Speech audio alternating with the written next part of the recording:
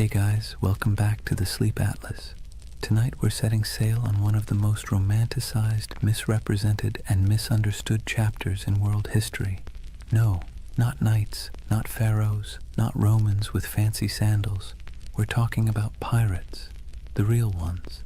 Not Johnny Depp wobbling around on deck, but the men and women who sailed the Caribbean and the Atlantic during the so-called Golden Age of Piracy. Now here's the thing, we all think we know pirates, eye patches, parrots, R-matey, treasure maps with a big red X, but spoiler alert, that stuff mostly comes from novels, theater, and later Hollywood rewrites. Real piracy was less swashbuckling and more sweaty, smelly, filled with salted beef crawling with maggots, water that tasted like a rotting barrel, and constant anxiety that your ship might sink in a storm, or your captain might keelhaul you for stepping out of line.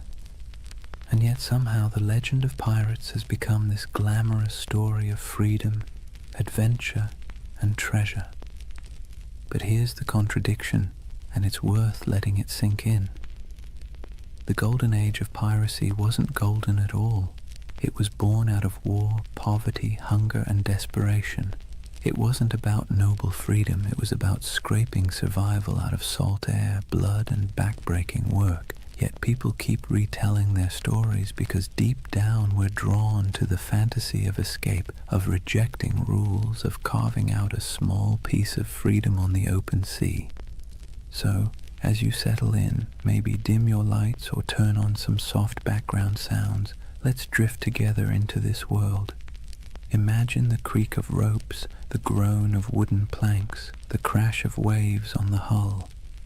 Tonight, we'll wander through crowded ports, stand under the Caribbean sun with sweat dripping down our backs, and listen to the salty curses of men who gambled everything on the sea.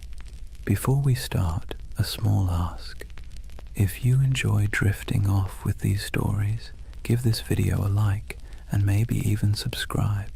And tell me in the comments, what's keeping you up tonight? I'd love to know. Now, let's begin our first chapter with a world teetering on the edge of chaos, just perfect for the rise of piracy. Chapter 1. A world ripe for plunder. Picture the year 1690.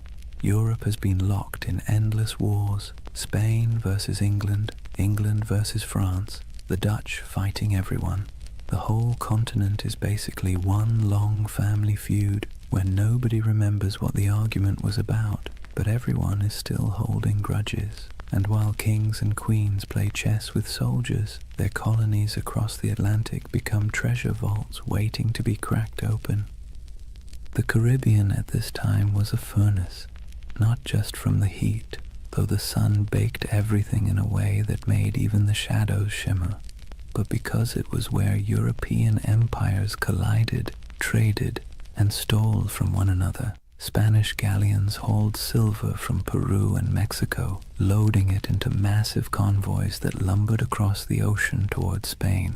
English, French, and Dutch merchants sailed their own fleets filled with sugar, rum, tobacco, and enslaved Africans, commodities that would fuel entire economies back in Europe.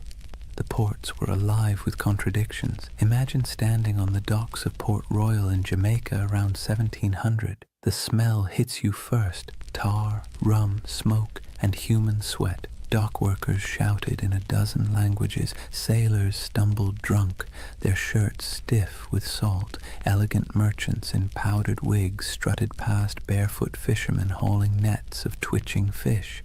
The soundscape was relentless, donkeys braying, sailors cursing, coins clattering on wooden counters, priests mumbling blessings, cannons occasionally booming in the harbor just to remind everyone who was in charge. And here's the irony. These bustling colonial ports were supposed to be the crown jewels of empire, but they were also perfect breeding grounds for lawlessness. Governments thousands of miles away tried to impose order, but the reality was chaos. Governors took bribes, soldiers deserted, Officials looked the other way when merchants smuggled contraband. The Caribbean was a place where, if you had a ship and a crew desperate enough, you could either make a fortune or lose everything in a week. Now think about the sailors themselves. Life at sea under a Royal Navy wasn't glamorous. It was miserable. Sailors were often press-ganged, basically kidnapped into service, dragged aboard ships against their will. Conditions were horrific. Cramped hammocks, weevil-infested bread, floggings for minor offences. Pay was late, if it ever came at all, and if you happened to survive the voyage, chances were you'd be discharged with nothing but a few coins jingling in your pocket and a body half ruined by scurvy. So when word spread that some sailors had gone rogue, ditched their oppressive commanders, seized ships and struck out as freebooters, it sounded less like criminality and more like rebellion. Piracy wasn't just a crime, it was a way out. Let's be clear though, the sea was not forgiving. It wasn't a highway of freedom. It was a gauntlet of storms, reefs, disease, and predators, both human and natural. But if you were a sailor in 1700 staring at the horizon from the deck of a crowded ship, the choice between a brutal life under a navy captain or rolling the dice with piracy might not have seemed that hard. By the turn of the century, the Caribbean had become what you might call a floating economy of risk. On one side, kings, merchants, and governors trying to keep order. On the other side, a growing army of dispossessed sailors, mercenaries, and adventurers who decided order was overrated. All it took was the right moment, a gap in empire, a weakly guarded convoy, a ship with sails trimmed just so, and fortunes could be made overnight. And so, with every galleon groaning under the weight of silver, every sugar plantation coughing up profits, and every port overflowing with sailors who'd had enough of being cheated, the stage was set. The Golden Age of Piracy wasn't born out of nowhere. It was baked into the world itself, into the trade routes, the wars, the greed, and the desperation. The seas were ready, and so were the men who would plunder them. If the late 1600s and early 1700s had a theme, it would be, everybody's exhausted, broke, and kind of angry. Europe's great powers had been at each other's throats for decades, and while kings and queens could patch up peace treaties, the wars left a trail of wreckage that stretched across the Atlantic. And in that wreckage, piracy took root. Take Spain, for example. Once upon a time, Spain was the big kid on the block. They had the gold, the silver, the fleets, and the swagger to call themselves masters of the New World. But by the late 1600s, their empire looked less like a shining crown and more like a rusty bucket with holes. Wars drained their coffers, silver shipments were constantly raided, and their ships, once the pride of the seas, were often outdated and slow. Spain still had territory, but its grip was slipping, and everyone else smelled the weakness. England wasn't doing much better. Sure, they were clawing their way toward global power, but back home, ordinary sailors were being tossed around like dice in a rigged game. One year they were privateers, government-approved pirates, with papers giving them permission to plunder Spanish ships in the name of the crown. Then, suddenly, the war ended. The crown said, "Thanks for your service," and those same men were dumped ashore with no pay, no prospects, and no sympathy. Imagine fighting for your country, risking death a dozen times only to be told you were now just another unemployed vagrant clogging up the docks. The Dutch Republic had its own story. Once dominant traders, their fleets crisscrossed the globe, but wars with England and France chewed through resources, leaving fewer jobs for sailors and merchants. France, meanwhile, under the grandiose reign of Louis XIV, spent lavishly on wars, palaces, and pretty much anything shiny, leaving French colonies stretched thin and their sailors restless. The result? a perfect storm of unemployed seafarers with skills nobody wanted except in piracy. These weren't random peasants deciding to play pirate for fun. These were trained men, veterans of naval battles, gunners who could load a cannon in seconds, carpenters who could patch a hull under fire, navigators who could steer through reefs in the dark, armies of skilled but bitter men, all with the same problem. No empire wanted to pay them anymore. And here's where it gets ironic.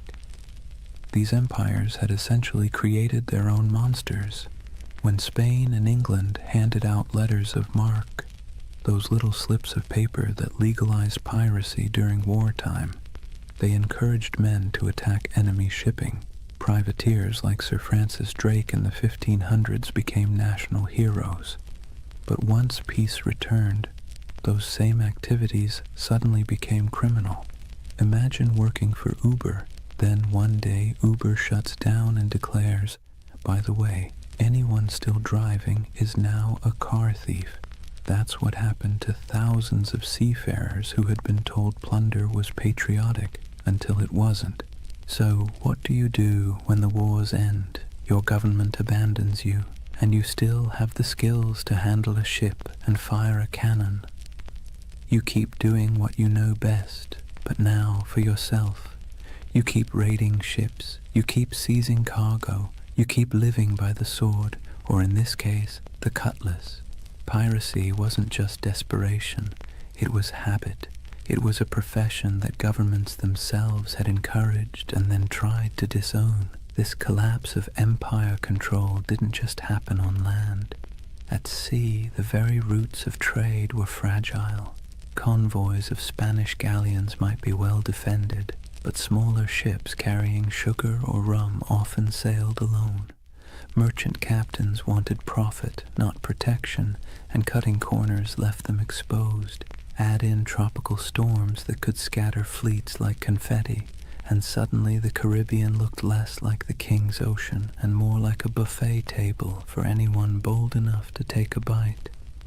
And let's not forget the colonies themselves. Governors sent from Europe often cared more about lining their own pockets than enforcing the law. Some even welcomed pirates, so long as they brought in enough gold or shared enough loot. For struggling outposts like Nassau in the Bahamas, pirates weren't a nuisance, they were the economy. It's hard to enforce anti-piracy laws when half your town depends on stolen goods to survive, so piece by piece the mighty grip of empire loosened. Spain couldn't patrol all its waters. England's navy was stretched thin. France was distracted by continental wars. The Dutch were in decline. And into that vacuum sailed the pirates, men who saw the weakness of kings and decided to crown themselves instead.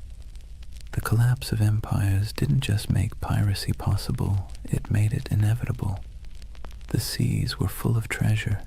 The navies were too thin to guard it, and the men who knew how to seize it had nothing left to lose. Out of that mix came not just scattered rogues, but an entire era, the so-called Golden Age of Piracy, when men and women from a dozen nations chose the black flag over the king's flag. Let's be clear, piracy didn't appear out of thin, salty air. It was the awkward child of privateering, a sort of legal piracy that governments were perfectly happy to use when it suited them. To understand how privateers turned into pirates, you have to look at how the lines between hero of the crown and villain of the seas were about as thin as a ship's rope after a rat problem. Privateering was, in theory, simple. A government at war, say England against Spain, would hand out a letter of marque. This was a fancy slip of paper saying, "Go ahead, raid enemy ships, keep a cut of the loot, and send us our share." It was piracy, but with paperwork. Sir Francis Drake did it in the 1500s, sacking Spanish ports and coming home loaded with plunder. England called him a knight. Spain called him a criminal. One man's pirate was another man's patriot. Fast forward to the late 1600s, and the system was still in play. Privateers swarmed the Caribbean and Atlantic during wars, seizing sugar shipments, Spanish galleons, and anything else they could get their hands on. The Caribbean became a giant chessboard, and privateers were the pawns, expendable but useful. As long as the war lasted, they were tolerated, even celebrated. But here's the twist. Wars end. And when they did, governments suddenly didn't need these men anymore. One day you're proudly waving the flag of your nation, attacking the enemy, and selling stolen goods back to friendly ports.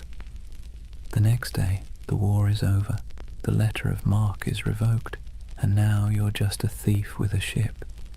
There was no retirement plan, no pension, no thank you parade. Just a shrug and an unspoken suggestion to quietly disappear.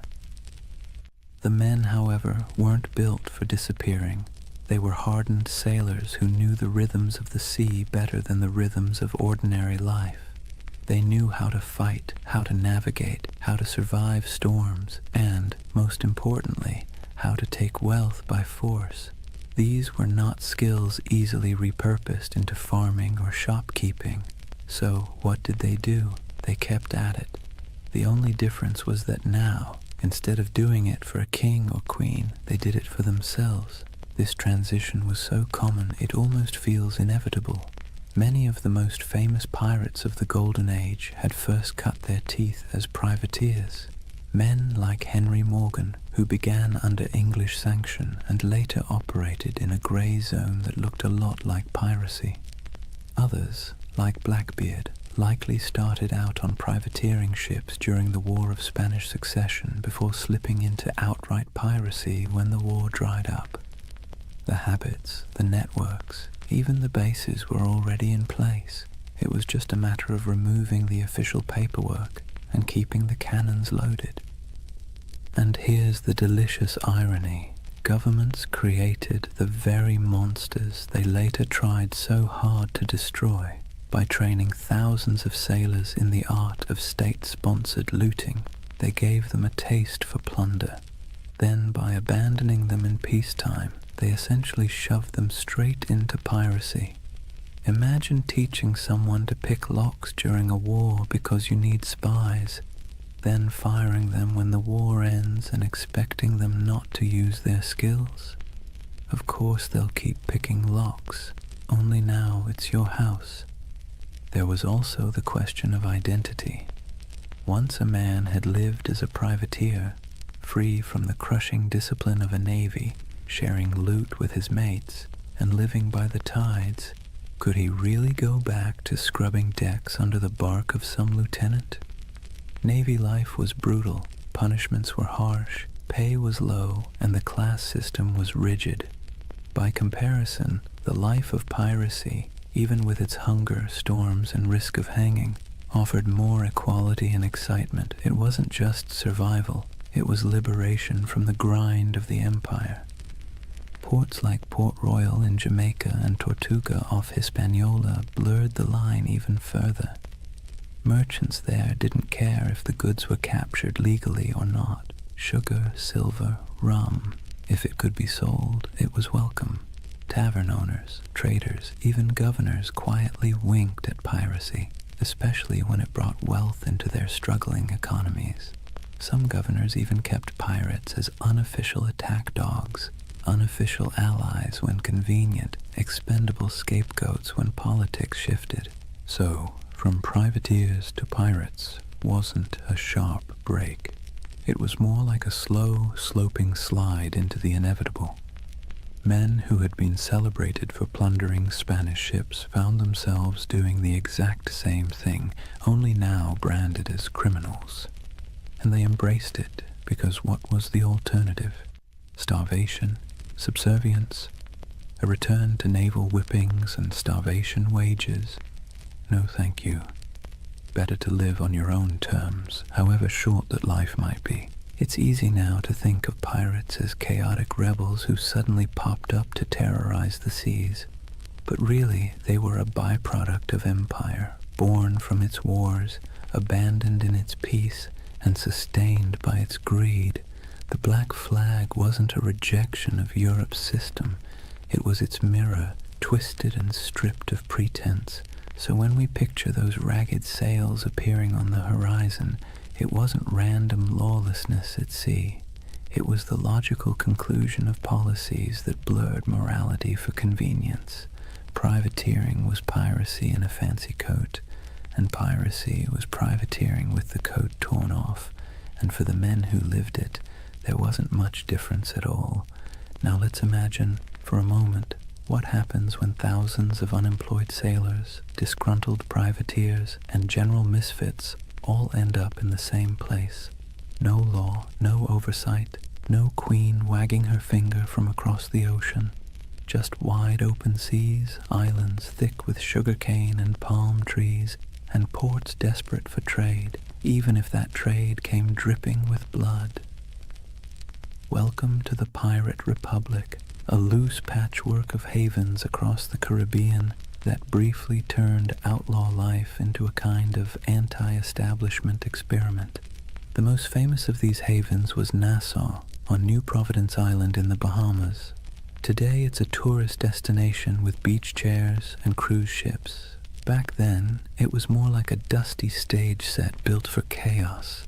The island's harbor was shallow, perfect for the smaller, nimble pirate ships, but treacherous for the heavier navy vessels. That natural advantage made Nassau nearly untouchable, and so it blossomed into the unofficial capital of piracy. If London was the beating heart of empire, Nassau was the loud, drunken laugh echoing across the Atlantic. Life in Nassau was a strange mix of desperation and freedom. Picture ramshackle huts leaning against each other like tired sailors, taverns spilling music and shouting into the night, and the constant smell of rum, sweat, and salt. Pirates from every corner of the Atlantic crammed together, English, French, Dutch, African, even a few indigenous sailors who'd escaped the crushing grip of European colonization. The result was something Europe would never have tolerated back home, a society stitched together by outcasts, running on booze, barter, and the occasional cannon. What made it so intoxicating was the sense of equality. A runaway slave could find a berth on a pirate ship and suddenly be treated, at least relatively speaking, like an equal. A woman could dress as a man, grab a cutlass, and carve her place on deck. Anne Bonny and Mary Read, two of the most famous pirates in history, lived that very reality. The rigid hierarchies of Europe, lords and serfs, captains and peasants, broke down in Nassau's taverns. Everyone was broke, everyone was sunburned, everyone was one bad decision away from the noose. That kind of shared peril made for a twisted kind of democracy. And then there was Tortuga off the coast of Hispaniola. French buccaneers had started it as a base in the 17th century, and over time it became another pirate haunt. Tortuga was wilder, less organized than Nassau, but it shared the same energy, a place where authority didn't reach. Port Royal in Jamaica, before an earthquake literally dropped half of it into the sea in 1692, was the original pirate playground. It was called the wickedest city on earth, a place where taverns outnumbered churches and every second house was either a brothel or a gambling den. Imagine Las Vegas, but with more cannons and fewer neon lights. These places weren't just drunk paradises, they were strategic. Pirates needed somewhere to fix ships, sell stolen goods, and recruit new crews. Without havens, piracy would have been short-lived. With them, it flourished. Merchants, governors, and tavern owners often looked the other way, because piracy was good for business. Silver, sugar, indigo, rum, it all flowed into these ports. And once it was in the market, who really cared where it had come from? The world's first free trade zones, if you like, just with more swashbuckling. The dream of the pirate republic was intoxicating because it offered what Europe didn't: freedom from rigid social classes, for the sailor who'd been whipped half to death on a navy ship, for the indentured servant who had been treated like disposable property, for the runaway enslaved person. Nassau or Tortuga was a chance to live on your own terms. Yes, those terms often meant short lives, disease, and eventual capture. But for a fleeting moment, the pirate republic offered something resembling equality. It was messy, chaotic, and fueled by rum, but it was theirs. It's easy to romanticize this as some proto-democracy at sea, and in truth, pirates weren't building utopias. They fought among themselves, they drank themselves half to death, and they betrayed each other when the loot was good enough. But there was a kernel of something radical here. Ordinary people, most of them poor, illiterate, and cast aside by empire, were writing their own rules. Captains could be voted out. Plunder was divided more fairly than wages in most European jobs, and there was a sense, however fragile, that out here in the Caribbean heat, you weren't just surviving, you were free. Governments, of course, hated it. To them, the pirate republic was an insult, a slap in the face of civilization. They saw it as a cancer spreading across the Caribbean, undermining trade and embarrassing the crown. And so, predictably, they began plotting its destruction. But for a brief, shining decade or two, the dream held. A world of tattered sails and lawless harbors, where outcasts became rulers, if only of themselves. So when you hear the phrase Pirate Republic, don't imagine marble halls or noble ideals. Imagine crowded taverns with lantern light flickering on sweat-streaked faces, mugs of grog slamming onto wooden tables, and the hum of 50 different languages mixing in the night. It wasn't a nation in any official sense, but it was a community, strange, fragile, reckless, that gave piracy its beating heart. By the early 1700s, piracy wasn't just a nuisance, it was a global scandal. Imagine you're a London merchant who's just sent off a ship full of sugar from Barbados. You're already dreaming about the profits, about the clinking of coins on your counting table. Then word arrives that your ship was intercepted somewhere between Tortuga and Nassau by a crew of outlaws who now plan to sell your precious cargo at a discount in the very next port. Frustrating, absolutely. Embarrassing, even more so. And it wasn't just London merchants, Dutch traders, French planters, Spanish governors. Everyone had a stake in the Caribbean economy, and pirates cut into all of them like barnacles on a hull. News of piracy spread quickly, carried in letters, pamphlets, and gossip that traveled almost as fast as the ships themselves. In coffee houses in Amsterdam or taverns in Boston, people swapped stories of Blackbeard's blockade of Charleston or of Bartholomew Roberts capturing hundreds of vessels. Pirates became both feared and oddly admired, the same way we talk about celebrities who behave badly. They were disruptive, scandalous, but undeniably fascinating. Governments tried to project strength, but the truth was they were embarrassed. The Caribbean was supposed to be proof of European dominance, a playground of plantations, trade, and naval power. Instead, it was crawling with independent outlaws who mocked imperial authority with every stolen sail. Spain, already stretched thin across its empire, struggled to protect the treasure fleets. England, riding high after victories in European wars, now had to explain why ragged men in patched coats could blockade entire colonial cities. France and the Dutch weren't faring much better. In a world obsessed with image, piracy made the great powers look incompetent. What made it worse was that ordinary people were often rooting for the pirates, at least quietly. Think about it. If you were a poor sailor in Bristol, or an indentured servant in Jamaica, or even a small-town farmer in Virginia, Who would you rather cheer for? The faceless merchants and noble families who controlled your taxes, or the ragtag crews who thumbed their noses at authority and spread the loot, sometimes literally, among the lower classes? Pirates had a populist appeal. They were villains to the elite, but folk heroes to the downtrodden. Ballads were written, stories were exaggerated, and every port town knew someone who claimed to have once seen, or maybe even joined, a pirate crew. That uneasy admiration worried rulers as much as the piracy itself. It wasn't just about stolen goods anymore. It was about stolen loyalty. If too many sailors chose piracy over honest naval service, if too many colonists chose to trade with outlaws instead of legal merchants, the whole system could unravel. In this sense, the Pirate Republic wasn't just an economic threat. It was a political one.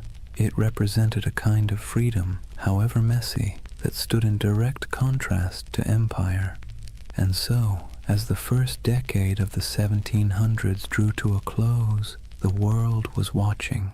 Governors wrote desperate letters to their monarchs begging for naval reinforcements. Merchants lobbied for protection. Admirals were dispatched with orders to stamp out the scourge. Yet for all this official outrage, the pirates kept sailing, kept raiding, and kept slipping back into the shallow harbors of Nassau, Tortuga, and Port Royal. The balance of power was precarious, and for a short, chaotic stretch of years, it seemed like the pirates might actually hold their ground. But as with all things in history, nothing so audacious lasts forever. The seeds of the pirates' downfall were already being sown, even as they toasted their freedom with mugs of grog under the Caribbean moon. Kings and parliaments were growing tired of being mocked. Naval patrols were growing stronger, and alliances, those fragile bonds between men who lived by theft and rum, were starting to fracture under the weight of greed. For now, though, the world watched in equal parts fear and fascination. Pamphlets painted pirates as monsters with hearts of stone, while tavern songs turned them into legends. Merchants cursed them, sailors dreamed of joining them, and governments plotted their end. The Golden Age of Piracy was in full swing, and like all golden ages, it glittered brightest just before the fall. Chapter 2. The Pirate's Life, Grit, Glory, and Grievance. So, let's get something straight right at the start. Life on a pirate ship was not a Caribbean holiday. You've probably seen the romantic paintings, glorious sails catching the wind, dramatic sunsets, and dashing figures with cutlasses gleaming. But if you were actually there, you'd spend less time admiring the view and more time trying to keep your stomach from revolting at the smell of rotting food.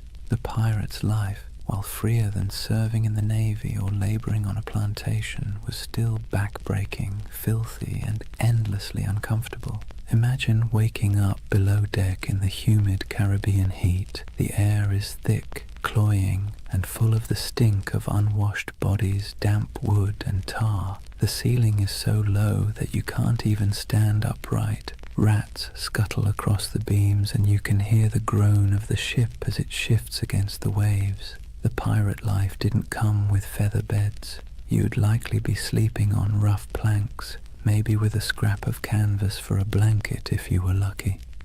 Every day began with the creak of ropes, the bark of orders, and the endless rhythm of labor needed to keep a ship moving. Food was its own special kind of torture. Pirates stole plenty of supplies from captured ships, but unless you were lucky enough to raid a fresh merchantman recently, meals were, let's say, monotonous. Salted beef, so tough you could use it as a weapon. Hardtack, which was basically a cracker but harder than stone and often infested with weevils. Grog, a mix of watered-down rum, was the drink of choice, not because it tasted good, but because plain water went bad quickly in the heat. If you were lucky, you might snag some fruit or vegetables before they spoiled, but scurvy was always lurking like an uninvited guest. Teeth loosened, gums bled, and bones ached from the lack of vitamin C. Daily chores weren't glamorous either. Pirates weren't just fighting and drinking, they were sailors first. That meant scrubbing decks, mending sails, climbing rigging slick with salt spray, and bailing water from the hold during storms. And storms, by the way, were constant reminders that the sea itself was often more dangerous than any enemy. A hurricane could scatter a fleet in hours, leaving survivors clinging to driftwood while their dreams of plunder sank to the bottom. And yet, for all this hardship, men, and a few women, chose it willingly. Why? Because compared to life in the Navy or under the whip of a plantation master, piracy offered something intoxicating: freedom. On a pirate ship, you weren't at the mercy of a cruel officer with a whip. You weren't paid starvation wages while some admiral or merchant lined his pockets. Instead, you had a say in decisions, a share of the loot, and a chance, just a chance, to change your fortune. The hardship was the same, but the dignity was different. Entertainment helped break the monotony. Pirates loved music, fiddles, pipes, and drums when they could get them. They told tall tales, gambled with dice and cards, and sang bawdy shanties that echoed across the waves. Some ships even kept pets, parrots, monkeys, or stray cats, both for company and for laughs. And of course there was always rum. Rum was less a drink than a coping mechanism, numbing sore muscles, smoothing frayed nerves, and sometimes sparking brawls that left men with more bruises than treasure.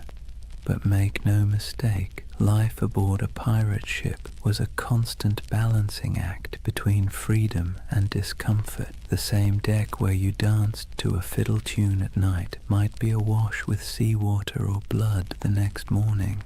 The same comrades who shared their food with you today might vote you out tomorrow if you crossed the wrong line. It was a world where everything was unstable. The sea, the supplies, the alliances, and that instability defined the pirate's existence. So, yes, the Golden Age of Piracy glittered, but the day-to-day life was about sweat, salt, hunger, and a kind of stubborn resilience. You didn't become a pirate because it was comfortable. You became one because, for all its stink and danger, it gave you control of your own fate, at least for a while. Here's a funny thing about pirates. They were some of the most democratic people of their time, not in the sense of voting booths and campaign speeches, but in a rough, practical way that actually mattered to the men living on those creaking decks. Imagine that. While monarchs squabbled over crowns back in Europe and kings claimed they ruled by divine right, pirates were out on the high seas voting on who got to be in charge. When a crew formed, the first order of business wasn't just raiding a Spanish galleon. It was drawing up what they called the Articles. These were pirate constitutions, handwritten agreements that spelled out everything from how loot would be divided, to punishments for theft, to the share of compensation if you lost a limb in battle. And yes, pirates had a kind of early insurance system. If you lost an arm, you might get 600 pieces of 8, a leg, maybe 800. It wasn't exactly health insurance with a friendly provider, but it was better than what the average soldier got on land, which was nothing at all. The articles also set limits on behavior: no gambling below deck, lights out at a certain hour, no deserting in battle. And yes, they often forbade bringing women on board, though that rule was broken often enough to be almost comical. These weren't arbitrary rules, they were survival tactics. A pirate ship was a pressure cooker of bad food, bad hygiene, and too many strong personalities packed into too small a space. Without rules, things would have descended into chaos faster than you can say. mutiny. Now, the captain wasn't an untouchable figure like on a Navy ship. Pirate captains were elected by the crew, and they could be voted out just as easily. If a captain was too reckless, too stingy with loot, or just too annoying, the crew could replace him with someone else. This was radical for the 17th and 18th centuries. Imagine a farmhand in Europe marching up to his landlord and saying, "Sorry mate, we've had a vote and you're fired." Unthinkable. But on a pirate ship, that was just Tuesday. Of course, the captain still held real authority in battle. When cannonballs were flying and boarding parties were scrambling across decks, someone had to make quick decisions. But outside of combat, his power was checked by the quartermaster. The quartermaster was like the ship's accountant and judge rolled into one. He handled supplies, settled disputes, and distributed plunder according to the articles. He was the balance to the captain, ensuring one man didn't hoard all the power or all the silver. Speaking of plunder, here's where pirates really stood out. On most navy or merchant ships, ordinary sailors got scraps. Captains and owners took the lion's share. Pirates, by contrast, split loot far more evenly. Yes, captains and officers usually got larger shares, but the gap wasn't massive.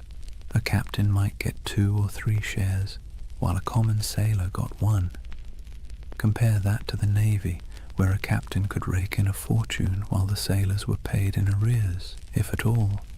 For men used to being at the bottom of the social ladder, this was revolutionary.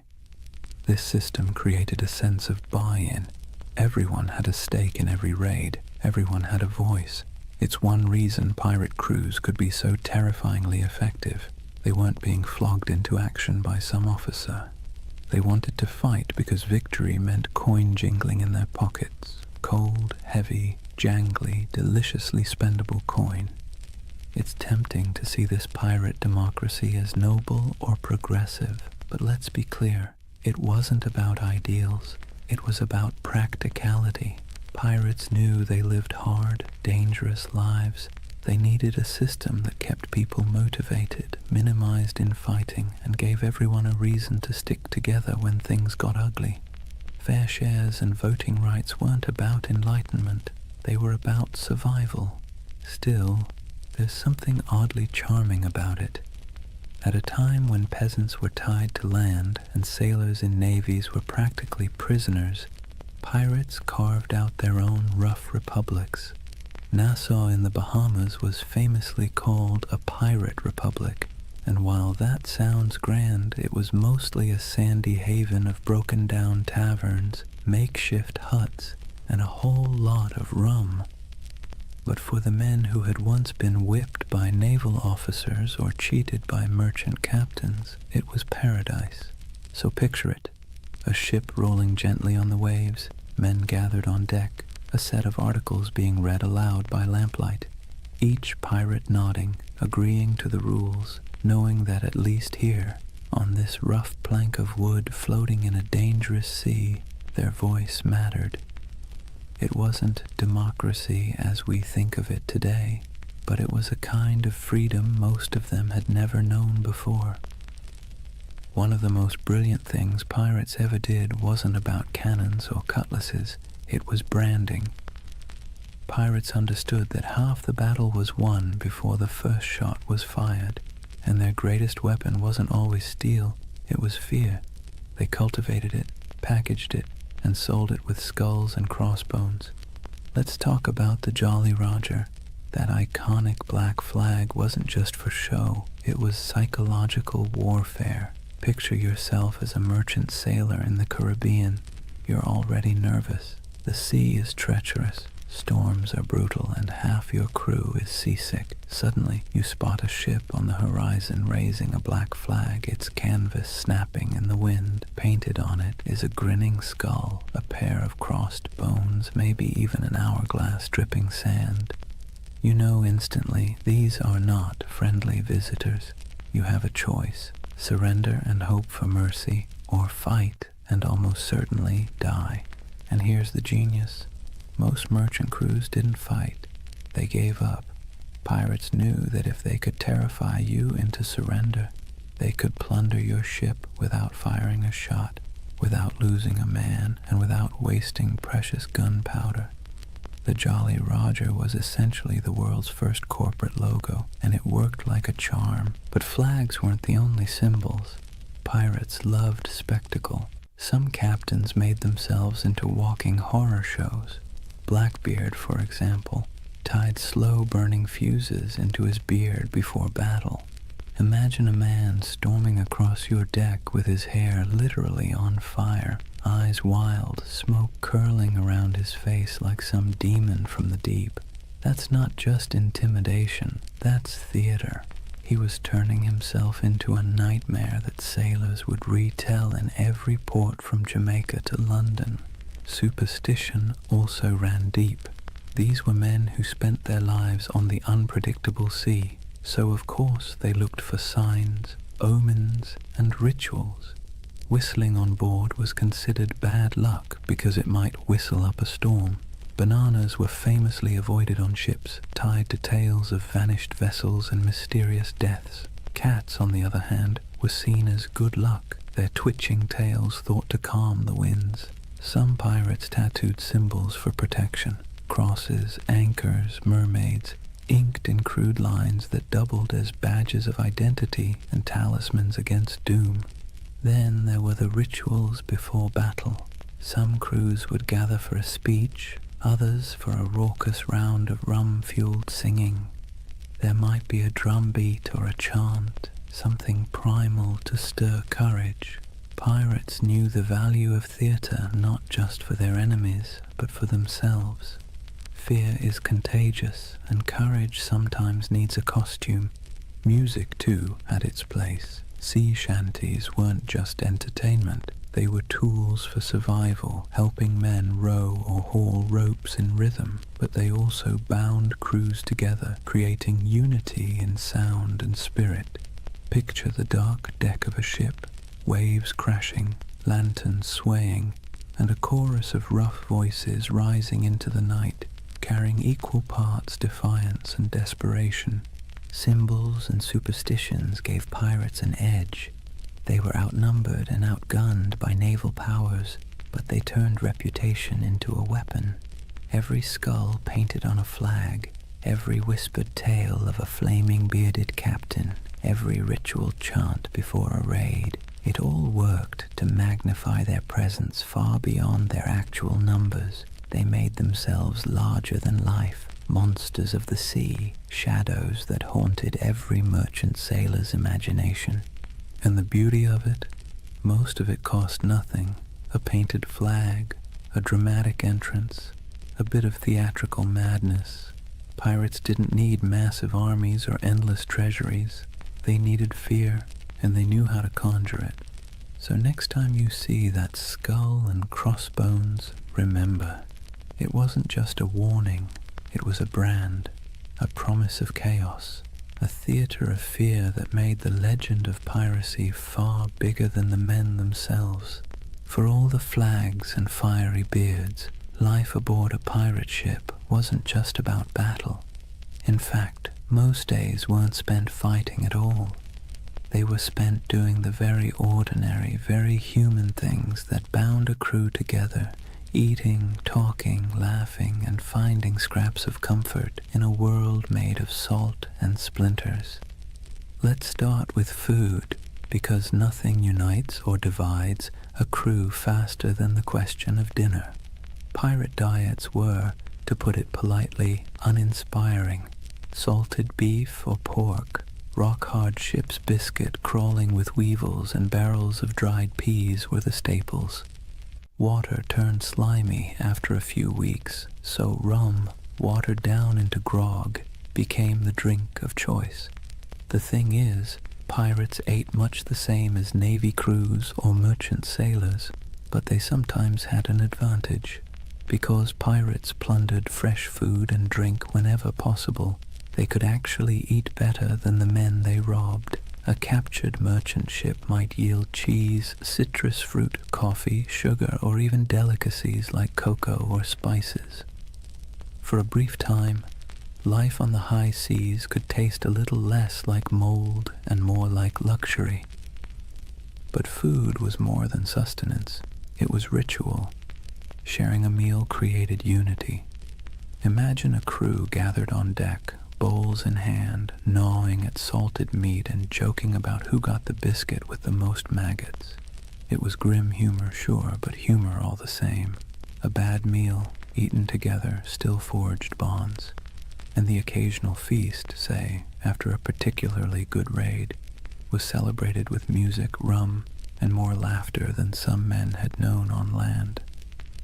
Music itself was essential. Pirates didn't have iPhones, but they did have voices, fiddles, drums, and makeshift instruments. Sea shanties weren't just working songs. They were entertainment, morale boosters, and the glue that kept rhythm in both work and play. Picture the rough chorus rising under the stars, a drum tapping time, a fiddle screeching out a tune stolen from some tavern ashore. These weren't trained choirs, but the sound was raw, communal, and strangely beautiful. It stitched men together, reminding them that even in isolation, they belonged to something larger. Then there were the games. Dice and cards were popular, played with stakes as modest as tobacco or as reckless as shares of loot. Wrestling matches and contests of strength filled idle hours, with men cheering on their favorites. Betting on the outcome wasn't just fun, it was a way of creating drama in a life that could otherwise drag on in monotonous days of empty horizon. And let's not overlook the surprising inclusivity aboard pirate ships. Escaped slaves often joined pirate crews, where they could earn equal shares of plunder instead of chains. Women, though rare, found roles too, sometimes as disguised sailors, sometimes openly accepted as fighters or partners. Life aboard a pirate ship was brutal, but in its own odd way, it offered opportunities for outsiders that rigid societies on land never would. In these small details, the shared meals, the rowdy songs, the roll of dice, we see the human side of piracy. Beneath the myth of cutthroats and raiders was a community of men and women who found ways to survive, to laugh, and even to belong. Their ships were floating worlds, part prison, part family, part workplace, part tavern. And while the dangers of storms, disease, and naval patrols never disappeared, these ordinary moments gave piracy its texture, the rhythm of humanity beneath the roar of cannons. So when you picture pirates, don't just imagine black flags and treasure chests. Imagine the sound of dice clattering on a barrel lid, the smell of salted pork frying in a pan, the laughter of men half drunk on rum, and the scratchy notes of a fiddle floating over the sea at night. That too was the pirate's life, not just violence and fear, but moments of messy, ordinary humanity carved out in the vast loneliness of the ocean. For all the adventure, freedom, and strange democracy of pirate life, you have to ask the question, why did so many men and a few women decide that piracy was worth the risk of hanging, drowning, or dying from scurvy in some forgotten corner of the sea? The answer, as usual, has less to do with romance and more to do with grievance. Pirates were not born with skulls and crossbones on their flags. Most of them were men who had been used, abused, and discarded by the very empires that later called them criminals. Take the average sailor in the early 1700s. His life was a cruel contract, low pay, brutal discipline, and punishments that bordered on torture. The British Navy in particular ran on forced service. Impressment gangs snatched men off the streets, dragging them aboard ships where they might serve years against their will. Once aboard, they were flogged for minor infractions, fed poorly, and often paid late, if at all. It was a life so grim that joining a pirate crew, where you at least got a vote, a share of plunder, and the occasional feast, looked less like criminality and more like opportunity. Then there were the privateers. These men had once sailed under legal commissions, essentially hired by governments to plunder enemy ships during wartime. But when treaties were signed and peace declared, those commissions were revoked. Overnight, skilled sailors became unemployed and unwanted. Some went home to poverty. Others, unwilling to give up the taste of plunder or unable to find work, simply kept raiding. The difference was only paperwork. Yesterday's patriot privateer was today's villainous pirate. Economic desperation played its part too. Europe churned with unemployment, inequality, and waves of displaced workers. Colonies offered work, but much of it was brutal plantation labor or indentured servitude. If you were poor, your choices were few. Toil endlessly for scraps on land, serve miserably in the navy, or gamble your life on piracy, where at least the rewards were immediate, tangible, and occasionally extravagant. Even a short run of luck could mean pockets full of coin, fine clothes stripped from captured merchants, or a chance to live like a king for a few weeks before it all fell apart. And make no mistake, piracy was a protest of sorts. Pirates didn't just steal. They struck at the heart of the empires that had used them. They targeted Spanish treasure fleets, English merchants, and French plantations. Their defiance wasn't couched in noble speeches, but in cannon fire and audacious raids. To kings and governors, they were parasites. To many of the poor, they were folk heroes, men who thumbed their noses at the powers that had left them to starve. But grievances went deeper than economics. Pirates carried personal grudges, captains who had beaten them, navies that had cheated them of wages, merchants who had treated them as expendable. To hoist the black flag was not only to seek fortune, but also to take revenge on a world that had never cared if they lived or died. So when you picture pirates shouting and firing cannons, remember the bitterness beneath it all. Their laughter around the rum barrel was fueled by the knowledge that they had nothing to lose and everything to snatch. Their democracy at sea was born not from lofty ideals, but from anger at systems that had denied them dignity on land. Piracy was grievance turned into lifestyle, protest turned into plunder. That's why the Golden Age of Piracy still lingers in our imagination.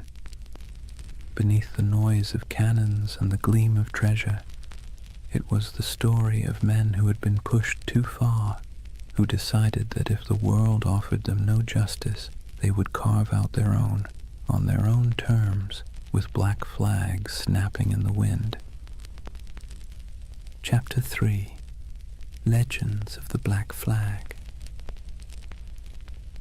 If the first half of piracy's golden age was about survival, grievance, and reinvention, the second half was about faces, human faces, twisted into masks of legend. Because when we talk about pirates, we rarely remember the ordinary nameless sailor swabbing the deck or the hungry man who joined a crew for a share of bread and rum.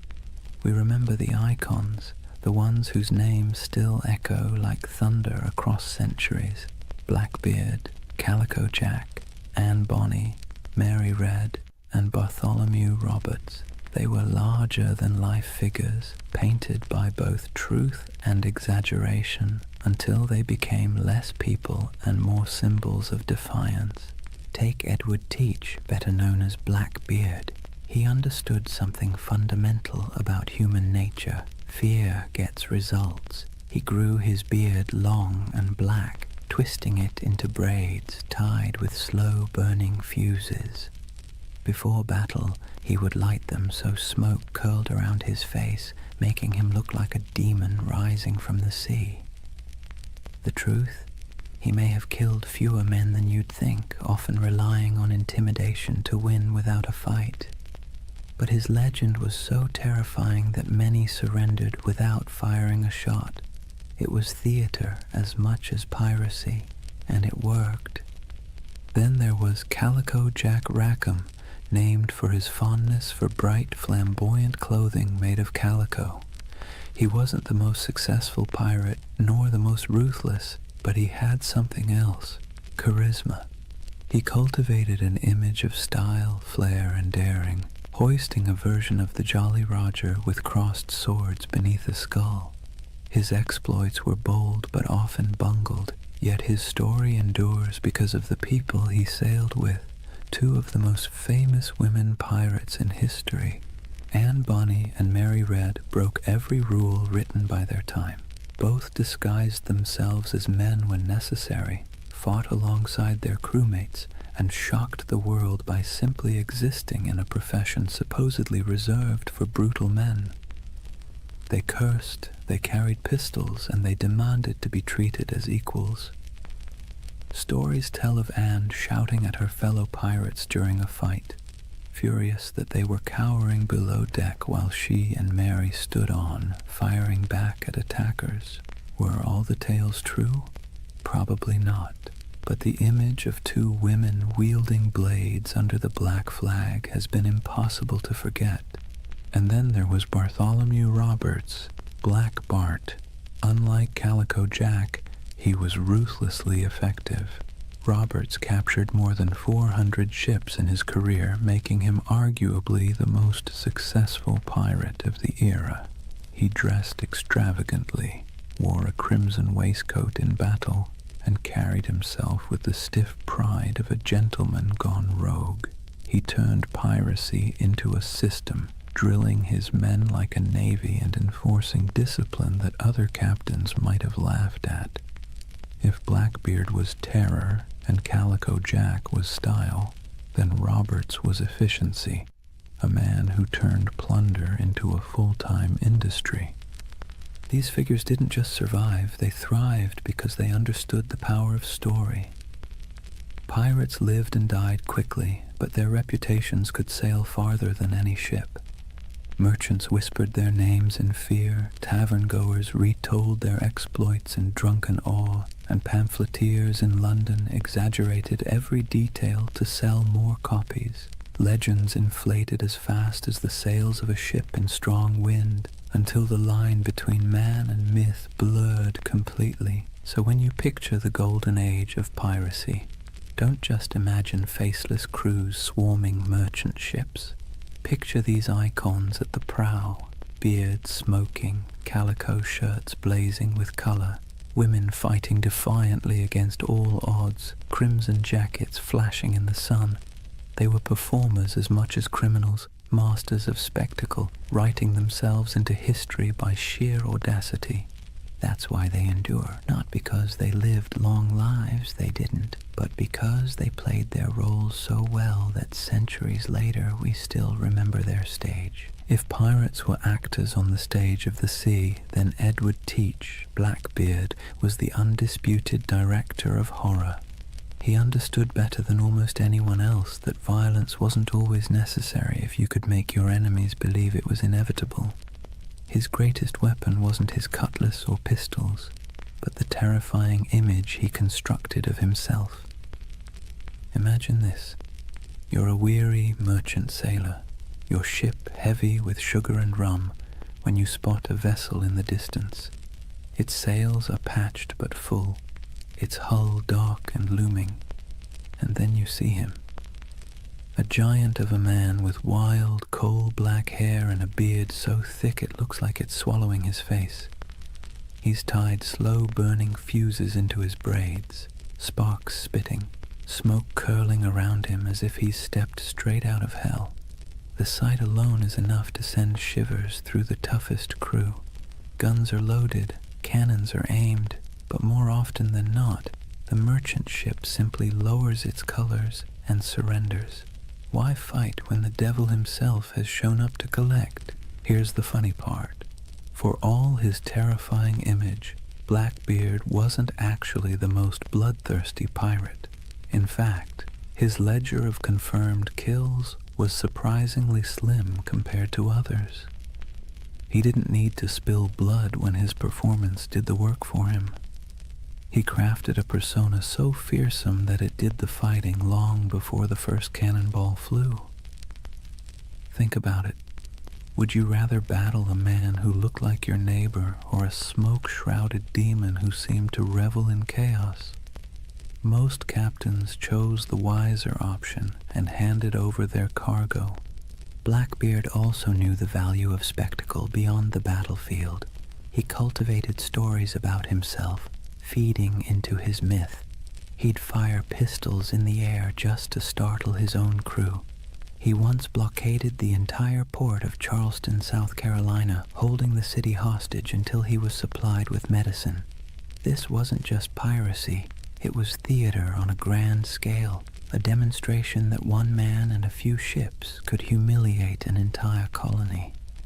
It was both ridiculous and awe-inspiring. But beneath the smoke and noise, Blackbeard was a practical man. He divided plunder with some fairness, treated his crew as partners more than slaves, and knew when to negotiate. He wasn't some mindless brute. He was calculated. His use of fear wasn't just for show. It was a strategy that minimized actual risk. Why fight bloody battles when you can win by reputation alone? Still, his career was short. He rose fast and fell faster. By 1718, the British Crown, tired of his antics and the disruption of trade, decided it had had enough. Lieutenant Robert Maynard lured him into a trap off the coast of North Carolina. In a brutal fight, Blackbeard was shot and slashed repeatedly before finally going down. His severed head was hung from Maynard's ship like a grotesque trophy, a final theatrical image for a man who had lived by performance.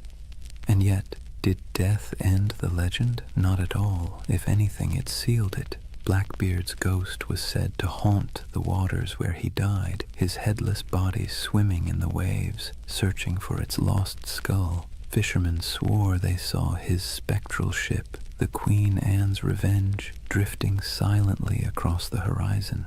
Whether or not any of it was true didn't matter. The myth had already outgrown the man. So when you hear the name Blackbeard today, you're not just recalling a pirate. You're recalling one of history's greatest performers, a man who understood fear as both an art and a weapon. His stage was the sea, his audience the world, and his performance so unforgettable that centuries later we're still applauding in awe and a little bit of dread. If Blackbeard was the terrifying face of piracy, then John Rackham, better known as Calico Jack, was its fashion icon. The man wasn't particularly fearsome, nor was he especially successful compared to others, but he had something almost as valuable as gold: style. His nickname came from the brightly patterned calico coats he wore, loud enough to be seen from a mile away. It was a choice that said, "I may not be the biggest or the baddest, but I'll be the most noticeable." And in a world where fear and reputation kept you alive, being memorable mattered. Calico Jack's story would likely have been a footnote in the annals of piracy, if not for two extraordinary women who joined his crew, Anne Bonny and Mary Read. Their presence turned his otherwise average exploits into a legend that has fascinated people ever since. Anne Bonny was born in Ireland, but grew up in the Americas, the daughter of a wealthy planter. She had a fiery temper and a restless spirit. Stories say she once stabbed a servant girl with a kitchen knife, though the truth is hard to pin down. What we do know is that she wasn't content with the role society expected of her. Marrying a small-time sailor didn't calm her spirit. Running away with Calico Jack did. She traded the plantation house for the rolling deck of a pirate ship, proving herself as fierce with a blade as any man. Mary Red's tale was even stranger. Born in England, she was disguised as a boy from childhood so her family could inherit money. She grew up living as Mark Red, working as a soldier and sailor. By the time she crossed paths with Calico Jack and Anne Bonny, Mary had long since mastered the art of slipping between identities. When she joined their crew, she initially kept her disguise. But Anne, curious and bold, discovered the truth. Instead of turning her away, Anne accepted her, and the two became close allies. Now picture it, a small pirate crew led by a man in flamboyant coats, backed by two women who defied every expectation of the age. While other pirates leaned on spectacle or terror, this trio leaned on audacity. Reports from the time describe Anne and Mary fighting openly in men's clothes, wielding pistols and cutlasses, cursing louder than the men beside them. They weren't mascots or novelties, they were feared combatants. When boarding parties went over the rails, Anne and Mary were often the first in line. One of the most famous stories of their courage came during the final days of Calico Jack's career. His ship was cornered by a pirate hunter. Most of the crew, drunk and unwilling to fight, cowered below deck. But Anne Bonny and Mary Read fought ferociously, shouting at the men to come up and defend themselves. Outnumbered and abandoned, they couldn't hold out forever. The ship was captured, and the crew taken to trial in Jamaica. Calico Jack was sentenced to hang, and before his execution, Anne Bonny reportedly delivered the coldest line in pirate history. She told him, "If you had fought like a man, you need not be hanged like a dog." Brutal but fair. Anne and Mary both escaped the noose by pleading the belly, claiming they were pregnant, which delayed executions. Mary fell ill and died in prison not long after. Anne's fate is more mysterious. Some say her wealthy father intervened to free her, and she lived out her days quietly. Others imagine she slipped back into obscurity, perhaps even finding another ship to sail under a new name. The truth is lost, but the legend remains. Together, Calico Jack, Anne Bonny, and Mary Read embodied a different side of piracy. Not the sheer terror of Blackbeard, but the wild defiance of people unwilling to live within the boundaries society had drawn for them. They weren't the richest or most feared pirates of their age, but they became symbols of rebellion, of choosing freedom over obedience, even if that freedom came at the cost of the gallows. And maybe that's why their story still resonates. Pirates are remembered not just for plunder, but for the dream of living life on your own terms, no matter how brief or dangerous that life might be. When people imagine pirates, they often picture chaos, rowdy drunkards waving swords, shouting curses, and stumbling around the deck. But not all pirates fit that mold. Some, strangely enough, insisted on discipline, manners, and even a touch of elegance. Enter Bartholomew Roberts, also known as Black Bart, the most successful pirate of the Golden Age. Not in legend, but in sheer numbers, the man captured over 400 ships in his career. That's not exaggeration, that's bookkeeping.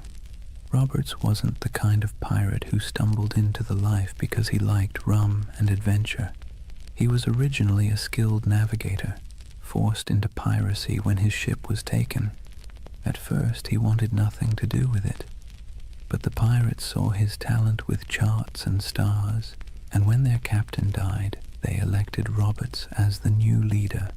He reportedly said he didn't much care for the pirate life, but since it offered a short life but a merry one, he might as well make the most of it. That short life turned out to be remarkably eventful. Roberts stood out for several reasons. For one, he had standards. He banned drinking on his ships, which sounds downright heretical for a pirate crew. He also enforced strict rules against gambling, desertion, and even bringing women aboard. His ships ran more like naval frigates than floating taverns, and yet his men respected him because under his command they grew wealthy and untouchable. He also had a flair for presentation. While Blackbeard relied on smoke and fire to terrify, Roberts leaned on fashion. He dressed in fine silks, wore a crimson waistcoat, and carried himself with aristocratic dignity. Imagine him standing on the quarterdeck looking more like a nobleman than a pirate, with the Jolly Roger snapping in the wind behind him. His enemies saw not a ragged bandit, but a man who looked born to command. And command he did. Roberts didn't waste time on small targets. He hunted big merchant convoys and naval ships, taking prizes in the Caribbean, West Africa, and even the coast of Brazil. His reach was global. He was so effective that insurance rates for Atlantic shipping skyrocketed. Governments cursed his name, and merchants prayed never to see his sails on the horizon. Roberts also innovated. He used smaller, faster ships to outmaneuver larger warships, and he created a distinctive black flag showing a figure holding an hourglass, a grim reminder that time was running out for his enemies. His leadership was sharp, his men drilled, and his tactics effective. If piracy had generals, Roberts was one of them. But despite his elegance and order, he wasn't merciful. Roberts's raids often ended in executions or burning ships, his reputation sharpened not just by his appearance but by his ruthlessness. Yet unlike Blackbeard's wild terror or Calico Jack's flamboyant defiance, Roberts's menace came with a chilling professionalism. He was less devil of the seas and more CEO of piracy. His downfall came, as it often did, from the tightening noose of empire.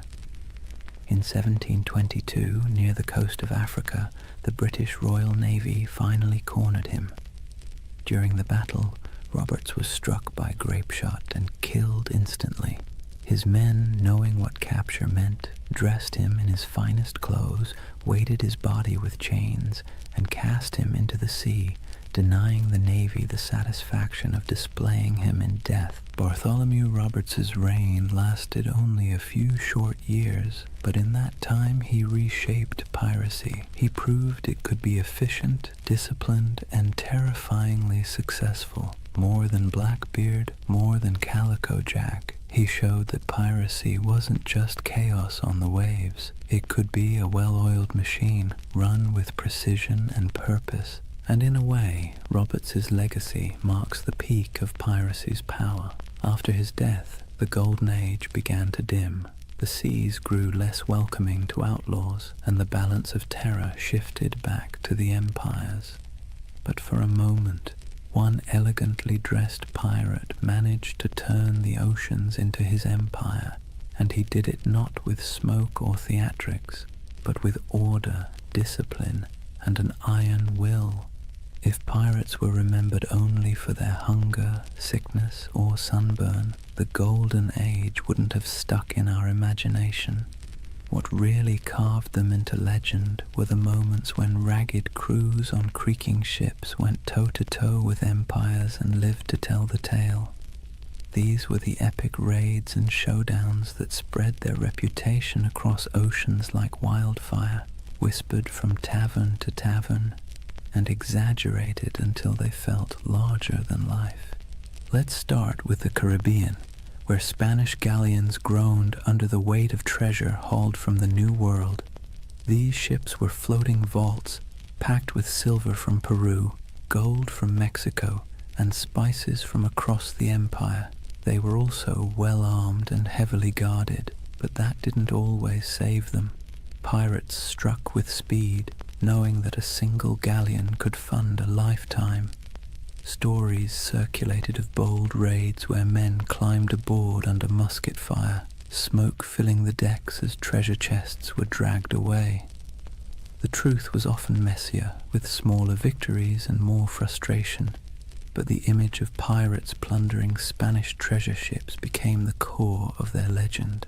Then there were the blockades, audacious acts where pirates essentially declared themselves rulers of the sea. Imagine sailing into a harbor, dropping anchor across the entrance, and holding an entire town hostage. That's exactly what Blackbeard did at Charleston in 1718. For nearly a week, he strangled the city's trade, capturing ships and ransoming hostages. The people of Charleston, terrified of massacre, had no choice but to give in to his demands. It wasn't just robbery, it was theater, a statement to the world that pirates could hold whole cities in the palm of their hands. Other raids were more brutal, like the infamous attack on Ouida on the coast of Africa by Bartholomew Roberts. Roberts stormed the harbor, seizing ships, killing crews, and leaving smoking wrecks behind him. His reach across continents showed how piracy had gone global. It wasn't just the Caribbean anymore. It was the Atlantic, Africa, Brazil, anywhere trade sailed and wealth moved. But the stories weren't just about treasure. They were about battles fought against impossible odds. Pirate crews often faced warships far larger than their own. When they won, it wasn't just luck, it was tactics. They fought dirty, boarding quickly, using fear and confusion as weapons. A Navy captain might train for years to master a cannon broadside, but pirates knew how to turn desperation into an edge. Their greatest victories weren't about gold. They were about proving that outcasts and runaways could stand against the giants of empire. Of course, these showdowns didn't always end well. For every successful raid, there were failed ones, with crews scattered, captured, or killed. Yet somehow, it was the victories that stuck in memory. Sailors retold the stories in candle-lit taverns, each time with a little more smoke, a little more fire, a little more treasure. And as the tales grew, so too did the aura of piracy. It's worth pausing to think about why. Pirates didn't win many wars. They didn't topple kingdoms or rewrite maps, but they became symbols because of these moments when they defied the odds, even briefly. They lived in the cracks between empire and chaos, and their raids and blockades became stories of small men standing up to vast powers. That's the kind of tale that sticks, even when the facts get fuzzy. So whether it was Blackbeard choking a city, Roberts storming a harbor, or nameless crews slipping away with treasure under the moonlight, these epic showdowns kept the legend alive. And while empires eventually struck back in those brief, violent, theatrical moments, it was the pirates who ruled the seas. Chapter 4. The End of an Era. For all the bravado of pirates waving black flags and swaggering into taverns, their freedom was always temporary. The Golden Age of Piracy wasn't built on strength, it was built on neglect. The empires of Europe had been too busy fighting each other to deal with the nuisance of rogue captains. But once the wars settled and merchants began counting their lost profits, the patience snapped. Suddenly, the same kings and governments who once winked at piracy decided it was a scourge that had to be eradicated. Picture the mood in London, Paris, and Madrid in the early 1700s. Merchants stormed into government halls, waving reports of ships lost, insurance rates skyrocketing, and ports paralyzed by blockade. Politicians, who once quietly enjoyed pirate loot filtering through colonial markets, now heard the complaints of bankers and shipping magnates, and when money complained, rulers listened. What followed was a coordinated crackdown, an imperial revenge tour. Naval patrols that once turned a blind eye now prowled the Caribbean. The British Royal Navy, tired of seeing its reputation mocked by half-drunken rogues, sent heavily armed frigates to hunt pirates with relentless focus. Spain, long humiliated by raiders stealing its treasure fleets, tightened its convoys and poured resources into coastal defenses. Even France, which had once tolerated privateers operating on its behalf, began closing off safe harbors. The age of indulgence was over, but it wasn't just the ships, it was the laws. Governments realized they needed not only cannons but also courts. Piracy was declared a universal crime, meaning that any nation could capture and prosecute pirates, regardless of where the crime occurred. Admiralty courts popped up across the Caribbean, in Jamaica, in Nassau, in Charleston, offering swift, brutal justice. No long trials, no sympathetic juries, just a quick hearing, a guilty verdict, and the inevitable walk up the gallows. For men who had once toasted their freedom in Nassau taverns, the sight of bodies hanging along harbor entrances was a chilling message. The retaliation wasn't always fair, nor was it always accurate. Sailors unlucky enough to be mistaken for pirates were sometimes swept up in the dragnet, condemned alongside the guilty. Colonial governors eager to prove their loyalty to crown and profit made examples whenever possible. A pirate's end was no longer a quiet slip into obscurity. It was designed to be a public warning, a spectacle meant to terrify anyone thinking of hoisting the Jolly Roger. And yet the crackdown revealed something ironic. For all the talk of pirates as savage criminals, many common folk sympathized with them. They saw governments that taxed them harshly, navies that conscripted them unwillingly, and merchants who grew fat while ordinary sailors lived on scraps. Pirates, for all their brutality, had lived outside that system, at least for a while. So when governments retaliated, it wasn't just pirates who grumbled. It was the people who sometimes saw in those outlaws a shadow of their own frustrations. But sympathy wasn't enough to save them. Once the combined might of Europe's navies and courts turned fully against piracy, the end was only a matter of time. The sea that had once seemed wide open suddenly felt crowded with warships. The harbors that had once welcomed became hostile, and the taverns that once rang with pirate songs now whispered of hangings. The retaliation had begun, and with it, the Golden Age of Piracy was sailing into its final storms. The retaliation wasn't just abstract policy, it had names, faces, and bloody finales.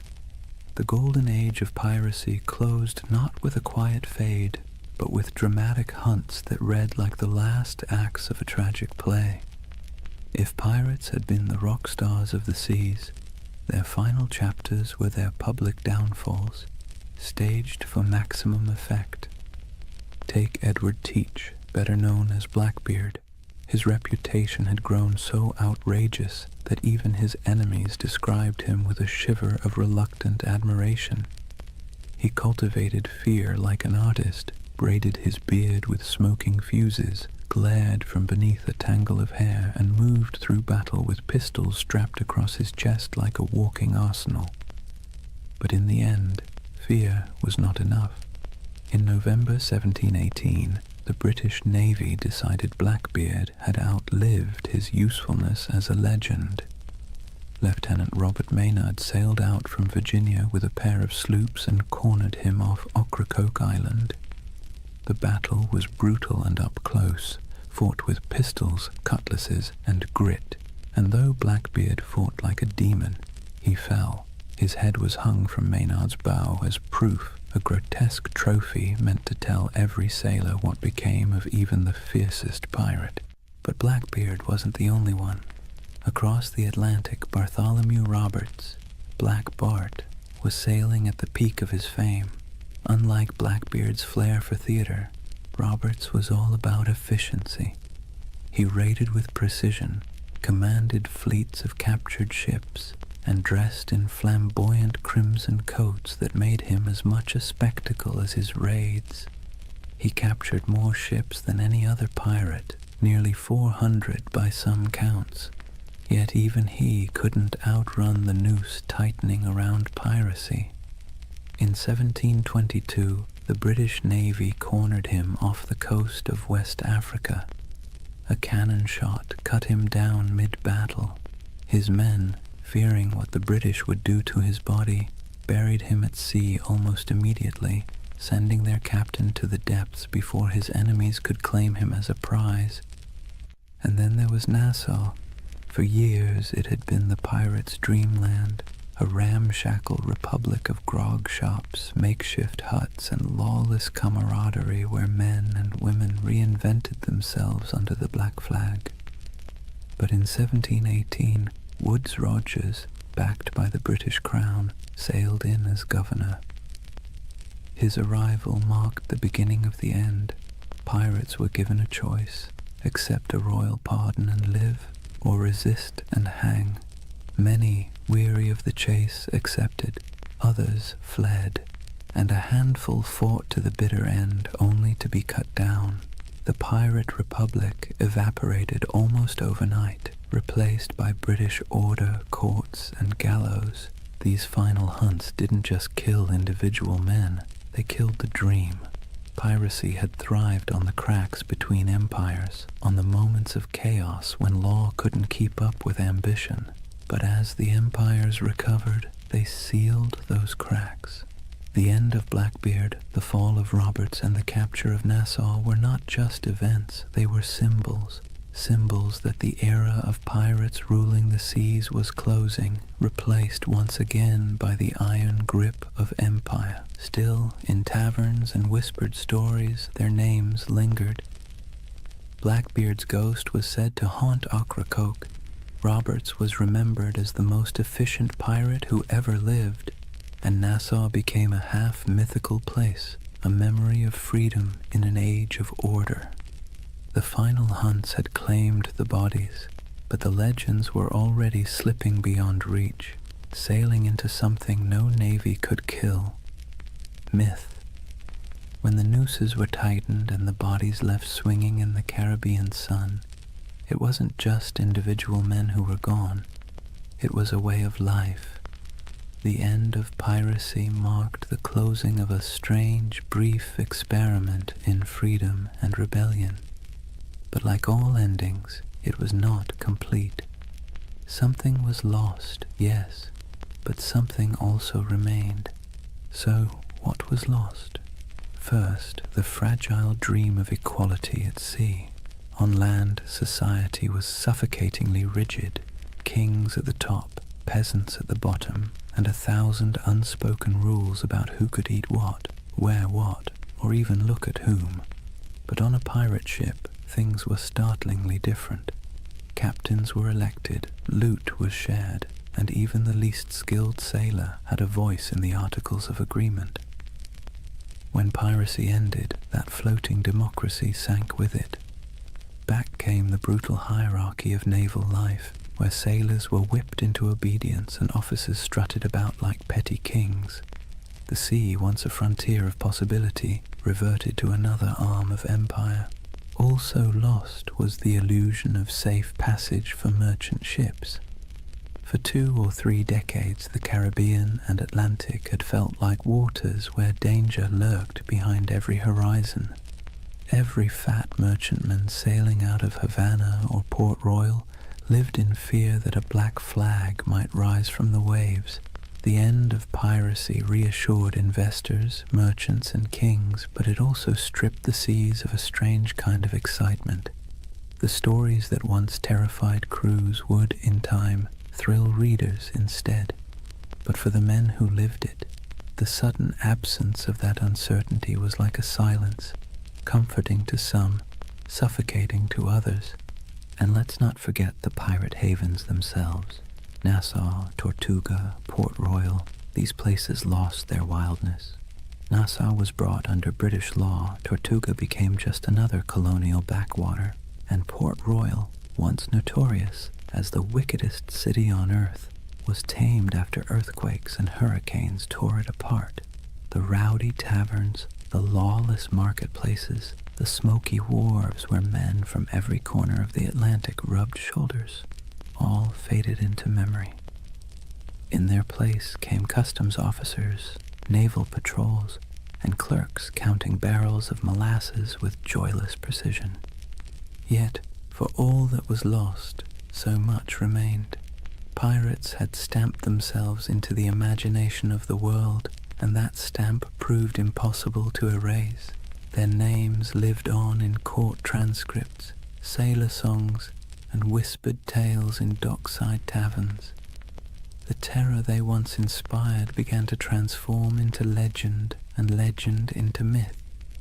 People who once cursed them began retelling their stories with a touch of admiration. Blackbeard's ferocity, Anne Bonny's defiance, Bartholomew Roberts's crimson finery, all these details outlived the reality of hunger, disease, and gallows. What also remained were the scars left behind on empire itself. Piracy had forced colonial powers to admit that their grip on the seas was fragile. They had to pour money into patrols, fortifications, and treaties. In a way, pirates had been the most honest critics of empire. They exposed its weaknesses, exploited its greed, and thrived on its contradictions. Even in defeat, they left a mark, a reminder that power is never absolute, and that resistance, even in the form of theft and chaos, can rattle the mighty. And then, of course, there was the cultural inheritance. Pirates gave us more than just a few colorful tales. They gave us a vocabulary, Pieces of Eight, Dead Men Tell No Tales, the Jolly Roger. They gave us an image of freedom and defiance, however messy the reality was. They gave us a vision of men and women who lived outside the law, who thumbed their noses at kings and corporations, who carved out fleeting moments of liberty in a world dominated by authority. That vision survived long after the hangings were over. So yes, much was lost when piracy ended, but perhaps what mattered most remained. The idea that, for a brief, turbulent moment in history, ordinary people seized the sea and lived by their own rules, and even as their bodies rotted under the Caribbean sun, their legends sailed on untouchable. Here's the thing about pirates. They may have died at the gallows, but their ghosts never left. The Golden Age of Piracy, brief as it was, cast echoes that still rattle through our culture today. You can hear it in the creak of a movie ship's rigging, see it in the skull and crossbones slapped on Halloween costumes, and even hum it in the chorus of a sea shanty that went viral on TikTok centuries after the last pirate flag fell. The age itself ended, but the echo never stopped. The first echo came in literature. In the decades after the crackdowns, sailors still sang about Blackbeard and Roberts in taverns, but it wasn't until the 18th and 19th centuries that writers really started polishing the pirate into something mythic. Captain Charles Johnson's A General History of the Pirates, possibly written by Daniel Defoe, was basically the pirate's who's who of its time.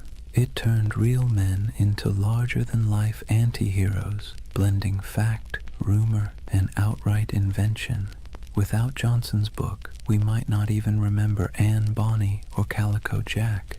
He gave them immortality, even if he also gave them a touch more swagger than they probably had in real life. The next big echo came with adventure novels. Robert Louis Stevenson's Treasure Island didn't just echo the Golden Age, it amplified it into something permanent. Long John Silver's Crutch and Parrot, the buried treasure maps marked with X, the idea of pirates talking in a peculiar accent. These weren't direct from history, they were creations, echoes distorted into legend, and yet they stuck so firmly that even today, when you picture a pirate, you're probably picturing Stevenson's imagination more than anything Blackbeard ever did. The echo spread into song and theater, then into Hollywood. Errol Flynn swung from rigging with suspiciously clean teeth. Disney built an empire of its own with Pirates of the Caribbean, turning Captain Jack Sparrow into a global icon. And with each retelling, the pirate grew further from the salty, disease-ridden truth and closer to an eternal symbol of rebellion, freedom, and adventure. Pirates once hanged for terrorizing shipping lanes were recast as lovable rogues. History got smoothed over, but the echo carried on. There's another echo too, one that's less flashy but maybe more important. Pirates left behind ideas that have crept into modern conversations about democracy, labor, and resistance. The way they divided plunder fairly, the way they voted for leaders, the way they allowed voices that were silenced on land to be heard at sea, all of that has fascinated historians. Some have even argued that pirate ships were floating laboratories of democracy, a rough but radical experiment in fairness.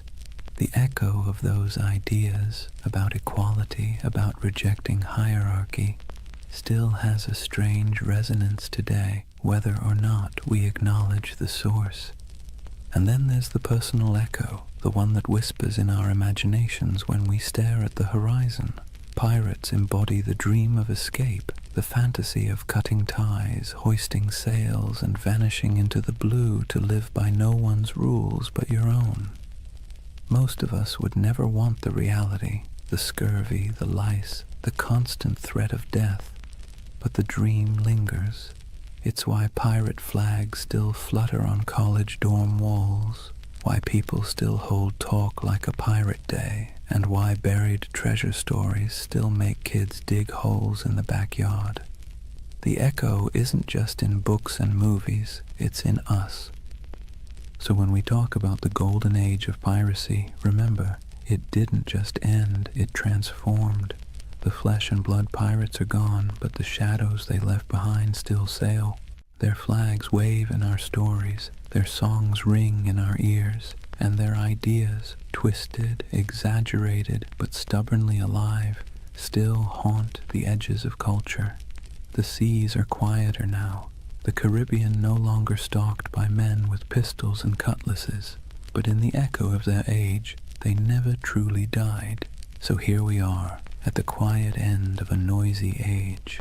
The Golden Age of Piracy burned bright and brief, just a few decades of chaos, rebellion, and salt-stained dreams.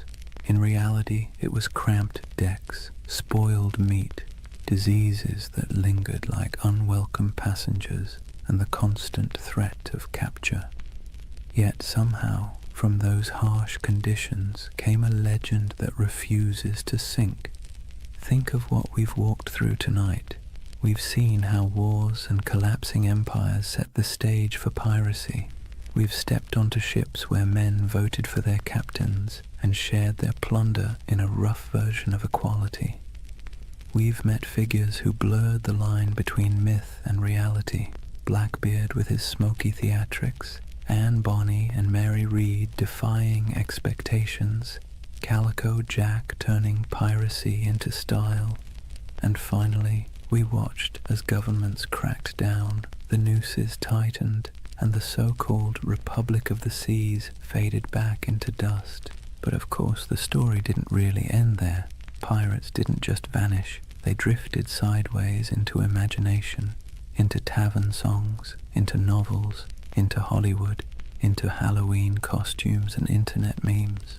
Their Jolly Roger still waves, not from a mast, but from the collective imagination of every generation that sees in them a flicker of freedom, rebellion, or adventure. They were criminals, yes, but also dreamers, and maybe that's why we can't quite let them go. As you lie back now, let the rhythm of the waves soften in your mind.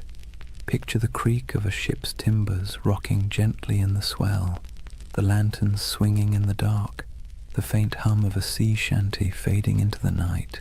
Out there, beyond the horizon, the pirates have gone, but their echoes remain, half history, half myth, all carried forward by our restless need for stories. And unlike those sleepless men who once scanned the waters for sails on the horizon, you don't need to keep watch tonight. You can rest easy, knowing the only thing waiting for you is the calm of sleep. Close your eyes, let the waves carry you, and drift peacefully into dreams. Good night.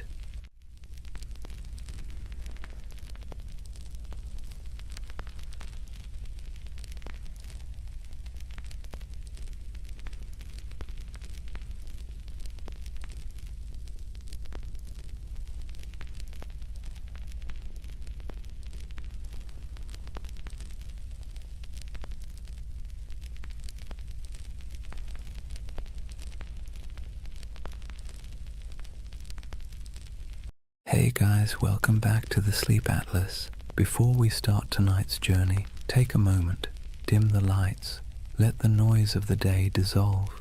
Wherever you are, you're about to travel somewhere strange, not a place on any official map, but one that lives in whispers, in dust, in the margins of forgotten atlases. This is the story of Tartaria.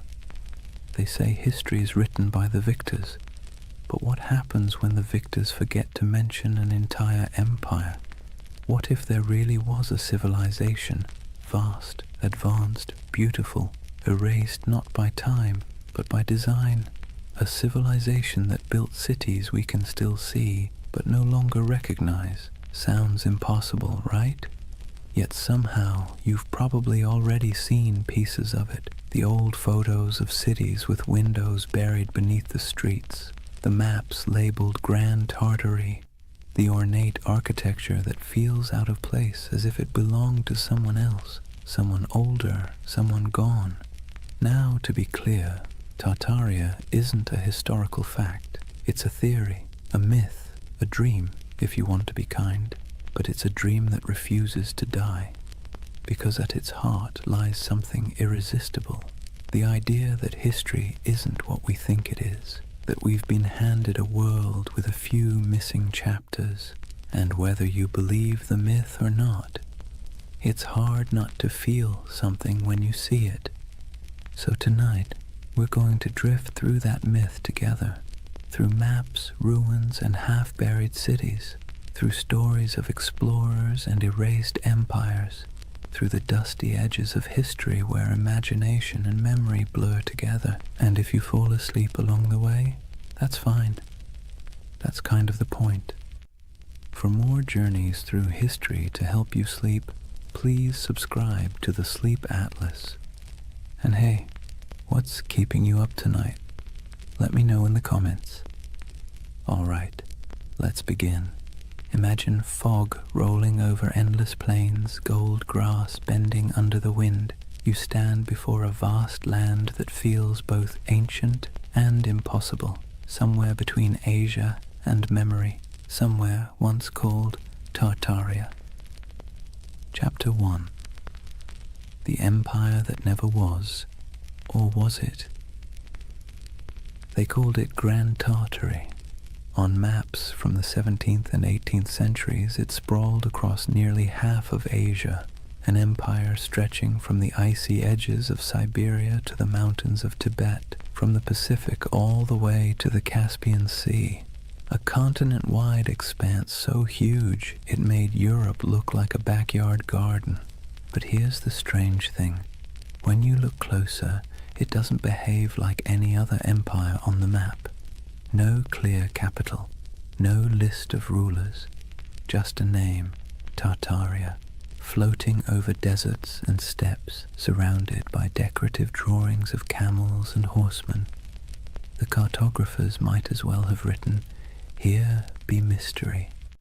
And yet, for hundreds of years, Western mapmakers copied that name again and again. Tartaria, Grand Tartary, the Great Tartar Empire. Sometimes they drew castles or cities with minarets. Sometimes they left it blank, as if even they didn't know what they were depicting. So what was Tartaria, according to the official story? Nothing. The word Tartary was simply a European catch-all term for the unknown lands of Central and Northern Asia. The people who lived there, Tatars, Mongols, Siberian tribes, were lumped together under one convenient label. To the Europeans of the 1600s, it was the great blurry East, wild, uncivilized, and beyond comprehension. But to modern eyes, it doesn't look like nothing. It looks deliberate, mysterious, like the ghost of something that was once real. And that's where the story starts to hum. Because if you look long enough, if you trace enough old maps, you start to notice inconsistencies. Cities drawn where no cities should exist. Structures too grand for the people historians claim built them. Ruins that don't seem to fit their supposed age. Some believe those ruins were Tartarian, that an advanced civilization, older than Rome, older even than Egypt, once stretched across the world. They say its architecture was sophisticated, its technology almost magical, free energy, perfect symmetry, towering buildings powered not by fire or water but by something lost, something we can no longer name.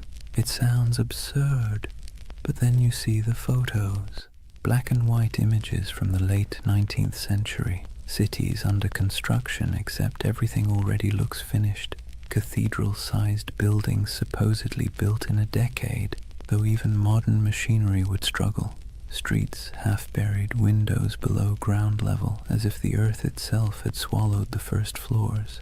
That's where the mud flood theory enters. According to believers, some great cataclysm, maybe natural, maybe man-made, swept across the world in the 1800s, burying entire cities in mud and erasing all evidence of this lost empire.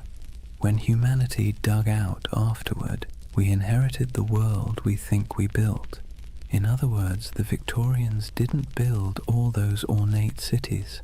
They unearthed them. It's easy to roll your eyes, but it's also strangely poetic, because even if Tartaria never existed, the feeling behind it, that something monumental was lost, is very real. And part of why this myth persists is because, well, history does lose things. Entire civilizations have vanished before. The Minoans, the Indus Valley, the Olmecs, people who built incredible cities, traded across oceans, and then disappeared, leaving nothing but stones and speculation. So maybe the idea of Tartaria isn't so far-fetched. Maybe it's a reflection of that same human ache, the need to fill in the gaps with something beautiful. Imagine wandering through a European city at dusk. The sky is pale gold, pigeons circle over rooftops. You walk down a street where the buildings rise like cathedrals, domes, arches, pillars carved in perfect balance. It all feels too good, too symmetrical, too ancient to have been born in the soot and smoke of the industrial age. For a moment you wonder, did we build this, or did we inherit it? The theory of Tartaria taps into that quiet doubt, the sense that somewhere along the way, humanity rebooted, restarted, forgot, and the mud flood is a metaphor for time, for amnesia, for the way civilizations bury their own pasts under layers of progress. It's an idea that's equal parts eerie and comforting, because if there really was a forgotten golden age, maybe the world isn't as random as it seems. Maybe we've been here before. Maybe we'll find it again. And even if it's all a myth, it's a myth that asks good questions. Who decides what counts as history? How much of what we know is just the version that survived? So as we drift deeper into the story, try not to worry about what's true or false. Just imagine the possibility. A civilization erased not by war, not by time, but by forgetting. A memory whispered by wind over empty plains. The empire that never was, or maybe the one we no longer remember. Imagine you're an explorer in the late 1700s. You've left behind the comfortable parlours of London or Paris, the powdered wigs, the smoky taverns, the endless debates about civilization and progress. You're trudging through a landscape so vast it feels like the sky itself is falling toward the horizon. This is the world early explorers called Tartary. Endless plains, windswept deserts, forests that swallow sound. You could ride for weeks without seeing a soul, yet somehow you never feel alone. There's something in the air, the sense that once something grand was here, something old, something that had the decency to leave quietly. Western explorers were baffled by what they found. Vast stone ruins scattered through Central Asia, half-buried fortresses, walls that seemed to go nowhere. Nomadic tribes spoke of ancient cities lost to storms and floods, old temples built by hands they could no longer name. And yet, in their journals, these explorers rarely admitted confusion. Europeans of the Enlightenment were not fans of mystery. They preferred tidy explanations. Primitive people, ancient ruins, nothing to see here. Still, a few of them couldn't quite let it go. In 1755, the English geographer Emmanuel Bowen published a map labeling nearly the entire interior of Asia as Great Tartary. To the west lay Little Tartary, and further south, Independent Tartary. Even China was labeled part of the Great Tartar Empire. Historians later claimed it was simply ignorance. Cartographers didn't know what else to call it. But if you're a conspiracy-minded insomniac scrolling through old atlases at 3 a.m., it starts to look deliberate. Like someone drew a curtain over half the world and wrote, "Don't ask." Those maps became the backbone of the Tartarian legend. The idea that there was once a sprawling civilization across Siberia and Central Asia, erased from history and memory alike. And when explorers traveled through those regions, what they described often sounded contradictory. They found nomadic tribes living in tents, herders, hunters, perfectly ordinary people. But they also found traces of things that didn't fit. Ancient irrigation systems, half-buried brickworks, strange mounds that hinted at forgotten settlements. The farther they went, the more surreal it became. In Siberia, there were reports of colossal ruins swallowed by forests. In Mongolia, strange carvings and fortifications half lost to the sands. Some described crumbling citadels near the Altai Mountains, built of stone so precisely fitted it might as well have been cast, not carved. To modern historians, it's no great mystery. Remnants of older cultures, Turkic kingdoms, Mongol fortresses. But to the romantically inclined, it's something else. Evidence, perhaps, of a civilization that once ruled these lands, far older and more advanced than the textbooks admit. And then there's the emptiness, the eerie, silent expanse that made even hardened travelers uneasy. Take the accounts of Peter Simon Pallas, a German naturalist who explored Russia and Siberia in the 1770s. He described vast areas devoid of inhabitants, where ruined settlements lay beside abandoned mines and decayed fortifications. He mentioned rivers cutting through landscapes that seemed to have been reshaped by catastrophe, as though floods or mudslides had swept entire cities away. When his journals were published in Europe, readers found them haunting. The image of a land once filled with life, now reduced to wind and silence. It's here that the myth of the mud flood starts to germinate. The idea that an ancient disaster literally buried a civilization under layers of sediment, windows below street level, doors half submerged, entire first floors beneath the dirt. For believers, that wasn't just geology, it was evidence. And if you've ever walked through an old city, St. Petersburg, Prague, even San Francisco, you might have noticed it too. Streets sitting higher than the building's original entrances, like time itself kept adding layers. Of course, historians say it's just how old cities evolve. Roads get repaved, foundations sink, streets are raised to prevent flooding. But the human imagination doesn't like boring answers. Geological settling doesn't keep you awake at night. The idea of a worldwide cataclysm, though, that does. What's compelling about these explorers' reports is not what they found, but what they felt. The sense that they were moving through someone else's world, one that had been erased. There's a moment in nearly every explorer's journal, the kind that never makes it into the abridged editions, where they sound tired. The grand adventure wears off, and what's left is silence. Cold wind, vast skies, the creak of leather, and a feeling that they are walking through the afterlife of history. They pass strange earthworks, abandoned stone foundations, carvings of faces eroded to anonymity. Sometimes they sketch them, sometimes they move on.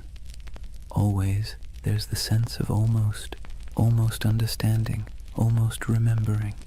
And maybe that's what Tartaria really is, a landscape of almosts, almost history, almost memory, a civilization that feels like it should have existed, even if it didn't.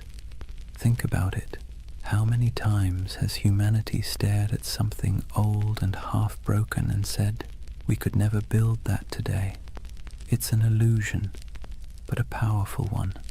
Standing before ruins or monuments, we see not just stone and mortar, but the faint shadow of our own fragility. We want the past to be smarter than us, nobler than us, more advanced than we deserve.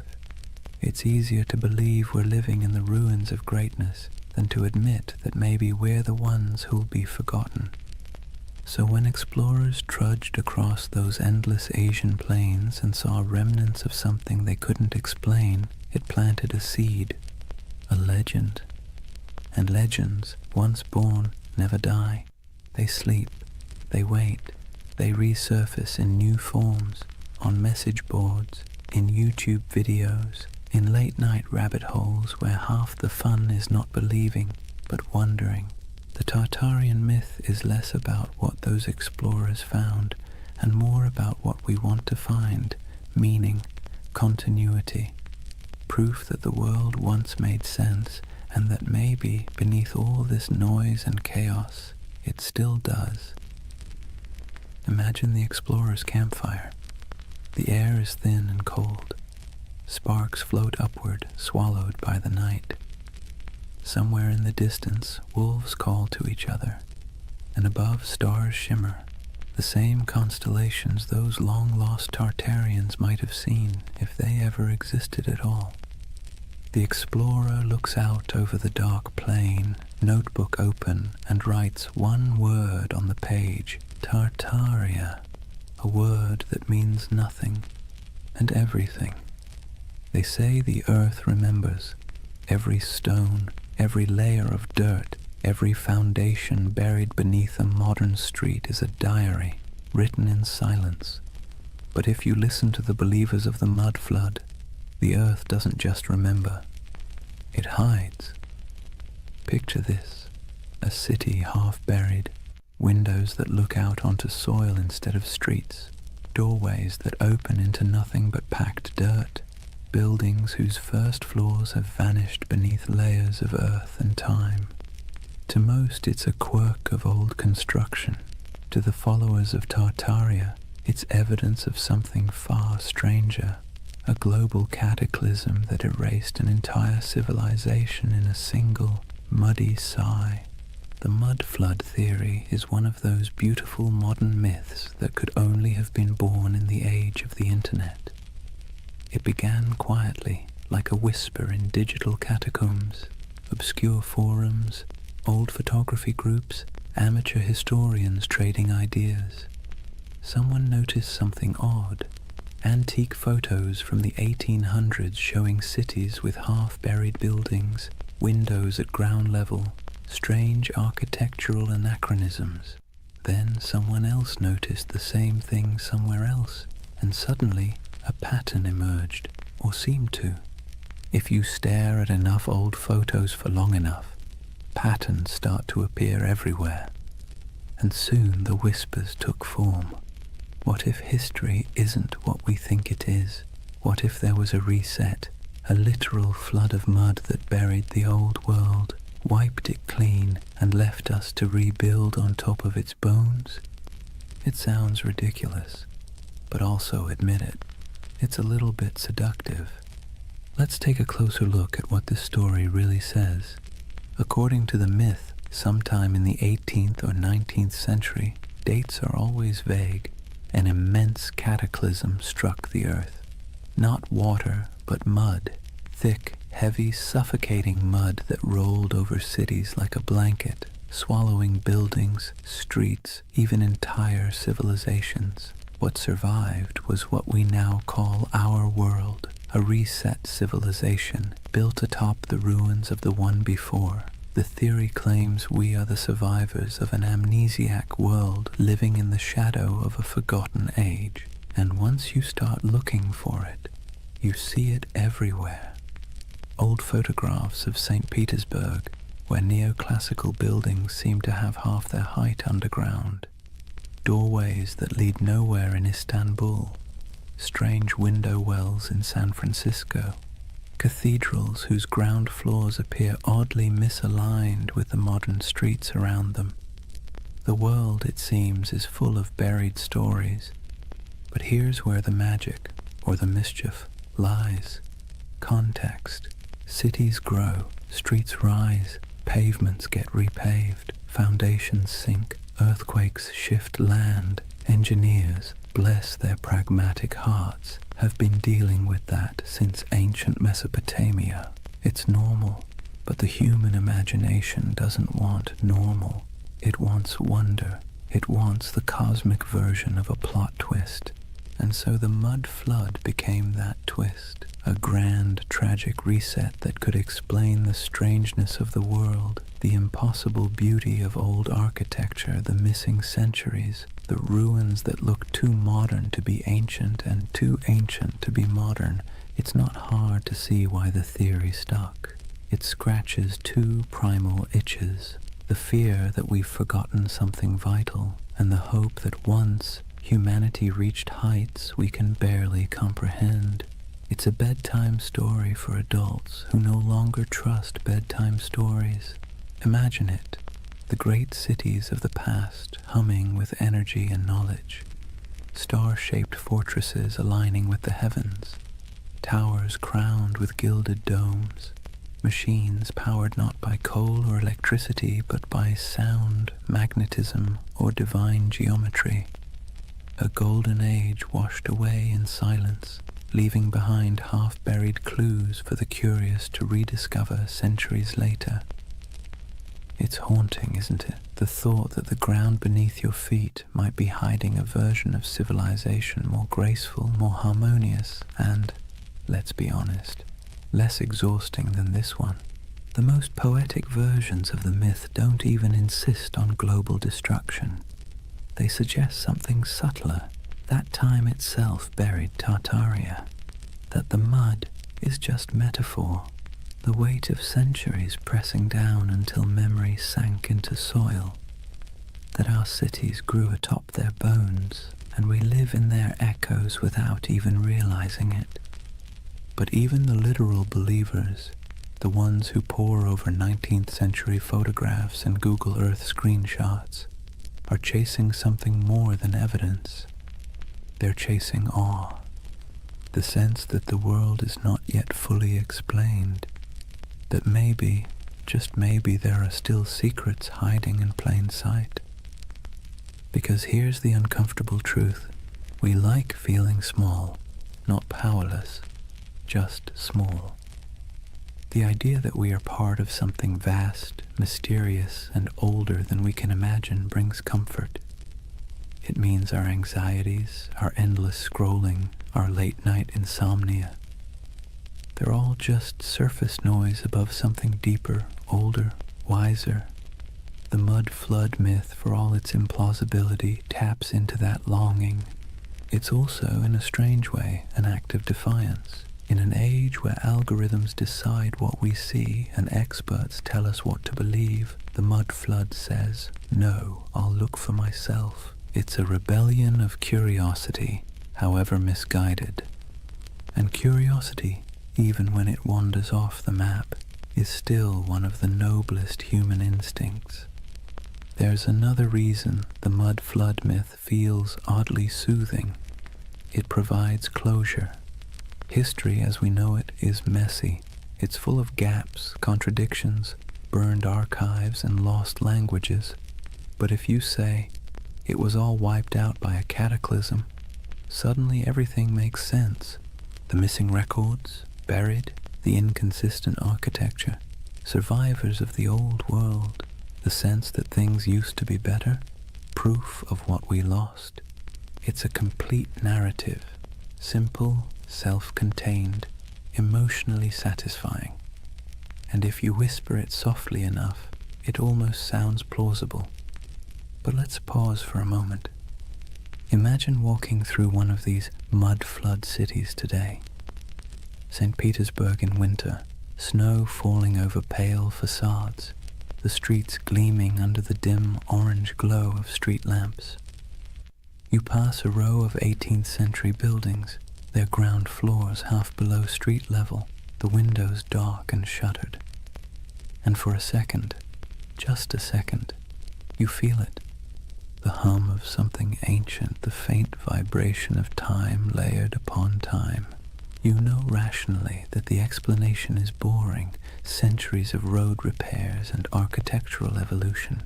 But your imagination doesn't care. It leans closer, it listens, it wants to believe. That's the quiet power of myths like Tartaria. They live not in evidence, but in emotion. And emotion, not logic, is what builds civilizations, or stories of them. So when someone insists the world was buried in mud a few hundred years ago, it's tempting to laugh, but look closer, and you'll see what they're really saying. They're mourning something they can't name. They're trying to make peace with the feeling that something's missing. That modern life, bright, loud, and efficient, feels a little hollow, as if the real story is still underground. And maybe, in a metaphorical way, it is. Not beneath our cities, but beneath our certainty. History is the soil we stand on, and every generation adds another layer. The deeper you dig, the older the questions get, until eventually you realize that the mud was never hiding the past. It was making it. The world is built on burial, and everything beautiful is, in some sense, reclaimed from the dirt. So maybe Tartaria was never an empire at all. Maybe it's an idea, a longing for the lost wholeness of things.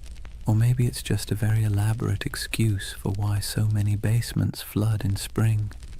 Take your pick. Either way, as the night deepens and your thoughts drift like dust in lamplight, the question lingers: if an entire civilization could be buried under centuries of mud and forgetfulness, would we even recognize it when we uncovered it? Or would we mistake it for ruins of our own? It's a strange thing, how ruins can feel alive. You walk among them and swear you can hear breathing. Not loud, not human, but the slow exhale of stone, the whisper of time smoothing edges and swallowing stories.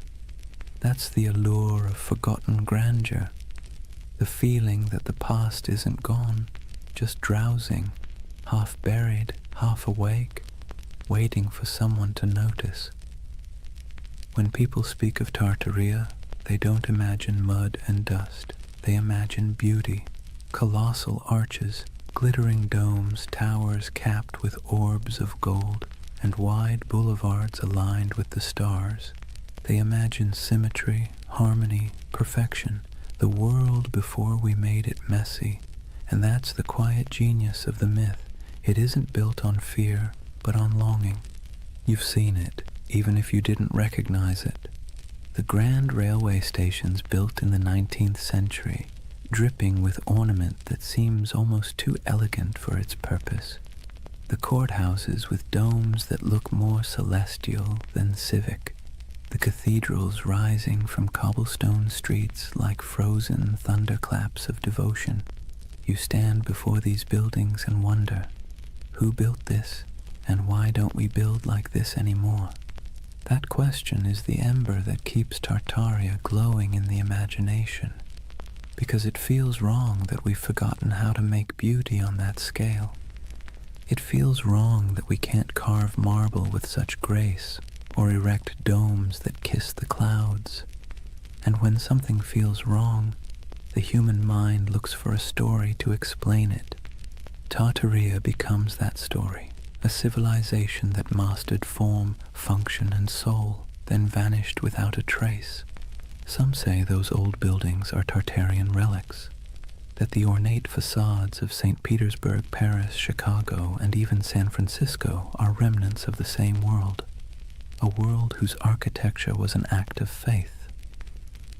That the reason we can't replicate it now is because the knowledge was erased, the formulas for harmony, for proportion, for power drawn from geometry, gone, buried under new blueprints and the hum of electric wires. Of course, historians roll their eyes at this. They'll tell you, patiently, that these buildings were designed by very real architects, that neoclassicism was an artistic movement, not evidence of a hidden empire, that the beauty of those domes and arches came not from secret knowledge, but from mathematics, sweat, and a lot of unpaid apprentices. And they're right, technically. But here's the thing. Beauty doesn't care about technicalities. The Tartarian myth persists because these buildings feel different. They hum at a frequency modern architecture doesn't. Walk past a concrete office block and your mind slides off it. Walk past a century-old opera house and you slow down without meaning to. You feel something, a pulse. Maybe it's nostalgia, maybe it's resonance, maybe it's just the echo of a time when craftsmanship was an act of worship. But whatever it is, it feels alive. Imagine standing at twilight in front of one of those old structures. The stone glows amber. The carvings seem to move in the shifting light. You can almost believe the building is remembering itself, its birth, its purpose, its centuries of reign and revolution. That's the spell of forgotten grandeur. The architecture isn't just old, it's haunted by the idea of meaning, and when meaning vanishes, mystery rushes in to fill the space. Tartaria thrives in that mystery. It offers an explanation for why the world feels simultaneously ancient and amnesiac, why progress sometimes feels like forgetting, why the cities of the past, those that survived wars, plagues, and fires, still look more eternal than anything we've built since. Modern life gives us glass towers and efficiency.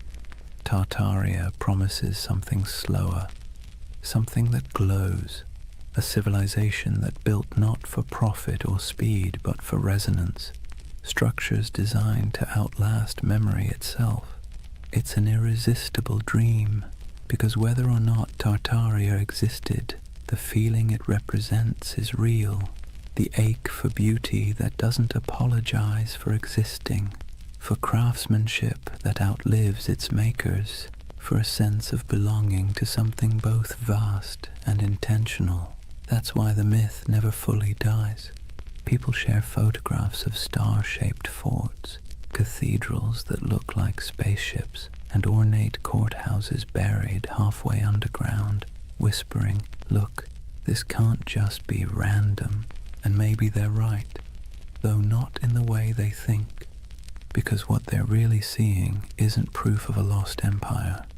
It's proof of a lost mindset. A time when humanity built upward and outward with a kind of faith we've since replaced with convenience. Take St. Isaac's Cathedral in St. Petersburg. It looks like it shouldn't exist. A colossal dome balanced on rows of red granite columns covered in gold that blazes even through fog. Inside, the marble floors mirror the heavens, and the ceilings are painted with saints so vivid they seem alive. Visitors describe it as overwhelming, transcendent, but the Tartarian imagination sees something else, evidence. They ask how such grandeur could be built in the early 1800s by hand in a place that was supposedly swamp and snow. They ask why the foundations look so deep, as if the building once stood taller. Historians give answers: scaffolding, imported granite, decades of work. But believers see a gap, and gaps, as we know, are where myths thrive. It's comforting in a way, because when you believe in Tartaria, you believe that someone once got it right, that the world once understood balance, proportion, light, and energy, that humans long ago built in tune with the earth instead of against it. It's a prettier story than the truth that history is mostly a series of accidents that occasionally produce beauty by mistake. And yet, even if the story is wrong, the emotion behind it is not. There's something deeply human about looking at ruins and imagining paradise, about standing in front of a crumbling palace and whispering, "Who were you? What did you know that we've forgotten?" We do this everywhere.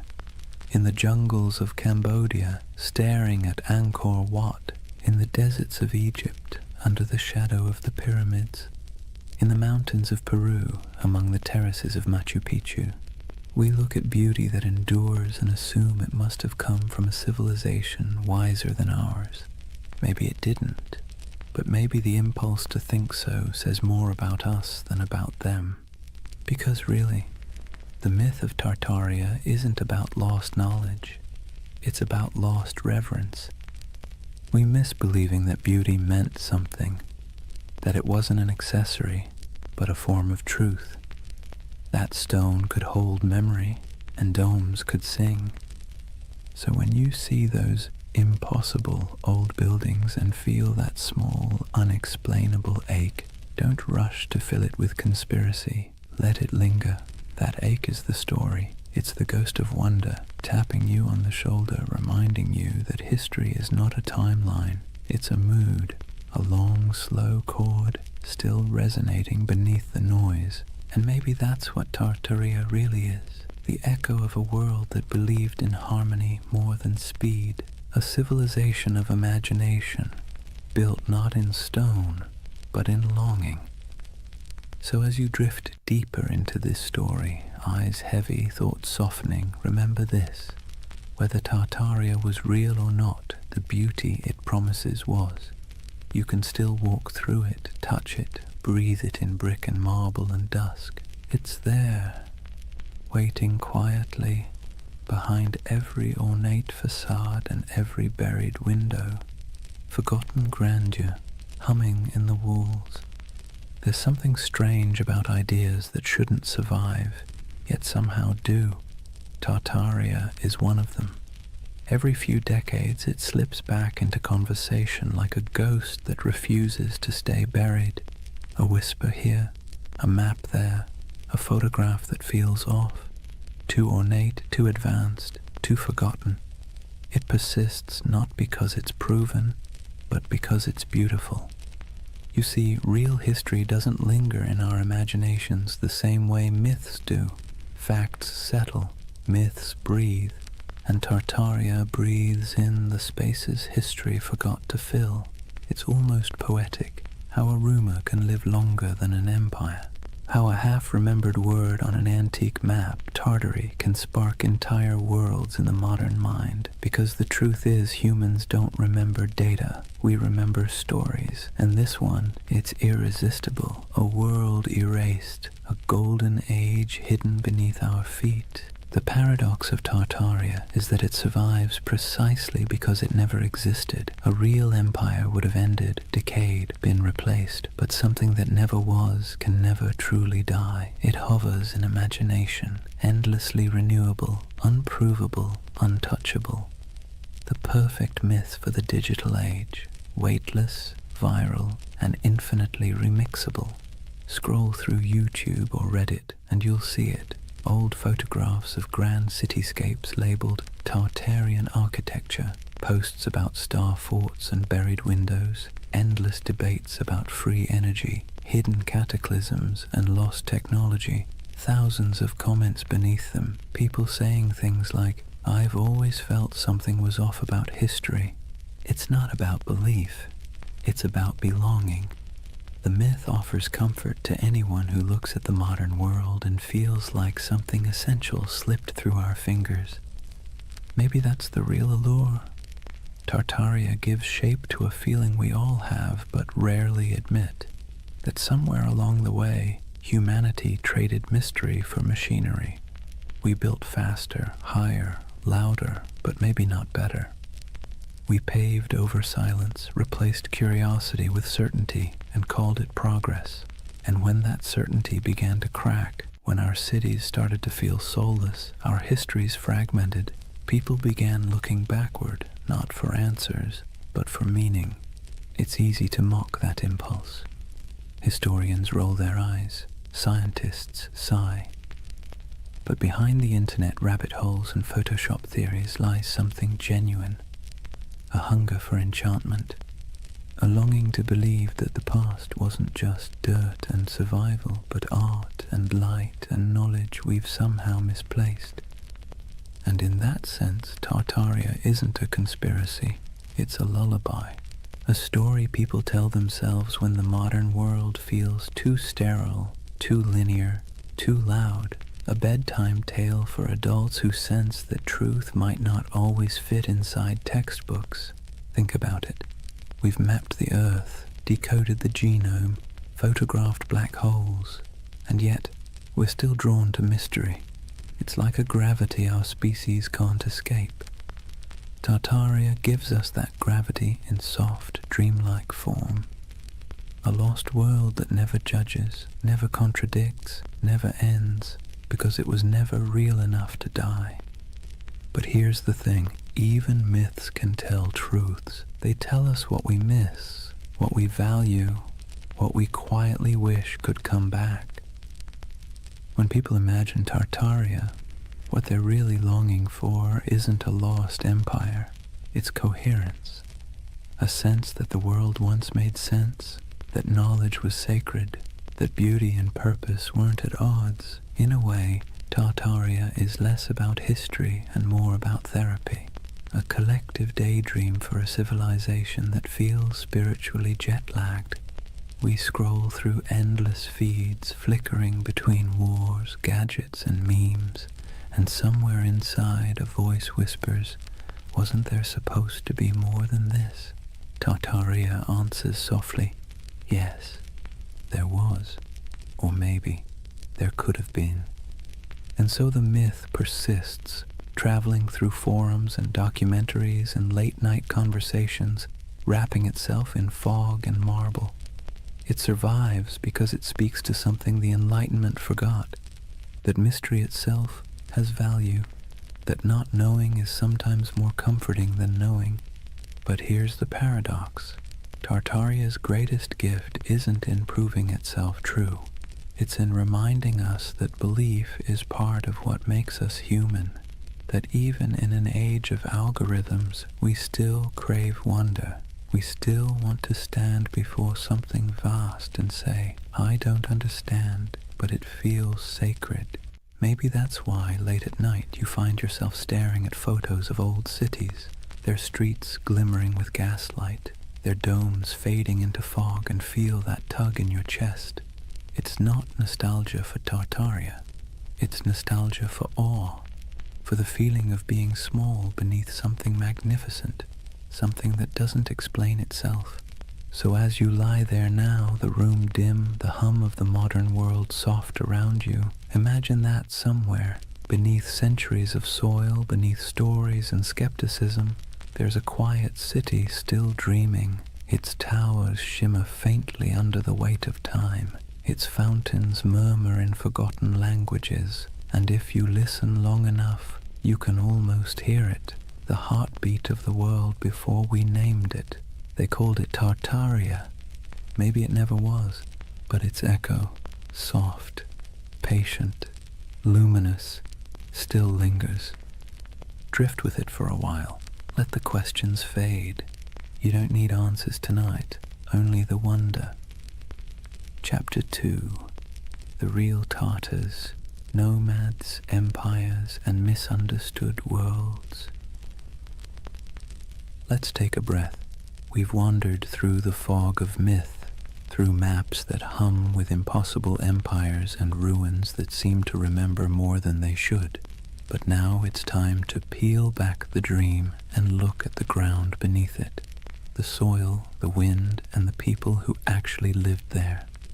Because behind every legend lies something real, even if it's been twisted beyond recognition.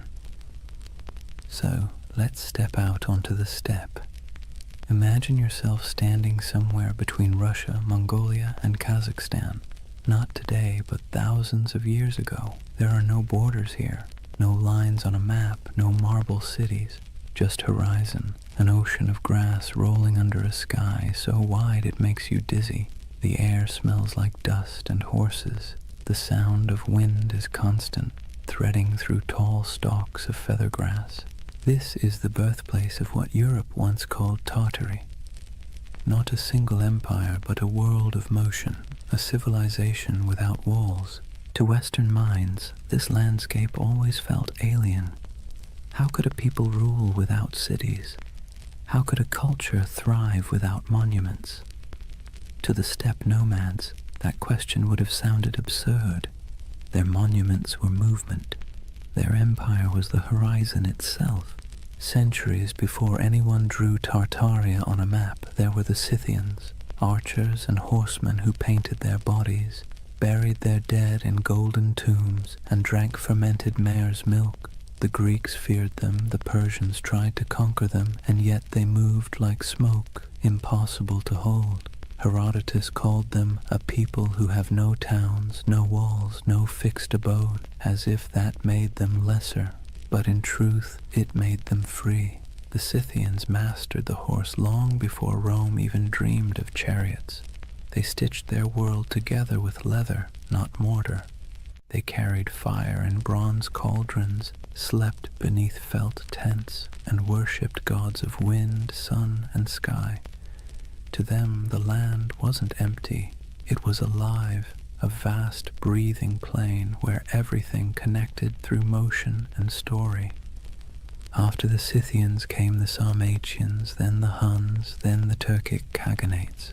The names shifted, but the rhythm stayed the same. Nomads rising like storms, surging westward, reshaping everything in their path. They raided, traded, intermarried, and vanished into the mist again, leaving behind only graves and legends. And so, by the time medieval mapmakers in Europe began sketching the world, this enormous, ungovernable space had already become a myth. To them it was a blank, the unknown lands beyond the Christian world, filled with monsters, giants, and Tartars. That word, Tartar, wasn't even theirs. It came from outsiders, likely twisted from the name of a Turkic tribe, the Tatars, with a dash of poetic menace added. Medieval Europeans thought it sounded like Tartarus, the Greek underworld, so they called these nomads Tartars, as if they'd come from hell itself. You can almost hear the shiver in the name, but the truth was far more complicated and far more interesting. These weren't demons, they were people. Traders, horsemen, mothers, poets. They lived lives as rich as any Roman senators, just measured differently. Picture a nomadic camp at sunset. The steppe glows gold. Horses graze on the horizon, their coats shimmering in the low light. Fires crackle as women stir pots of milk and millet. Children chase each other between felt tents, yurts, their laughter carried by the wind. Men return from herding, their bows slung over shoulders, dust clinging to their boots. The air smells faintly of smoke and grass. Somewhere, a throat singer begins a low, resonant song, and the notes ripple across the plain like the hum of the earth itself. This was their Rome. Not a city of marble, but of motion and memory. And to them the West's obsession with stone walls would have seemed as strange as worshipping stillness. But as centuries rolled on, stillness began to win. Empires like China, Persia, and eventually Russia pushed outward, trying to tame the steppe. They built forts, drew borders, demanded tribute. The nomads resisted, then adapted. They traded horses for silk, hides for grain, freedom for survival. Slowly, their infinite world began to shrink. By the time European explorers stumbled across these lands in the 17th and 18th centuries, the old steppe empires were fading. The Scythians were long gone. The Mongols' great Khanates had fractured. The once fluid borders had hardened into lines on parchment, and those lines, curved by ignorance, exaggerated by imagination, became the first maps of Tartary. To the west, it looked like a mystery, an empire that wasn't quite there, a vast, seemingly empty space once teeming with civilizations that had vanished. But to those who lived there, it wasn't emptiness, it was memory. The bones of ancestors beneath the grass, the hum of stories in the wind, the echo of hoofbeats across the centuries. And maybe that's where the myth begins to make sense, because when you stand on a plain that stretches to the horizon in every direction, it's easy to believe that time itself might fold here, that something ancient could still be sleeping under the soil. Perhaps the world didn't erase Tartaria at all. Perhaps it just forgot how to see it. Let's be honest, Europe never really understood Asia, not in the Middle Ages, not in the Renaissance, and arguably not even now. For centuries, the lands east of Moscow and west of China were less a geographic reality and more a psychological one, an enormous blank space where anything could exist. And in that blankness, the idea of Tartary began to grow like a mirage. Imagine a candlelit room in Venice, sometime around the 14th century. A mapmaker hunches over his parchment, hands stained with ink. On the table beside him lie fragments of rumors, sailors' tales, merchant gossip, and a half-remembered account of a man named Marco Polo, who claimed to have seen palaces of gold and cities of stone somewhere beyond the horizon. He dips his quill and begins to draw. Europe is clear. So is Africa mostly. But once he crosses the Ural Mountains, the lines begin to blur. His hand hesitates. What lies beyond? He's never been there. No one he trusts has either. So he fills the void the way humans always do. He imagines.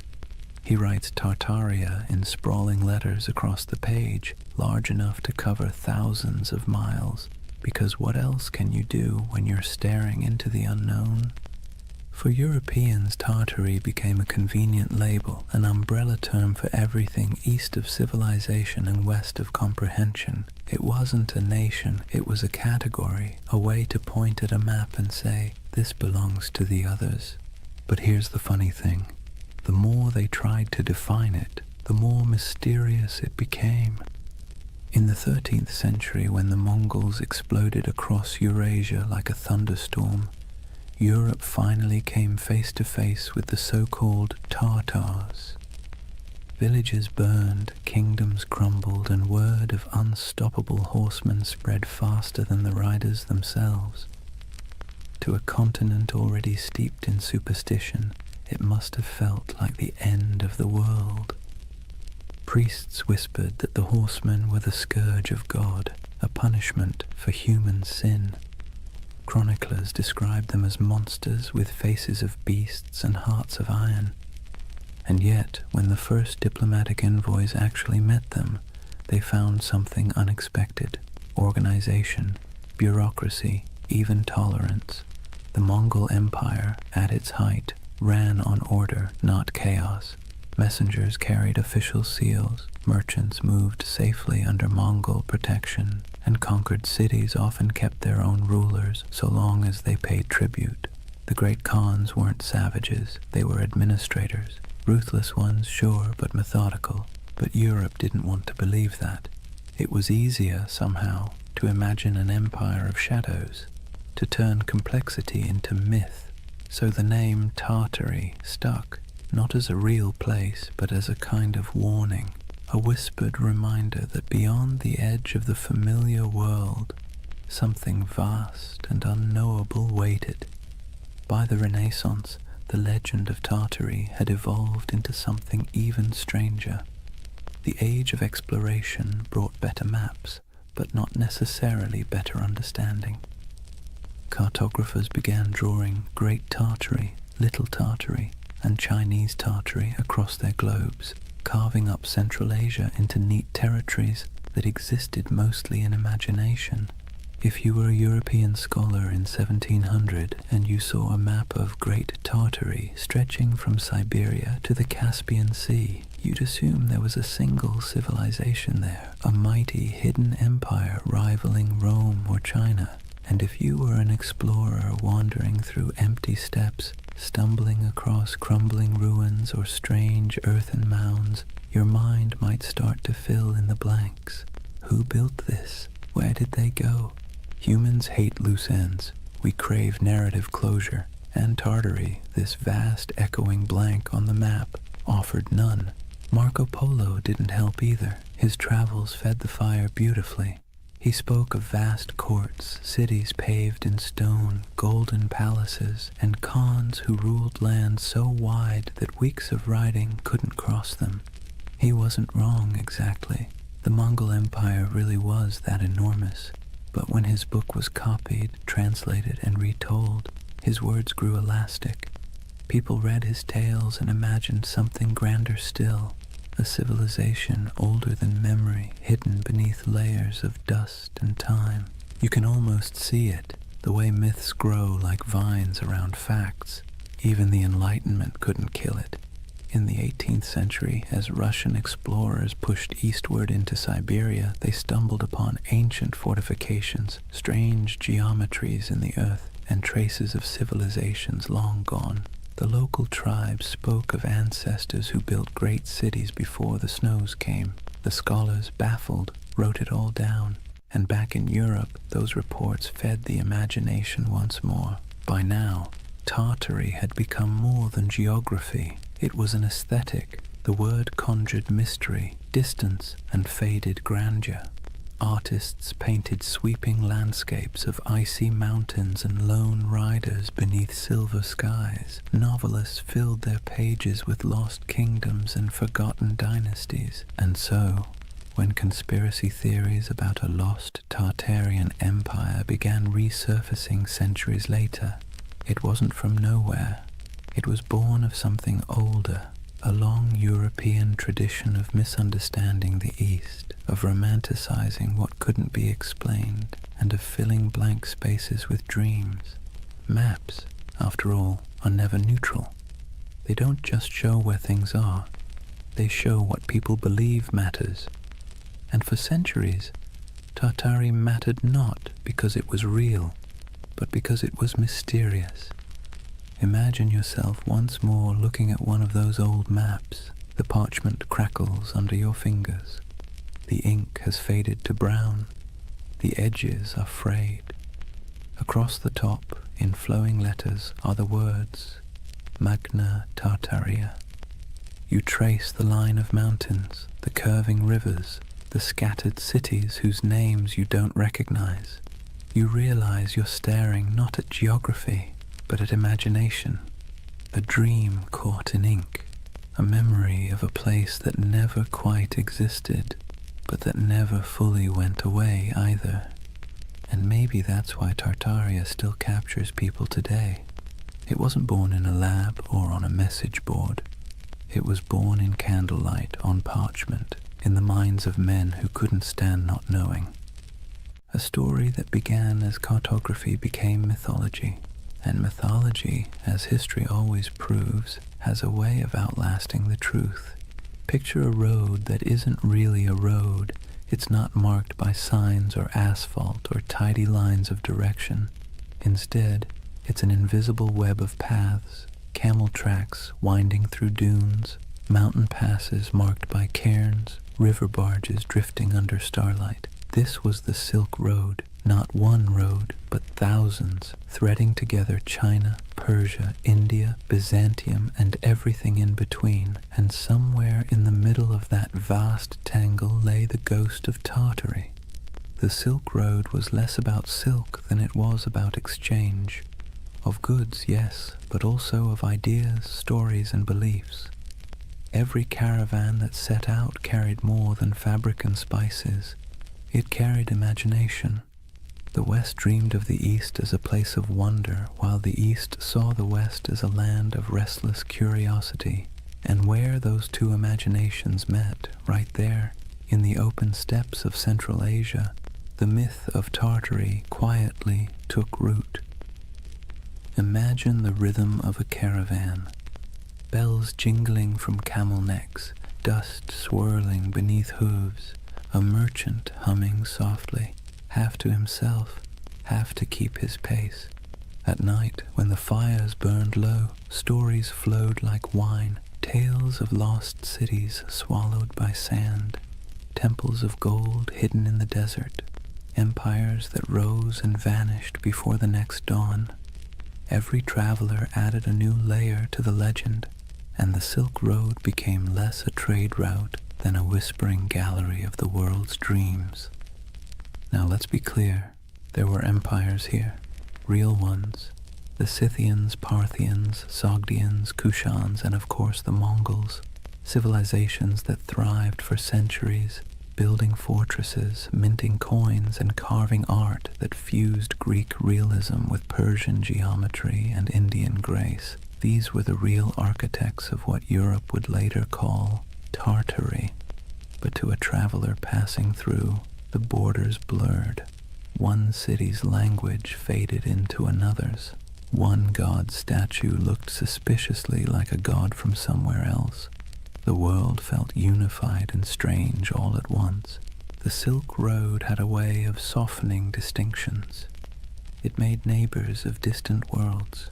Greek philosophers' ideas found their way into Buddhist monasteries. Chinese silk wrapped Roman senators. Persian astronomers charted the same stars that guided caravans across the steppe. But myths travel even faster than silk. When a merchant from Samarkand sold a roll of fabric in Venice, he didn't just trade goods, he traded worlds. He told stories of the East so dazzling they didn't sound real. Cities with towers of glass, he might say, rivers that shimmer like silver.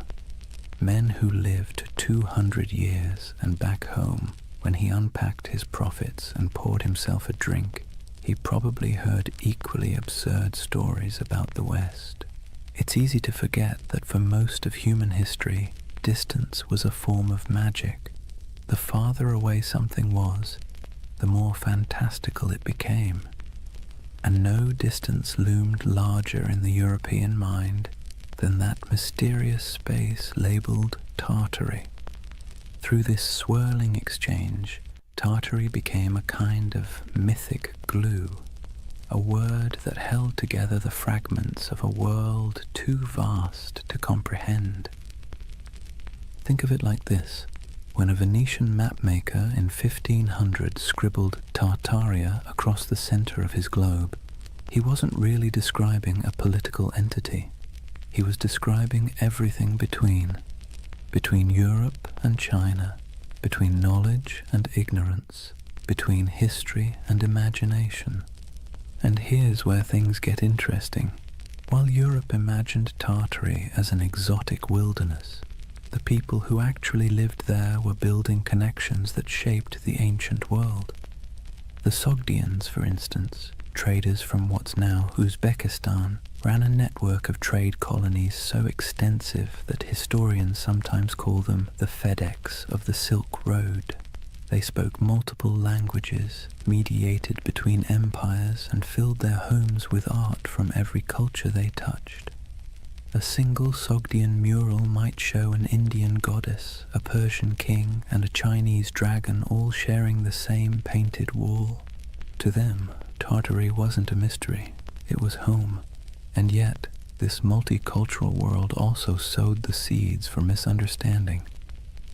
When distant observers caught glimpses of it, they didn't see the nuances. They saw only the grandeur, the temples, the stone roads, the fortified cities, and assumed it must belong to a single empire. That assumption, multiplied over centuries, became the illusion of the great Tartarian civilization.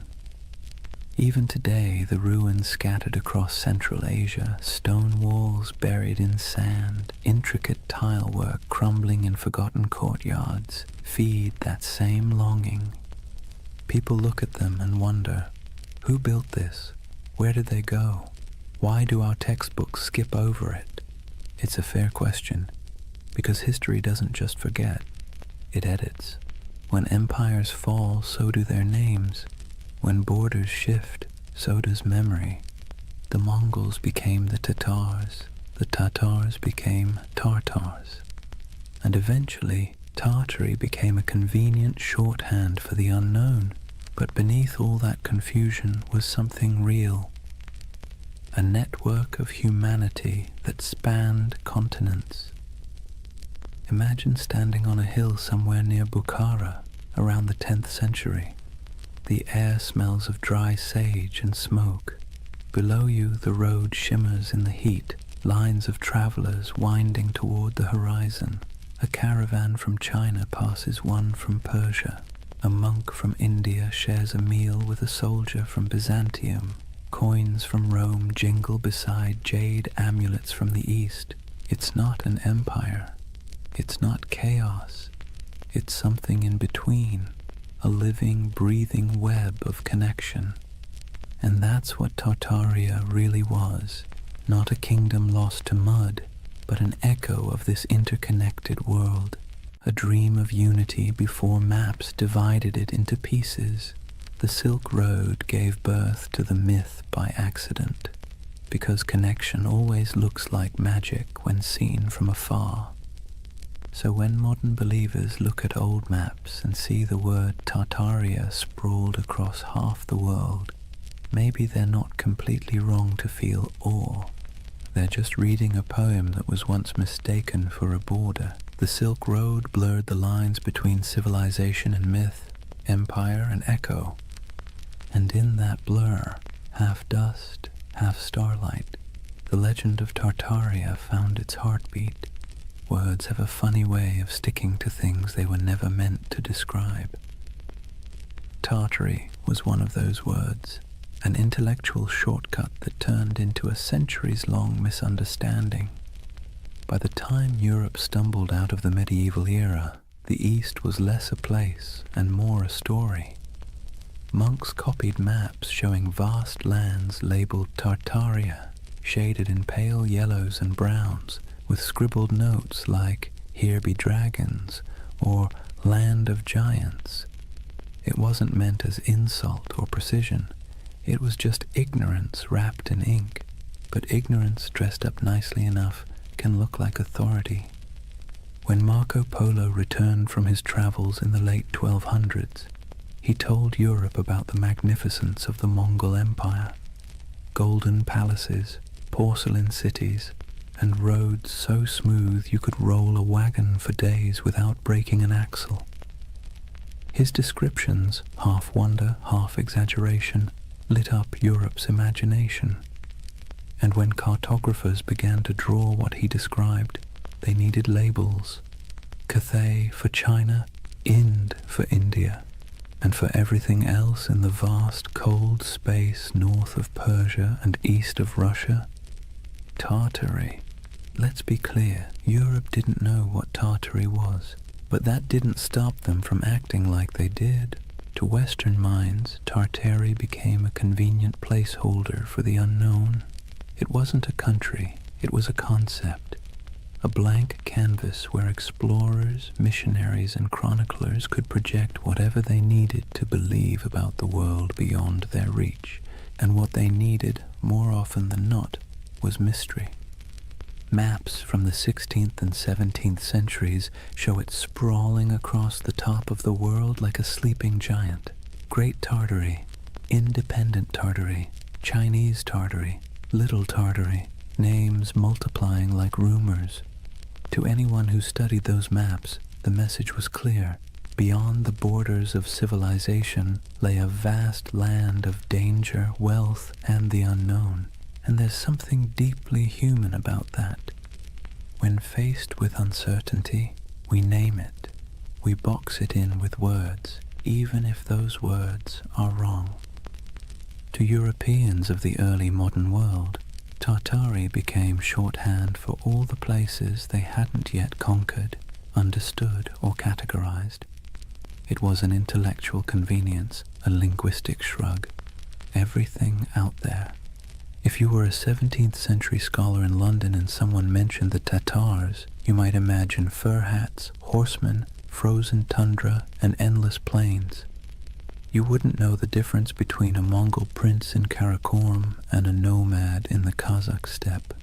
To you, it was all Tartary, but that flattening, reducing countless cultures into a single word, had consequences. It erased identities, histories, and languages in the Western imagination long before any empire actually reached those lands. Imagine an atlas from the 1700s, lying open on a polished oak table. The continents are familiar enough now. The Americas are roughly shaped. Africa's coasts are charted. But look at Asia, and you'll see something odd. Above India and China stretches an ocean of blankness, punctuated only by the word Tartaria, scrawled in proud, swirling letters. No cities marked, no rivers traced, just emptiness. That emptiness became an invitation.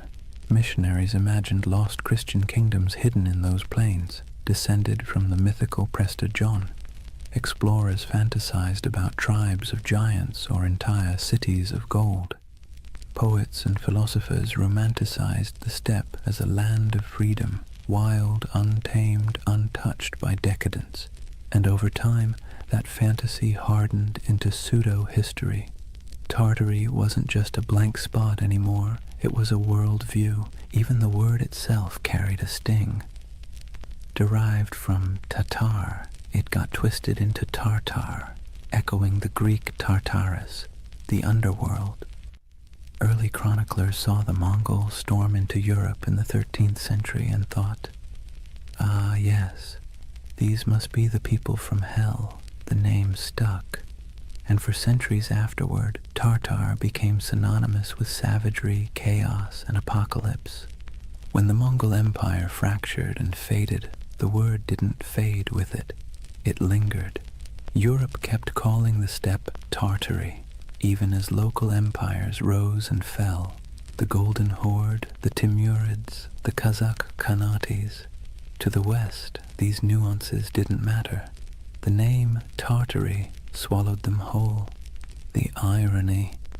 By the time Europe started mapping Tartary with any real accuracy in the 18th and 19th centuries, it had already become a relic. Russia had expanded eastward, swallowing Siberia province by province. Qing China had claimed the west, and yet the word persisted, echoing in atlases long after it had lost any real meaning. There's something almost poetic about that, how a word can outlive the thing it never actually described. And it's here that the modern myth of Tartaria quietly germinated, because when those old maps resurfaced centuries later, digitized, color-corrected, and posted online, they seemed to show something uncanny. A vast empire covering half the world, cities we've never heard of. Borders that no modern historian could explain. To the curious eye, it looked less like a cartographic mistake and more like a cover-up. Why don't they teach this in school? People asked. How could such a massive empire just vanish? But the answer, as with most things, is simpler and somehow more mysterious. It didn't vanish. It never existed. Not as one empire, anyway. What vanished was understanding. What collapsed was the web of meaning connecting the real places, Siberia, Mongolia, Central Asia, to the word Tartary. The West's misunderstanding created a ghost, and the modern age brought that ghost back to life. There's an eerie beauty in that, a reminder that myths don't die. They just wait for technology to resurrect them. When you look at one of those antique maps, ink faded to sepia, the parchment curled at the edges, you can almost feel the hum of it, not as evidence of a conspiracy, but as a fossil of imagination. Tartary wasn't a lie. It was a mirror. It reflected Europe's fears, desires, and limits. and like all mirrors, the longer you stare into it, the more it stares back. By the dawn of the 18th century, the old mystery of Tartary was about to meet its slow death, not in battle, not in flames, but in bureaucracy, in borders drawn, treaties signed, and maps updated by men who preferred paperwork to poetry. It wasn't an erasure in the way myths like to imagine. No secret cataclysm, no forbidden knowledge sealed away by shadowy elites. It was something quieter, more mundane, and somehow more tragic. Tartary was about to be swallowed, not by time, but by empire. Let's set the stage. The year is 1721. Peter the Great has just declared the Russian Empire. He's reformed the army, modernized the navy, shaved the beards off his nobles, and built a brand new capital, St. Petersburg, on a swamp that would one day gleam like a mirror of Europe itself. Russia, once the frontier of the old Tartarian wilderness, now saw itself as its conqueror. And conquest, as Peter understood, was as much about naming as it was about fighting. Where the maps once said Tartaria, Russia began writing Siberia, Yakutsk, Omsk, Irkutsk. The empty spaces of imagination were replaced with administrative precision, governors, garrisons, and census records. You can almost hear the scratching of quills replacing the crack of hooves across the steppe. This was empire by cartography. For centuries, Europe had peered east and seen a void. Russia filled it with coordinates. And just like that, the last breaths of Grand Tartary disappeared under layers of ink and decree. But here's the irony. While the West's maps were losing their mystery, the lands themselves were as unknowable as ever. Siberia wasn't tamed. It was endured. Frozen rivers, taiga forests, mountains that chewed up expeditions and spat them out as legends. To the empire, it was a treasure chest of resources, furs, minerals, and later oil. But to the people living there, it was home. The native tribes, the Evenki, Buryats, Yakuts, and dozens more, didn't think of themselves as Tartarians or Russians.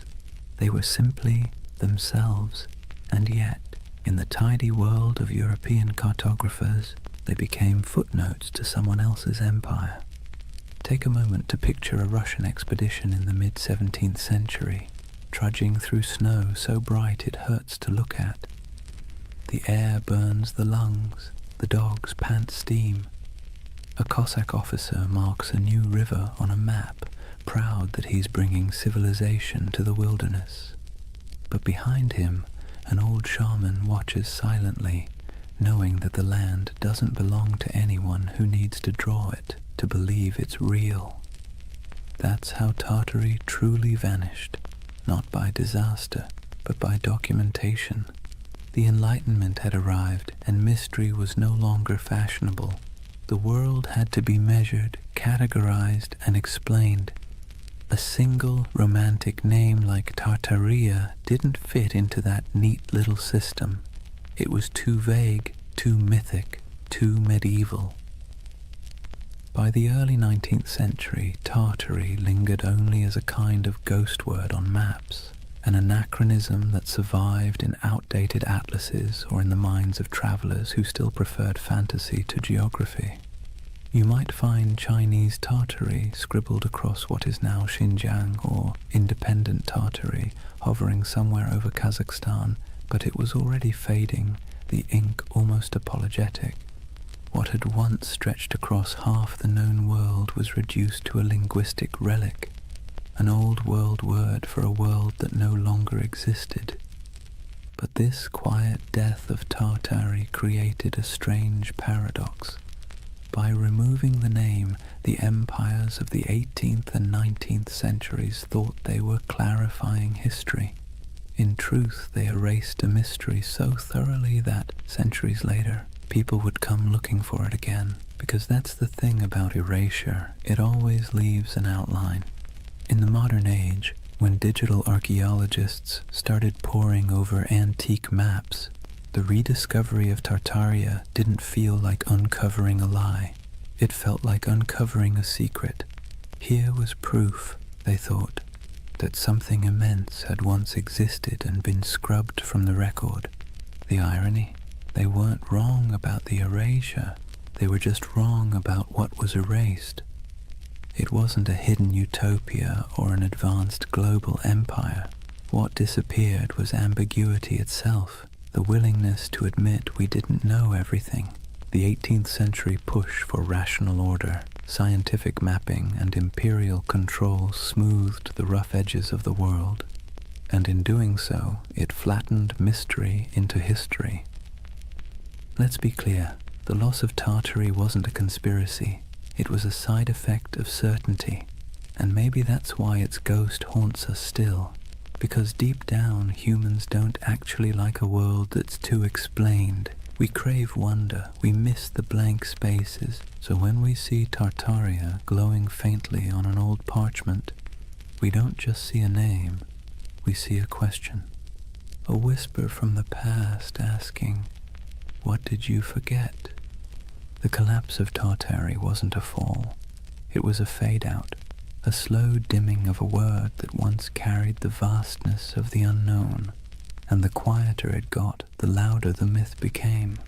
By the time Russia completed its imperial expansion across Asia, by the time the British, French, and Qing empires carved their pieces of the East, Tartary had been buried not under mud, but under maps. And centuries later, when people began brushing that dust away, what they found wasn't evidence of a lost civilization. It was evidence of our collective imagination still alive and searching. That is the strange beauty of this myth. Tartaria may never have been real in the way empires are real, but its death, its quiet bureaucratic burial, feels as monumental as any fall of Rome, because sometimes the end of mystery is its own kind of catastrophe. Chapter 3. The Great Erasure. Lost knowledge, world fairs, and the architecture of amnesia. Take a deep breath. We're leaving behind the dust of the steppe and stepping into marble, into the gaslit glow of the 19th century, because this is where the story of Tartaria is reborn. Not in Siberia, not on the maps, but in the imagination. Picture it. The year is 1893. The World's Columbian Exposition in Chicago. 200 white buildings rise like mirages along the lake, glowing in electric light. Domes, arches, columns, architecture so grand that people literally wept when they saw it.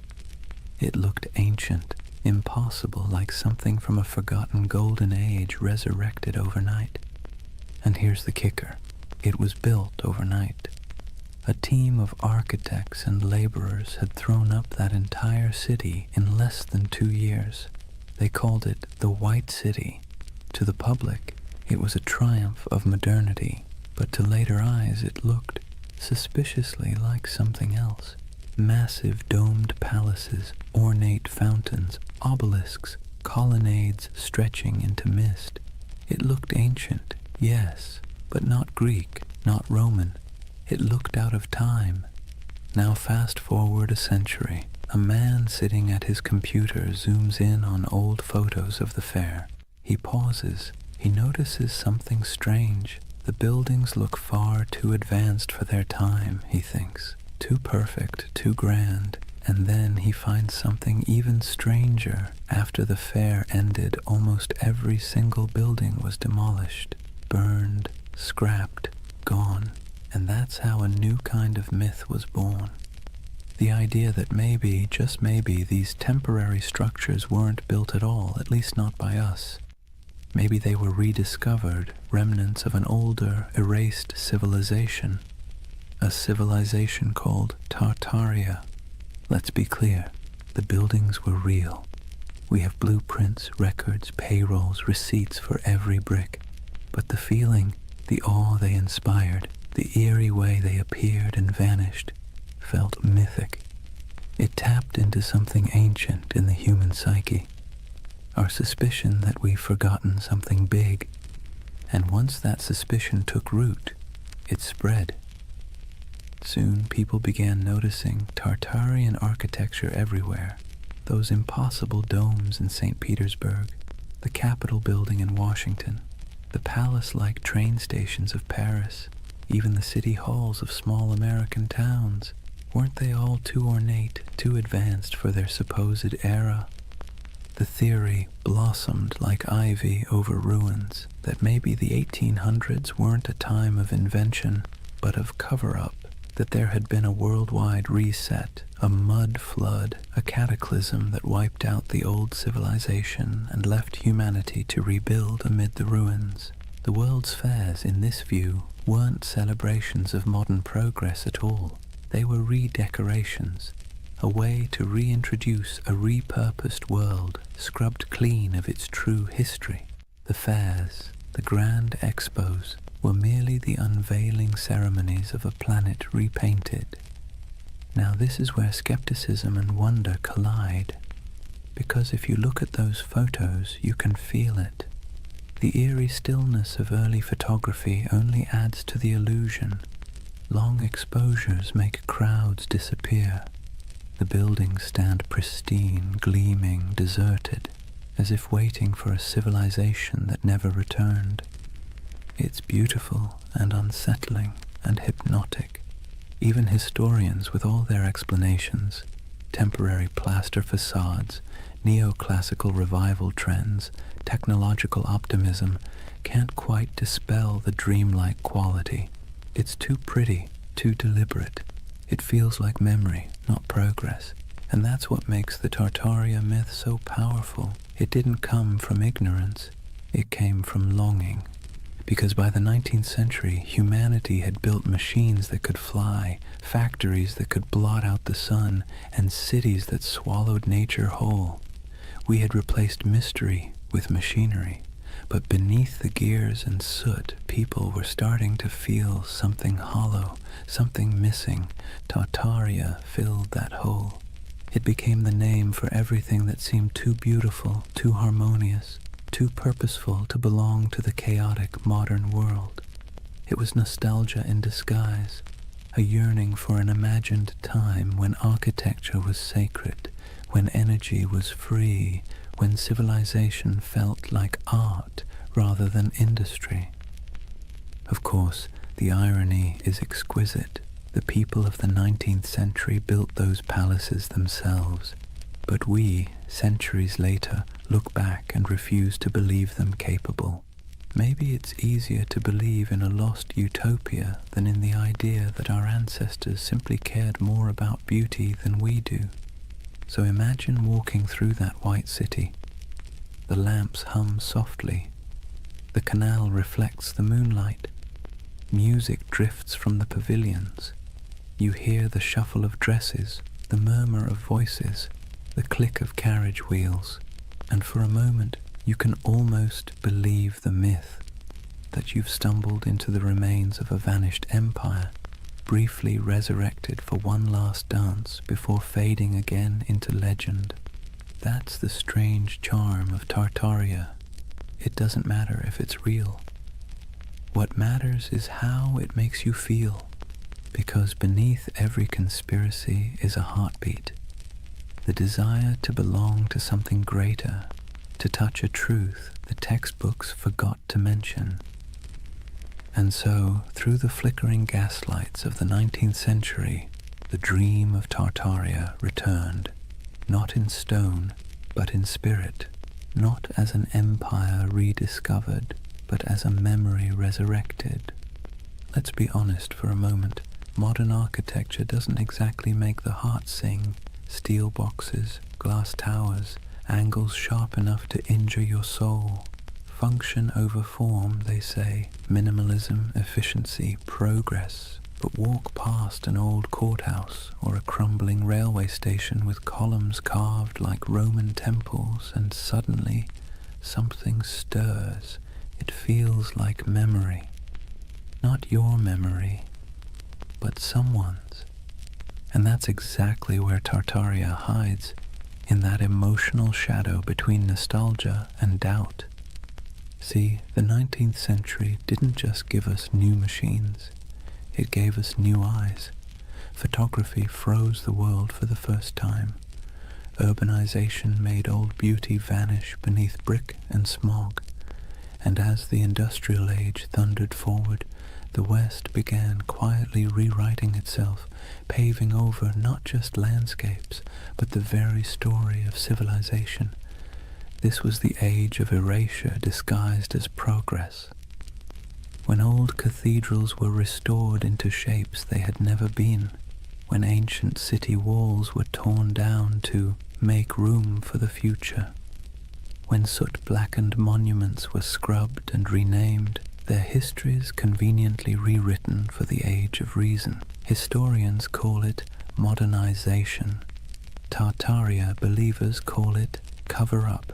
Now, let's pause and take a breath, because this is where myth and history start blending like watercolor. The truth is simpler, but also sadder. It wasn't a conspiracy, it was forgetfulness. The 1800s were obsessed with the new: steam, glass, iron, materials that seemed to promise immortality. The faster technology advanced, the more the past looked like an inconvenience. When people demolished centuries-old buildings to make room for factories or boulevards, they didn't think they were erasing history. They thought they were improving it. But here's the paradox. Progress, when it moves fast enough, feels like amnesia. Imagine being a farmer's son in 1820, living in a cottage built by your grandfather, heated by the same hearth. Then picture your grandson in 1890, born under electric light, surrounded by locomotives, reading newspapers printed on machines that could churn out 1 million copies before breakfast. The pace of change was dizzying. The world your ancestors knew had disappeared before your own eyes. And when memory fades that quickly, even the truth starts to look like myth. That's why the great buildings of the 19th century seem suspicious to us now. They're too perfect, too ambitious, too permanent in an age obsessed with speed. To modern eyes, they feel like artifacts of a lost age, something inherited, not made. The Tartaria theory, in this sense, is less about deceit and more about disbelief. We don't believe we could have built something so beautiful in such a short span of time. And perhaps we're right, but not in the way we think, because that beauty came at a cost. It came from child labor, industrial soot, and the quiet suffering of millions who laid bricks, carved columns, and forged iron in furnaces hotter than the sun. It came from colonial wealth siphoned from distant lands. The marble glimmered, yes, but it glimmered on the backs of the exhausted. So when modern minds gaze at that architecture and whisper, "This can't be human," they're half right. It wasn't built by ordinary humanity. It was built by empire. But myths rarely linger on exploitation. They linger on wonder. That's what gives the Tartaria myth its endurance. It erases guilt and replaces it with awe. Instead of confronting how we gained that grandeur, we imagine inheriting it from some ancient, harmonious civilization. A world without conquest, without industry, without soot. A world that built for beauty's sake alone. That's the secret comfort of believing in Tartaria. It allows us to dream of innocence without the blood, to long for sophistication without the cost. And it's not entirely foolish, because beauty is suspicious in the modern world. Think about it. When was the last time a new building made you stop and gasp? When was the last time a city skyline felt like poetry instead of spreadsheet logic? We live in an age that worships utility and scoffs at ornament. So when people look at those domed cathedrals, those train stations like palaces, those impossible star forts etched into the earth, they don't just see architecture, they see meaning, they see intention. And maybe that's what we've lost, the sense that building could be an act of reverence. The Tartarian lens turns architecture into scripture. It whispers that every arch, every dome, every hidden basement tells a story too big to fit inside textbooks. And whether that story is real or imagined, it soothes a modern ache, the feeling that progress has traded wonder for efficiency. So next time you see an old photo of St. Petersburg shrouded in snow or San Francisco's City Hall gleaming in filtered sunlight, look closer, forget the dates, forget the facts, and just feel it. The silence, the symmetry, the faint pulse of something grander than logic. That's the hum Tartaria leaves behind. The ghost frequency of a civilization that may never have existed, but still haunts us with the possibility that it did. And maybe that's enough. Maybe the myth survives not because it's true, but because it's beautiful. Because deep down, beauty itself has started to feel like a conspiracy. Here's the funny thing about lost civilizations. They always seem to resurface when technology changes. The printing press revived Atlantis, television revived the pyramids, and the internet, well, the internet resurrected Tartaria, not in dusty libraries or archaeological digs, but in image boards, YouTube videos, Reddit threads, and algorithm-fed rabbit holes that feel half like history class and half like lucid dream. If the 19th century erased memory through progress, then the 21st century resurrected it through curiosity. The internet, for all its chaos, gave the world a second archive, a place where forgotten photographs, misfiled maps, and half-remembered myths could find each other again. And that's where Tartaria thrived, among digital ruins. Let's be clear, no mainstream historian believes in the Tartarian Empire, but belief doesn't need credentials, it needs emotion. And online, emotion spreads faster than evidence. It starts small. Someone scrolling through antique photos finds an image of a half-buried building, its windows strangely below street level. They post it with a caption, "Mud flood? Hidden history?" Someone else comments with an old map labeled Great Tartary, stretching across half of Asia. Another user adds photos of star forts, geometric fortifications shaped like mandalas carved into the earth. Then someone else notices that the architecture of 19th century world fairs, domes, spires, impossibly ornate facades, seems eerily similar across continents. And suddenly, the pattern takes on life. A civilization that might never have existed begins to coalesce, not in ruins, but in pixels. It's fascinating to watch. The modern Tartarian myth isn't a single story. It's an ecosystem, a living organism built out of collective imagination.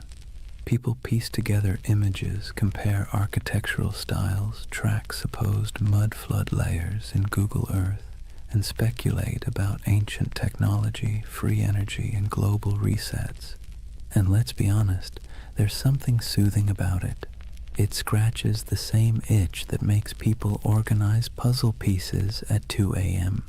You start with fragments, photographs, engravings, forgotten buildings, and try to make sense of the world's dissonance. Why does history sometimes feel incomplete? Why do our cities seem to rest on older bones? Why does beauty feel borrowed? The Tartaria theory online isn't just conspiracy, it's therapy for disillusionment. See, we live in an age drowning in data, but starving for coherence. Billions of facts, timelines, and explanations float around like loose screws. But the more we learn, the less it feels like we understand. We've traded mystery for information, and somehow that doesn't feel like progress. Tartaria brings the mystery back. Scroll through its digital cathedrals, YouTube thumbnails of glowing domes and forgotten maps, and you'll see that what people crave isn't deception, it's wonder. The feeling that history still holds secrets, that maybe we haven't already found every answer, that maybe, just maybe, there's still magic left under the mud. And the internet, for all its cynicism, feeds that craving beautifully. Where old historians dismissed oddities as coincidences, the online world stitches them together with creativity. Star forts become energy hubs, domes become ancient power stations, mud floods become symbolic of global resets, metaphors for forgotten knowledge buried under modern noise. It's easy to laugh, but maybe we shouldn't, because behind every pixelated claim is something deeply human, the refusal to accept a world without mystery. The same impulse that made explorers sail off the map now makes people scroll through archives at 3 in the morning, chasing the ghost of a civilization that never left a skeleton behind. And there's something else, an aesthetic truth. Look at those old photos. The sepia skies, the faint haze, the impossible scale of those buildings. They feel dreamlike, like glimpses from another timeline where humanity built for eternity instead of quarterly profits. When people online say, "This architecture is too perfect to be from our timeline," what they're really saying is, "This feels like a dream I half remember." And that's what Tartaria has become, a collective dream stitched together from the past's photographs and the future's loneliness. Of course, the irony is delicious. The very technology that gave us infinite knowledge also gave us infinite uncertainty. The more we digitized our history, the more unreal it began to look. Old black and white photos uploaded at high resolution don't make history clearer. They make it stranger. The lighting, the shadows, the absence of movement, it all feels frozen, ghostly, like the world before electricity was somehow more alive. So when you see someone online connecting old city photos and whispering Tartaria, what you're witnessing isn't delusion, it's longing, a search for coherence, for the feeling that history isn't just progress and decay, but a cycle of remembering and forgetting. And isn't that what all civilizations do? They rise, they crumble, and then they return in imagination. Rome, Atlantis, Lemuria, Tartaria, each one a mirror reflecting not the past, but our hunger to belong to something grander than the present. In that sense, the internet didn't invent Tartaria, it simply gave it a voice, a new empire of whispers sprawling across servers and screens, where myths are immortal and disbelief is optional. Scroll long enough and you'll start to see why people stay. The posts feel soothingly repetitive. Arches, domes, star forts, mud floods, each image a little lullaby of lost grandeur. A bedtime story told by algorithms instead of grandfather. So maybe Tartaria isn't a place at all. Maybe it's what happens when memory and imagination meet in the glow of a computer screen. Half fact, half wish. The myth doesn't just say, "Look what we've lost." It says, "Look what we still want to believe." And that, perhaps, is the most human story of all.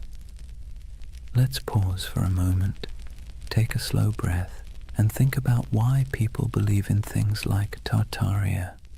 Not in the mocking way you see on forums or documentaries, but really think about it. Why does the idea of a lost civilization hidden under our cities feel comforting?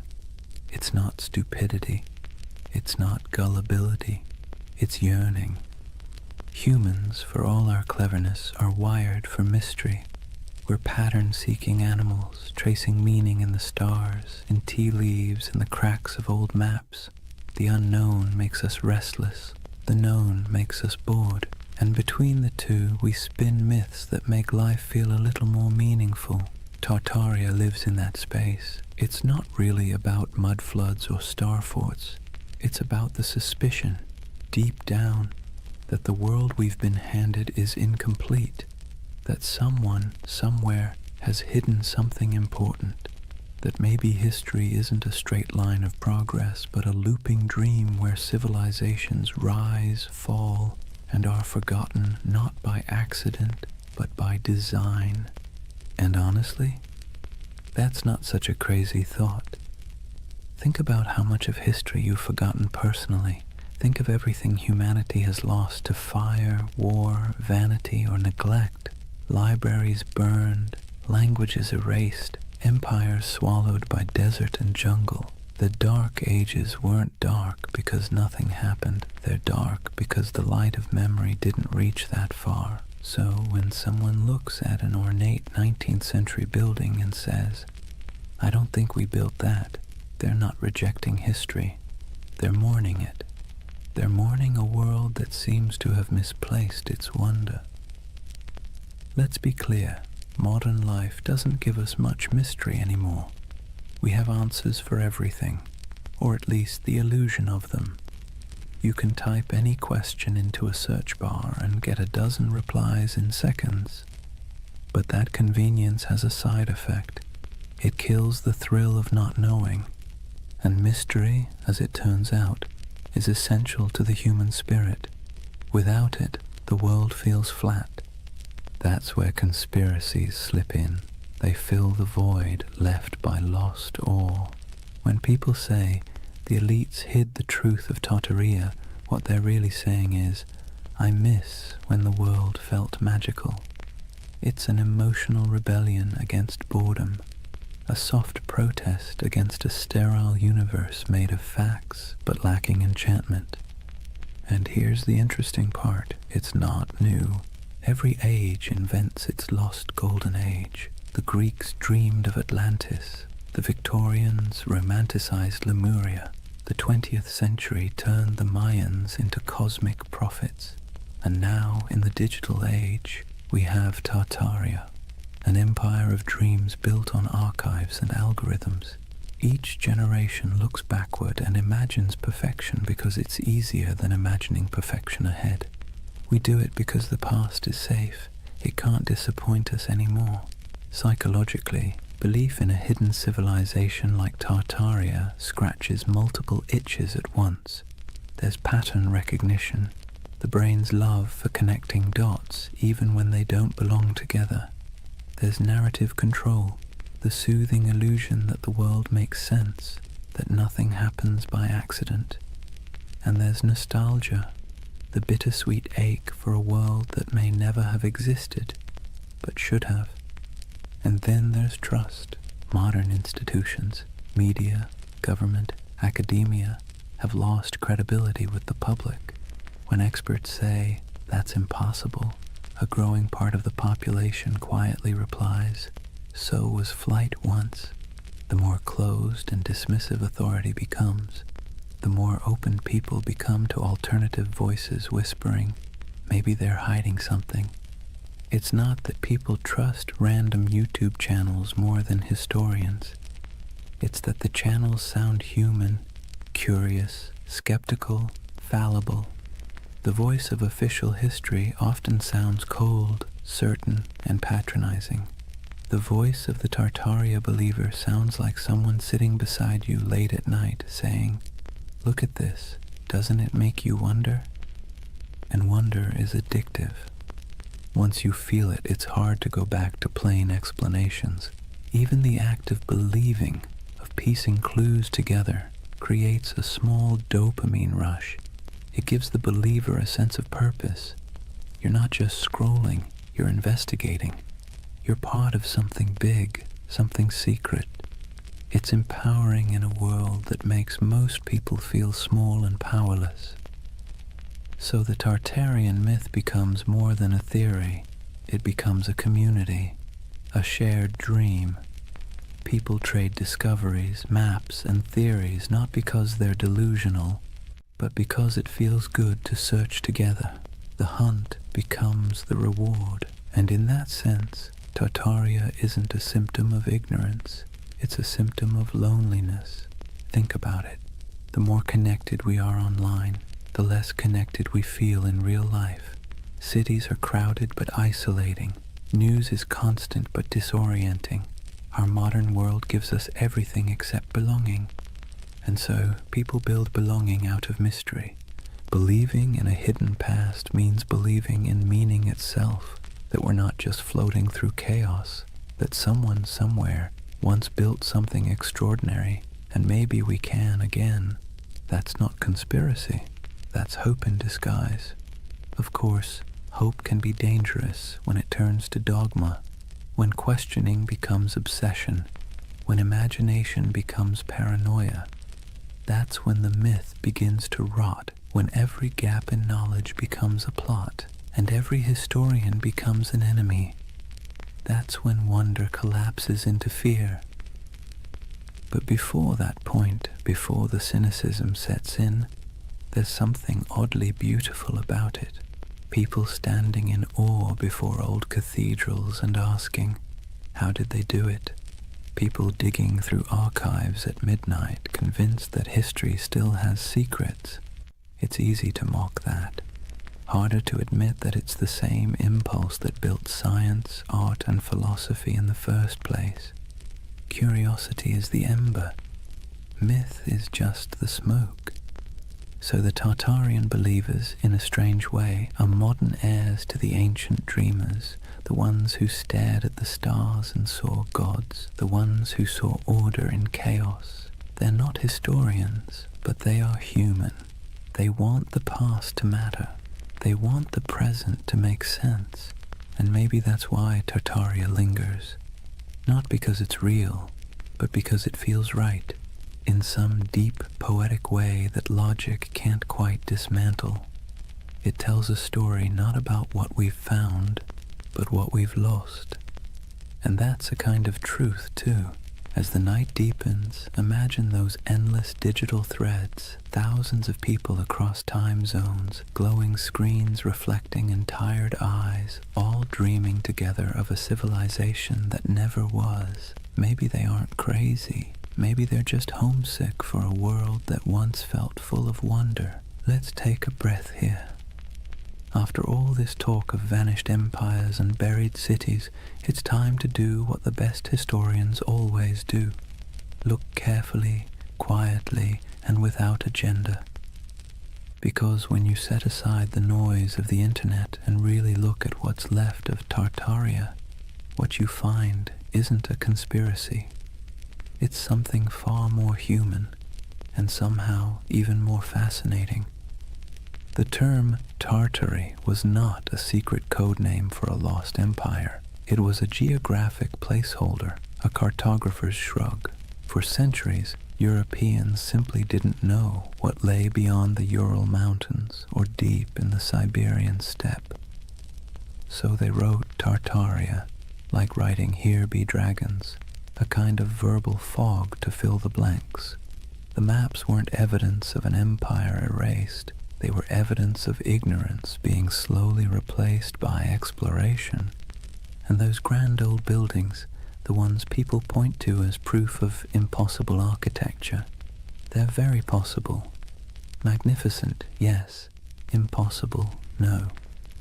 The ornate city halls, cathedrals, and palaces of the 19th century weren't built by some forgotten super-civilization. They were built by humans with chisels, scaffolds, and a near-religious obsession with grandeur. The 1800s were a century drunk on ambition. Industrialization made iron, glass, and concrete cheaper than ever.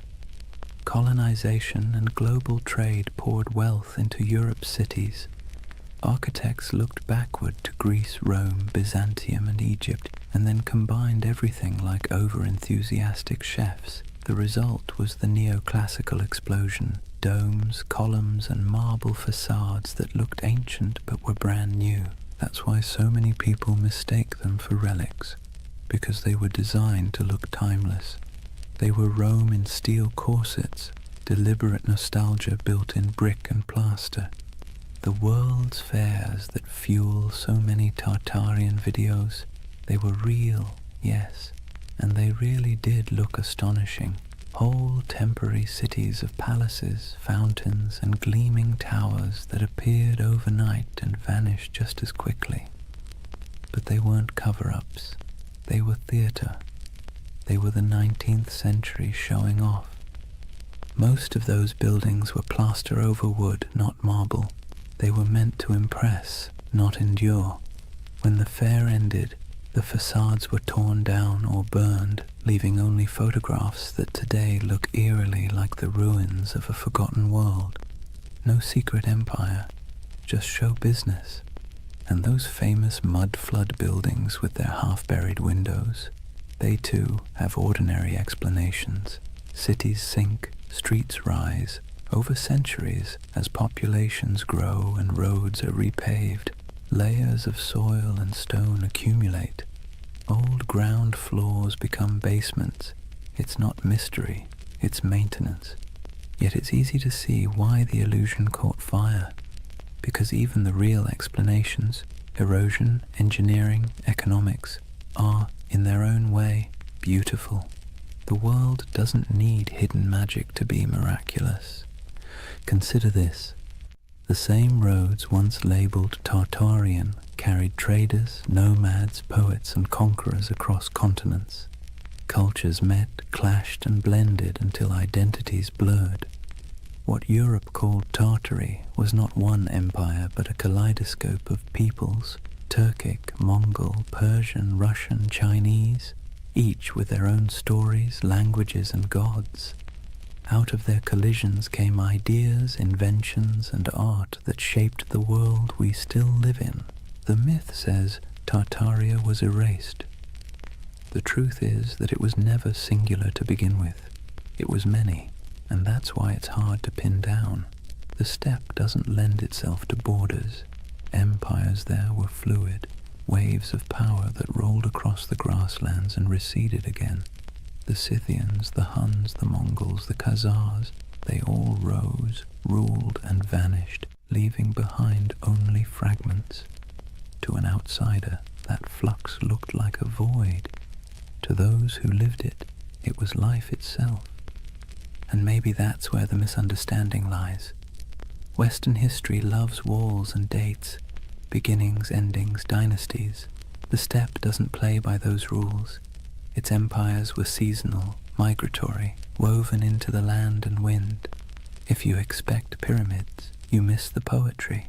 So no, there was no single global Tartarian empire, but there was a vast interconnected world of trade, culture, and movement that stretched from Europe to China long before globalization had a name.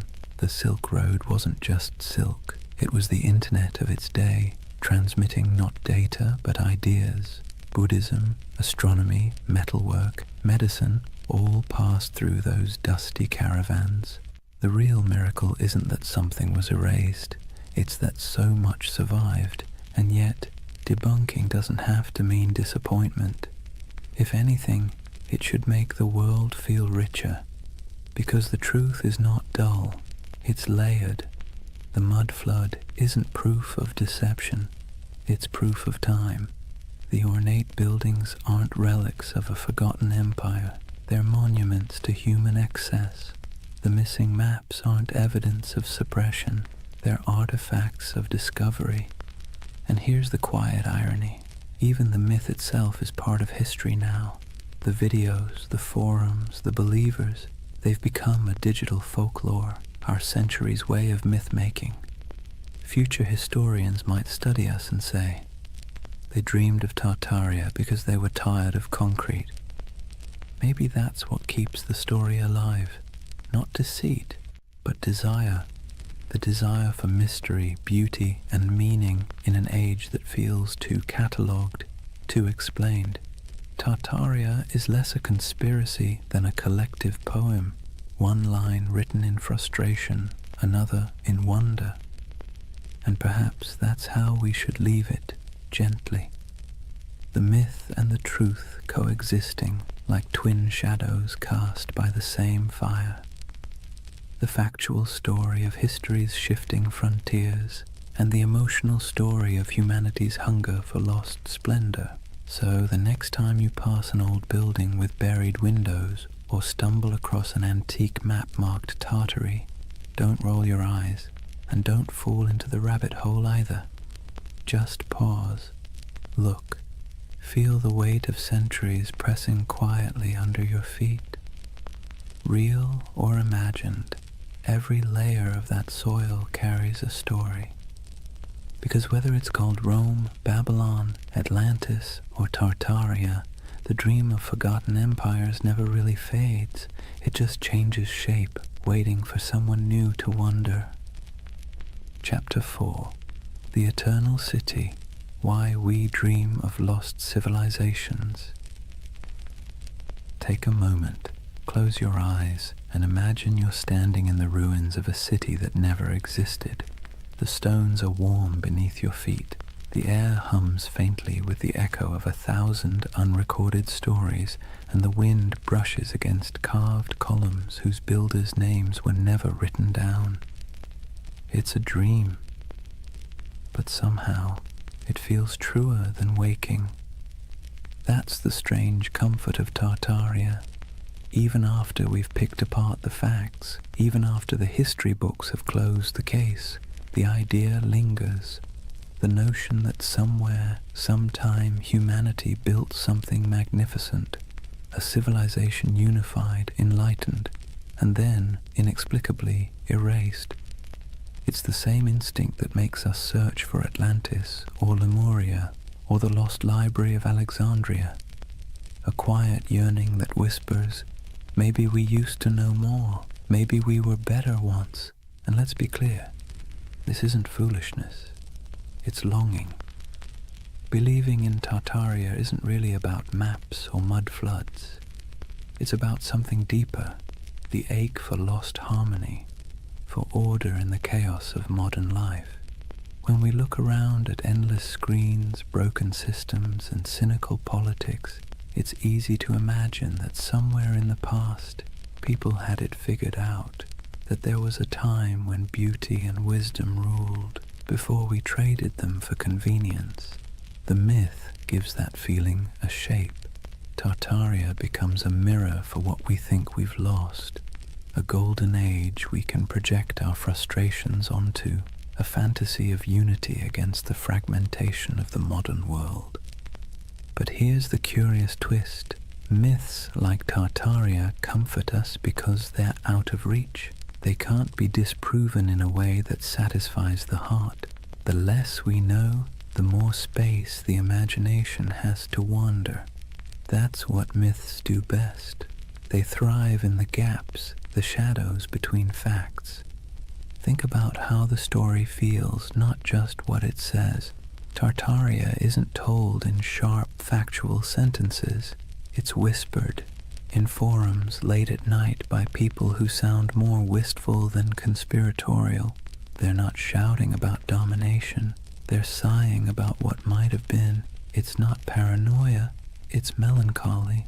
The same kind of melancholy you feel walking through an abandoned building, seeing beauty and decay folded together. There's a paradox at the heart of this comfort. We know modern life is more advanced than any age before it, yet it rarely feels that way. We have the internet, medicine, spaceflight, instant communication, but we also have loneliness, burnout, and an undercurrent of loss. The myth of a vanished civilization fills that emotional void. It says, you're right to feel that something's missing.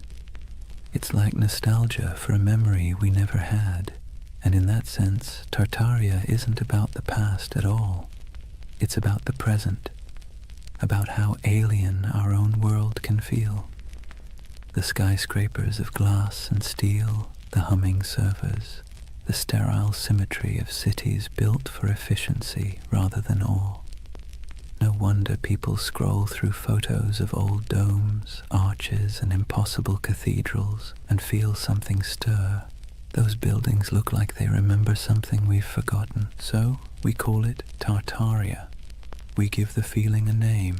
It's easier to believe there was once an age of grace that was stolen than to accept that beauty is fragile, and we let it slip away ourselves. But this comfort isn't all illusion. The belief itself reveals something profound about us. Humans are meaning-seeking creatures. When the world feels senseless, we create patterns to make it make sense. We weave stories over the noise, and in those stories, we find calm. Myths are our way of telling ourselves that the universe still has order, even if it's hidden. That's why so many people find peace in the idea of a lost civilization. It implies that knowledge, beauty, and balance aren't gone forever, just misplaced. It turns chaos into a temporary condition. And maybe that's why Tartaria caught fire in the digital age. The internet is chaos incarnate, 1,000 overlapping timelines, all screaming for attention. In that noise, the myth feels like a lullaby. It slows everything down. It says, once there was harmony. Once the world was whole. Now, whether that's true or not almost doesn't matter. What matters is the feeling it evokes, the quiet pull toward something larger, wiser, softer than the present. The myth becomes a kind of spiritual balm for an age that measures everything but meaning. Imagine yourself late at night, scrolling through photos of ornate ruins, strange domes, or cities half buried in snow. You feel that twinge, that recognition without memory. The beauty is haunting, not because it hides a secret empire, but because it reminds you that time erases, and yet somehow we still search for permanence. That search, that ache, is what keeps myths alive. They aren't about fooling ourselves. They're about coping, finding wonder again in a world that's forgotten how to dream. And maybe that's the greatest comfort of all. Tartaria might not have existed on a map, but it exists in us, in that quiet place between curiosity and longing, where we still hope that something grand and good once stood before the mud, before the noise, before the forgetting. If you really want to understand why Tartaria has captured so many imaginations, you have to stop asking what it was and start asking what it means. Because myths, like mirrors, don't just reflect the world, they reflect us. When people talk about Tartaria, they're not just discussing lost cities or forgotten empires. They're projecting themselves, their hopes, their doubts, their nostalgia, onto a blank canvas of the past. Tartaria becomes less of a place and more of a personality test for civilization. Think about it. To some, Tartaria represents a golden age of harmony and beauty, proof that humanity once lived in balance with nature and technology. To others, it's evidence of corruption and suppression, a story of truth hidden by elites and rewritten by victors. The same myth, two completely different reflections. It tells you less about history and more about what people want from it. And maybe that's the point. Tartaria isn't history. It's a Rorschach test for modern anxiety. We look into its cloudy waters and see what we most long for, or most fear. Let's be clear, myths don't survive because they're accurate. They survive because they're useful. They give shape to feelings that don't fit neatly into textbooks. They're how we process the gap between the world we have and the one we wish we had. The idea of a lost, enlightened civilization comforts us precisely because it suggests that the world wasn't always this complicated. That maybe, somewhere back in time, people figured out the balance between science and spirituality, between art and function, between progress and peace. And if they could, maybe we can again. That's why you'll notice something poetic in the way Tartaria believers talk. It's not just data or dates, it's reverence. They speak of architecture the way others speak of cathedrals. They trace maps like pilgrimages. They aren't just arguing for history. They're mourning for something sacred.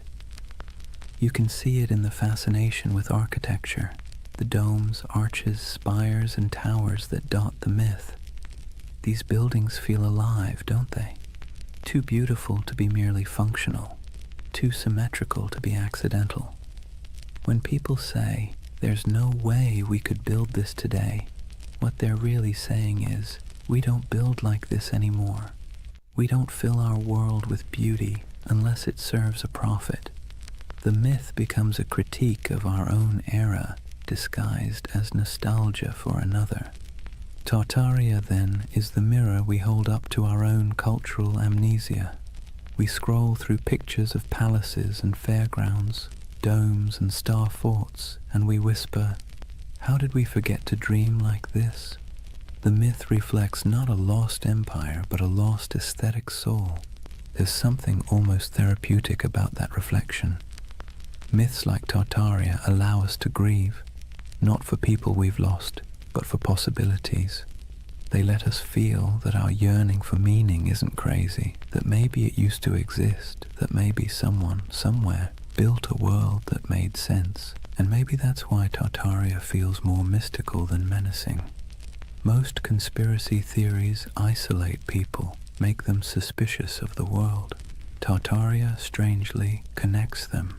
It invites wonder instead of fear. It suggests that the past might still hold beauty waiting to be rediscovered. But reflection cuts both ways. Myths also reveal our blind spots. When people claim that all grand architecture must have come from a lost civilization, they sometimes overlook the real genius of the humans who built it. The artisans, masons, and engineers who left their fingerprints in stone. The myth honors beauty, but erases the hands that created it.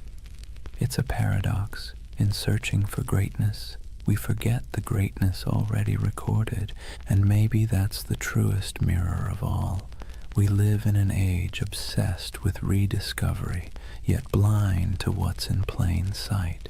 We chase mysteries across continents while ignoring the ones humming beneath our feet, the hidden systems, the forgotten craftsmanship, the quiet brilliance of ordinary people.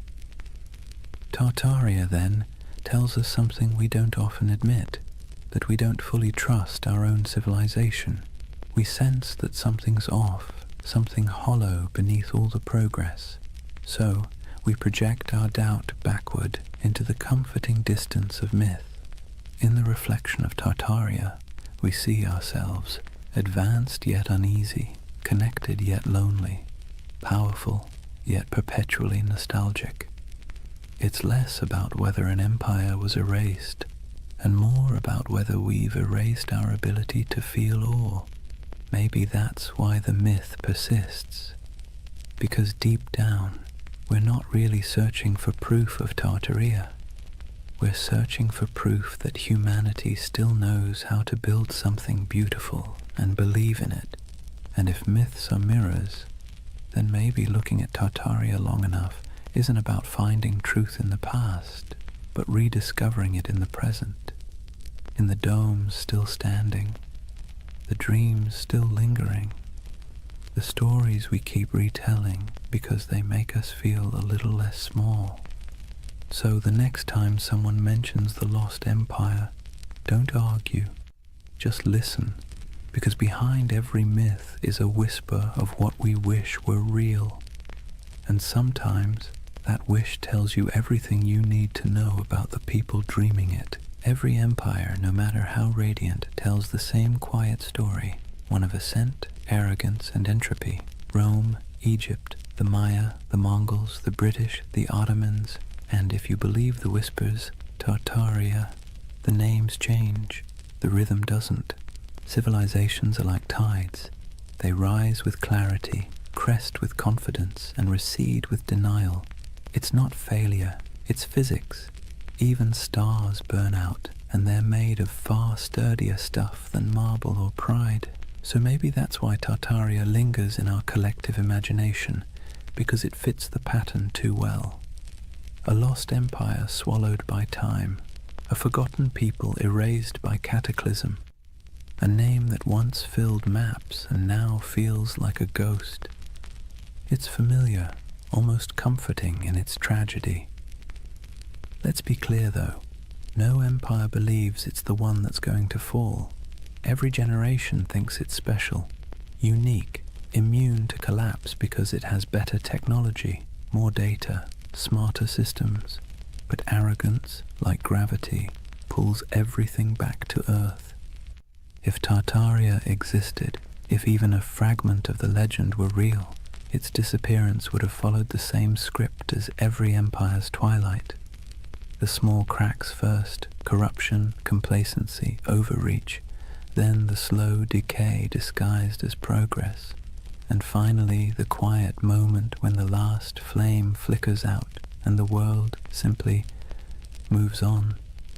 You can almost imagine it, the final days of a grand civilization, not with war or fire, but with exhaustion, merchants still trading, scholars still writing, architects still sketching impossible domes for clients who will never pay. The end doesn't always come with thunder. Sometimes it's a sigh. And here's the thing. We need myths like Tartaria because they remind us that our own civilization isn't exempt. It's a soft warning wrapped in wonder. The idea that maybe, just maybe, we've been here before. Towering cities, vast networks, unshakable certainty, and lost it all to hubris and time. You see, the cycle isn't just historical, it's psychological. We build, we forget, we rebuild. We burn libraries, then mourn the loss of knowledge. We pave over ruins, then spend centuries digging them up again. The pattern is maddeningly human. The Greeks had a term for this, anarchiklosis, the cycle of government and decay. Kingdoms become tyrannies, tyrannies become democracies, democracies collapse back into chaos. Wash, rinse, repeat. The myth of Tartaria just takes that ancient idea and stretches it across a planetary scale. And that's what makes it powerful, because deep down we know the pattern fits us too. Look at the ruins of any civilization, and you'll find the same fingerprints. Ambition, brilliance, greed, denial. The same stone roads leading nowhere. The same monuments built to outlast time, quietly losing that argument. Even today we build our towers of glass and steel, our data empires, our digital libraries with the same optimism that we're preserving knowledge forever. But maybe 1,000 years from now, someone will wander through our abandoned cities and ask the same question we whisper about Tartaria. Who built all this? Maybe that's why we're drawn to stories of collapse told in soft voices, because they allow us to grieve for what's inevitable before it happens. They help us process the strange truth that impermanence is not failure, it's the natural order. In that sense, Tartaria becomes a bedtime story for civilization itself, a reminder that we are temporary but not meaningless, that even in loss there's continuity.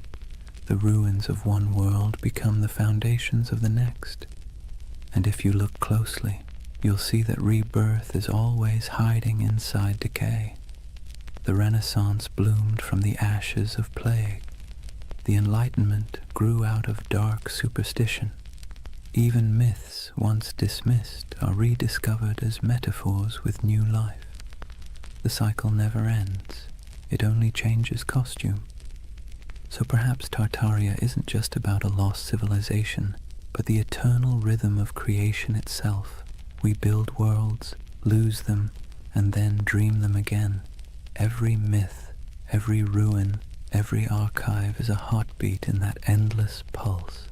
Imagine standing at the edge of some forgotten city, moss creeping over marble, wind sighing through hollow windows, and realizing that this place once thought it was eternal too, that people once stood here, confident that their children's children would never forget their names. But the earth has other plans, and yet the beauty is in the persistence. Even in silence the stones whisper. Even when names fade, the patterns remain. Every fallen empire becomes a lesson written in dust, and every myth like Tartaria is the echo of that lesson, trying to reach us before we make the same mistake. History doesn't repeat exactly, but it rhymes in hauntingly familiar cadences. The trick isn't to break the cycle, it's to learn to hear the rhythm, to build with humility, to remember what was forgotten before, and to leave behind something that, even when buried, still hums with meaning. So when you hear the word Tartaria, don't roll your eyes. Listen to the rhythm beneath it, because that's not just a myth about the past. It's a lullaby for the present, and maybe a warning for the future. There's something irresistible about a mystery that refuses to die. You can debunk it, explain it, trace its origins down to the dusty corners of old libraries, but if it still feels like a secret, people will keep chasing it. That's the real magic of Tartaria. It doesn't survive because it's proven. It survives because it haunts. In a world that measures everything, categorizes everything, and leaves nothing ungoogleable, a mystery like Tartaria feels like a rebellion.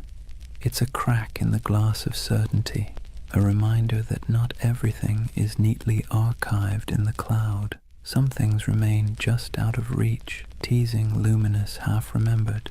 Let's be honest, the modern world isn't built for mystery. We live in an age of answers. Every question has a search bar waiting to solve it in half a second. And yet deep down, we miss not knowing. We miss wonder. We miss the feeling that the world is bigger than our understanding. Tartaria gives us that feeling back. It's a paradox. We're surrounded by more information than any civilization in history, and somehow we trust less of it. We have satellite maps of every mountain, street view of every alley, but we still find ourselves staring at old maps labeled Grand Tartary and thinking, maybe something's missing. Maybe history isn't as linear as it pretends to be, and who can blame us? The past is always a little blurry, like a photograph printed from a damaged negative. Historians do their best to fill the gaps, but even the most rigorous scholarship leaves shadows. Tartaria slips into those shadows, into the empty spaces between what we know and what we feel. There's also a quiet beauty in unanswered questions. They remind us that curiosity itself is a form of connection. When someone spends years digging through forgotten archives, zooming into grainy satellite images, or exploring the ruins of an abandoned palace, they're not just chasing facts, they're chasing wonder. They're trying to feel something vast and timeless, something that hums beneath the noise of everyday life.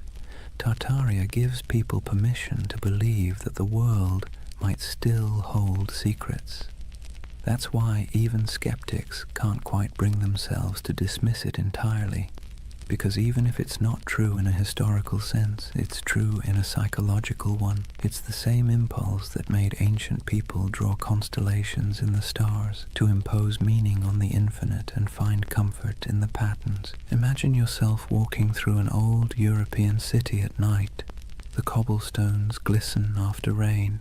Gas lamps flicker against the carved faces of forgotten gods on building facades. You look up, and the skyline feels impossibly ancient. Arches, domes, and spires stacked like a dream you can't quite interpret. You don't know who built it. You don't need to. The mystery itself is enough. It's like hearing a song in a language you don't understand but somehow recognize. Tartaria lives in that feeling. The hum between knowing and not knowing. The soft echo of lost craftsmanship, the sense that time might be a loop and we're just tracing paths our ancestors already walked. And the irony is, the more we learn about history, the more mysterious it becomes. Every discovery opens 10 new questions. Every answer reveals how much we don't know. The ruins of Göbekli Tepe pushed back the dawn of civilization by thousands of years. The Antikythera mechanism rewrote what we thought the ancients could build. Maybe Tartaria doesn't exist, but the idea that civilizations rise and vanish, leaving traces we mistake for impossibilities, isn't so far-fetched after all. Even the skeptics, the scientists, the historians, they're chasing the same thing as the dreamers. They just call it research instead of mystery. But deep down, it's the same hunger to understand what came before, to find meaning in the ruins. There's a gentle wisdom in letting some mysteries remain mysterious. Not every story has to be resolved. Not every legend needs to be disproven. Some things are more beautiful when they stay slightly out of focus. Tartaria belongs to that realm, the twilight between history and imagination. Because here's the truth. Even if we mapped every ruin, deciphered every language, catalogued every artifact, we'd still find ourselves asking, what's missing? What did we overlook? What used to be here? And that question, that ache, is what keeps humanity moving forward. It's what drives us to explore, to create, to tell stories at all. Mystery, in a strange way, keeps us human. It reminds us that we don't control everything, that there are still edges to the map, and in a world that feels increasingly small, that's a comfort. So if you ever feel the pull of Tartaria, the urge to look at an old map and imagine lost cities under the soil, buried glass domes beneath the ice, vanished languages whispered through time, don't resist it. It's not foolishness, it's memory dressed as wonder. It's the part of you that still wants to believe there's more to the story, because there always is. Imagine drifting in that half-awake space between dreaming and memory, the kind where time doesn't quite make sense and faces blur into landscapes. That's what the myth of Tartaria feels like, a collective dream stitched together from ruins, half-forgotten books, and the quiet yearning that maybe, just maybe, humanity once built something beautiful and lost it. Not just an empire, but an idea. Tartaria isn't really about maps or mud floods. It's about longing, the longing for a golden age before the noise, before the smog, before the blinking lights of modern anxiety.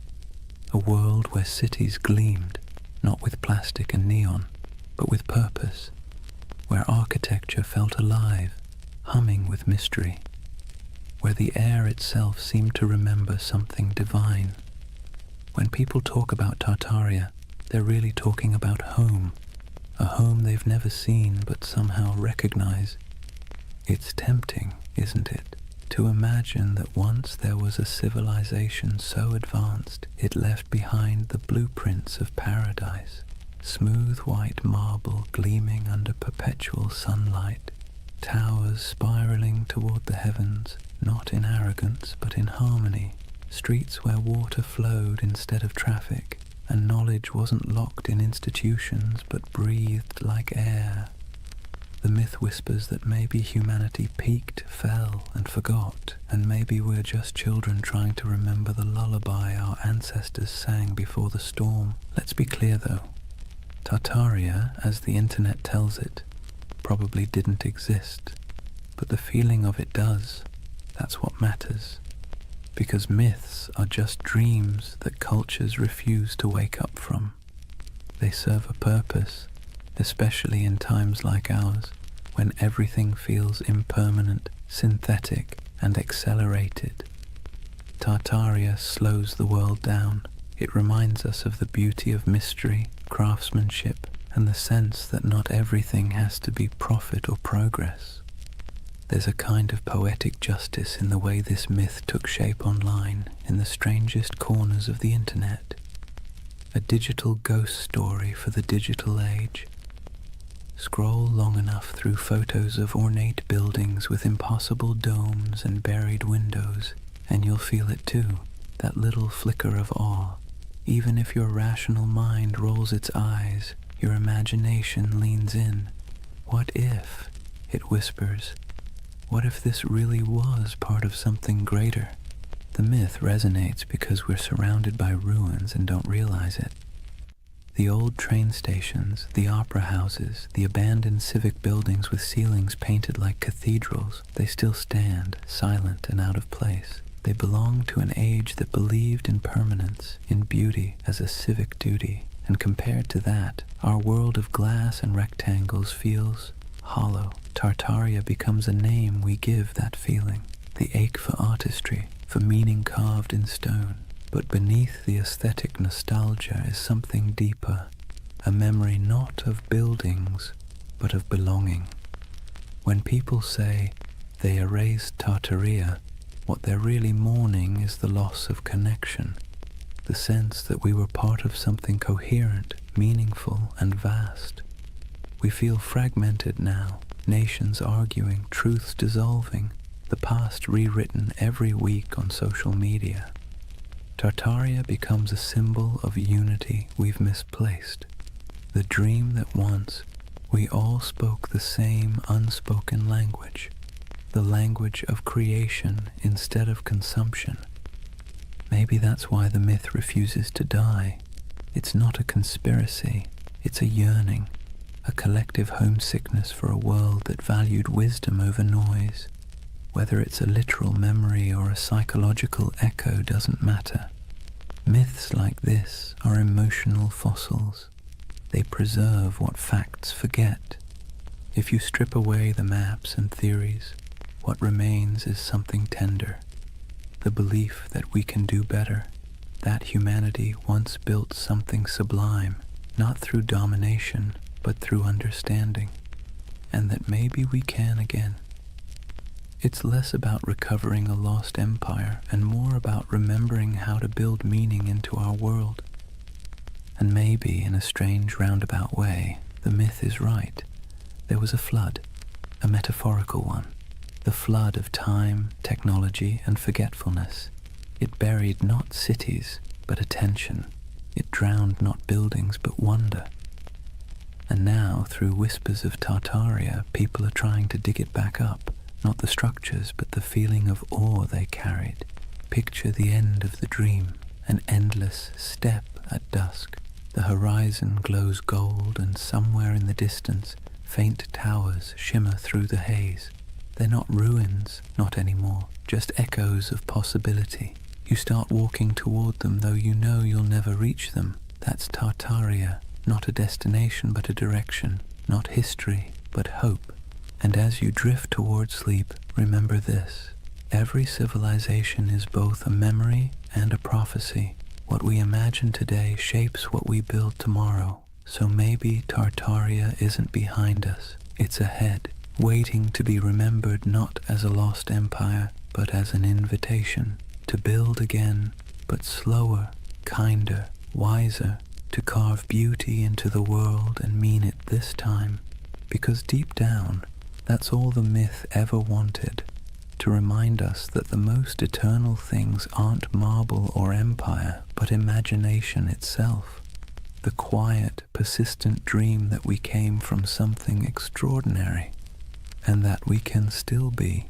So now, as the story fades and the dream of Tartaria settles like evening mist, take a moment, breathe slowly, let the world around you grow quiet.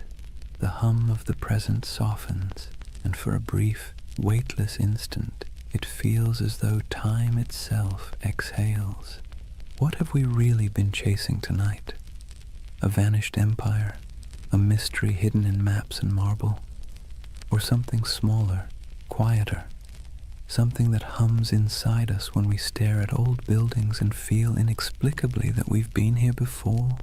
Tartaria may never have existed on any official timeline, but in another sense, it's never stopped existing. It lives in the empty plazas at dawn, when the light hits old stone just right, and the world feels ancient again. It lives in the symmetry of cathedrals, the curve of forgotten domes, the echo of a song hummed in a language no one remembers. It lives in us, the builders, the dreamers, the rememberers. And maybe that's the truth behind all forgotten civilizations. They never really vanish, they just move inward into the imagination. Every myth is a refuge, a way of saying, once we were capable of beauty. Once we remembered how to build with our hearts. So as you lie there now, listening to the quiet between sentences, imagine those impossible cities, half marble, half memory. The air is cool, the towers glow faintly, their reflections trembling in still water. Somewhere in the distance, bells ring, soft as wind chimes, a civilization asleep, waiting to be remembered. Let yourself drift there for a while, between the known and the forgotten, between myth and truth, between what was and what could be, because that's where Tartaria lives, not in the history books, but in the gentle space between waking and dreaming. The world outside your window may look ordinary, but beneath it runs the same current that built empires, painted ceilings, and told stories by firelight. It's the same desire to make meaning from the chaos, to leave something beautiful behind, even if no one remembers who built it. So rest easy. You don't need to solve the mystery tonight. You don't need to decide what was real and what was legend. Just breathe and listen. The past has a rhythm, slow and steady, like the tide, like a heartbeat. It's the sound of humanity remembering itself. Tomorrow the noise will return, screens, traffic, chatter. But tonight belongs to silence, to candlelight, to the soft pulse of an imaginary empire that refuses to die. Tartaria is gone, but also eternal, an echo across time reminding us that wonder is its own kind of truth. And as your eyes grow heavy, think of it this way. Maybe the greatest lost civilization isn't buried under mud or stone. Maybe it's the one inside us, waiting to be uncovered again. A world built not from power, but from awe. Good night, dreamer. Sleep well under ancient skies. And if you find yourself walking through those shining cities again, don't rush. Stay a while. The empire of imagination is always open.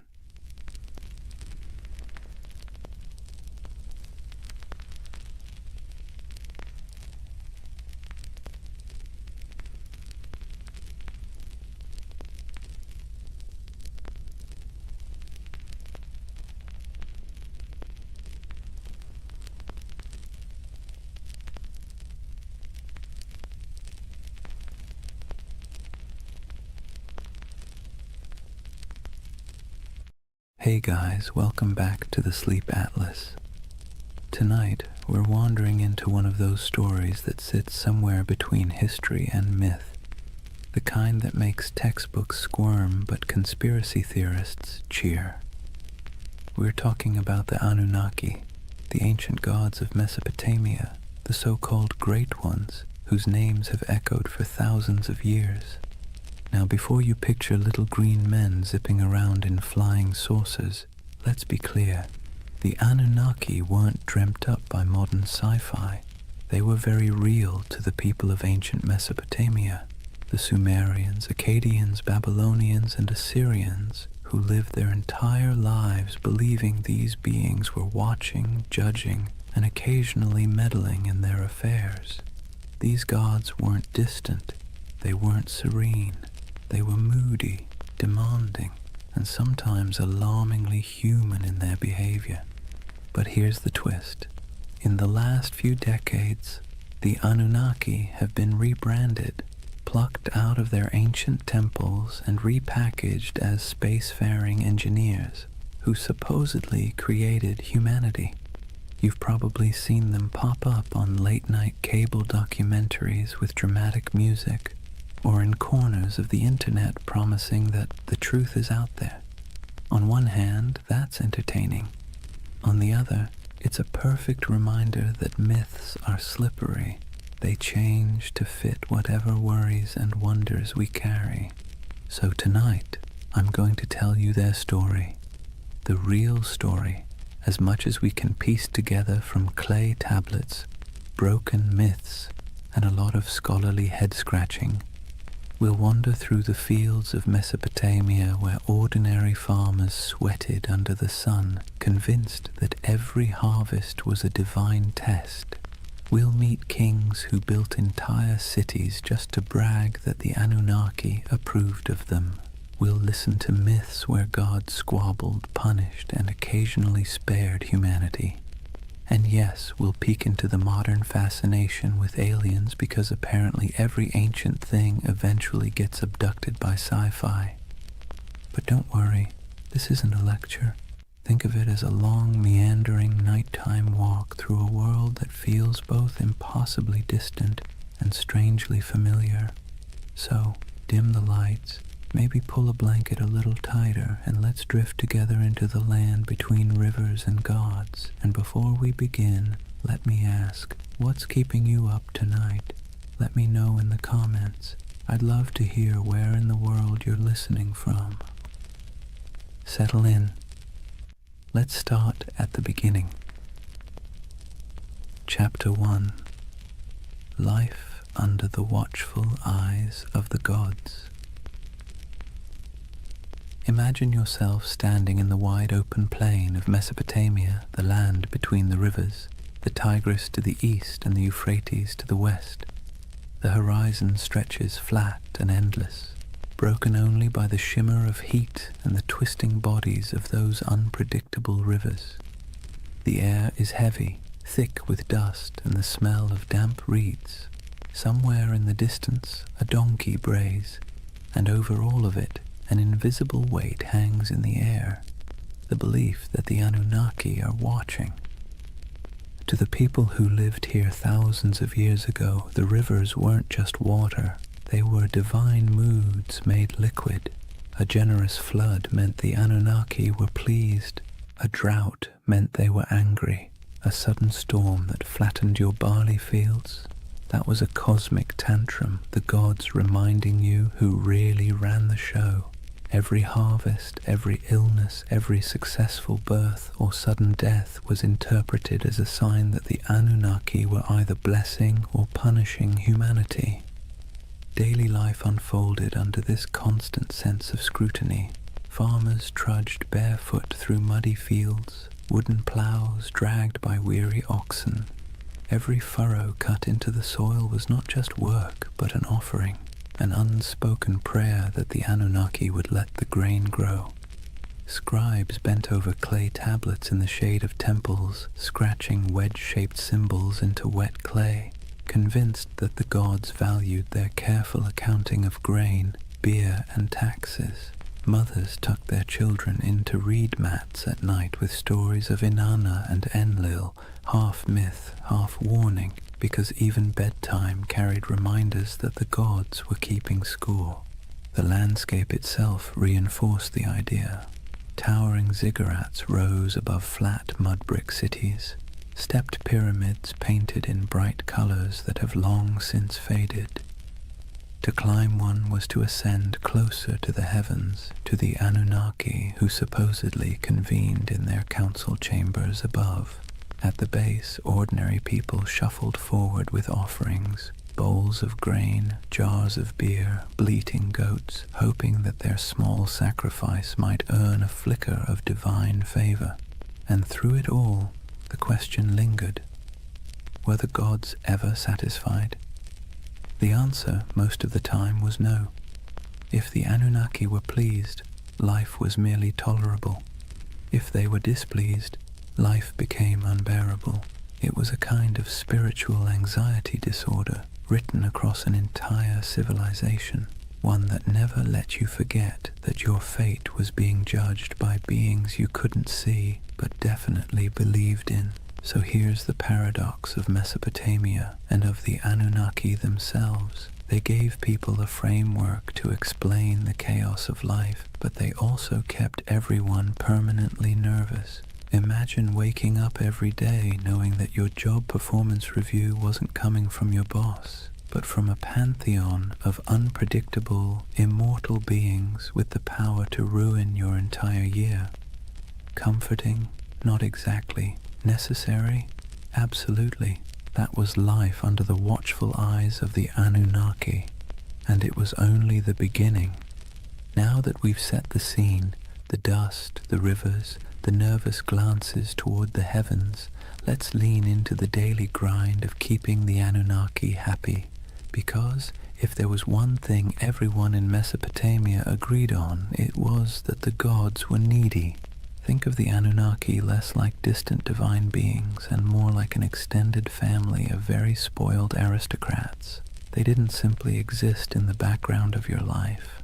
They were treated as if they lived right there in the city with you, lounging in temples that were really more like mansions stocked with food, drink, and endless attention. Priests fed the gods' statues elaborate meals. They clothed them in fine garments. They bathed them, sang to them, and even tucked them into bed at night with rituals designed to assure the gods that yes, they were adored. And here's the kicker, the gods didn't actually eat the food, wear the clothes, or drink the beer. The priests did. But in the logic of the time, that was the point. The offering wasn't about literal nourishment. It was about respect, about demonstrating submission to the divine order. Imagine working all day in a scorching field, hauling baskets of barley, and then handing over a chunk of your hard-earned harvest to a temple where priests would cook it up in front of a golden statue. You didn't get to enjoy the meal. The gods did, or so you were told. This wasn't optional. Failing to make offerings wasn't just rude, it was dangerous. Skip your temple duties, and you risked angering a god who could retaliate with a bad harvest, a plague, or a flood. It was like living with an unpredictable landlord who might torch your house because you didn't bring them enough bread. And so, day after day, people dragged their grain, their livestock, their jars of beer, and their prayers into the temple courtyards, hoping the divine egos were stroked enough to leave them in peace. Markets reflected this cycle of giving and appeasing.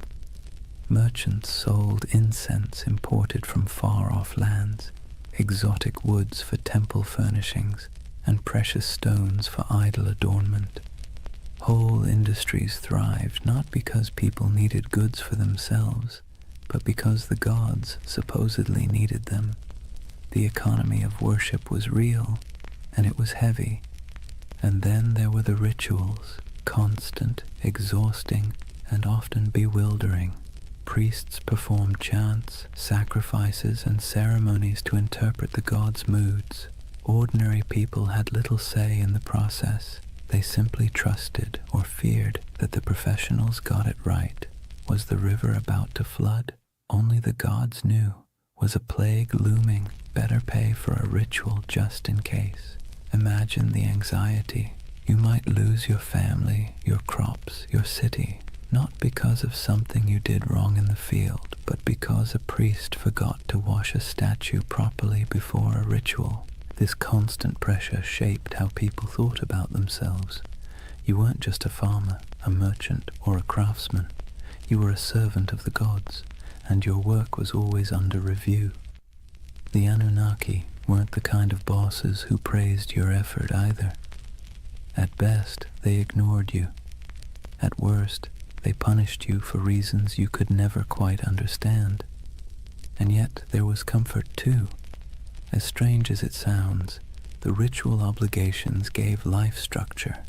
There was a rhythm to the year, festivals, sacrifices, processions, moments when the whole city gathered together in noisy, colorful celebrations. For a while, the pressure of survival melted into shared relief. Beer flowed, music played, incense smoke curled into the sky, and people could convince themselves that the Anunnaki might actually be pleased for once. But make no mistake, the weight of worship was heavy. It pressed down on every meal, every harvest, every family gathering. It meant living in a world where you never really owned your life. You were always making payments upward, into the hands of gods who demanded much and explained little. Civilization, in other words, came with a permanent divine subscription fee. So when you picture Mesopotamian life, don't just imagine mud brick houses and busy bazaars. Picture the temples looming above everything, casting long shadows across the city. Picture priests bustling through courtyards, chanting prayers and carrying offerings. And picture the ordinary farmer at the gate, holding a bowl of barley with cracked hands, hoping that this small gift would keep the Anunnaki's attention fixed somewhere else. That was the weight of worship, a constant burden, heavy as the mud brick walls themselves, shaping every breath of life in the land between the rivers. If temples were the stage for grand rituals, then the family was where belief in the Anunnaki seeped into the most ordinary corners of life. From the moment you were born in Mesopotamia, you were wrapped in layers of tradition, lore, and stories that all reminded you the gods were watching and you had better behave. Picture a household, mud brick walls enclosing a small courtyard with reed mats laid out for sitting and sleeping. The air smells faintly of cooking grain, sheep dung burned for fuel, and maybe onions sizzling in oil if the family was lucky enough to afford them. Life here was simple, cramped, and endlessly repetitive. Yet, hovering over every task, grinding flour, weaving wool, teaching children their chores, was the belief that the Anunnaki were present, judging not just cities or kings, but households too. Families were patriarchal, meaning the oldest male ruled the home, and his authority was framed not as personal power, but as divine order. Fathers were seen as enforcers of a structure that supposedly mirrored the cosmic hierarchy. Just as gods ruled over humans, men ruled over their families. Hammurabi's famous law code spelled this out with brutal clarity. Wives owed obedience, children owed respect, and failure to comply could bring harsh consequences. This wasn't just social convention. It was written into the laws that claimed divine backing from the gods themselves. Mothers carried their own weight, of course. They were the backbone of the household, weaving, grinding, managing food stores, raising children, and passing on the stories that glued the family's beliefs together. Bedtime wasn't a cozy session of fairy tales. It was an education in fear and respect. Children were told myths of Inanna descending to the underworld, of Enlil sending storms, of the Anunnaki judging souls in the afterlife. These stories weren't entertainment so much as early compliance training. The message was clear: live properly or the gods will notice. Children's lives reflected this constant training. Boys learned the family trade early, whether that meant trudging in the fields, selling goods in the marketplace, or, if you were very lucky, scratching cuneiform signs into clay tablets under the harsh eye of a schoolmaster. Girls learned weaving, cooking, and managing the household, roles that prepared them to keep the rhythm of worship alive in the next generation. Even play wasn't free of divine oversight. Children carved little clay figurines of gods and heroes used in games that blurred the line between fun and reverence. Faith wasn't just whispered in prayers, it was baked into family rituals. Before meals, small offerings of grain or beer might be set aside for the household gods. Amulets were hung by doorways to ward off demons. Protective charms shaped like little snarling figures were placed in bedrooms, especially near infants. Birth itself was wrapped in ritual. Women prayed to Ninhursag, goddess of fertility, to protect mother and child, while midwives muttered incantations to keep evil spirits away. From the very first breath, life was understood as a fragile gift, one that could be snatched away if the Anunnaki weren't appeased. And here's the thing, families weren't just private units, they were miniature reflections of the larger city and its hierarchy.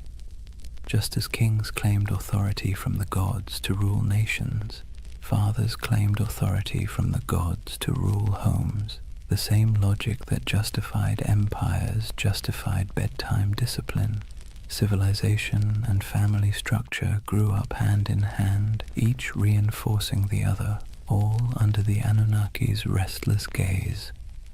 Of course, within this strict system there were still moments of warmth. Picture a mother teaching her daughter how to weave, her hands guiding the thread through the loom. Picture a father showing his son how to plant barley, pressing the seeds into the soil with calloused fingers.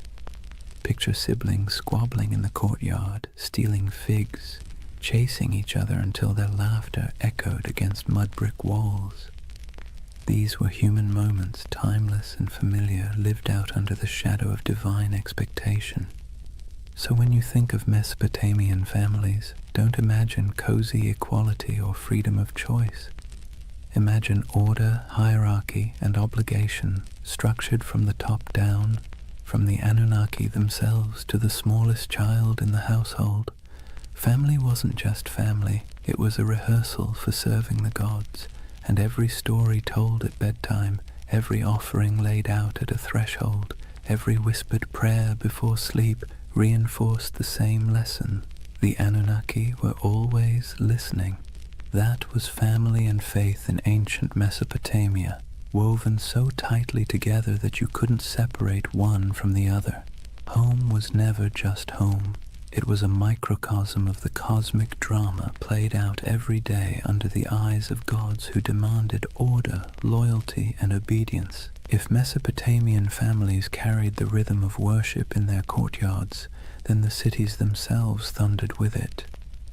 The soundscape of Mesopotamia wasn't just donkeys braying or merchants shouting. Woven through the daily hum was an undercurrent of sacred noise, constant reminders that the Anunnaki were never far away.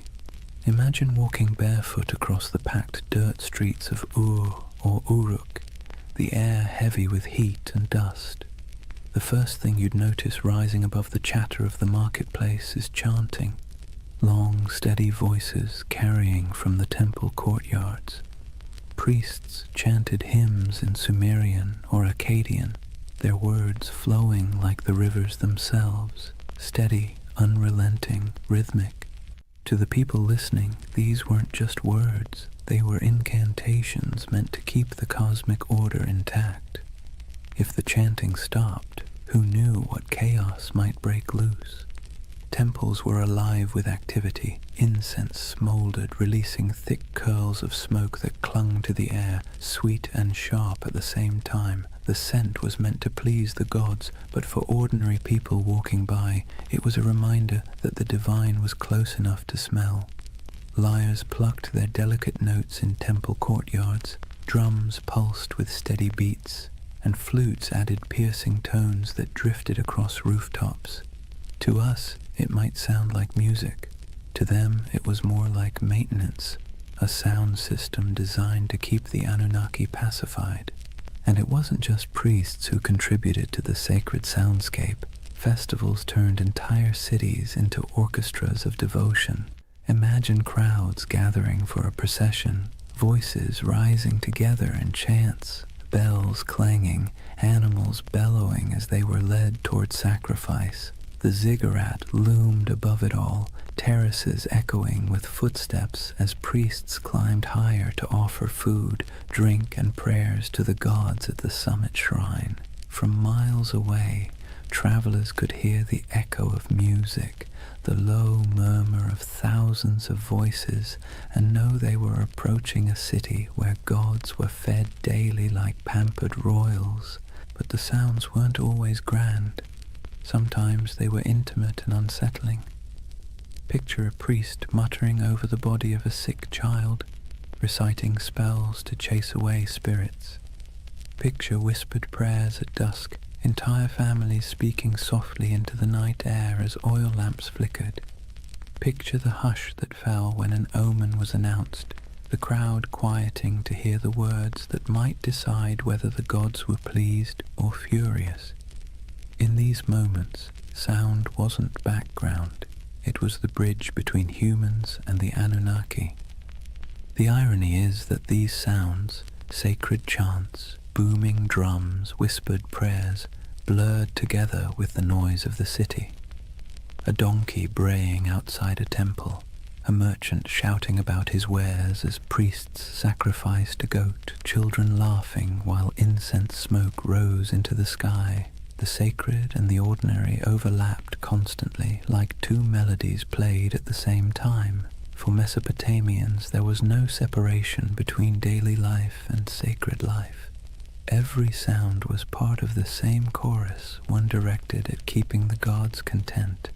So, when you imagine Mesopotamia, don't just picture silent ruins or dusty tablets in a museum. Picture a city alive with sound, chanting voices echoing from ziggurats, music rising from temples, prayers whispered in homes, markets buzzing with life. And beneath it all, the steady, unsettling hum of belief, the sense that every sound you made was heard, judged, and recorded by the Anunnaki. That was the soundscape of Mesopotamia, sacred and ordinary, human and divine, blending into one endless hymn beneath the gaze of restless gods.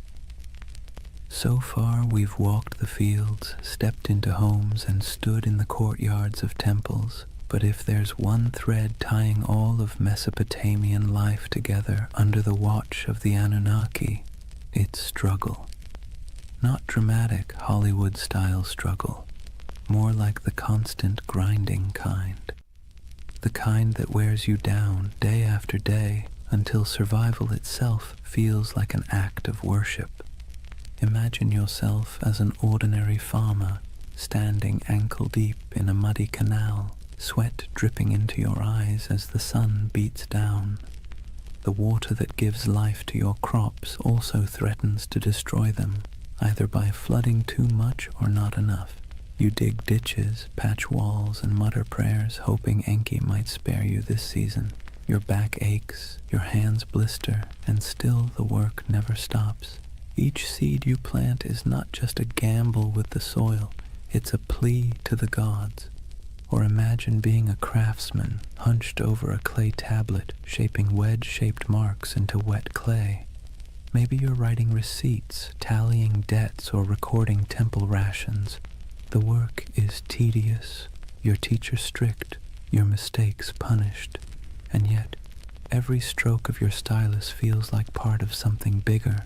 You're not just tracking grain, you're participating in a divine system where the Anunnaki themselves are imagined to weigh human worth in records and degrees. Disease lurked in the background too. Cities were crowded, hot and filthy, and illness spread quickly. If someone in your family fell sick, you didn't think of germs, you thought of angry gods or lurking demons. Maybe it was punishment, maybe it was bad luck, maybe both. Priests muttered incantations over the feverish burned incense and offered sacrifices. Sometimes it worked, sometimes it didn't. Either way, you believed your life was being tallied by powers you couldn't see. And then there was the simple, unshakable anxiety of living in a land where nothing stayed stable for long. Floods, droughts, raids from neighbors. Every threat felt like it came with divine approval or divine neglect. You might work tirelessly, live faithfully, and still watch your field wash away overnight. It's no wonder that Mesopotamian myths constantly circle back to the same themes. Humans struggling, gods displeased, chaos always around the corner. But within that struggle, there was resilience. People endured. They dug new canals after floods, rebuilt homes after raids, prayed louder after disasters. Families bound themselves tightly together. Neighbors leaned on one another in the marketplace, and communities clung to rituals that gave their world meaning. The Anunnaki may have loomed like stern overseers, but the people found ways to keep living, laughing, and even celebrating in the cracks between their hardships. So, when you picture Mesopotamia under the eyes of the Anunnaki, don't imagine endless golden fields or carefree abundance. Imagine sweat-soaked tunics, cracked hands, and weary faces that still lifted toward the ziggurat at dawn. Imagine humanity trying, failing, and trying again, all while believing that somewhere, far above or deep below, the Anunnaki were watching, measuring, and deciding their fate. That was the human struggle.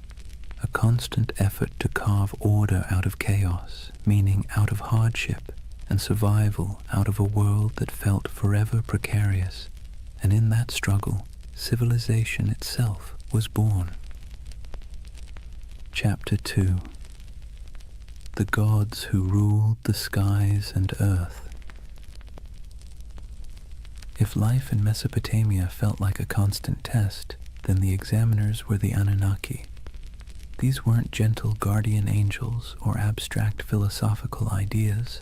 They were the great gods, beings who sat at the very top of the divine food chain, descended from the union of Anu, the Sky Father, and Ki, the Earth Mother. To the Mesopotamians, the Anunnaki weren't distant background characters. They were judges, enforcers, and supervisors, always peering down like cosmic landlords who never forgot to collect rent. The word itself, Anunnaki, has a heaviness to it, something that sounds like it should be whispered by torchlight. Ancient scribes described them as the 50 great gods, though their numbers shifted depending on which city you asked. Some texts placed them in the heavens, others in the underworld. In either case, their role was clear. They were the arbiters of fate, the beings who decided whether you lived to see another harvest or whether your name would vanish into dust. Picture it like a cosmic council chamber. Anu presides as the lofty patriarch of the skies, his authority absolute, but his personality distant. He isn't the kind of god you chat with about personal problems. He's the one who sets the tone, like a CEO you've never met, but whose name sits on every memo.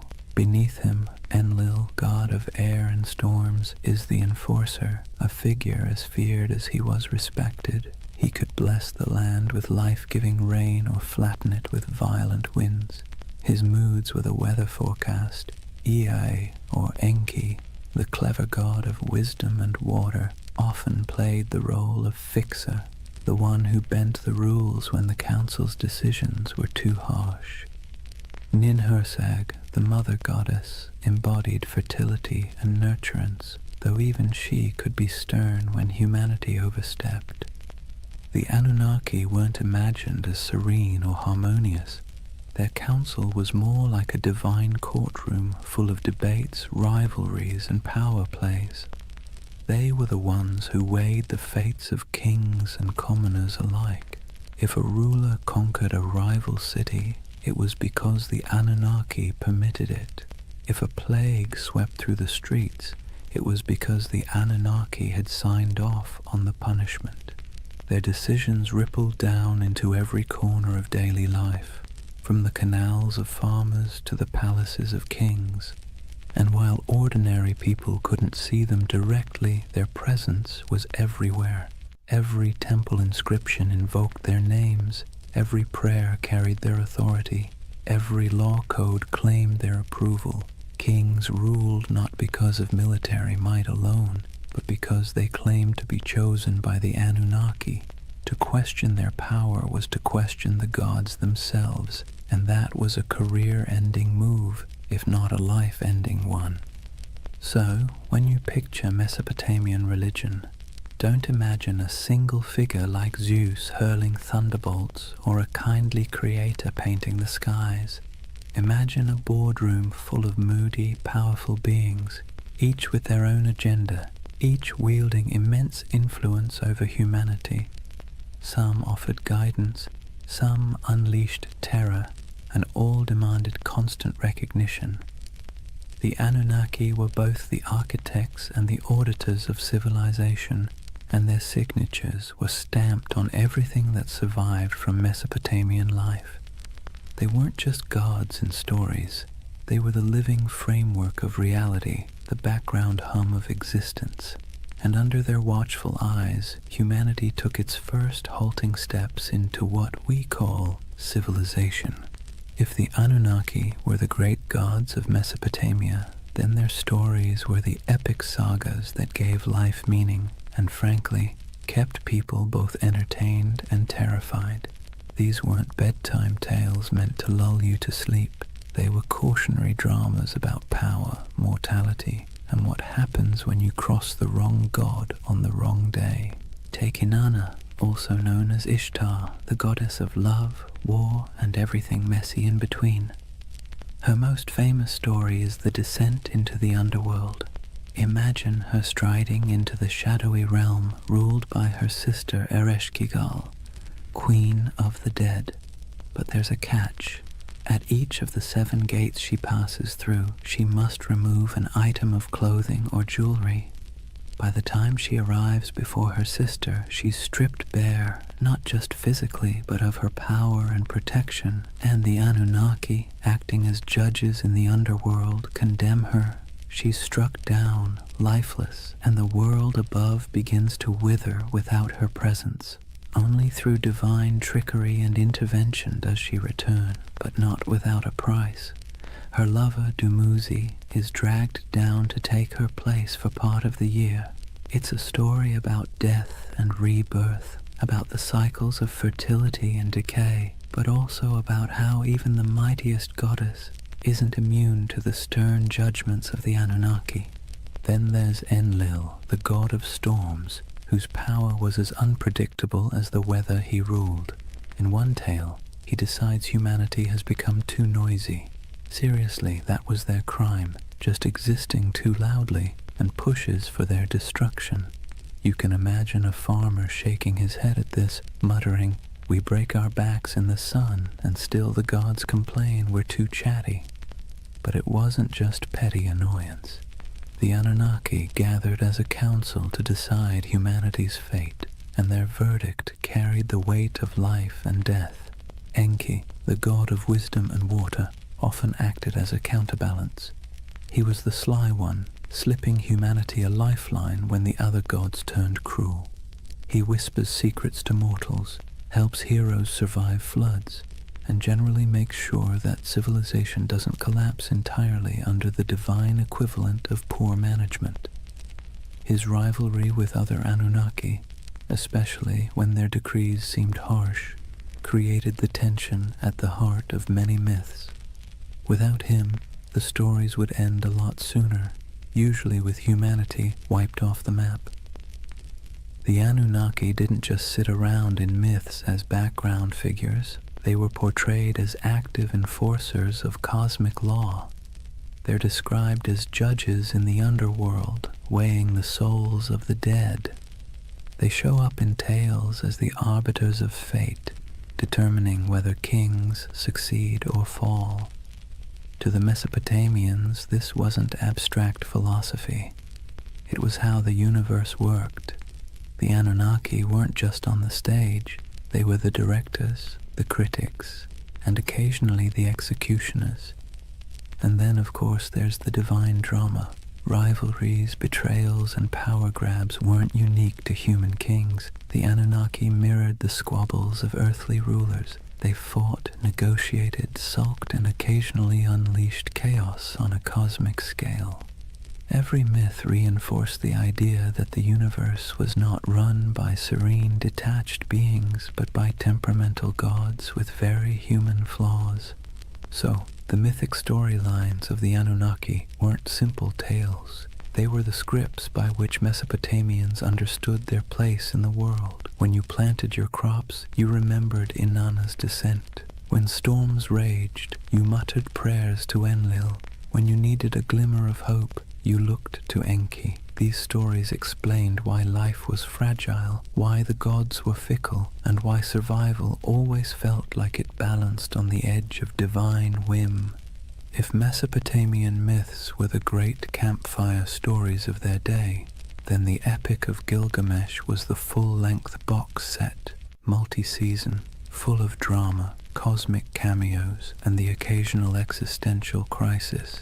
And tucked into this saga, just behind the swagger of Gilgamesh himself, you find the fingerprints of the Anunnaki. They weren't the stars of the show, but they were always present, quietly pulling strings, stamping judgments, and reminding humanity who was really in charge. Gilgamesh, king of Uruk, is portrayed as 2/3 divine, 1/3 human, a math equation that somehow worked in Mesopotamian mythology but would make your high school algebra teacher sweat. Despite his divine heritage, he still lived under the gaze of the Anunnaki. His strength, his ambition, even his arrogance, all of it was tolerated but not entirely unchecked. The Anunnaki weren't about to let one man, no matter how mighty, get away without consequences. Take his quest for immortality. After the death of his companion Enkidu, Gilgamesh is swallowed by grief, staring mortality in the face, and in that grief he sets out to find Utnapishtim, the Mesopotamian Noah, the one mortal granted eternal life after the great flood. But here's the twist. Utnapishtim's story is inseparable from the Anunnaki. It was they who decreed the flood to wipe out humanity, annoyed once again by our collective noisiness. It was they who sealed the fate of countless villages, and it was Ea, sly Ea, who bent the rules by whispering to Utnapishtim, helping him survive in a boat loaded with animals. Without that divine trickery, there would be no flood hero, and thus no quest for Gilgamesh to undertake. When Gilgamesh finally finds Utnapishtim, he's told in no uncertain terms that immortality isn't for him. The Anunnaki themselves had decreed it. When the gods created man, they allotted him death, but life they retained in their own keeping. That line is essentially the fine print of existence. Humanity got the mud bricks, the barley, the back-breaking labor. The gods kept immortality for themselves. Tough luck. Even the great adventures within the epic, slaying Humbaba, guardian of the cedar forest, or killing the bull of heaven after Inanna sends it to punish him, circle back to the gods' involvement. The Anunnaki weren't background noise. They were the referees, deciding when Gilgamesh had crossed a line and when his hubris deserved punishment. The death of Enkidu, for instance, is the direct result of divine judgment. The Anunnaki convene and decree that one of the pair must die for their defiance. Enkidu becomes the casualty, and Gilgamesh, for all his divine strength, can do nothing but weep and rage. What's remarkable is how these stories resonate with us even now. The Epic of Gilgamesh isn't just about a king wrestling lions or digging canals. It's about humanity's oldest anxieties. Why we die, why we suffer, and why no amount of wealth or power can change those facts. And standing behind those anxieties are the Anunnaki, like cosmic administrators who handed humanity its most dreaded memo. Life ends, always. So, as Gilgamesh wandered deserts, scaled mountains, and crossed seas in search of eternal life, he wasn't just wrestling with his own fears. He was wrestling with the verdict of the Anunnaki, a verdict no mortal could ever overturn. His story wasn't just a king's adventure. It was a parable about the boundaries set by the gods and the futility of trying to break them. And in the end, Gilgamesh's great realization wasn't that he could cheat death, but that he couldn't. His city, his walls, his legacy, those would endure, not his body, which, ironically, is exactly what the Anunnaki seem to want. Humanity striving, building, suffering, and remembering, but never escaping. Civilization itself, with all its mud, sweat, and noise, became the immortality humans were allowed. If you've ever heard the story of Noah's Ark, you might think it's unique. One righteous man, one enormous boat, a zoo crammed 2 by 2, and a god who decided humanity needed a hard reset. But here's the thing, Long before the Bible put pen to parchment, Mesopotamia had already told its version. Several versions, in fact, and at the center of everyone, like judges sitting in an endless board meeting, were the Anunnaki. The earliest version we know comes from the Atrahasis epic. In this story, humanity isn't destroyed because of sin or even bad manners, but because of noise. Yes, noise. Apparently, humans were just too loud for the gods to get a decent night's rest. Picture the Anunnaki sitting in their divine chambers, grumbling like cranky landlords. These humans won't stop partying, yelling, clattering around with their plows. Enough. So they decide to wipe the slate clean. First they try droughts, then plagues, then famine, but nothing seems to stick. Humanity, stubborn as ever, bounces back. Finally, the Anunnaki pull the ultimate lever, a flood to drown every last village. Rivers swell, storms rage, and the land sinks beneath walls of water. Humanity is meant to vanish, a failed experiment erased by divine decree. But one god doesn't quite play along. Enter Ea, clever, cunning, and a little too sympathetic toward mortals for his own good. He whispers a warning to Atrahasis, a man chosen not for his holiness but for his usefulness. Build a boat, Ea advises, and not just any boat, a giant vessel sealed with pitch, stocked with food, and loaded with animals. Atrahasis obeys, and when the waters rise, he and his cargo survive, bobbing above the drowned world like the last ember of human life. A later version of the story appears in the Epic of Gilgamesh, where the survivor is called Utnapishtim. The details are eerily familiar: divine anger, whispered instructions, an ark, a flood, and birds sent out to find dry land. Sound familiar? It should. The echoes between these Mesopotamian tales and the later biblical flood story are too strong to ignore. Scholars argue endlessly about who borrowed what, but one thing is clear: Mesopotamia wrote the first draft of humanity's greatest flood myth, and in every draft, the Anunnaki are central. They sit in council, they bicker about humanity's fate, and when the floodwaters finally cover the land, they're portrayed in almost comic relief, huddled together, terrified by the very storm they unleashed. Some tablets even describe them as starving, deprived of the offerings that humans usually provided. Without people bringing bread, beer, and incense, the gods themselves were suddenly cut off. The flood, in other words, was as inconvenient for them as it was catastrophic for us. The flood stories reveal something essential about how Mesopotamians saw the Anunnaki, as powerful but flawed, terrifying but needy. They could annihilate the world on a whim, yet still panic when their own survival was threatened. They were less like all-knowing deities and more like moody overlords with too much power and not enough foresight. For the people who told these stories, the message was clear. Humanity existed at the mercy of forces it could never control. Floods could sweep away entire harvests overnight. Droughts could starve villages. Life was precarious, fragile, and unfair. By embedding those anxieties into myth, the Mesopotamians made sense of the chaos. The Anunnaki weren't just random forces of nature.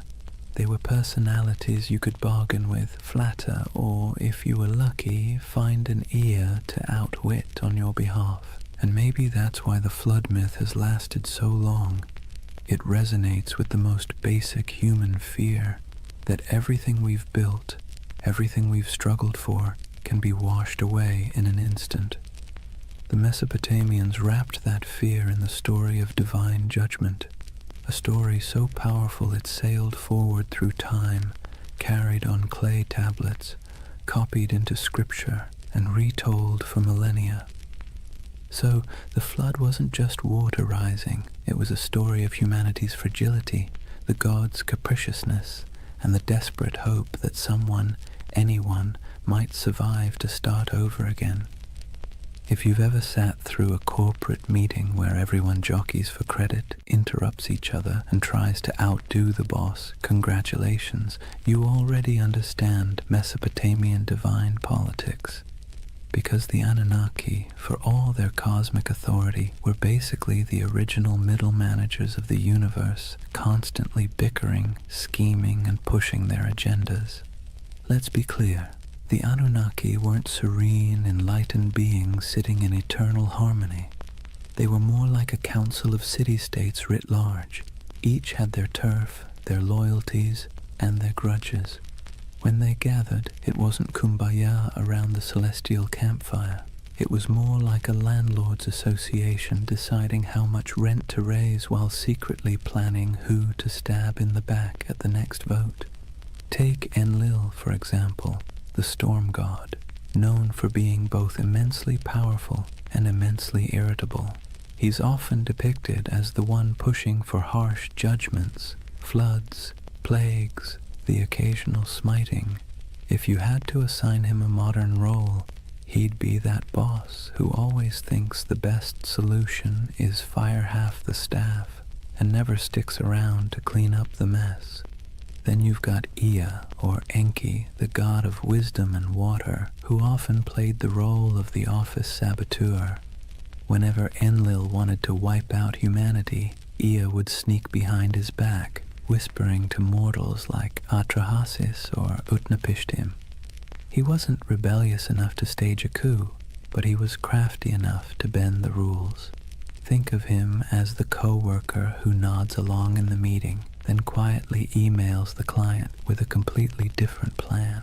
And of course, Inanna, also known as Ishtar, the goddess of love, war, and chaos incarnate. She didn't just play politics, she was politics. One moment she's seducing rivals, the next she's unleashing the bull of heaven on Uruk, because Gilgamesh bruised her ego. If the Anunnaki had a group chat, you can bet Inanna was the one sending messages in all caps at 3 a.m. This divine drama mirrored human politics almost perfectly. Kings invoked the Anunnaki to justify their wars. Priests claimed to interpret the gods' wishes, usually in ways that happened to benefit their city. When two cities fought, it wasn't just about irrigation canals or trade routes. It was framed as their gods battling too.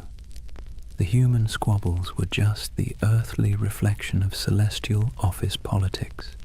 What's fascinating is that the Anunnaki weren't portrayed as flawless rulers. They were prone to jealousy, anger, and terrible decision-making.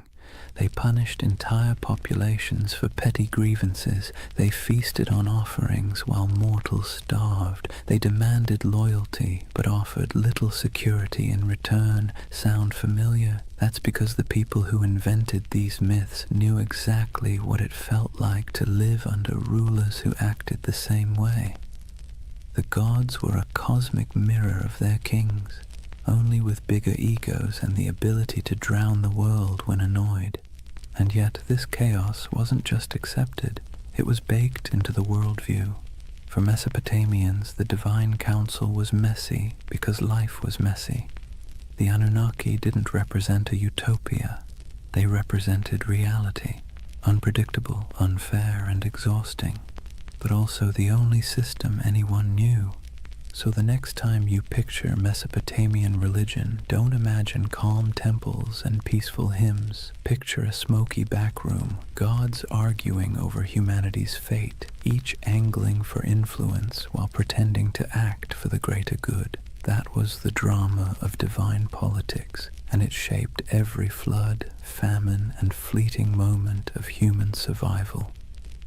Chapter 3. Myths, Mysteries, and Alien Theories. Before we dive into modern theories about aliens with laser beams building ziggurats, let's ground ourselves in how the people of Mesopotamia themselves actually understood the Anunnaki. Because for them, these weren't space visitors or sci-fi saviors. They were the very fabric of existence. The Anunnaki were the great gods, descended from Anu, the sky, and Ki, the earth. They weren't casual background deities. They were the stern judges, the cosmic accountants of fate. Picture them sitting on a celestial council bench, scribbling down humanity's behavior like the universe's first HR department, except the performance reviews were terrifyingly final. They decided who lived, who died, and how the world ticked. But here's the twist. They weren't abstract.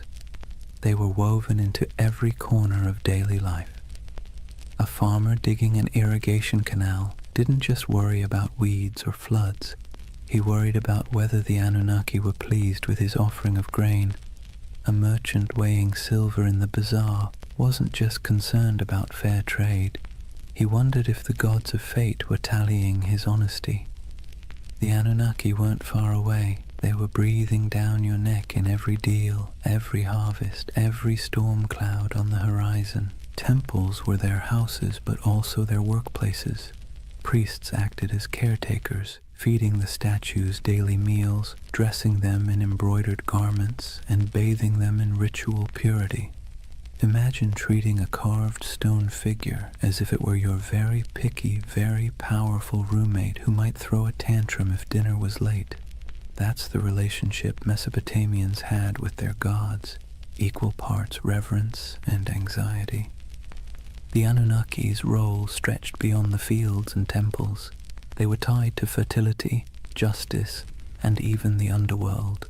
In some myths, they sit as judges in the realm of the dead, weighing the shadows of human lives like bureaucrats processing endless paperwork. Not exactly a comforting image, but then again, Mesopotamian religion wasn't about comfort. It was about explaining a world that was dangerous, unpredictable, and constantly shifting. And the rituals reflected that. People poured out libations of beer, laid down offerings of bread, burned incense, and sang hymns to keep the divine machine running. Festivals were not just moments of joy, they were mandatory maintenance on the cosmic engine. Skip a ritual, anger a god, and suddenly your canal might collapse or your child might fall sick. So when we talk about the Anunnaki, the ancient understanding wasn't glamorous, it was anxious. These weren't benevolent guardians handing out blessings. They were moody overseers, cosmic bosses whose whims dictated survival. And humanity's job was simple, if exhausting. Keep them fed, keep them clothed, keep them entertained, and maybe, just maybe, they wouldn't ruin your week. In other words, the Anunnaki were less about lofty spirituality and more about survival management. They reflected the world their worshippers lived in, harsh, unstable, unpredictable, but impossible to ignore. So let's clear the fog a bit. When we talk about the Anunnaki, what do we actually know from the ground? What's been dug up, baked in clay, and translated by bleary-eyed archaeologists squinting at wedge-shaped cuneiform? Because while modern theories tend to leap straight into sci-fi territory, the ancient sources are both more grounded and, in some ways, more fascinating. The word Anunnaki itself pops up across thousands of years of Mesopotamian texts, from Sumerian myths to Babylonian epics. These weren't obscure fringe deities whispered about in one dusty tablet. They were front and center, woven into the very structure of Mesopotamian religion. They appear in the Enuma Elish, the Babylonian creation story, their judges in underworld texts, their name dropped in royal inscriptions, invoked as divine witnesses to treaties and curses. If you lived in Mesopotamia, you would have heard their names the way we hear the law or the government. Archaeologists have unearthed thousands of cuneiform tablets that mention them. Some are myths, some are hymns. Others are dry administrative lists where the Anunnaki show up as the divine recipients of offerings, bread, beer, livestock, and occasionally the odd luxury good. Imagine seeing your gods listed alongside taxes in a spreadsheet carved into clay. That's how real they were to the people of the time. Visually, the evidence is trickier.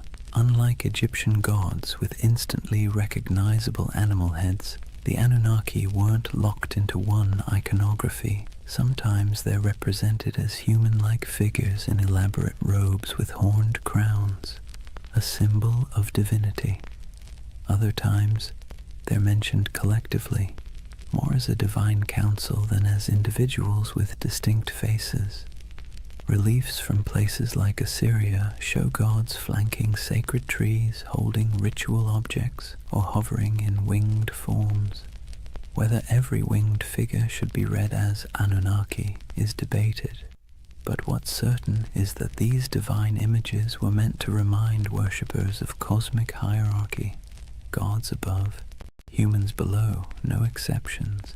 Then there are the ziggurats themselves, the massive step temples that dominated Mesopotamian skylines. While we can't slap a label on the bricks reading Anunnaki headquarters, the texts make clear these structures were dedicated to them and their kin. Priests, trained scribes, and entire economic systems revolved around the upkeep of these temples. Archaeological digs at Ur, Uruk, and Babylon show storehouses stuffed with offerings, workshops producing ritual goods, and courtyards where processions would wind past colossal altars. These weren't quaint little shrines. They were institutions, part Wall Street, part Vatican, part government office, all in the name of gods like the Anunnaki. Of course, the tablets don't answer every question. They leave gaps. Frustrating gaps that modern minds love to fill with speculation. Did the Anunnaki descend from the heavens in some dazzling moment of contact? The texts never say that. Did they genetically engineer humans in a laboratory? No mention. What they do say is that the Anunnaki were the arbiters of fate, the enforcers of divine will, and the ever-watchful overseers of human existence. They're described as present in the underworld, as the ones who decree destinies, and as an assembly that even other gods had to respect. The challenge and the beauty of the archaeological evidence is that it roots the Anunnaki firmly in the ancient imagination without giving us neat answers. What survives is clay, dry, cracked tablets that were once wet mud in the hands of scribes. Reliefs chipped out of palace walls, broken statues that once carried offerings, the echoes of rituals performed in smoke-filled courtyards. The Anunnaki live on through these fragments, like a puzzle with half the pieces missing, and maybe that's why they remain so compelling, because the evidence is enough to prove they were central to Mesopotamian life, but not enough to fully explain them, which leaves space, too much space, for centuries of speculation, from serious scholarship to, well, let's just say, less serious theories about alien overlords building irrigation canals. Now, here's where things take a sharp turn from dusty tablets to late-night cable television. For thousands of years, the Anunnaki lived quietly in broken clay fragments and forgotten ziggurats. Then the 20th century rolled around, and suddenly they were recast as cosmic engineers from another star system. The gods of the underworld became astronauts, and the myths of Mesopotamia were rebranded as ancient history's greatest cover-up. The name most associated with this reimagining is Zecharia Sitchin, a writer who in the 1970s published a series of books claiming that the Anunnaki weren't just gods. They were extraterrestrials from a mysterious 12th planet he called Nibiru. According to his interpretation of Sumerian texts, these beings came to Earth hundreds of thousands of years ago, mined gold to repair their failing atmosphere, and genetically engineered humanity as a labor force. Essentially, humans are the original interns in someone else's cosmic business plan. Sitchin's book sold like hot bread in a Mesopotamian market. They tapped into a cultural moment when UFOs, space exploration, and Cold War paranoia made alien narratives irresistible. His Anunnaki weren't just mythic figures. They were proof, he claimed, that our origins weren't entirely our own. The gods of Sumer weren't metaphors, they were visitors, technicians, and in some versions, slave masters. And conveniently, they promised to return someday, which gave the whole story a nice mix of biblical prophecy and sci-fi cliffhanger. From there, the Anunnaki leapt into popular culture. They became staples in documentaries, internet forums, video games, and conspiracy theories. You've probably seen them lurking in the background of the History Channel's Ancient Aliens, their horned crowns swapped for astronaut helmets in digital recreations. They pop up in books arguing that ancient architecture, the pyramids, Stonehenge, Machu Picchu, was the handiwork of godlike beings with advanced technology. Never mind that the Sumerians never claimed their ziggurats were rocket launch pads. The imagery proved too enticing for modern imaginations. The Anunnaki as aliens theory has sticking power because it blends two irresistible ideas, that the gods were real and that humans didn't climb the ladder of civilization entirely on their own. It offers mystery, grandeur, and, let's be honest, a touch of flattery. Because if aliens engineered us, then clearly we're special, or at least somebody's favorite experiment. Of course, historians and archaeologists roll their eyes hard enough to sprain something when these theories come up. There's no tablet that says, by the way, we came from planet Nibiru. There's no evidence of spaceports in Ur or genetic labs in Babylon. The texts talk about floods, fate, rituals, and divine councils, not interstellar travel. But for many people, that's part of the fun. The gaps in the evidence are fertile ground for imagination, and Sitchin's Anunnaki filled those gaps in a way that captured millions of readers. It's worth pausing, though, to ask why. Why did the Anunnaki, of all the gods in human history, become the poster children for alien theories? Why not the Greek Olympians, or the Norse pantheon, or the Aztec deities? Partly it's because Mesopotamia is so old. These myths stretch back to the dawn of writing, which makes them feel like they contain hidden truths, the first draft of humanity's story. And partly it's because the Anunnaki were always portrayed as remote, judgmental overseers, an image that lends itself easily to the idea of superior beings from elsewhere. So, in the modern imagination, the Anunnaki have been rebranded, no longer just the moody gods of grain and flood, they're star travelers, geneticists, and absentee landlords of Earth. Whether you buy it or not, you have to admit, it's a heck of a career change for a bunch of ancient underworld judges. So, let's weigh the scales. On one side, we have archaeologists with dirt under their fingernails, carefully piecing together tablets baked 5,000 years ago. On the other, we have modern storytellers claiming the Anunnaki were gold-mining astronauts with a taste for human DNA. Which side is right? Well, that depends on whether you prefer your history served with clay dust or with tinfoil hats. First, the debunking side. Professional Assyriologists, those are the folks who actually read cuneiform, not just squint at it until it looks like spaceships, are nearly unanimous. The alien Anunnaki theory has no basis in the texts. The tablets describe gods with human emotions, divine councils, underworld judges, and mythic battles. They don't describe rocket launches, orbiting planets, or genetic splicing. The so-called translations used by Sitchin and his followers are, to put it gently, extremely creative. Imagine reading a cookbook, ignoring the ingredients list, and deciding it's actually a secret guide to time travel. That's about the level of scholarship we're talking about. Historians also point out that Mesopotamian myths are not unique in describing gods coming from the heavens or shaping humanity. Nearly every culture personified natural forces, storms, floods, fertility, death, as divine beings. The Anunnaki fit neatly into this pattern.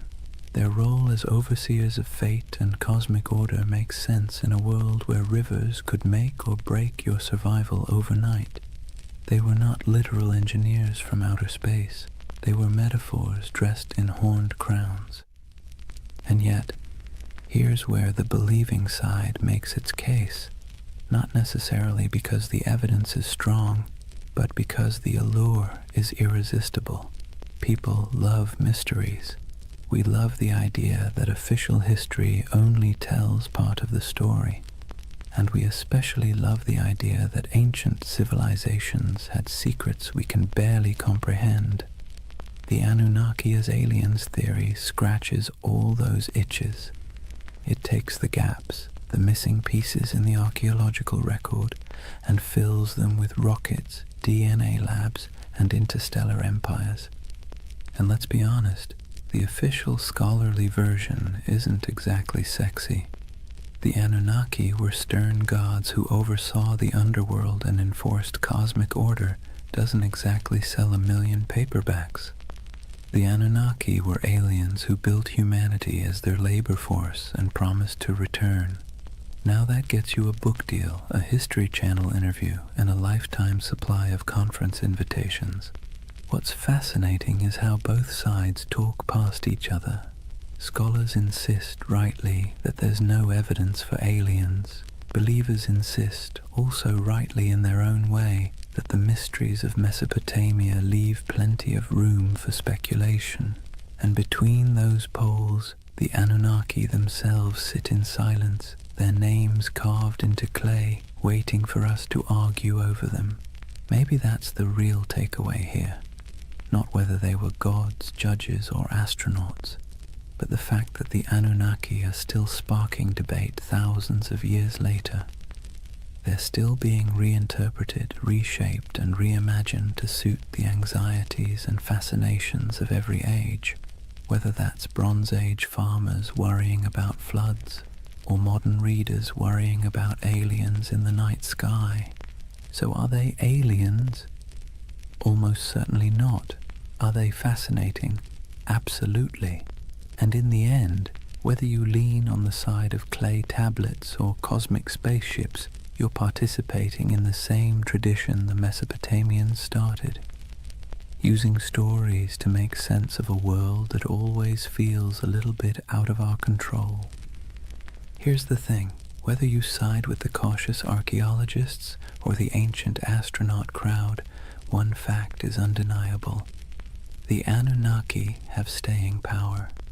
Thousands of gods have come and gone, their names forgotten, their temples reduced to rubble, but somehow the Anunnaki still loom in our imagination, stubbornly refusing to fade. Why? What is it about this particular group of deities that continues to haunt us? Part of the answer lies in timing. The Anunnaki belong to the very earliest chapters of human history. When we talk about them, we're not just talking about some late add-on to mythology. We're talking about gods that walked hand in hand with the invention of writing, cities, and law.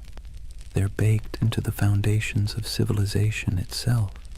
To imagine them is to imagine the dawn of human organization, when the rules of existence were still being scribbled on clay for the very first time. That alone gives them an aura of primordial authority. Another part is their personality. Unlike distant creator gods who retreat into the heavens after making the world, the Anunnaki were meddlesome. They judged, they punished, they demanded offerings. They were nosy landlords of human destiny, constantly keeping score. And let's be clear, that resonates because it feels familiar. Who hasn't felt like life is governed by forces beyond your control, demanding rent, setting impossible rules, and punishing you when you fall short? The Anunnaki embody that eternal human anxiety that someone powerful is watching and that your fate is never entirely your own. Then there's the modern twist. Once writers like Sitchin recast them as aliens, the Anunnaki slipped neatly into our age of science fiction. Suddenly they weren't just gods in dusty temples. They were interstellar overlords, genetic engineers, perhaps even visitors who might return. That storyline dovetails perfectly with our cultural obsessions, UFO sightings, government cover-ups, the dream that humanity's origin story has a cosmic footnote. The Anunnaki became flexible enough to serve both the skeptic and the dreamer, the scholar and the conspiracy theorist. But maybe the deepest reason they captivate us is because they stand at the intersection of myth and mystery. They are ancient enough to feel weighty, mysterious enough to feel open-ended, and human enough to feel relatable. They bridge the gap between the world we know and the world we suspect might exist just beyond our understanding. Whether as gods, symbols, or aliens, the Anunnaki invite us to ask big questions about control, destiny, and the possibility that humanity isn't entirely steering its own ship. And so they linger on broken tablets in dusty museums, on the shelves of UFO bookstores, in memes, podcasts, video games, and documentaries. They've outlived the cities that once worshipped them, and they'll probably outlive our own stories too, because the Anunnaki aren't just gods of the underworld, they're gods of imagination, and that, in the end, might be the only immortality any deity truly needs. Chapter 4. Legacy, Splendor, and Echoes in Time. If you were a Mesopotamian king, life wasn't just about managing crops or worrying about canal maintenance. That was for everyone else. Your main job, besides bragging in stone, was to convince people that the Anunnaki were firmly in your corner. Ruling wasn't just politics, it was theater, and the Anunnaki were the ultimate stage props. Step into the palace of a Babylonian ruler and look at the walls. Carvings show the king standing tall, flanked by divine symbols, winged discs, horned crowns, stars etched above his head. These weren't decorative doodles, they were bold advertisements. The message was simple: I don't just rule because I say so, I rule because the gods, the Anunnaki themselves, have given me the keys to the kingdom. If anyone dared question it, well, they weren't defying just a man, they were defying the cosmic order. Not exactly a comfortable position to be in. And then there were the temples. Massive ziggurats weren't simply for piety, they were political assets.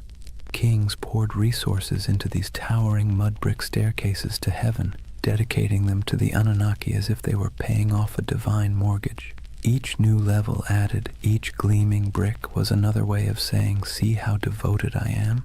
Clearly the Anunnaki love me more than the guy ruling next door. Priests, of course, benefited handsomely from this arrangement, receiving offerings, land, and workers, all in the gods' names. Kings and priests together formed a kind of divine PR firm, endlessly reminding everyone that their power flowed straight from above. Rituals, too, were carefully choreographed to spotlight this connection. The king might be shown pouring libations to a statue of a god or personally leading a festival procession. Behind him trailed nobles, musicians, soldiers, and ordinary citizens, all participants in a drama where the king was both actor and messenger. The Anunnaki's presence was invoked at every step, their supposed approval stamped onto the very structure of civic life. Of course, it wasn't all incense and hymns. Kings also invoked the Anunnaki in their darker pronouncements. Inscriptions often came with curses attached.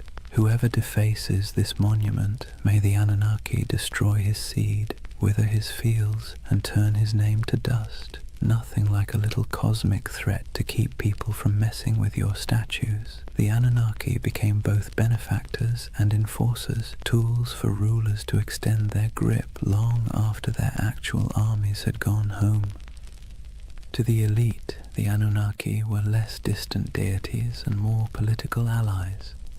Their approval justified expansion, conquest, and the construction of monumental architecture. Their names adorned treaties, their authority sealed laws, and their imagined presence loomed over courts and councils. Ordinary Mesopotamians might have seen the Anunnaki as stern judges of fate, but for kings they were a brand, one you invested in heavily because without it your power was just another mud-brick palace waiting to crumble.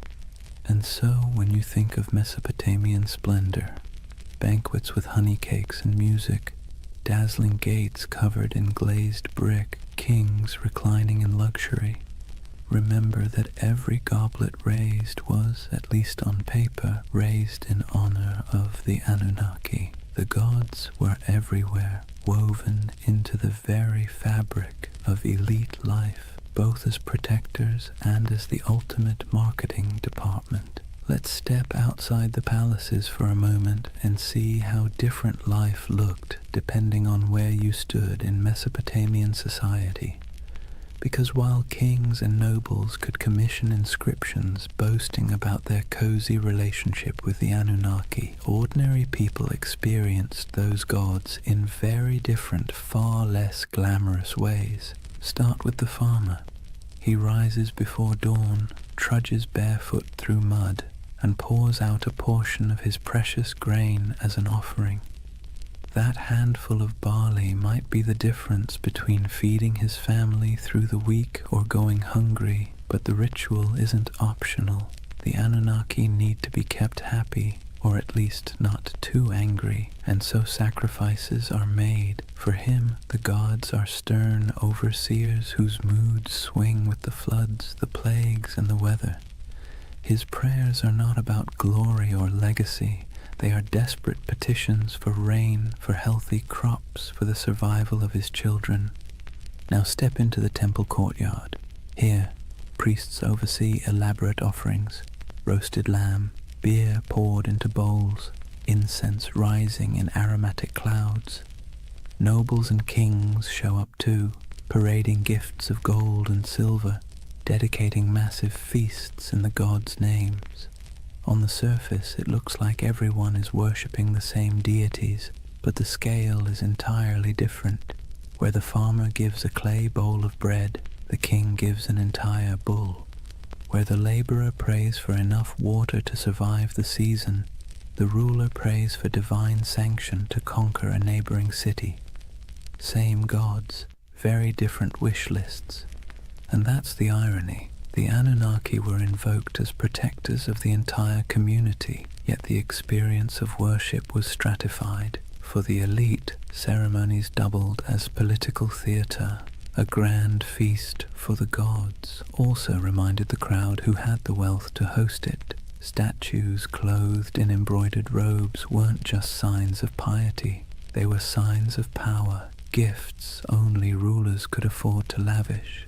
The gods, in other words, could be co-opted into a luxury brand. For ordinary people, the relationship was more anxious, even exhausting. You lived in constant fear of offending the divine, often through mistakes you didn't even understand. Did you skip a ritual unknowingly? Did a bad dream mean you had angered a god? The Anunnaki were less symbols of splendor and more reminders of how small, fragile, and vulnerable your life was. While kings used the Anunnaki to justify authority, you used them as insurance, however unreliable, against catastrophe. So picture the contrast. In the palace, banquets lit by oil lamps, honey cakes dripping with syrup, nobles reclining as musicians play, the king raising a jeweled cup to the gods. In the commoner's home, a dim reed fire, a bowl of barley porridge, children sleeping on mats while parents whisper prayers that the river won't flood that night. Both acts are framed as honoring the Anunnaki, but the emotional reality could not be more different. And yet, this inequality was accepted because it was dressed in the language of religion. If the Anunnaki had chosen to bless the king with riches, then clearly the king deserved it. If a farmer struggled, well, perhaps he had failed to please the gods properly. Religion became the great explainer of inequality, smoothing over cracks by wrapping them in divine will. The gods, it seemed, loved hierarchy just as much as kings did. That divide between the opulence of elite worship and the bare-bones devotion of ordinary people reveals something profound about Mesopotamian civilization. The Anunnaki weren't just deities of the skies and underworld. They were instruments of power woven into the daily grind of survival for some and the dazzling spectacle of glory for others. Nothing lasts forever, not even gods. For centuries, the Anunnaki dominated Mesopotamian imagination. They judged in the underworld, presided in temples, and loomed over every prayer, curse, and clay tablet. But slowly, quietly, they began to fade, not because people suddenly stopped believing in gods altogether, far from it, but because new powers, new empires, and new religions rolled in, sweeping the old names into the shadows. It began with conquest. Mesopotamia was never an isolated bubble. It was a crossroads where Persians, Greeks, and eventually Romans stamped their own cultures onto the land. Each wave of rulers brought new pantheons, new rituals, and new myths. The Anunnaki, once the unquestioned arbiters of fate, were slowly blended, reshaped, or outright replaced. A Babylonian might once have whispered prayers to Inanna or Enlil, but by the time of the Persians, attention shifted toward Ahura Mazda. Later, under Hellenistic influence, Greek gods elbowed their way into local imagination, blending awkwardly with the old Mesopotamian figures. The Anunnaki became echoes, half-remembered names tucked into older hymns and inscriptions, less feared than they once were. Even in the myths, they began to shrink. In the earliest texts, the Anunnaki were grand, mighty judges of humanity, controllers of storms and harvests. But later, their roles were downplayed, reinterpreted, or demoted. Some became minor underworld deities, their names appearing only in lists or rituals, stripped of personality. Others were absorbed into the identities of more dominant gods like Marduk, who rose to prominence in Babylon. It's as if the divine stage grew crowded, and the Anunnaki were pushed to the background, while new stars took the spotlight. Part of their decline came from the simple fact that memory is fragile. Myths were preserved on clay tablets, but those tablets broke, crumbled, or were buried under centuries of dust. Without scribes constantly rewriting and teaching them, names slipped away. And when temples fell into ruin, when ziggurats melted back into mud, the rituals that once kept the Anunnaki alive dissolved too. Gods require worshippers. Without daily offerings, songs, and fear, even the most intimidating pantheon becomes just a whisper in old stories. Yet their influence didn't vanish completely. Biblical writers remembered Babylon and its gods, often casting them as symbols of arrogance or oppression. Later cultures hinted at shadowy beings who sounded suspiciously like the Anunnaki, stern judges, watchful figures, half-remembered echoes of older myths. But their names, once shouted in temple courtyards, became faint murmurs in academic footnotes and archaeological reports. Imagine walking through the ruins of Ur or Babylon centuries after their decline. The great ziggurats are crumbling, reeds sprouting between broken bricks. Once bustling courtyards are silent, save for the wind. The statues of gods are toppled or eroded, their once bright garments long since rotted. To stand there is to feel the silence of forgotten worship, a silence where the Anunnaki once thundered. And yet there's a strange comfort in that silence. Even the gods, it turns out, are subject to time. They too fade, replaced, rewritten. The Anunnaki's decline is a reminder that nothing, no matter how powerful it seems, escapes the erosion of centuries. Their temples collapsed, their names blurred, but the idea of them lingers, proof that even when the divine fades, memory holds on, however faintly. The Anunnaki may have faded from temples and clay tablets, but they never disappeared entirely. Instead, they slipped sideways, out of daily worship and into memory, myth, scripture, and eventually pop culture. In some ways, they're more famous today than they were in the last days of Mesopotamia, though not always for reasons a Sumerian priest would recognize. Let's start with the Bible. The Hebrew writers who lived through exile in Babylon didn't forget the overwhelming presence of Mesopotamian gods. They may not have name-dropped the Anunnaki directly, but echoes of their imagery crept in. The Watchers, described in certain apocryphal texts, the Nephilim, giants said to descend from divine beings, carry a suspicious resemblance to older tales of moody gods and semi-divine figures. The story of the Tower of Babel itself feels like a faint shadow of the ziggurats, those stairways to the heavens where priests once claimed the gods descended. Babylon became a symbol of arrogance, sin, and divine punishment. But behind that symbol lurked the forgotten faces of the Anunnaki. Fast forward a few millennia, and the Anunnaki were dusted off, not by priests or kings, but by authors with a taste for the mysterious. In the 20th century, writers like Zecharia Sitchin gave them a brand new identity, not just gods, but aliens. According to his theory, the Anunnaki were advanced beings from another planet, here to engineer humanity as a labor force.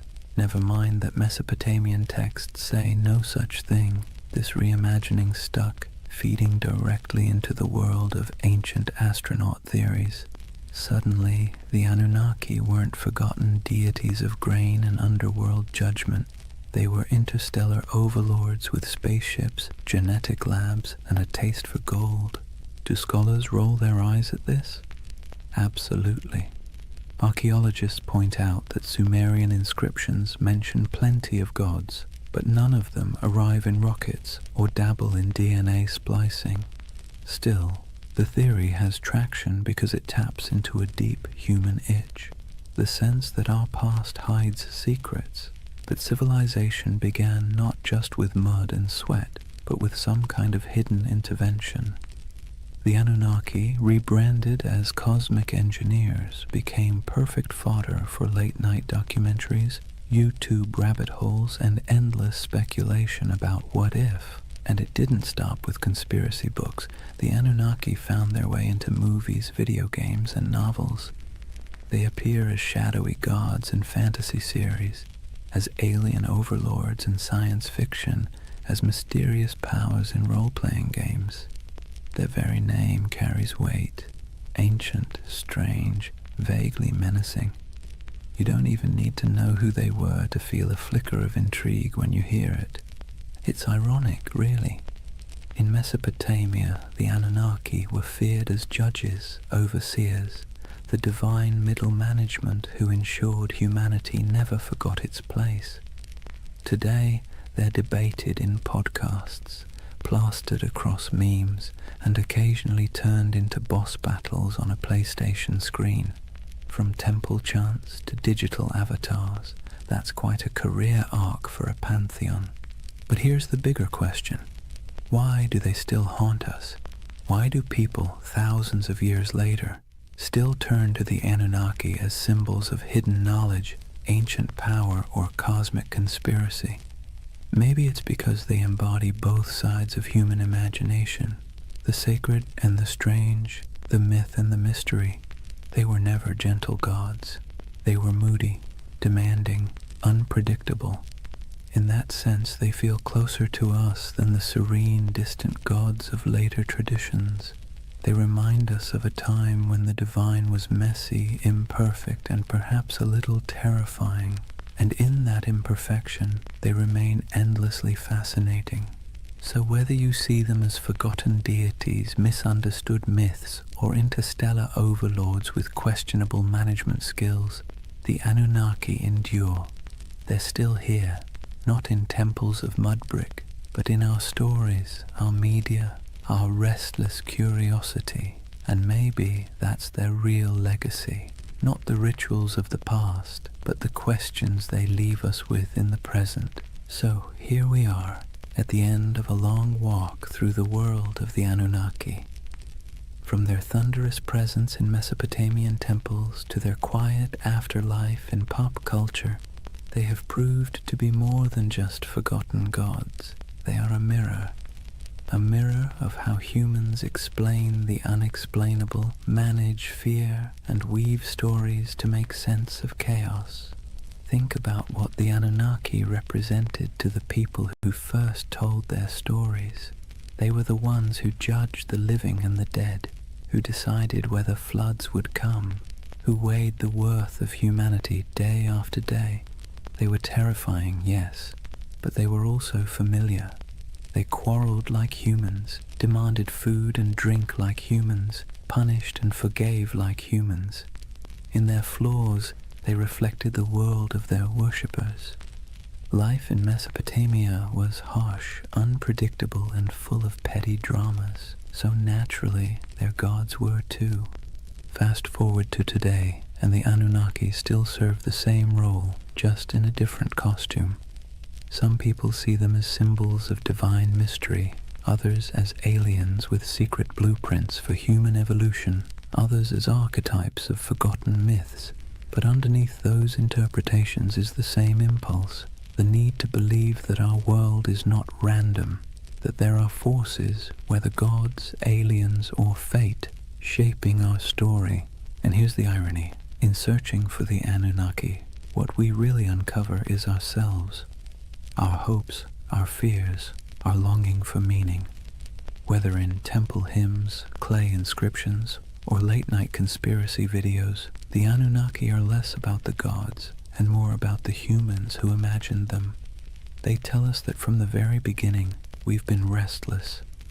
We've wanted answers, we've wanted control, and when the rivers of life flooded or dried, we looked upward, to the sky, to the gods, to the stars, and tried to explain it. So why do they still haunt our imagination?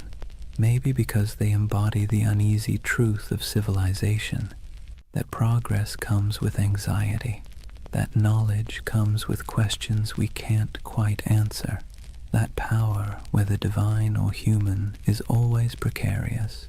The Anunnaki remind us that even at the dawn of history, people wrestled with the same feelings we carry today: awe, fear, wonder, doubt. And as you drift into sleep tonight, let that thought settle in gently.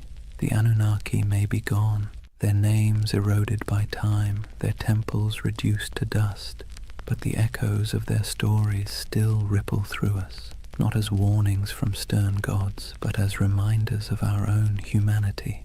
The rivers rise and fall, empires bloom and crumble, gods fade, then return in new disguises. Yet the rhythm of life carries on. In the quiet of your own night, you don't need to worry about divine judges weighing your worth. You can rest easy, knowing you are part of a story that stretches back to those ancient voices who once whispered prayers under starlit Mesopotamian skies. They too feared the night, they too searched for meaning, and in that connection, across thousands of years, maybe we find the most peaceful truth of all. We've always been human, and we've always been looking up. And so, we come to the end of our long journey with the Anunnaki. We've walked the muddy fields of Mesopotamia under their watchful gaze, sat in the courtyards of ziggurats while priests chanted, listened to myths of floods, heroes and gods who judged humanity like a never-ending performance review. We've seen them fade into dust, only to reappear in new disguises, as echoes in scripture, as theories of alien visitors, as symbols of mystery and power. What's remarkable is not that the Anunnaki vanished, but that they never truly left. They live on in the stories we tell, in the patterns of our thought, in the restless curiosity that keeps humans forever asking, what if? They are a reminder that civilization itself began with questions, with awe, with fear, with the desire to turn chaos into order. And in their myths, we can still hear the heartbeat of the first cities, the first prayers, the first sleepless nights. But unlike those ancient people lying awake under reed roofs, fearing floods, demons, and divine wrath, you don't need to worry tonight. The Anunnaki may have been restless gods who never slept, but you can. The rivers outside your window aren't about to rise and sweep you away. The stars aren't omens of disaster, just quiet lights marking the night sky. The fears of yesterday can stay in yesterday. So take a breath. Let the weight of history ease your own thoughts. The Anunnaki watched over their world with suspicion and judgment.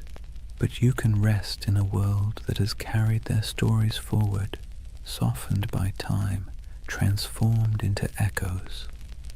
Close your eyes and let the myths fade into dream.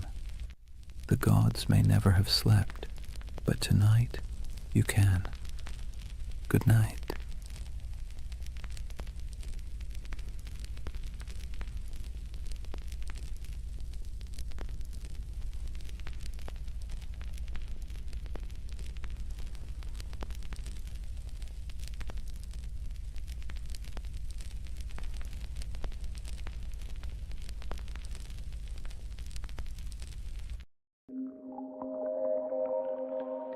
Sometimes history hides things so enormous that we only notice them when we leave the planet. Hidden deep in the Sahara is a perfect circle 25 miles wide, a formation so strange that astronauts were the first to truly see it. Yet despite its size, its symmetry, and its eerie resemblance to a giant eye staring straight up through the sand, no one can fully explain how it formed. This is the Risha structure, the Eye of the Sahara, and tonight we're going to gently unravel one of Earth's quietest and most hypnotic mysteries. But here's the part that stops you in your tracks. However, despite all our technology, satellite mapping, and geological theories, the Risha structure still doesn't neatly fit into any box. It isn't a crater, it isn't a volcano, and it isn't the kind of erosion that typically produces such clean, concentric rings. And yet there it sits, alone in the desert, looking just organized enough to make your brain whisper, "Wait, who made that?" Now, don't worry. We're not here to chase sensational theories or sprint through conspiracies. This channel is all about slowing down, letting curiosity stretch out a bit, and using history's strangest corners as gentle stepping stones toward rest. So if you're someone who falls asleep best to ancient civilizations, quiet landscapes, and mysteries wrapped in soft, soothing detail, you're in the right place tonight. Go ahead and dim the lights, settle in, and if you haven't already, subscribe to continue exploring the enigmatic corners of history that make the perfect companions for sleep. And let me know in the comments where you're tuning in from and what time it is for you. I really do love seeing the entire world checking in. Tonight's journey starts with the moment humanity first encountered the Rishat structure. Not from the shifting dunes below, but from hundreds of miles above the Earth, where astronauts stared down at the Sahara and spotted something that absolutely shouldn't have been there. From that strange cosmic discovery, we'll move slowly backward through time to the lush green Sahara that existed long before the desert we know, to the geological puzzles that still bother scientists, and eventually to the gentle whispers of an ancient legend you may already be thinking about. So take a breath, let your shoulders relax, and whenever you're ready, we'll begin with Chapter 1, the moment we first glanced down from orbit and saw the eye looking back. Chapter 1. The Eye That Shouldn't Exist. Imagine looking down at Earth from orbit, the Sahara stretched beneath you in soft, endless waves of gold. From up there, the desert doesn't look harsh or unforgiving. It looks calm, like a giant sleeping creature under a pale blue sky. Astronauts have always taken moments to stare at the planet that way, partly out of awe, partly out of boredom, and partly because when you're strapped into a metal capsule moving faster than anything humans were ever meant to travel in, looking out the window is one of the few activities that doesn't involve switches, checklists, or mild existential dread. But during one of those early missions in the 1960s, a crew noticed something unusual, a shape far too large, too perfect, and too strange to ignore. Down on the desert floor, there was a circle, a perfect circle, 25 miles across, spiraling outward in broad rings that looked almost architectural. Not a crater, not a mountain, not a lake, just a massive, quiet symbol pressed into the land, so large that the only way to truly see it was to leave the planet entirely. To those astronauts, it looked like an eye staring straight back at them from the surface of Mauritania, the Richat structure, though it didn't have that name yet. At the time, it was simply that giant thing nobody expected. From a distance of hundreds of miles, the symmetry was unmistakable: perfect curves, clean rings, a massive pupil-shaped center. It had the kind of geometry that makes your brain immediately start asking questions it can't answer. Why is it so round? Who carved it? What force makes a shape like this in a place so empty? And perhaps the most unsettling question of all, how could something this big go unnoticed for so long? On the ground, the Richat structure is much less obvious. If you were walking across it on foot, you wouldn't see a circle at all. You'd just see gentle ridges rising and falling, interrupted by patches of rock, sand, and stubborn little plants that somehow decided this environment was worth the trouble. Nothing about it screams perfect cosmic spiral. From eye level, it looks like any other collection of rocky hills, the kind of place early travelers might have grumbled about after stubbing a toe or losing a sandal in a patch of loose sand. People likely passed through it for thousands of years without realizing they were walking across something extraordinary. And that contrast, invisible from below, unavoidable from above, is part of what makes the Richat structure so hypnotic. It's a feature you can only understand by stepping back far enough to see the pattern. It quietly resists being known, as if it only reveals itself to observers who approach from the right angle, with the right distance, and the right amount of patience. Scientists naturally tried to classify it the moment the images came down from orbit. Their job, after all, is to put everything neatly into categories, like very polite librarians of the natural world. But the Richat structure didn't fit easily. Some insisted it must be an impact crater until the evidence disagreed. No signs of shocked quartz, no melted rock, none of the scars left by a cosmic collision. Others suspected a volcano, but there was no volcanic rock. No lava flows, no ash deposits. Then came theories of uplift, erosion, domes, collapses, each one working nicely for the first few sentences before quietly falling apart upon closer inspection. The Richat structure, in classic mysterious fashion, remained cooperative enough to study, but stubborn enough to defy a simple explanation. It sits awkwardly between categories, like a puzzle piece cut in the wrong shape but still clearly belonging to the overall picture. And it doesn't help that it's located in one of the most remote regions of the Sahara, far from major trade routes, major kingdoms, or the kinds of resources that attract large ancient settlements. This is not the place where ancient people built empires or dug canals or left behind giant inscriptions announcing their presence. It's a place of wind, silence, heat, and sand, the kind of environment that erases evidence as quickly as humans can create it. Yet even in that isolation, The Risha structure demands attention. It is too large to ignore, too precise to dismiss, and too quiet to fully understand. You look at it and it feels like a riddle you weren't meant to solve on the first attempt. The desert around it stretches endlessly, dunes rising and falling like slow-motion waves, while the structure itself sits calmly in the center, a spiral carved into a world of shifting sand. There is a strange comfort in its stillness, as if it has been watching changes for far longer than humans have been paying attention, waiting patiently for someone to finally look down and notice.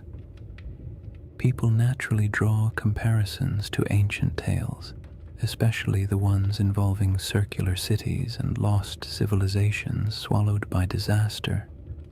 Humans are not subtle when it comes to pattern recognition. You show us a shape that even vaguely resembles something familiar, and our imaginations sprint ahead with enthusiasm. A structure with concentric rings in northwest Africa, larger than many ancient cities. The connections write themselves, but resisting those assumptions for now helps us appreciate just how odd the Risha structure is on its own terms. We don't need myths yet. The geology alone is strange enough to occupy the mind, and perhaps the most compelling detail is this. The Risha structure did not emerge in the desert we see today. It predates the dunes, the dryness, the isolation. It formed long before this region became a barren expanse, back when the land was green, watery, and alive. Understanding what this place used to look like changes everything about how we interpret the structure, because the environment around it wasn't always harsh silence. There was a time when this region held rivers, lakes, animals, and early humans whose daily lives unfolded under a sky that seems impossible when compared to the Sahara's modern emptiness. The Risha structure watched all of that. It watched ecosystems rise and fall, climates swing from wet to dry and back again, people migrate across its slopes, and entire landscapes vanish beneath shifting dunes. Before we compare it to any myth, we have to travel back to that older world, the Sahara before the Sahara, to see what the eye looked like when it was surrounded not by sand, but by life. To understand why the Risha structure feels so uncanny, you have to set aside the modern Sahara entirely. The desert we picture today, an endless, shimmering expanse of heat and sand, is actually one of the youngest landscapes on the planet. For most of human existence, this region wasn't a wasteland at all. It was green, fertile, and astonishingly alive. Picture wide grasslands rolling out to the horizon, with clusters of acacia trees and patches of wetlands where birds gathered in noisy flocks. Picture rivers meandering through valleys, carrying cool water across a landscape thick with the smell of damp soil after summer rains. And somewhere in the middle of all that, the Risha structure sat quietly, not as an isolated monument in an empty desert, but as part of a thriving environment full of sounds, movement, and human life. This ancient green Sahara wasn't a brief, lucky moment in history. It was part of a repeating cycle caused by subtle shifts in Earth's orbit and tilt, changes that alter the intensity of monsoon rains across Africa. Every so often, rainfall increases enough to transform the desert into a lush savanna. During these humid periods, lakes stretch across thousands of square miles, rivers intersect the plains, and the entire landscape becomes something you'd associate more with national parks than the modern Sahara. One of these lakes, Lake Megachad, grew so large it dwarfed most modern bodies of water. Today it's reduced to a fraction of its former size, but the ancient shoreline is still visible from space, ghostly arcs etched into the ground. People lived in this green Sahara, not mythical super beings or forgotten high-tech civilizations, just ordinary families doing the same things humans have always done, carrying water, tending fires, raising children, arguing about small chores, making tools because stores wouldn't exist for another 10,000 years. They carved rock art showing giraffes, cattle, and hunters. They painted scenes of life that would feel familiar even now. Herders guiding animals, groups traveling together, children playing near pools of water. These paintings sit today in silent caves and overhangs, reminders that the desert once held a different world entirely. In that greener age, the Risha structure would have been part of daily life, not an object of wonder, not a sacred shape, not a giant spiral people tried to decode. Just land from the ground. The structure doesn't appear circular. You only see ridges and slopes, gentle arcs rising and falling like the ribs of a giant slowly sleeping beneath the surface. Early humans would have walked across it without a second thought. Maybe they used its higher points as lookout spots to scan for animals. Maybe they sheltered in its inner valleys when storms rolled through. Maybe they avoided certain parts out of superstition, or maybe they never thought about it at all. Most likely it was simply background scenery, the same way we barely notice the hills near our own towns unless someone points out their shape. But even if it blended into the landscape, the Rishat structure would have quietly shaped the rhythm of life around it. The ridges could have guided migration paths. Water might have pooled in certain low areas after seasonal rains. Vegetation could have grown thicker in pockets where moisture collected. For thousands of years, people and animals would have used the structure without realizing they were interacting with something that would one day puzzle scientists, entice researchers, and inspire late-night conversations about lost civilizations and ancient catastrophes.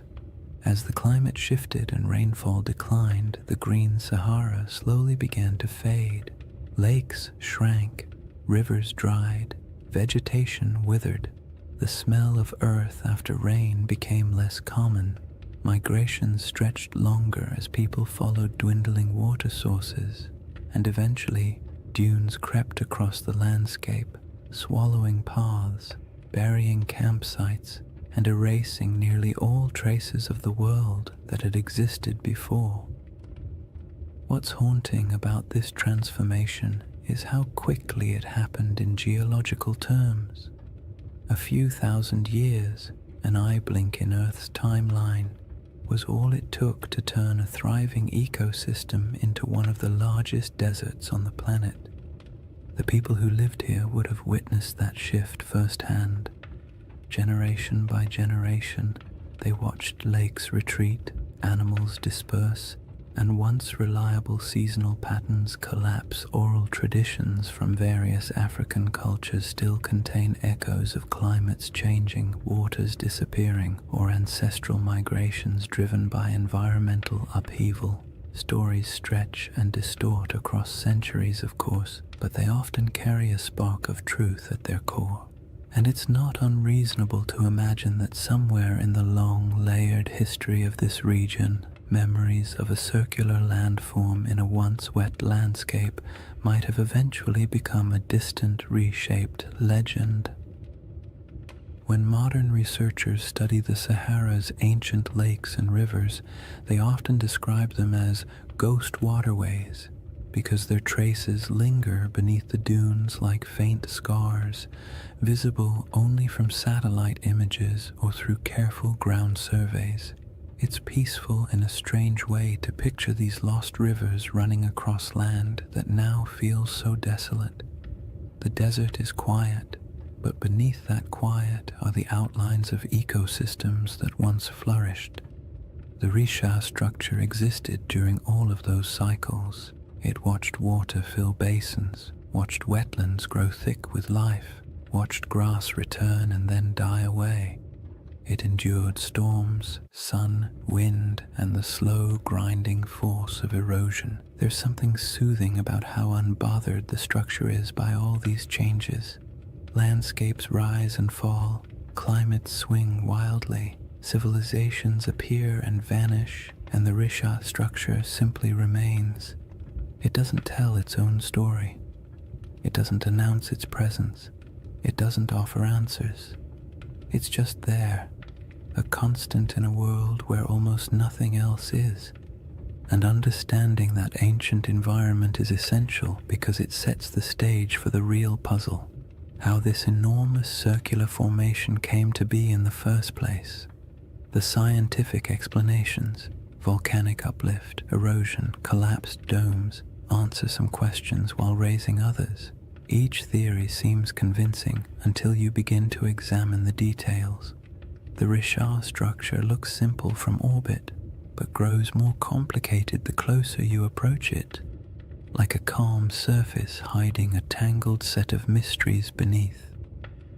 Now that the Sahara's old green world is clear in your mind, the geological puzzle becomes even more intriguing, because any explanation has to account not only for the structure's shape, but for how incredibly long it has stood unchanged through shifting climates and changing environments. The puzzle sits before us, layer after stubborn layer. Once you've pictured the Sahara as it used to be, wet, green, alive, and almost unrecognizable, the Risha structure becomes even stranger, because whatever formed this enormous circle had to withstand everything nature threw at it. Floods, droughts, storms, shifting climates, and entire ecosystems rising and collapsing. And yet it remains, not as a faint trace or a distorted outline, but as a nearly perfect set of rings still visible from space. That kind of durability demands an explanation, and scientists have certainly tried to provide one. The trouble is, each explanation works well for a few minutes before quietly unraveling under closer inspection, as if the Earth itself had decided to play a slow geologic prank on everyone who studies it. The first idea scientists proposed was the most obvious: an impact crater. Something big, something dramatic, something that would have made an enormous noise if anyone had been around to hear it. A meteorite slamming into the ground would create a circular depression, after all. And the Sahara is certainly large enough to have attracted its fair share of flying space debris. But the Rishat structure doesn't behave like a crater. Craters have distinct signatures, very specific patterns of shock, melted rock, and high-pressure minerals that act like the universe's version of a calling card. And the Risha has none of those. In fact, the rocks at its center aren't melted or crushed at all. They're simply there. Old, eroded, stubbornly normal. Not the sort of rocks you'd expect to find at the scene of a cosmic collision. So the meteor theory quietly excused itself from the conversation, and the next geological explanation stepped forward: a volcanic eruption. Volcanoes can create circular features after all, and their plumbing beneath the earth can sometimes produce domes, bulges, and ringed formations. Perhaps the Risha structure was an ancient volcanic dome, the remains of a magma chamber swelling beneath the surface before cooling and collapsing. But again, the evidence refuses to cooperate. There's no volcanic rock, no basalt flows, no ash layers, no hardened lava tubes, nothing that says, yes, once upon a time fire erupted here. The region around the Rishat structure is geologically calm. Too calm for the kind of drama that volcanoes tend to bring into the world. The next traditional candidate was an eroded dome, something called a geological uplift. Imagine a bubble pushing up from beneath the crust, slow enough to avoid attracting attention, then eroding away for millions of years until a circular pattern of rocks remains. This idea actually gets halfway close, because the Richard does contain different layers of rock exposed in circular patterns, almost like the inside of a peeled onion, but even this explanation feels incomplete. Uplifts don't usually produce such clean rings. Erosion is messy. Wind and water rarely work with architectural precision, and yet the Richat structure has rings so consistent that they appear intentional when viewed from above. The dome theory explains the general shape, but not the perfection of it, and certainly not its scale. A 25-mile wide circle is not something easily dismissed as coincidence.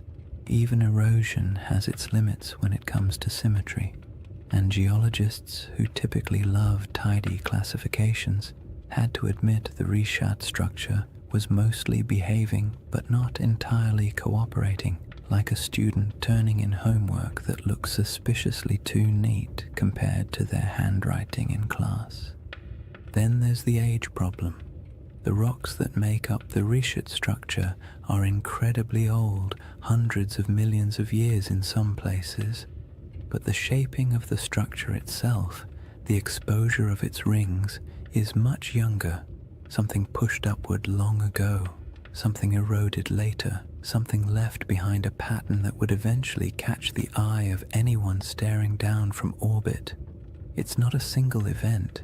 It's a series of long, slow, overlapping processes, each stretching far beyond the human timeline.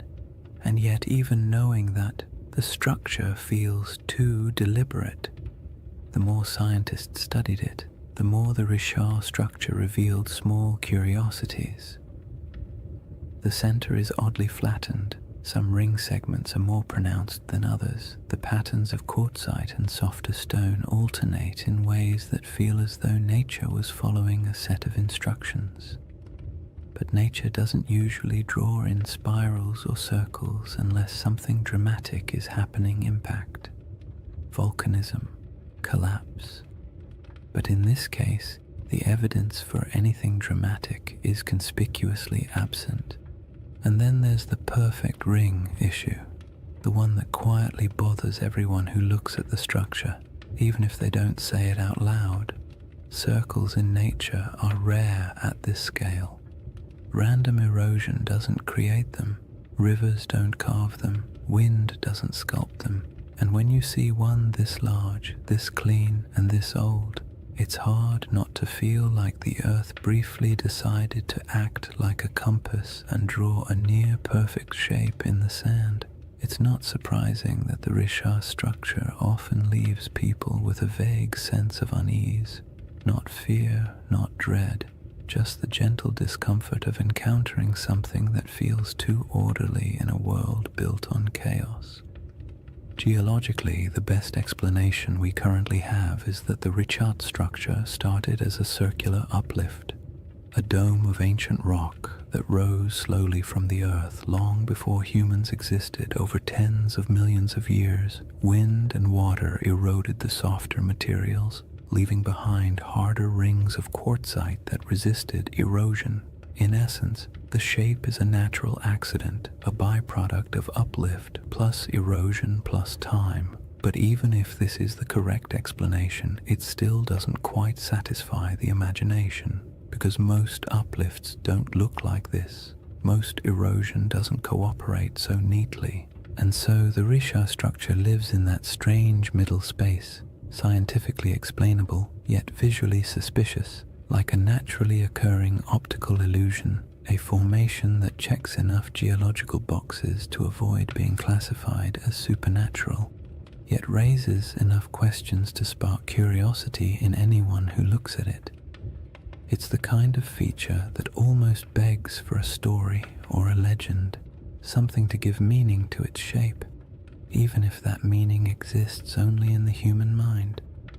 Once you've explored the geological explanations and realized none of them fully capture the structure's quiet strangeness, it becomes easier to understand why some people entertain a very different question. Not the scientific, what made this, but the mythic, does this remind me of something? A city described long ago, with concentric rings of land and water positioned somewhere to the west of ancient civilizations, a place said to have vanished in a single day and night. The Risha structure does not announce itself as that place, but it echoes the pattern just enough to make you wonder where coincidence ends and imagination begins. Before any comparisons can be made gently or cautiously, the building blocks of those ancient descriptions must be understood not as fantasy, but as the fragments of memory, geography, and storytelling that shaped one of history's most enduring legends. Long before anyone could stare down at satellite images or argue over geological uplift on the internet, there was a different kind of puzzle circulating through the ancient world. A story recorded by a single philosopher, passed on from a conversation he claimed to have heard, describing a civilization so strange and so perfectly structured that it bordered on myth even in its own time. Plato's tale of Atlantis has been repeated so often, repackaged so many times, and stretched so far by imagination that the original description often gets lost under the weight of all the versions built on top of it. But if you strip away the embellishments, the crystal cities, the impossible technologies, the ancient aliens with clipboards, interpretations, you're left with a surprisingly simple outline: a circular city, rings of land and water, mountains to the north protecting it, a broad plain to the south, a river that flowed to the sea stones of red, black, and white, abundant animals, especially elephants, and a civilization that rose to prominence before collapsing in a sudden, dramatic event. Whether this description is literal, symbolic, exaggerated, or entirely fictional is something scholars have debated for centuries. But what matters for our quiet journey tonight is not whether Atlantis existed. What matters is the shape of the story, because that shape is what causes people to glance at a satellite photo of the Risha structure and pause. The comparison doesn't begin with belief. It begins with pattern recognition. Humans are wired to look for familiar shapes in unfamiliar places. It's the same instinct that makes us see faces in electrical outlets or animals in passing clouds. So when someone sees a massive set of concentric rings in northwest Africa, a structure wrapped in mystery and sitting in a region that once held rivers, lakes, and life, it's reasonable that part of their brain whispers, "This looks like something I've heard before." The resemblance is not perfect, not literal, not conclusive, but it's enough to make curiosity shift in its seat a little. Consider the colors Plato mentions: red, black, and white stones. The Risha structure, like much of the Sahara, contains layers of rock and sediment that naturally fall into those shades. Iron-rich sandstone brings the red. Basalt and volcanic remnants elsewhere in the region bring the black, and pale limestones offer the white. No one is saying ancient builders selected them and arranged them like a geological art project, but the coincidence is interesting, especially when paired with the natural ring pattern visible from above. Then there are the mountains. Plato describes a notable mountain range to the north of Atlantis. The Risha structure sits in front of the Adrar Plateau, a raised, rugged region that would have looked like a natural wall in a greener era. Today, it's a dry, worn highland, sculpted by time and wind, but long ago it would have been more dramatic. Cliffs, ridges, and elevated land dotted with vegetation and wildlife. If early people lived in the region, they would have viewed those northern heights as a defining feature of their landscape. And what about animals? This part always surprises people because they imagine the Sahara as permanently empty. But during the African humid period, elephants were plentiful. So were giraffes, rhinos, crocodiles, and countless other species. Elephants weren't just passing through, they were thriving. Some rock art across the Sahara shows entire herds, depicted with the casual familiarity of people who lived alongside them. So yes, if someone had described this region during one of its greener eras, full of elephants, would have been an accurate statement.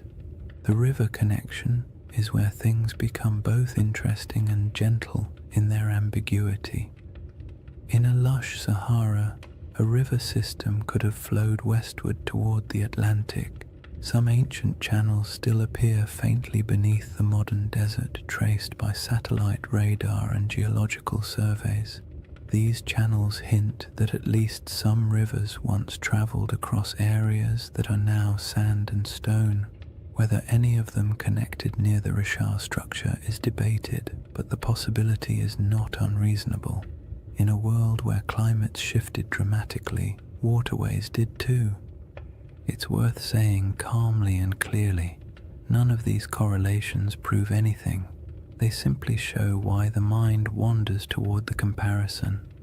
The Richard structure does not need Atlantis to be interesting. Its mystery stands fully on its own. But when the circular shape, the colors, the mountains, the animals, and the long-lost rivers all quietly line up with parts of an old story, your thoughts naturally drift toward the what-if of it all. Plato wasn't writing a travel guide. He was a philosopher using allegory to make a point about human nature, power, hubris, and collapse. Atlantis, in his narrative, was less a factual account and more a moral lesson bundled into a geographic metaphor. Yet even then, scholars have noted that ancient myths often embed distorted memories of older events. Storms, floods, migrations, or lost settlements folded into stories, generation after generation. Myths protect what history doesn't always preserve. They store impressions of landscapes that no longer exist. They embellish, exaggerate, simplify, and dramatize, but something recognizable occasionally survives inside them. The Richat structure doesn't have ruins. It doesn't have walls, canals, columns, marketplaces, or any of the features you'd expect of a large city. The environment around it would have been challenging even in greener times. And human settlements from that ancient period would likely have left fragile traces now erased by thousands of years of wind and shifting sand. So the idea of it being a lost civilization rests not on evidence but on the shape alone, the irresistible symmetry that triggers recognition even when no proof supports it. That's part of the comfort of this mystery. It doesn't demand belief. It simply invites curiosity. You don't have to imagine ancient kings or advanced societies. You don't have to build a hidden metropolis in your mind. All you need to do is stand quietly before a satellite image and let the shape speak for itself. A giant ringed formation in the middle of an ancient landscape that has changed almost beyond understanding. Somewhere between geology, memory, climate, erosion, and myth sits the Richat structure. It tells us nothing directly. It refuses to commit to any single story, and perhaps that's why it remains such a calming mystery, one that doesn't need dramatic conclusions or bold claims. It only needs an open horizon, a quiet night, and the imagination drifting gently toward possibilities. Chapter 2 begins with the world that once surrounded this structure, a world of forgotten lakes, shifting climates, and early peoples who lived in a Sahara that doesn't resemble the one we know today. Chapter 2: A Lost World Buried in Sand. To step into the next layer of the Richat mystery, you have to imagine a Sahara that feels almost impossible compared to the one we know today. Not the hot, shimmering, bone-dry desert that stretches endlessly across maps, but a world so green and alive that if you were dropped into it without context, you might not even guess you were standing in northern Africa at all. The Sahara's greener eras weren't brief accidents of climate, they were entire chapters of Earth's history, long enough for lakes to swell into inland seas, for animals to migrate freely across savannas, and for human communities to settle into rhythms of daily life as familiar and as ordinary as any other early society. In that forgotten landscape, the Richard structure wasn't an isolated swirl of geology in a barren desert. It was simply part of the scenery, a ringed plateau sitting quietly in a world full of life. During the African humid period, monsoon rains shifted northward and transformed the Sahara into a mosaic of grasslands, wetlands, and rivers. Satellite studies have revealed thousands of ancient lake beds, some stretching larger than modern countries. The largest of them, Lake Megachad, was so vast that its shoreline would have swallowed entire modern coastlines. It's calming to picture early mornings on its edges, mist lifting off the water, birds scattering across reeds, herds moving slowly through tall grass. These weren't isolated oases like today, but interconnected ecosystems humming with life. Hippos wallowed in shallow pools, giraffes wandered across plains, crocodiles glided through freshwater channels. The air was thick with insects in the rainy season and warm, earthy scents after storms passed. And where there is water and game, people settle. Early human groups built small camps near river bends, moving seasonally with herds or weather patterns. Their lives weren't glamorous. They dealt with all the usual prehistoric frustrations: unpredictable weather, stubborn animals, unreliable food sources, and the constant inconvenience of tools that, despite countless hours of crafting, were still capable of breaking at the worst possible moment. Yet these people left behind some of the most beautiful artifacts the Sahara still holds: rock engravings and paintings showing scenes of daily life, hunters with bows, families with cattle, children playing near water. These artworks are serene, calm snapshots of a world that no longer exists, carved into stone that has stubbornly endured long after the lakes dried. When people imagine ancient civilizations, they picture dramatic stone cities, elaborate temples, complex political systems, the kinds of things that leave behind headlines in history books. But most ancient people, including those who lived in the Green Sahara, were just trying to get through the week without too much trouble. They managed herds, gathered plants, navigated seasonal routes, and dealt with occasional arguments about who forgot to maintain the fire or who accidentally let a goat wander off into the brush. Civilization doesn't have to look like marble pillars to be worth remembering. Sometimes it's found in the small, repetitive rhythms of daily life, the quiet rituals that define communities. And those communities were not isolated dots scattered randomly across a wet desert. They followed predictable paths. Rivers acted like highways, lakes acted like hubs. Fertile pockets of land created gathering points where groups traded, shared food, and passed down stories. Even without permanent stone buildings, these places had identities, regions where people knew how to track animals, where certain plants grew well, where rainfall was reliable, where the land felt generous enough for families to stay a little longer. In this setting, the Richard structure would have been noticeable, but not mysterious. Its slopes rose gently, offering views of surrounding plains. Its depressions may have caught water seasonally. Its ringed layers might have supported different kinds of vegetation depending on rain and soil. People could have camped along its edges, used its higher ground for scouting, or traveled across it without realizing they were walking across an enormous circular formation that future generations would discover only from space. It was a feature of the land, not a legend, a place you pass through while thinking about practical concerns, shelter, food, weather, instead of trying to decode the terrain beneath your feet. Some researchers have suggested that pockets of early Saharan cultures may have grown surprisingly sophisticated during particularly wet periods, not in the sense of monumental architecture or complex written languages, but in social networks, trade patterns, and livestock management. Evidence shows early domestication of cattle in the region, and groups may have practiced proto-agricultural techniques around wetlands and lake margins.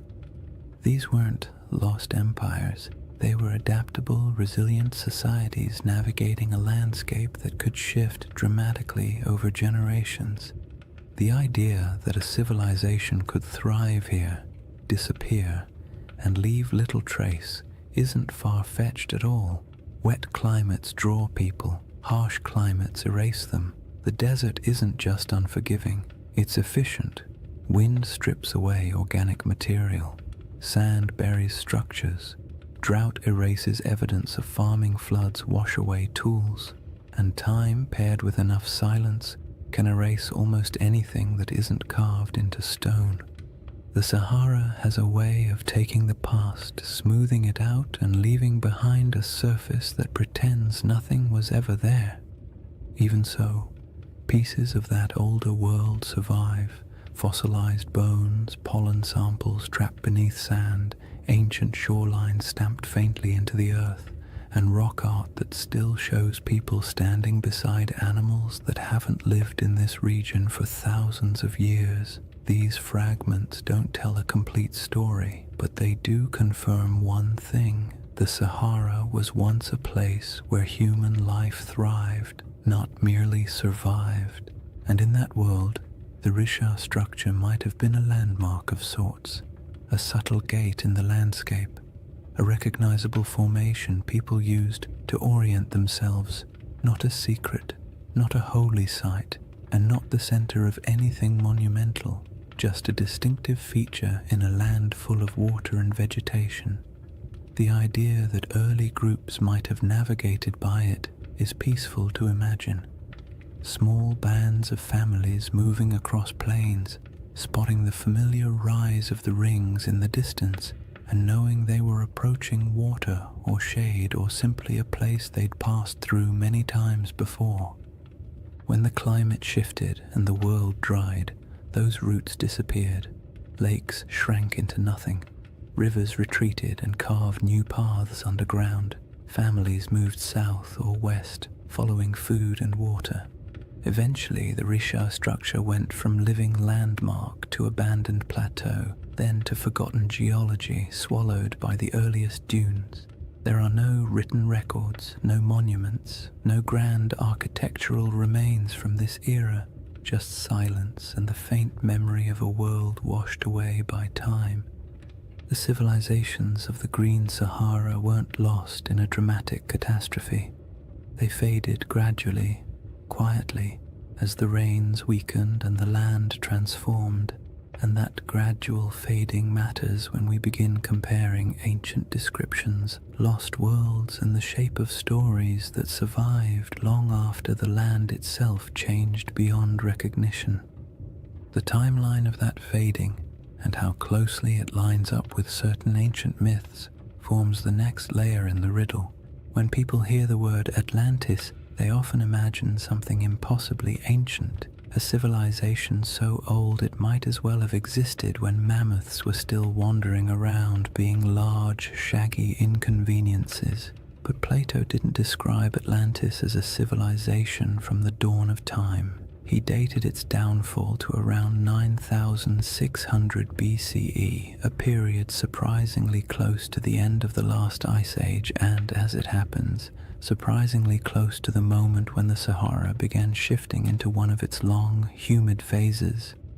The more you compare his proposed timeline with the environmental data, the more you notice an odd overlap, not in details or certainty, but in rhythm. And rhythm is often what ancient memories preserve best. Geologists studying the African humid period estimate that around 10,000 BCE, rainfall began increasing dramatically across North Africa. The desert, which had been relatively dry and barren, transformed into a landscape of lakes, wetlands, and grasslands. This wasn't a gentle shift. Climate models show that the monsoon system surged northward in a way that would have felt abrupt on a human timescale. Rivers reappeared, plants spread, herds expanded, and places that had been empty for thousands of years suddenly became habitable again. If you were living anywhere near the region, the shift would have felt like the land itself waking up after a long sleep. Plato's date for Atlantis is often treated like a mystical number. But if you strip away the mythology and look only at the time frame, it places his story right inside the most dramatic environmental transformation the Sahara has ever undergone. That doesn't mean his tale describes this region or any part of it, but the coincidence is interesting, especially because climate change on that scale tends to rearrange human populations. Cultures migrate. Old settlements are abandoned, new territories open for exploration. Oral traditions begin to evolve, preserving memories of places that were flooded or dried out or swallowed by landscapes that changed too quickly for people to adapt smoothly. The timeline problem becomes more intriguing when you move forward a few thousand years. Between roughly 7,000 and 5,000 BCE, the Sahara was at the peak of its green transformation. Lakes were plentiful.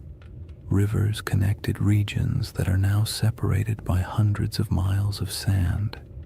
The climate was stable enough that people began developing more complex subsistence strategies, managing herds, experimenting with early forms of cultivation, and forming social groups large enough to leave meaningful traces in rock art and archaeological deposits. This period of stability lasted longer than many ancient civilizations. For thousands of years, life in the Sahara was predictable enough for generations to grow up without ever knowing anything except abundant water, warm seasons, and a landscape that supported human life easily. When conditions are that reliable for that long, people tend to form stories about belonging, about identity, about who they are and how their world works. And when environmental changes finally disrupt those patterns, the departure from what once felt normal can echo through oral traditions for centuries. Around 5000 BCE, rainfall began to decline, slowly at first, then more dramatically. Rivers shrank, lakes retreated, grasslands thinned. People who had lived in certain places for generations found themselves forced to move, one small migration at a time. What's striking about this timeline is how well it fits what many ancient myths tend to describe. Not sudden apocalypses, but drawn-out declines, landscapes that once supported life losing their balance. Cultures forced to let go of familiar places, worlds shrinking gradually in ways that felt both natural and tragic. Plato described Atlantis as falling in a moment of sudden catastrophe, but his narrative was shaped by philosophical goals, not meteorological accuracy. When you strip the moral and symbolic layers away, you're left with a simple suggestion: an old civilization, once vibrant, lost to changing conditions long before recorded history. You don't need a supernatural event to produce a memory like that. All you need is a shifting climate. But the timeline problem isn't just about the humid period itself. It's also about the ancient coastline. During the era Plato places Atlantis, sea levels were dramatically lower. Coastlines extended far beyond their modern boundaries. Large parts of West Africa that are now underwater would have been exposed as dry land. Rivers would have flowed along different paths. Estuaries, marshes, and coastal plains would have existed where the ocean now rests. If someone in the deep past described a coastal landscape, that description would make little sense today unless you knew where the shoreline used to be. This matters because many interpretations of Plato's story assume that his geography reflects the world we see now, when in reality, none of the modern coastlines apply. What he described could have been based on something that existed thousands of years before the Sahara dried, in a world with rivers and lakes stretching across land that is now considered lifeless. The Risha structure itself sits inland today, but in an earlier era, with different river networks and different coastlines, it might not have felt nearly as isolated. Human perception of geography is always shaped by local experience. A river can feel like a highway. A lake can feel like a boundary. A plateau can feel like a landmark that divides territories. When climates shift, those familiar markers vanish, but the stories about them can persist long after the landscape has changed beyond recognition. The most compelling part of this timeline overlap isn't the idea that Atlantis maps onto the Sahara, it's the realization that human memory, especially oral tradition, often stretches back further than we assume. Cultures pass down stories of floods, droughts, migrations, and disappearing lands without needing exact dates or written scripts. These stories evolve, take on symbolic meaning, and sometimes become cautionary tales. But the seeds of truth often remain embedded in the narrative. A changing coastline becomes a city swallowed by the sea. A drying river becomes the fall of a once great kingdom. A shifting climate becomes a punishment from the gods. Human imagination attaches meaning to change, especially when change feels larger than individual experience. The Risha structure sits quietly in the middle of this enormous timeline, a geological constant in a world that refused to stay still. Ancient people may have lived near it when the land was green. Their descendants may have moved away when the desert expanded. Their grandchildren may have carried memories of lost lakes or vanished rivers into stories told over fires in distant regions. Those stories may have drifted into different cultures over thousands of years, and by the time someone like Plato heard fragments of them, much of the original context would have faded, leaving only symbols and shapes. The timeline problem is not really a problem at all. It's a reminder. The Sahara we know today is young. The world Plato described was older than most of the settlements humans would later build. And between those eras, countless stories were lost, reshaped, or retold.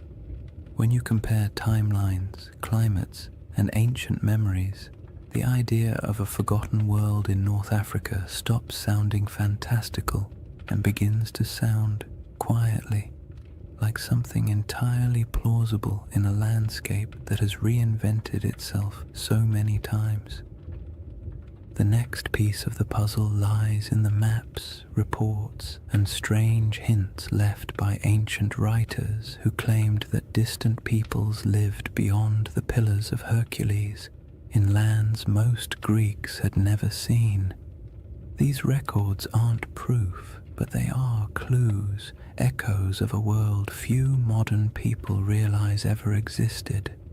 Long before satellites, long before compasses, and long before anyone tried to draw the Sahara from anything resembling first-hand experience, ancient geographers took their best guesses about the world beyond familiar coastlines. Their maps were charmingly confident and wildly inaccurate, full of creatures that never existed, coastlines that wandered like drunk serpents, and entire regions labeled with vague phrases like lands unknown or people of strange appearance. Yet even within that imaginative chaos, certain patterns appear again and again. rumors of distant nations beyond the Pillars of Hercules, stories of tall tribes, strange settlements, and river systems far to the west that no Greek or Egyptian explorer had ever reached. These fragments don't offer facts. They offer echoes, traces of a world remembered through second-hand conversations, traveling merchants, and stories that had already aged long before they were written down. Herodotus, often called the father of history and sometimes less generously the father of wildly entertaining exaggerations, wrote about mysterious peoples living beyond the familiar reaches of North Africa. He described tribes who were unusually tall, unusually pale, or unusually skilled at activities no one else could verify. He wrote of great rivers flowing through lands no Greek had ever visited, and of cities existing somewhere far inland beyond deserts that seemed too vast for ordinary travel. His accounts mix truth, rumor, and a healthy dose of "someone told me this, so here you go," but they reveal something important. The regions west of Egypt and Carthage were known to ancient writers only through layers of retelling and misunderstanding. They existed in the Greek imagination as distant, half-seen places where strange things could plausibly happen. Cartographers, centuries later, drew maps that included a massive region labeled as Libya or Ethiopia, words that covered almost everything south and west of the Mediterranean. Even when the rest of the world began to take shape on parchment, the Sahara remained a blank expanse into which map makers poured their guesses. Some thought it held great inland seas. Others believed it was home to tribal confederations wealthy in minerals. Medieval maps continued the tradition, referring to kingdoms of the West or lands of gold believed to lie somewhere beyond the desert. These weren't precise descriptions.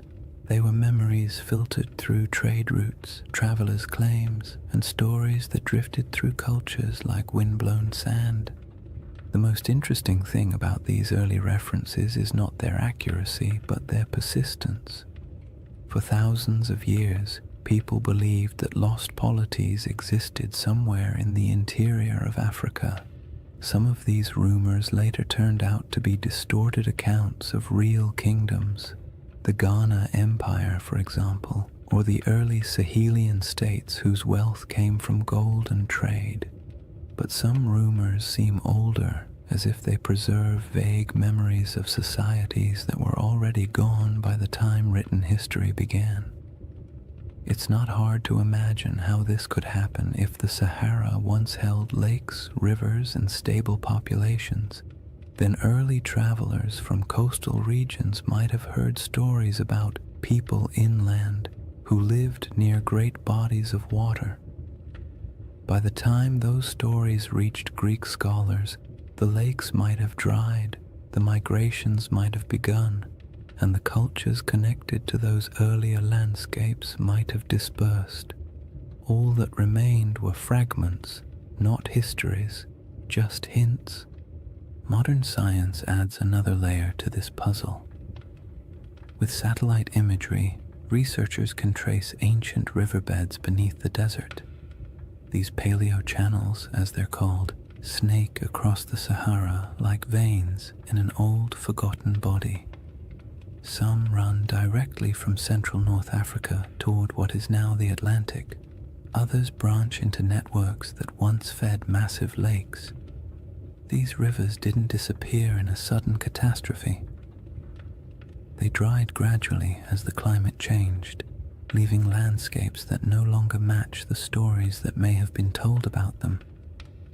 If early civilizations or large communities existed near these rivers, their memory would have been separated from their physical location by thousands of years, making it nearly impossible for later cultures to understand what the stories referred to. This disconnect between old memories and new landscapes is how myths form. A story that once described a river civilization becomes, after generations of retelling, a story about a kingdom swallowed by the sea. A recollection of great plains becomes a memory of a vanished island. A description of a circular plateau becomes an account of a circular city. The Sahara's transformation from green to desert wasn't instantaneous, but it was dramatic enough to fracture cultural continuity. If families were forced to migrate because their water sources vanished, they would carry memories of their old homeland with them. Their descendants might repeat those memories in new places. By the time those descendants' stories reached literate societies, the land they described would have changed beyond recognition. Even the idea of lost maps plays into this. Some early maps portray strange circular features in North Africa, drawn not with precision, but with a kind of symbolic confidence, as if the mapmaker was trying to capture something half understood. These circles often correspond to mountain ranges or basins that once held water. They might represent ancient memories of circular lakes, natural rings of highland terrain, or simply the human impulse to draw the unknown in symmetrical shapes because symmetry feels meaningful. When you compare those old maps to modern satellite images, you occasionally find that their circles line up suspiciously well with real geological features, not perfectly, but enough to make you wonder how much geographic memory survives inside even the roughest ancient drawings. And then there's the broader Mediterranean tradition of referring to lands beyond the West as mysterious, advanced, or somehow older than the civilizations closer to the sea. Phoenician traders, known for their long-range voyages, undoubtedly reached parts of West Africa, but their records are mostly lost. Carthaginian sailors may have traveled even farther, leaving behind legends like those of Hanno the Navigator, who described coastlines that are still debated today. These accounts weren't detailed maps or precise reports. They were impressions, glimpses of coasts, glimpses of rivers, glimpses of interior lands that would later be swallowed by dunes over generations. These impressions morphed. Cultures forgot the context but kept the intrigue. What makes all of this so calming and strangely satisfying is the realization that humans have always tried to map the unknown. Even when they lacked the tools, even when they guessed incorrectly, they kept trying. And in doing so, they sometimes preserved things they couldn't possibly understand. Old coastlines, vanished rivers, or stories from travelers who described worlds that no longer existed. When you approach the Sahara with that perspective, its ancient geography becomes less like a blank desert and more like a palimpsest, a surface written over many times but still carrying traces of the words beneath. The question isn't whether ancient maps show Atlantis or any other legendary city. The question is whether the stories behind those maps contain fragments of real places erased by climate and time. In a world where the Sahara once supported thriving cultures and vast waterways, it's not unreasonable to imagine that memories of those lost communities could drift across centuries, eventually arriving in distorted form on the pages of ancient writers. The final piece of this chapter lies in the moment when all those rivers dried and the green Sahara collapsed into the desert we know now. A transformation so dramatic that it could easily have become the seed of legends about worlds swallowed, lands lost, and civilizations fading into silence. When people imagine worlds disappearing, they usually picture sudden disasters, walls of water, earthquakes splitting the earth, angry gods sweeping civilizations into the sea. But the Sahara didn't collapse in a single night. Its transformation from a green, living landscape into a vast desert was quieter, slower, and far more unsettling. It wasn't a dramatic catastrophe, it was a gradual unraveling of an entire ecosystem, a process so steady and so relentless that it might have felt to the people living through it like the land itself was breathing out for the last time. This slow-motion disaster is one of the most profound environmental changes in human history. and its echoes still shape our perception of ancient worlds. The end of the African humid period began subtly. Rains that had once arrived predictably started coming later. Lakes that had always been full began to shrink just slightly around their edges. Wetlands that had supported birds, fish, and early settlements became patchier. People may not have noticed these first signs at all. One dry season feels like an anomaly. 2 in a row feel like an inconvenience. 3 or 4 begin to feel like a pattern. And before long, families who had lived near the same lake for generations might have found themselves walking farther and farther to reach the shore each year. As rainfall continued to decline, the lakes shrank dramatically. Rivers that had once flowed energetically across the plains became shallow streams, then trickling channels, then dry paths where children could walk without getting their feet wet. The soil hardened, vegetation struggled, herds moved away, and because humans rely on the same resources as every other species, they followed. Migration became a necessity rather than a choice. People packed up their belongings, tools, baskets, simple ornaments, memories of what had once been, and set out in search of more reliable water. This wasn't an age of monumental architecture. People didn't leave behind cities where archaeologists could sift through layers of foundations. What they left behind were stories, passed from one generation to the next.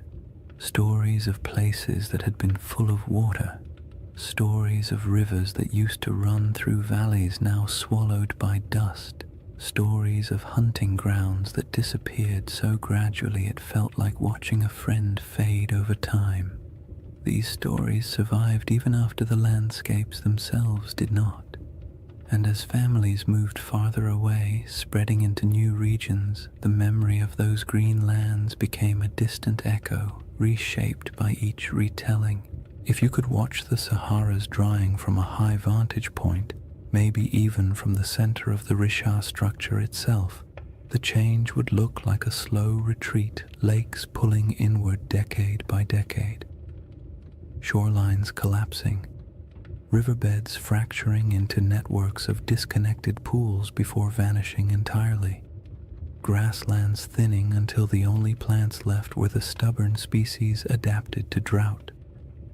You would see the land lose color, then texture, then sound, until finally all that remained was the wind sweeping grains of sand across empty plains. But there were moments during this drying where the process didn't feel slow at all. When monsoon patterns shifted suddenly, regions that had relied on predictable rainfall could experience dramatic declines in just a few years. A lake that had provided generations of stability might disappear in 2 or 3 long drought cycles. Floods that once rejuvenated riverbanks might stop arriving altogether. These moments would have felt catastrophic to the people experiencing them. They wouldn't have had the language of climate science, but they would have understood that something fundamental had changed in their eyes. The land had turned against them. Such moments of environmental collapse often become the seeds of myths. A lake vanishing can become a story about the gods withdrawing a gift. A flood that never returns can become a story about a cursed people. A migration forced by drought can become a tale of exile. When these stories pass through enough generations, the context blurs and the details shift. What once described a drying valley might eventually become a narrative of a kingdom sinking beneath waves or disappearing overnight. Not because the original event was exaggerated maliciously, but because the environment changed more quickly than human memory could keep up with. As the desert expanded, dunes began to march across the land. Sand doesn't move with purpose, it simply responds to wind, drifting slowly over everything in its path. It fills valleys, it buries old lake beds, it smooths over animal tracks, human footprints, and any fragile structures that once stood nearby. Over centuries, dunes consumed the last evidence of the old Sahara. Rock art survived only where cliffs or caves shielded it. Any settlements built from organic materials vanished entirely. The landscape became clean, empty, and silent, a perfect blank slate for future generations to wonder about. Today, when you look across the Sahara, it's difficult to imagine the world that came before it. The silence is heavy. The land feels ancient in a way that suggests permanence, but permanence is an illusion.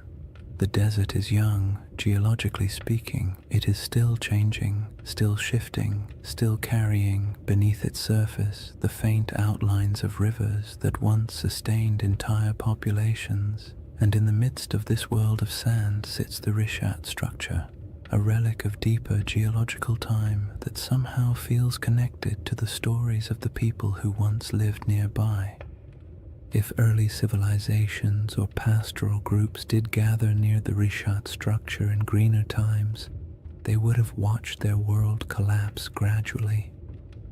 The retreat of the lakes, the shrinking of rivers, the decline of herds, and the encroachment of sand would have felt like losing a home in slow motion.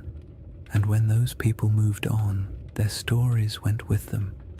Stories of a place where water once flowed, stories of circular hills or landscapes shaped in ways that felt meaningful. These stories might have evolved into tales of lost worlds, not because anyone invented them out of fantasy, but because the original geographic references vanished. This is what makes the drying of the Sahara such a powerful backdrop for ancient legends. When a land undergoes such a dramatic transformation, memories of the old world become mythic by default. A fertile plain becomes a garden of the gods. A shrinking lake becomes a vanishing kingdom. A circular plateau becomes a city swallowed by disaster. Not because any of these interpretations are literally true, but because the landscape changed so completely that the only way to explain it was through story. By the time later civilizations began writing their records, the Green Sahara had been gone for thousands of years. All that remained were scattered hints, maps with odd symbols, travelers' reports of ancient rivers, and faint memories passed through cultures far from where the original events took place. And all of it sets the stage for the comparisons and questions that would later emerge when people finally saw the Rishat structure from above and began searching for meaning in its perfect rings. With the ancient landscape transformed, the stage is set for the next part of the mystery. How the Rishat structure quietly echoes elements of Plato's most enduring legend. Chapter 3. Atlantis, Coincidence or Clues? By the time people began comparing the Rishat structure to Atlantis, Plato had already been misunderstood, misquoted, stretched into metaphors he never intended, and, to his likely horror, placed at the center of more conspiracy theories than any other philosopher in history. Yet at the core of his tale is a surprisingly compact list of details, simple descriptions that, when read plainly, don't sound like mystical riddle poetry or coded allegory. They sound like someone describing a place, a very specific place with very specific features. Whether he meant it literally, symbolically, or somewhere between the two is a debate scholars love to have, usually over too much coffee, but the details themselves are straightforward enough to explore calmly. The centerpiece of Plato's description is the shape.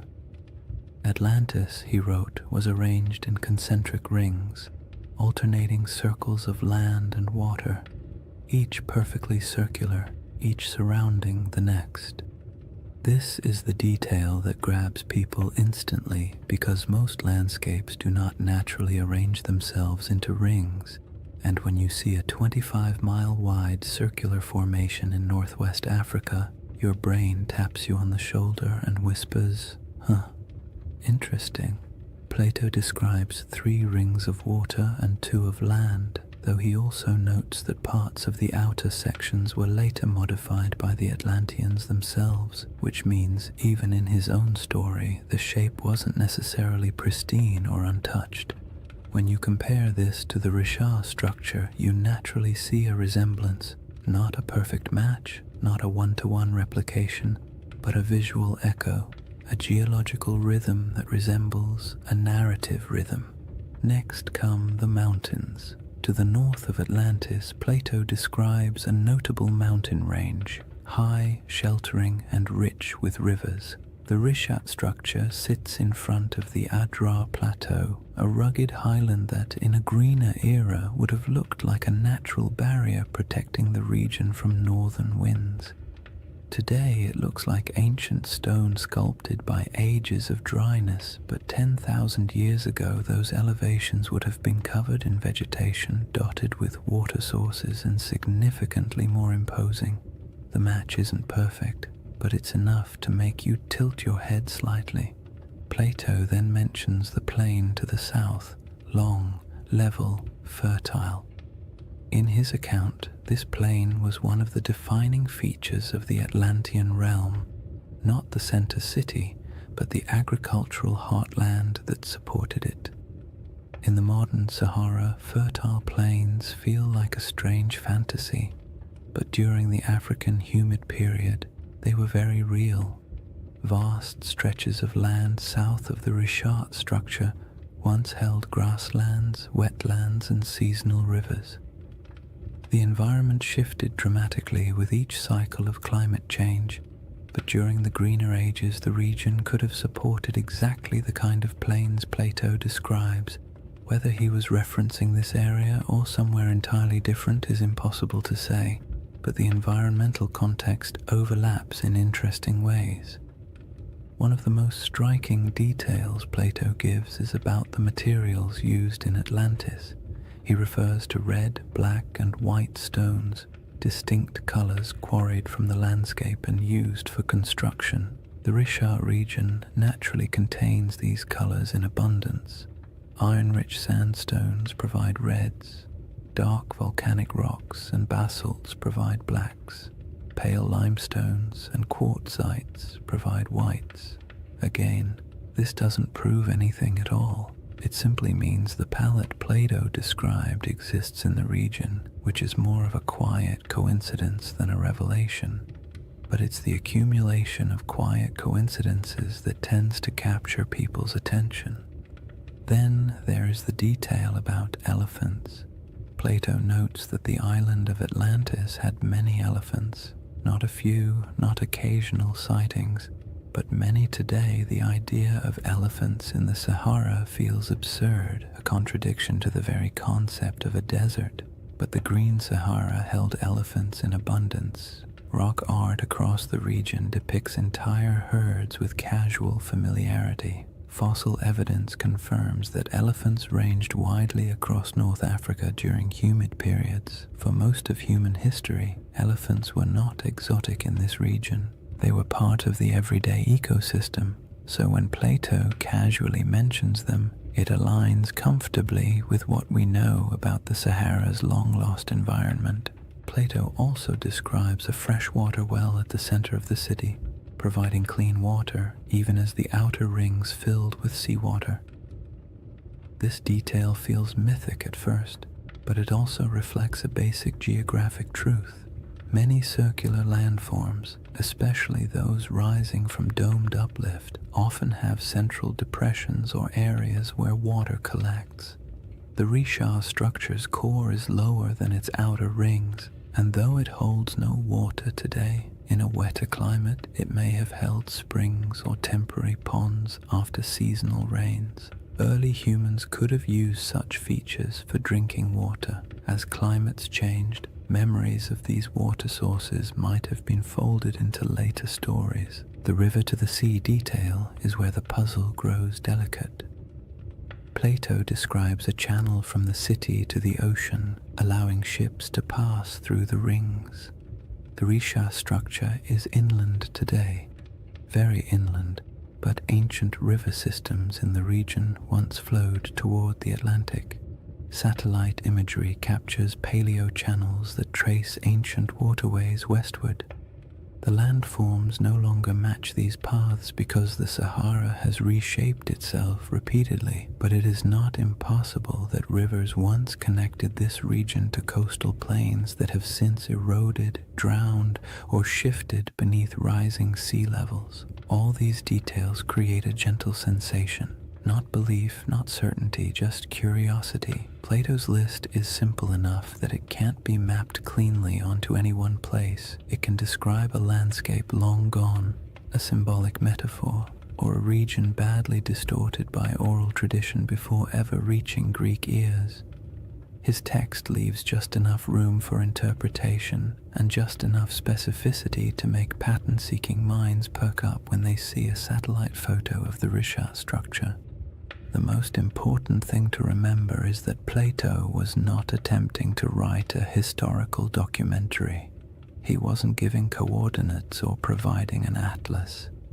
His story was part philosophical argument, part political commentary, and part inherited memory. He may have drawn from older Egyptian traditions or misunderstood travel accounts or combined several cultural memories into one dramatic narrative. But within that narrative lies a pattern: rings, plains, mountains, colors, elephants, rivers that align loosely, gently, and intriguingly with what once existed in parts of North Africa. What makes this segment of the mystery so soothing to explore is the absence of pressure. You don't need the Risha structure to be Atlantis. You don't need the description to match perfectly.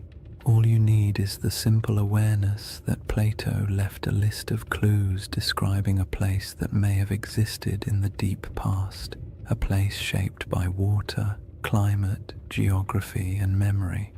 And when you place those clues beside a quiet, circular geological formation surrounded by a desert that used to be alive, it becomes easy to drift into a state of gentle wonder, the kind that invites curiosity without demanding conclusions.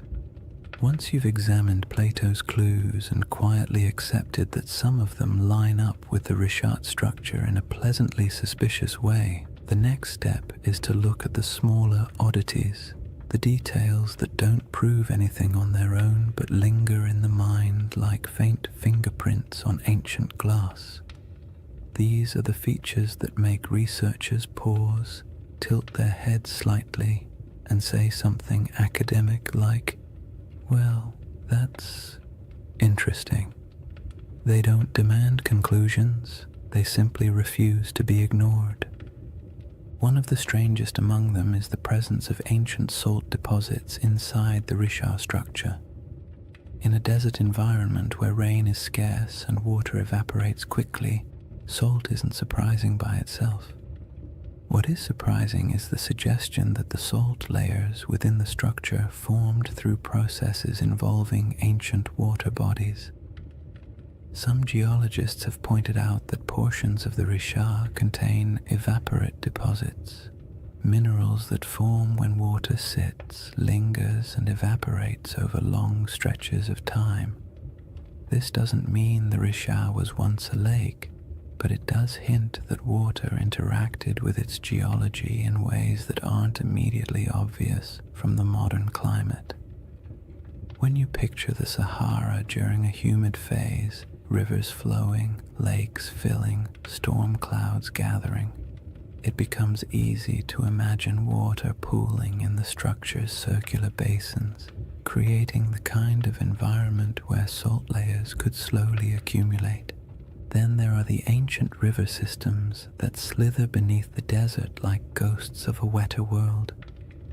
Radar imaging in the late 20th and early 21st centuries revealed the outlines of these massive paleo-channels, dried riverbeds that once carried immense volumes of water across North Africa. Some of these channels flow in directions that match Plato's narrative surprisingly well, running from deep inland regions toward what is now the Atlantic coastline. In modern geography, the Richard structure sits far from the sea, but in the world of 10,000 or even 8,000 years ago, the landscape would have been dramatically different. Coastlines were altered, deltas shifted, and river networks created pathways across regions that are now hostile to life. When you consider these ancient waterways, the idea of a circular formation once connected to a westward flowing system becomes far less far-fetched. Another curiosity is the distribution of ancient fauna across the region, especially elephants. Plato goes out of his way to mention that Atlantis had many elephants, as though their presence was noteworthy, and it would have been if you were writing for an audience in classical Greece, where elephants were known but rarely encountered. But in the Green Sahara, elephants weren't exotic at all. Fossil evidence shows they roamed freely across vast stretches of North Africa.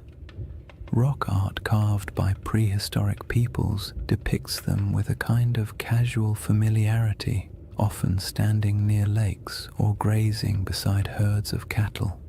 The presence of elephants in Plato's narrative doesn't align with modern geography, but it aligns beautifully with the prehistoric Sahara, suggesting that the imagery in his account may have been drawn from memories of a much earlier landscape. Tools and artifacts found throughout Mauritania add another layer of quiet intrigue. Archaeologists have uncovered stone tools, habitation traces, and remnants of early human activity around regions adjacent to the Richard structure. None of these finds point to an advanced or monumental civilization, but they confirm that humans lived, traveled, and worked in the area long before the desert swallowed it. Simple stone tools may not inspire the same imagination as grand ruins, but they indicate human presence. People exploring the ridges, hunting across the plains, or gathering plants near seasonal water. And while these finds don't match the grandeur of Plato's Atlantis, they contribute to a broader truth. This land was not always empty. Then there's the matter of erosion patterns. The Richard structure's rings are composed of alternating layers of hard quartzite and softer sandstone. Over millions of years, erosion carved the concentric ridges into their present shape. The science here is solid, yet the level of preservation, how clearly the rings remain visible after such immense timescales, is quietly surprising. Erosion usually softens shapes, blurs lines, and creates irregular patterns. The Richard's rings are worn but still strikingly coherent. They have a kind of stubborn symmetry, the sort that feels almost architectural even though it is entirely natural. When viewed from above, the rings appear too clean for the surrounding environment, as if the land is trying a little harder than necessary to maintain its shape. Another oddity lies in the mineral composition scattered across the formation.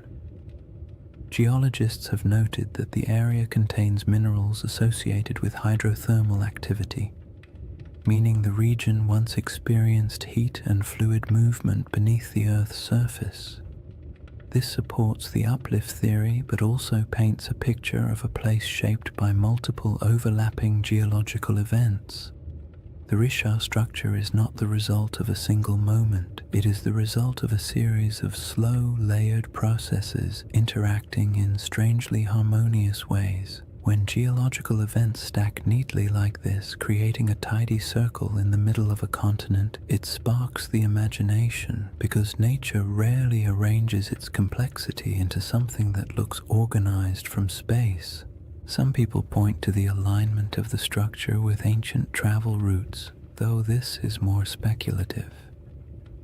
During the Sahara's greener days, groups traveling across the region might have used prominent landforms as markers. A circular plateau would have stood out.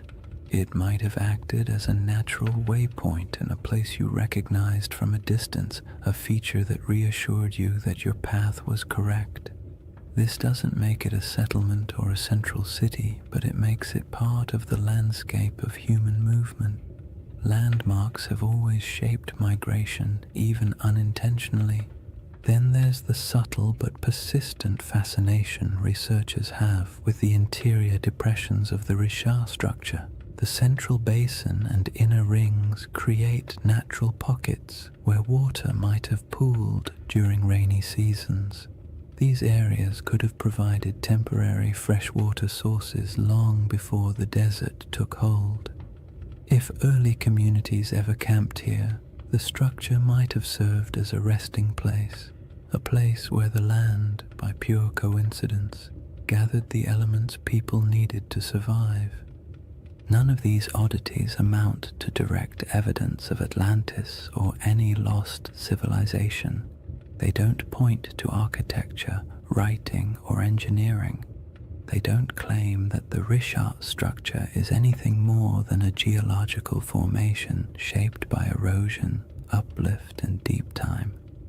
But taken together, these small details create a sense of place, a landscape shaped by water, life, and environmental transformation. A place where memories of a greener world might have lingered long after the land grew silent. A place that feels like it carries the whispers of older stories, even if those stories can never be proven.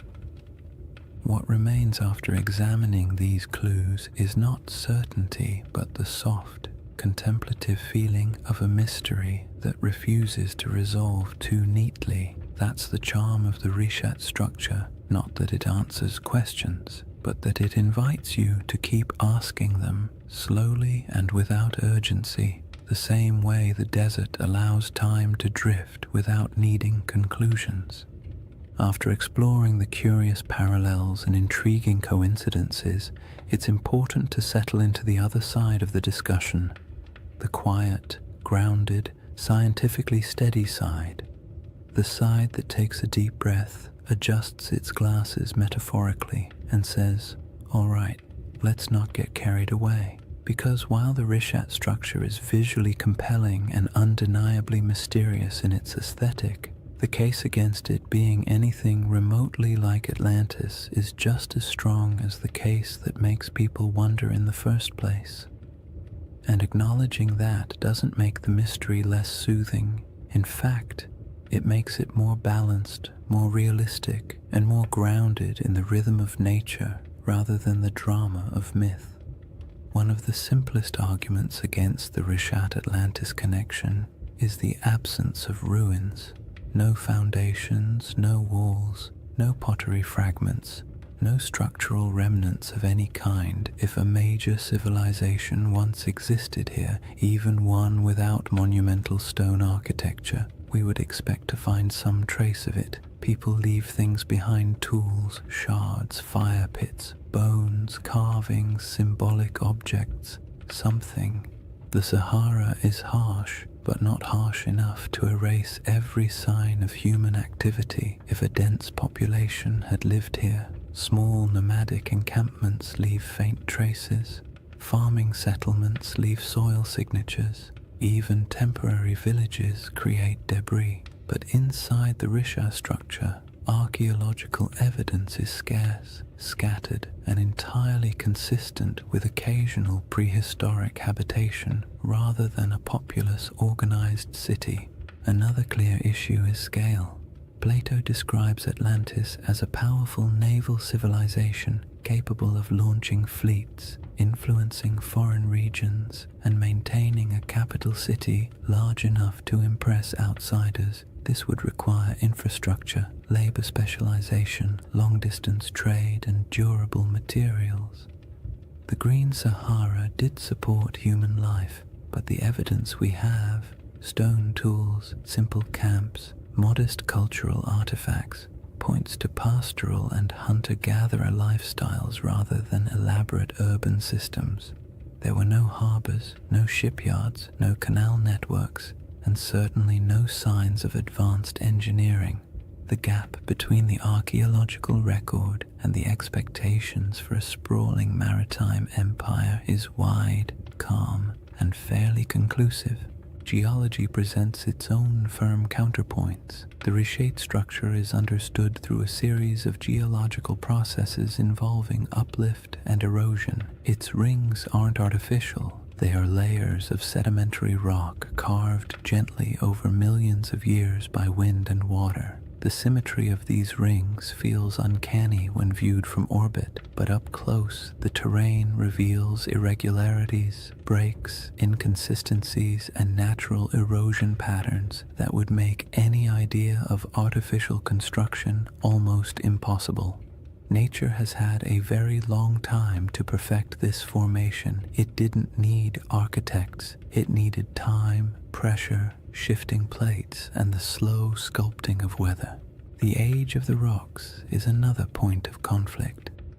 Many layers of the Richat structure date back hundreds of millions of years, far older than anything humans could have shaped. The uplift likely occurred tens of millions of years ago. Even the youngest erosional processes are far older than the timeline of human civilization.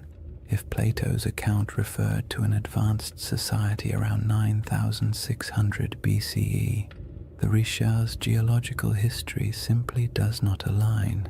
Humans were not carving rings into uplifted domes while mammoths still roamed the northern forests. The idea collapses under the sheer weight of deep time. There is also the question of context. Atlantis, as Plato describes it, was a hub of Atlantic navigation, a power that interacted with Mediterranean societies, but the Richat structure sits far inland, even accounting for ancient coastlines.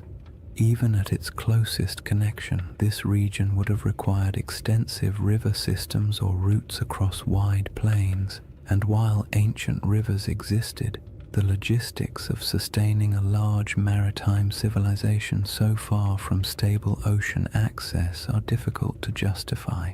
Plato's Atlantis was a sea power. The Richat region was, at best, a freshwater-rich inland landscape during humid periods.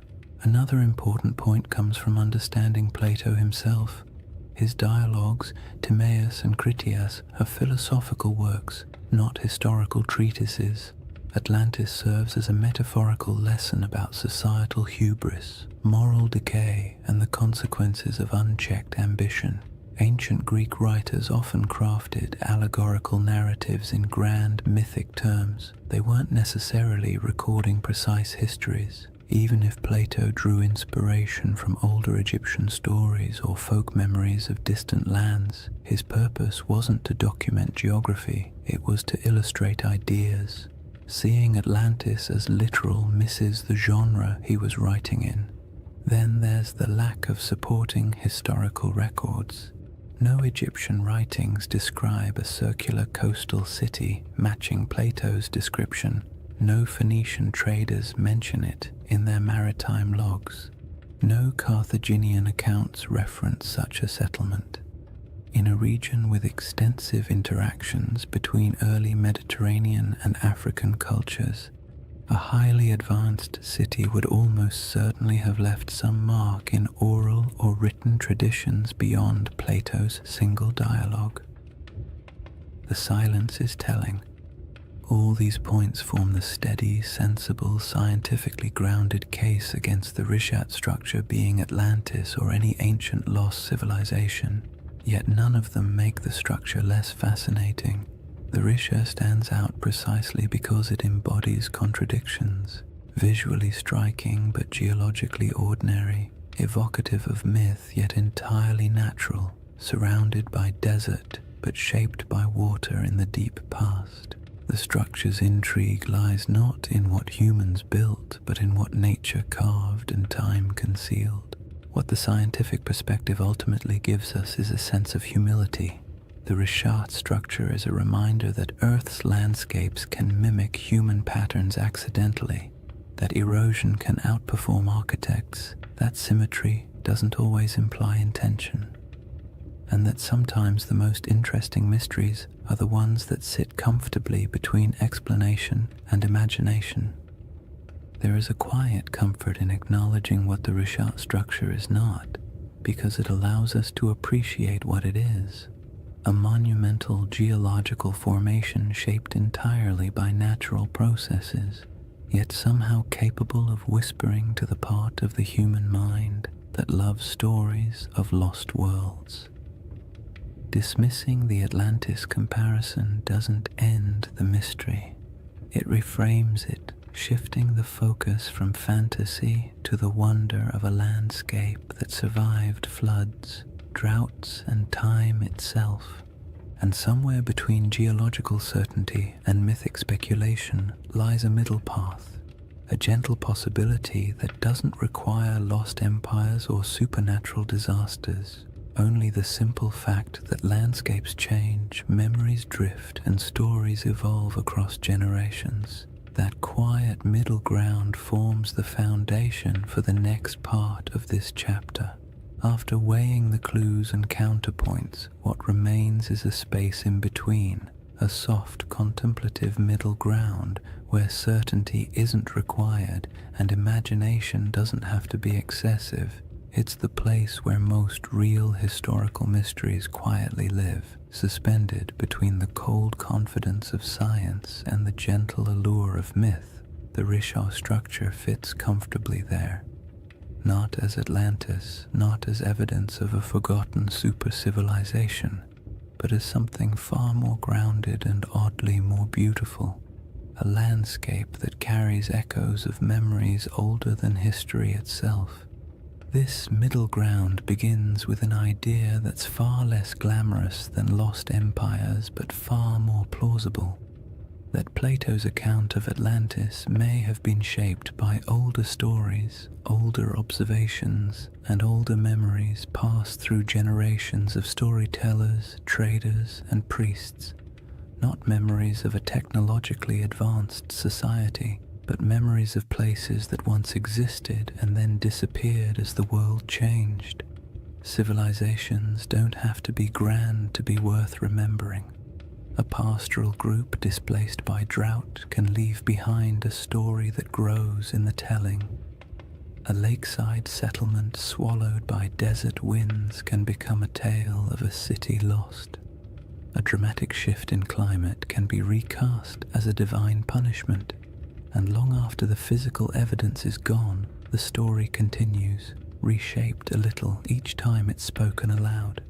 If you imagine early North African cultures watching their world change, watching lakes shrink, herds migrate, familiar routes vanish beneath encroaching sand, it's easy to understand how memories of those landscapes could eventually transform into myths about lost worlds. The Sahara didn't disappear overnight, but it disappeared quickly enough in human terms that it would have felt, to those who lived through it, like watching a homeland dissolve. People don't forget something like that. They carry it into new regions, tell it to their children, bury it in rituals and cautionary tales, and as those stories move from one culture to another, details shift, embellishments form, and simple memories become larger narratives. When Plato eventually recorded the Atlantis story, he may have been receiving not a literal historical account, but a story already many generations old. A story so old, in fact, that the geography behind it had changed completely since the original events. That is the gentle possibility that keeps the Riche conversation alive. Not that it was Atlantis, but that it resembles the type of place that could have inspired memories strong enough to survive climate shifts, migrations, and cultural reinterpretation. In this middle ground, the Rishat structure becomes less a candidate for Atlantis and more a symbol for the forgotten worlds that once existed during the Sahara's green phases. The circular shape isn't a blueprint, it's a coincidence that resembles human descriptions of circular settlements or lake systems. The environment around it, once fertile, later desolate, fits the rhythm of myths describing lands that flourished and then vanished, and the geological strangeness of the formation makes it the type of place human imagination gravitates toward, even without evidence of ancient cities or monumental architecture. This perspective is calm and grounding. It acknowledges that the Richat structure is geological, not architectural. It embraces the idea that natural formations can inspire awe without requiring supernatural explanations, and it allows space for the possibility that human stories, especially the very old ones, often preserve impressions of landscapes altered or erased by time. In this view, Atlantis isn't a lost city waiting to be excavated. It's a cultural memory of a world transformed. The middle ground also makes room for one of the most fascinating aspects of human storytelling: our tendency to merge different memories into single narratives. Imagine an Egyptian priest hearing tales from travelers who claim their ancestors once lived in a land where water flowed through concentric valleys. Imagine those memories mixing with other stories of disappearing lakes, ancient floods, or regions swallowed by drought. Imagine Plato hearing a version of that tale centuries later, filtered through generations of reinterpretation. By the time he wrote it down, the story would have been a blend, part geography, part metaphor, part nostalgia for a world the teller never saw. This blending of truth and tale is not deception. It's how oral traditions work. Details shift, landscapes become symbols, natural disasters become moral lessons. A story meant to explain why the world changed becomes a story explaining why people must be humble. Even today, we do this without realizing it. We condense complex events into simple narratives because simple narratives are easier to remember, easier to teach, and easier to carry into the future. In the calm light of this middle ground, the Richat structure serves as a gentle reminder that landscapes shape stories just as stories shape our perception of landscapes. The structure's rings might have meant nothing to the people who walked across it thousands of years ago, but to someone hearing a distorted account of those landscapes generations later, the image of a circular landform might have blossomed into something mythic. Not because the Richat structure was Atlantis, but because it felt like the kind of place myths grow from, strange, memorable, and entirely out of step with its surroundings. The temptation of this middle path lies in its openness.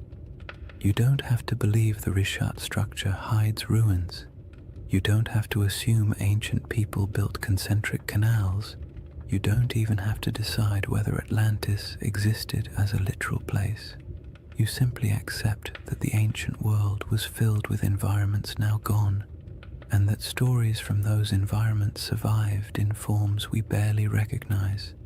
The Richat structure becomes one of many possible inspirations, not the answer, but an echo. There's something soothing about mysteries that don't demand solutions. They allow your mind to drift without needing to arrive anywhere specific. The Richat structure isn't a riddle asking to be solved. It's an invitation to explore deeper layers of time, to imagine landscapes that no longer exist, and to appreciate how human memory stretches across millennia. It reminds us that myths often begin with something real, not a lost empire necessarily, but a lost environment, a lost way of life, or a lost understanding of the land. And that leads us gently into the final chapter of this journey, a shift away from evidence and counter-evidence, and toward the quiet, cosmic perspective that emerges when you consider how long the Richat structure has watched the desert around it rise, fall, and change. Chapter 4. The Eye That Remembers Everything. If you ever find yourself imagining the Richau structure at night, it helps to forget the satellite photos and geological diagrams for a moment and picture something much quieter. A place far from modern roads, far from city lights, far from anything that interrupts the soft rhythm of the desert after sunset. Night in the Sahara is its own world, almost a separate dimension from the harsh daylight that most people think defines it. The heat drains away slowly, the wind settles into a steady breath across the dunes, and the sky opens wider than seems reasonable, filled with stars that feel impossibly close. In that stillness, the Richat structure doesn't feel like a geological puzzle or a misunderstood legend. It feels ancient in a way few places do, as if it has been sitting patiently through eras, watching everything change around it while remaining almost unchanged itself. Standing at the center of the formation under a clear sky would feel like standing inside a natural observatory. The circular ridges rise around you, not high enough to trap you, but just high enough to create the sense of being in a vast stone bowl. The curves would guide your gaze upward toward the sky, making the stars appear as though they are swirling in unison with the rings below. There are no lights to dim the stars, no distant hum of traffic, no artificial sounds, just the low whisper of the wind brushing across ancient rock, passing through channels carved by time, creating tones so soft you might not even register them consciously. In that kind of quiet, the desert feels alive. Not in a dramatic or mystical way, but in the subtle way landscapes breathe through temperature shifts, airflow, and tens of thousands of years of stillness. The moonlight transforms the Richat structure even further. The pale light pools in the lower depressions and glides across the ridges, revealing the circular symmetry that can be hard to see when you're standing on the ground during the day. At night, those rings shine faintly, almost glowing in places where quartzite catches the moon's reflection. The effect is soothing, not eerie, the kind of sight that makes you exhale slowly, not look over your shoulder. The desert has always been a place where time feels soft and stretched, and inside the Richat at night, that feeling only deepens, as if the land is gently reminding you that it has existed far longer than any human story about it. There is something comforting about how little the Richat structure demands. It doesn't insist on meaning. It doesn't ask to be interpreted. It simply sits, weathered and patient, while the sky above it cycles through constellations that ancient people once used to navigate across greener lands. Thousands of years ago, when the Sahara was still alive with lakes and grasslands, early humans would have looked up at the same stars, using them to track seasons, migrations, and time. They may have passed near the Richat without knowing its shape, but they would have walked under this same sky, feeling the same cool air after sunset, listening to similar breezes skimming across the land. In that sense, the desert night turns the Richat structure into a bridge between eras, not because anything connects them physically, but because the sky has remained one of the few constants across the entire sweep of human history. If you were to sit on one of the ridges and look out into the darkness, you would see nothing but the silhouettes of dunes shifting gently in the moonlight. The horizon softens at night, blending sky and sand into a single muted line. It's the kind of scene that encourages introspection, not analysis. You don't wonder who built the structure or whether it held palaces or temples. You simply feel the weight of time, not as something heavy or intimidating, but as something vast and calming. The world has changed so many times, and the Richat has been here through all of it, absorbing the silence, weathering the storms, and watching the land around it transform. The desert's silence isn't empty. It holds layers of memory, not the kind you can excavate with tools, but the kind that lingers in atmosphere. The silence feels old, as if it carries a faint awareness of the worlds that once existed here. Lakes reflecting starlight, animals moving across grasslands, families gathering near fires that burned in a landscape now gone. The nighttime air feels thick with that invisible history, yet it doesn't demand your attention. It simply exists, like a soft background hum.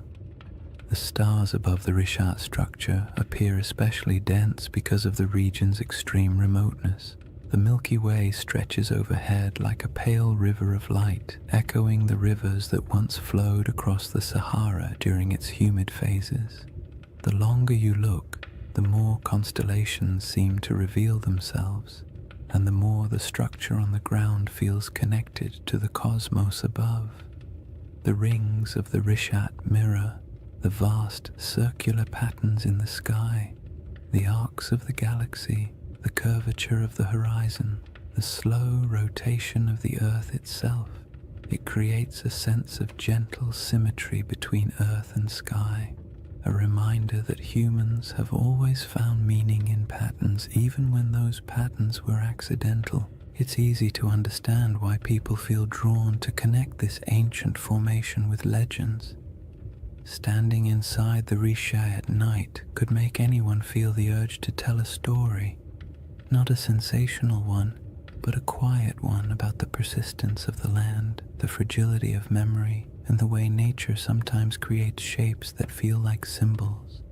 In the soft glow of the moon, the structure doesn't look artificial, but it does look intentional in a way only nature at its most patient can achieve.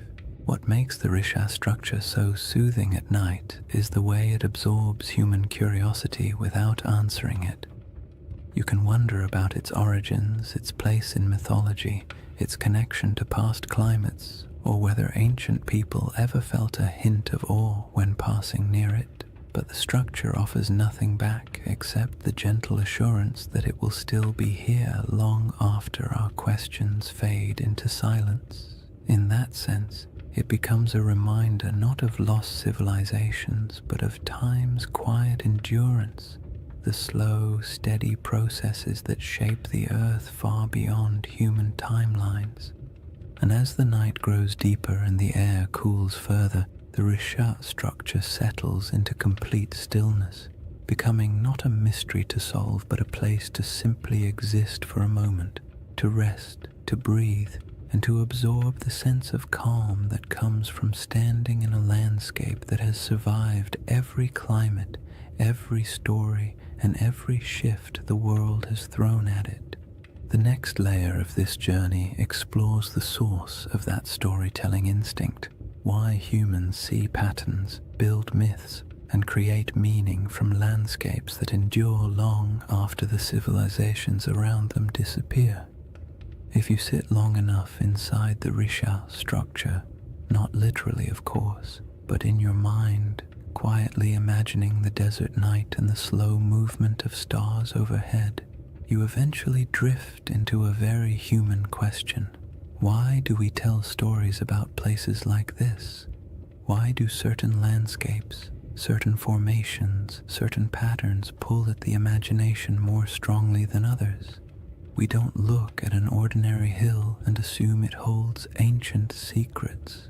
We don't stare at a random cluster of rocks and start crafting mythologies, yet give us a perfect circle in the middle of a desert, or a mountain shaped like a face, or a forest that feels too symmetrical to be an accident, and our brains immediately begin weaving meaning into the shapes. It isn't irrational, it's instinctive. A deep part of how humans make sense of the world, especially the parts of it that feel older than our ability to explain them. That instinct begins with something simple: pattern recognition. Humans are exceptional at spotting patterns even when those patterns don't exist. It's a survival trait. Recognizing the difference between a harmless shadow and a predator hiding in the bushes was once a matter of life and death. Over time, That instinct expanded into art, religion, storytelling, and all the imaginative ways we try to connect the dots between what we see and what we feel. When early people saw the rings of the Rishat structure, perhaps not from the ground but from the gradual rise of surrounding terrain, they might have sensed an unusual regularity in its shape. Maybe not enough to interpret it as a city or a monument, but enough to remember it, enough to describe it, enough to make it feel distinct from the ordinary landscapes around it. The human imagination thrives on places that feel just slightly out of place. The Risha structure does exactly that. It's too round, too wide, too neatly layered to blend in with the rugged desert. It doesn't look artificial, but it doesn't look random either. It occupies a liminal space, natural but strangely intentional in appearance, and when a landscape hovers in that space, the imagination naturally steps in to fill the gaps. People project stories onto it not to deceive anyone, but because stories help us understand what feels beyond understanding. Storytelling is how humans anchor themselves in time, how they transform landscapes into memories, and how they preserve experiences that might otherwise vanish. This is why even the calmest, most scientific minds sometimes drift into gentle speculation when they look at places like the Rishat, not because they truly believe in lost empires hiding under millions of years of erosion, but because landscapes with unusual beauty evoke a sense of quiet wonder, and wonder is a fertile ground for stories. You don't need to imagine Atlantis rising and falling.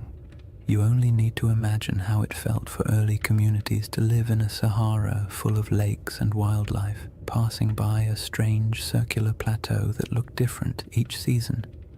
Maybe it was a landmark, maybe it was a gathering point, maybe it meant nothing at all, but it would have stood out, and anything that stands out tends to gather stories.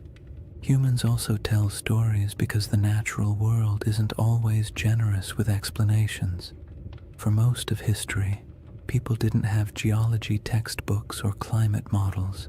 They had observations, intuition, and oral traditions. When a river dried, they created a story. When a mountain erupted, they created a story. When the stars shifted seasonally, they created stories to explain their patterns. Over generations, these stories evolved, blending details from nature with the emotional tone of the people describing them.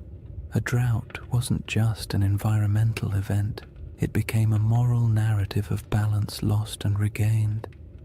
A vanished lake wasn't just climate change, it became a tale of a great flood or a divine warning or a forgotten world swallowed by forces beyond human control. It isn't surprising that the Rishat structure, surrounded by a desert shaped by one of the most dramatic climate transformations in human prehistory, inspires curiosity bordering on myth. Long before Plato wrote about Atlantis, people across the Sahara would have witnessed environmental shifts so profound they could barely describe them. Shrinking lakes, migrating animals, the slow invasion of sand, these experiences leave emotional impressions. A landscape that once supported entire populations can fade into silence within a few generations, and when that happens, the stories that form afterward are rarely literal accounts. They become metaphors for loss, change, and the fragility of human presence. The act of storytelling also brings comfort. It creates order in places where nature seems chaotic. It offers meaning in events that feel senseless, and it allows cultures to pass knowledge from one generation to the next. A story about a lost world isn't just entertainment. It's a way of saying, something important happened here, don't forget it. Those stories can stretch across thousands of years, even if the exact details blur. The memory of a disappearing lake might evolve into a legend of an entire region swallowed by the sea. The recollection of an unusually shaped landform might become a story about circular cities or divine architecture. When landscapes change as drastically as the Sahara did, the human imagination steps in to preserve what the land no longer shows. What's interesting is that the imagination doesn't only reach backward, it also reaches upward. Humans have always linked earthly landscapes with the sky.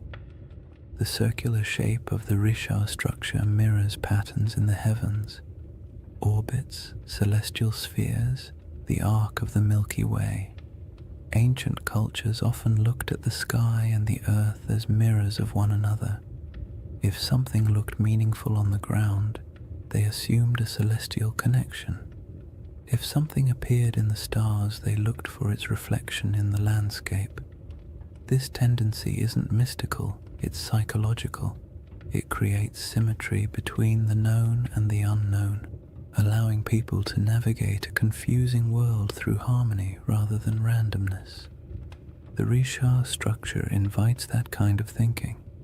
At night, when the stars swirl overhead and the rings below form a gentle spiral of shadow and light, it becomes easy to understand how the human imagination might link the two, not through elaborate theories, but through quiet intuition, through the simple feeling that a place shaped in circles must hold a story shaped in circles, through the awareness that landscapes sometimes look like symbols even when they are not, through the natural desire to connect the visible world with the invisible past. In the end, the human imagination isn't a flaw in our understanding of places like the Risha structure. It's a companion. It allows us to explore possibilities without insisting on answers. It lets us appreciate mysteries without demanding they be solved. And it reminds us that even when we know the scientific explanation for a geological formation, we can still feel wonder, still be moved by the beauty of its shape, and still tell stories about what it might have meant to the people who walked through a greener Sahara thousands of years ago. That instinct to remember, to reinterpret, to imagine, leads naturally into the next part of this journey. The way deserts protect, preserve, and occasionally conceal pieces of worlds that no longer exist, leaving behind not cities but quiet geological breadcrumbs for the patient observer. When people think of the desert, they often imagine it as a place that erases everything. Wind sweeping across dunes, sand swallowing anything left on the surface, time grinding all traces of the past into dust. And while parts of that are true, the desert is far more complicated. It destroys, yes, but it also preserves in ways wetter climates never can. Humidity decays wood, softens clay, and corrodes metal. Rain washes away structures and scatters artifacts. Plants reclaim abandoned land quickly, burying the past in roots and soil, but the desert is patient. Dry air keeps things intact. Sand buries but also protects. Stone carvings last almost forever when nothing grows to break them apart. If anything, the Sahara is one of the most powerful memory keepers on Earth, even if it rarely gives up those memories easily. The Rishat structure sits in the middle of this vast archive, not an archive of books or ruins or treasure, but an archive of landscapes. The rings themselves are a geological timeline. Each layer tells a story about a different era of Earth's crust. The minerals inside them remember volcanic activity, erosion patterns, shifts in ancient climates, and surrounding the structure, scattered across the Sahara, lie faint traces of worlds that came and went before the desert took over. Fossils of fish that once swam in freshwater lakes, shells from ancient inland seas, bones of hippos, giraffes, elephants, and antelope that lived in grasslands where nothing but dunes now remain. These remnants are quiet, fragile, and astonishingly well preserved because the desert has held them still for millennia. Even more delicate objects survive in surprising numbers. Stone tools left behind by early humans who walked across plains now buried under dunes, arrowheads, blades, grinding stones, small carvings. They're scattered, not concentrated, evidence of lives lived lightly on the land, following herds, collecting plants, moving when the seasons demanded it. None of these objects tell a story of a centralized city or a monumental culture, but they do tell the story of human persistence in a world that was constantly shifting around them. These tools have edges still sharp enough to cut. They were shaped by hands that lived in a climate we can barely imagine today. And the desert, indifferent to time, simply kept them. Then there are the rivers, or rather, the ghosts of rivers. Radar imaging reveals dozens of ancient channels beneath the Sahara's surface, some stretching hundreds of miles. These channels are not small trickles, but massive pathways carved by powerful flows of water. They show where life once concentrated, where animals gathered, where early humans traveled and settled, and though they're invisible from the ground, their presence beneath the sand acts like a geological memory, a map of how different the world used to be. Long after lakes vanished and grasslands withered, the shapes of these channels remained, buried but intact. The desert also preserves what might be called emotional landscapes, the subtle, atmospheric memory of places people once inhabited. Rock art in the Sahara captures these moments with eerie clarity, carvings of cattle, religious symbols, hunting scenes, boats gliding across water.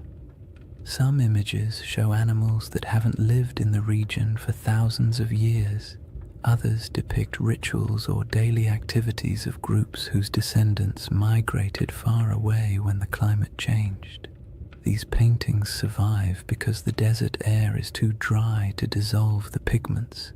They are echoes etched into stone, fragments of human emotion fossilized in mineral form. And even though they don't correspond to Plato's Atlantis, they show how easily early cultures could leave behind traces that would confuse or inspire later generations. But the desert's preservation comes with a twist. It protects selectively. It keeps what nature builds, but rarely what humans build. Wood, cloth, bone, and plant materials decay quickly, stone lasts, but only if left untouched by wind. Anything built from mud or organic material disappears, so a region could support generations of habitation and leave barely any physical evidence. When the Sahara dried, entire ways of life evaporated with it. People moved south or toward the coast, leaving only a thin scattering of tools and art behind. By the time later civilizations emerged in Egypt, Carthage, and the Mediterranean world, the memory of those Saharan cultures had already faded into rumor. What remained was the land itself, a massive desert holding fragments of forgotten worlds. The Risha structure in this context isn't a monument to something lost. It's a survivor from geological history that just happens to sit among the buried traces of human history. Its rings are not ruins, but reminders that the planet keeps records in stone long after humans forget. Its symmetry draws the imagination not because it hides a city, but because it stands out against the silence of the desert, a quiet landmark in a landscape that erases almost everything else. What the desert preserves best, strangely enough, is not artifacts or fossils, but absence. It preserves the feeling of worlds that used to exist but no longer do. It holds the echo of water where there is none. It holds the memory of animals that once roamed freely. It holds the imprint of climate cycles so vast they dwarf every human empire combined. When you stand in a place like the Rishat structure, The most powerful sensation isn't that something is buried beneath your feet, it's that something is missing, something that used to be here but isn't anymore. That sense of absence can be misunderstood as evidence of ruins or lost cities, but it's really just the desert doing what deserts do, revealing nothing and everything at the same time. And that is why this landscape inspires stories. Humans fill silence with meaning. We see the absence and imagine what might have once filled it. We see preserved fossils and picture thriving ecosystems. We see ancient riverbeds and imagine the people who walked beside them. The desert keeps just enough evidence to suggest what once existed, but not enough to tell the full story. And in that gap, wide, quiet, and centuries deep, the imagination takes over. This brings us to the final movement of this journey, a gentle widening of perspective, a step back from geology and fossils and myths, and into the broader cosmic calm that emerges when you stand in the middle of a desert night and realize just how ancient, patient, and enduring the earth truly is. When you step back from all the theories, the geology, the ancient climates, and the quiet wonders preserved by the desert, the Risha structure becomes something simpler.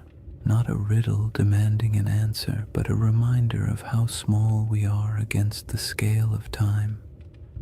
Standing in the middle of its rings, especially under the night sky, you can feel the weight of millions of years pressing gently around you, not in a frightening way, but in a calming, grounding way, the kind that makes your breath slow down without you meaning to, as if the land itself is inviting you to let go of the need for certainty.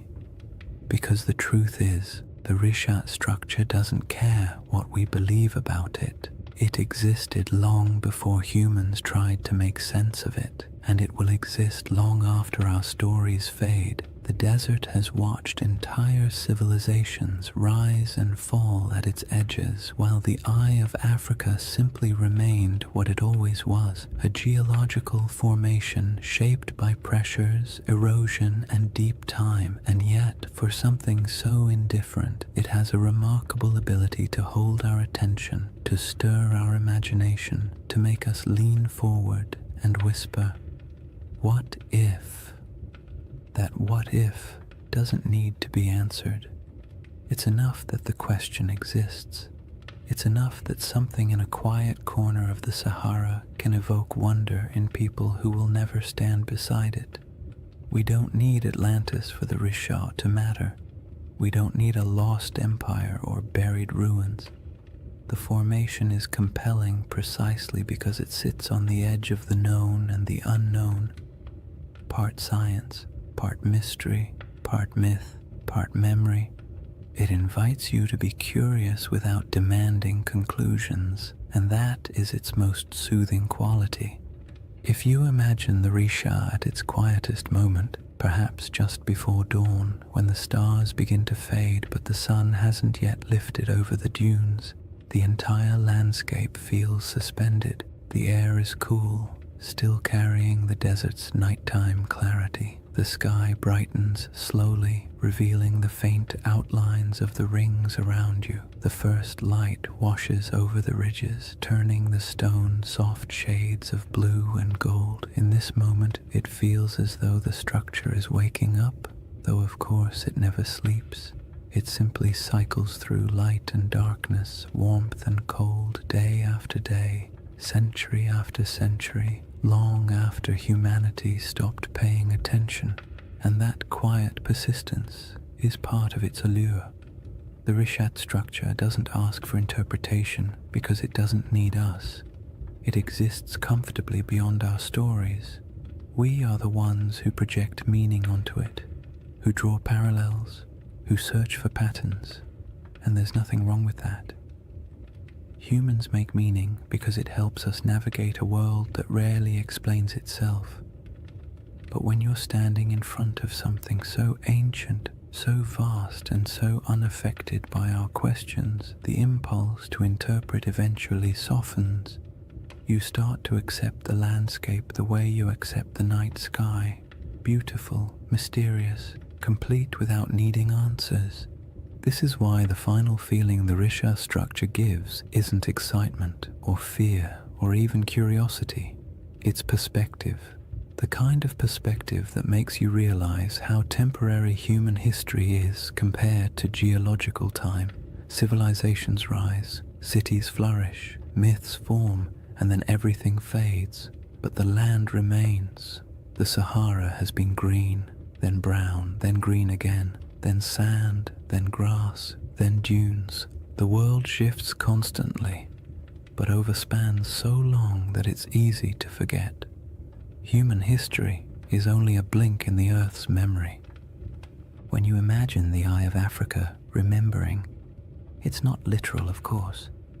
Rock doesn't hold memories the way we do, but landscapes preserve patterns, scars, layers, and echoes of what came before. The Risha structure remembers not through intention, but through endurance, through the way its rings hold the imprint of ancient forces, through the way it witnessed the Sahara's transformation without changing its own essential shape, through the way it stands in the middle of emptiness, still holding the quiet dignity of something older than our oldest stories. And as you let that perspective sink in, the idea of Atlantis becomes less about a place and more about a feeling that somewhere, sometime, a world existed that is now gone, a feeling that memory outlasts evidence, a feeling that not everything that disappears is lost forever. Some things simply fade into new forms, new landscapes, new interpretations. The Risha structure doesn't solve the Atlantis mystery, but it offers a gentle space where that mystery can rest, unpressured and unbothered. In the end, the most peaceful thought of all is this: maybe Atlantis was real, maybe it wasn't. Maybe it was a memory of a greener Sahara.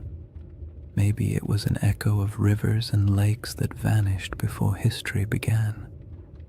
Or maybe it was just a story, a beautifully structured story passed down through generations. But somewhere out there in the quiet heart of the desert, the Eye of Africa is still watching. Not searching, not revealing, just watching. Watching the night sky turn. Watching the dunes shift. Watching time pass with the patience only the earth itself can hold. And there is something profoundly comforting about that. To know that long after questions fade and theories shift and stories evolve, the land remains silent, enduring, timeless. A slow, cosmic heartbeat in the middle of the Sahara, inviting you to breathe a little slower, to let your thoughts drift, and to fall gently into rest. If you've made it this far, awake, half asleep, or somewhere in that gentle in-between space where thoughts drift like sand across a desert floor, then you've journeyed through one of Earth's quietest mysteries. And maybe that's the real beauty of the Risha structure. Not that it holds answers, but that it encourages the kind of patient wondering that modern life rarely gives us time for. In a world full of noise, urgency, and constant stimulation, the Eye of Africa offers the opposite: silence, space, perspective, a slow reminder that the planet moves at a pace far older and far calmer than anything we build on its surface. When you think back to what we've explored, the green Sahara that once flourished with lakes and herds, the ancient river systems buried beneath dunes, the rock art carved by hands that lived in a world we can barely imagine, the geological forces that sculpted the Risha's rings millions of years before humans ever walked near them, it becomes clear that the story of this place isn't about a lost civilization. It's about a lost landscape, a world that once existed, quietly thrived, and then vanished not because of catastrophe, but because Earth itself shifted into a new rhythm. The Rishat structure is a witness to all of it, a memory in stone shaped not by human intention but by natural processes that unfold over spans of time far beyond our comprehension. And even though the Atlantis comparison has become part of its identity, the truth is you don't need a legend to appreciate this formation. You don't need Plato or myths of rings and cities or theories about ancient mariners. You only need the simple awareness that our planet contains places so strange and so beautiful that they feel like stories even before we start telling them. The Rishat structure is one of those places. Perfectly circular, timeless, a little unsettling, completely mesmerizing, the kind of formation that makes you pause and remember that the Earth was sculpting wonders long before anyone arrived to give them names. There's a quiet comfort in imagining the Eye of Africa as a presence rather than a puzzle, not a watcher in any mystical sense, but a symbol of endurance. It has seen the Sahara as a cradle of life, then as a wilderness, and now as a vast ocean of sand. It has seen climates shift, species migrate, and entire ecosystems vanish into memory. And through all of it, it stayed where it was, letting time carve every ridge, every basin, every curve. There's something almost meditative about that, the idea that some things don't chase meaning, they simply endure and allow us to come to them with whatever questions or stories we carry. As you settle into the final moments of this journey, imagine once more the Rishat structure under the stars, the rings around you fading into shadow, the sky stretching overhead like an ancient tapestry, the air cool, the sand carrying the day's warmth, the wind quiet enough to feel like the earth is holding its breath. In that moment, all the theories, all the debates, all the speculation falls away. What remains is just the land, unconcerned, immense, older than memory, a reminder that our place in the world is temporary but also meaningful in its own small way. And maybe that's the real gift of places like this. They allow us to step outside ourselves, to drift gently into perspective, to remember that not everything needs to be solved. Some mysteries are meant to rest, some landscapes are meant to simply be admired, and some stories, like the Sahara itself, are more soothing when left open, when allowed to breathe, when allowed to drift into the same soft silence that defines the desert at night. So as you drift towards sleep or into a deeper state of calm, let the Rishat structure fade into that quiet space behind your thoughts. Let the rings dissolve into darkness, the stars soften overhead, and the desert wind carry away whatever tension you brought with you. The earth has been here a long time, and it will be here long after the worries of today have faded. You are small compared to the scale of geological time, but that smallness is not a burden. It's a comfort, a reminder that it's okay to rest. Thank you for spending this time exploring one of the planet's most beautiful and enigmatic features. If you enjoyed this journey and you'd like to drift through more forgotten landscapes and ancient mysteries crafted to help you unwind, consider liking the video and subscribing to the channel. It truly helps, and it means a lot. And before you fall asleep fully, let me know in the comments where you're watching from and what time it is for you. I love seeing the entire world gathered in one quiet, shared moment. For now, take one last breath. Let it go slowly, and let the desert night close around you. The Eye of Africa will keep its silent watch. You only need to rest.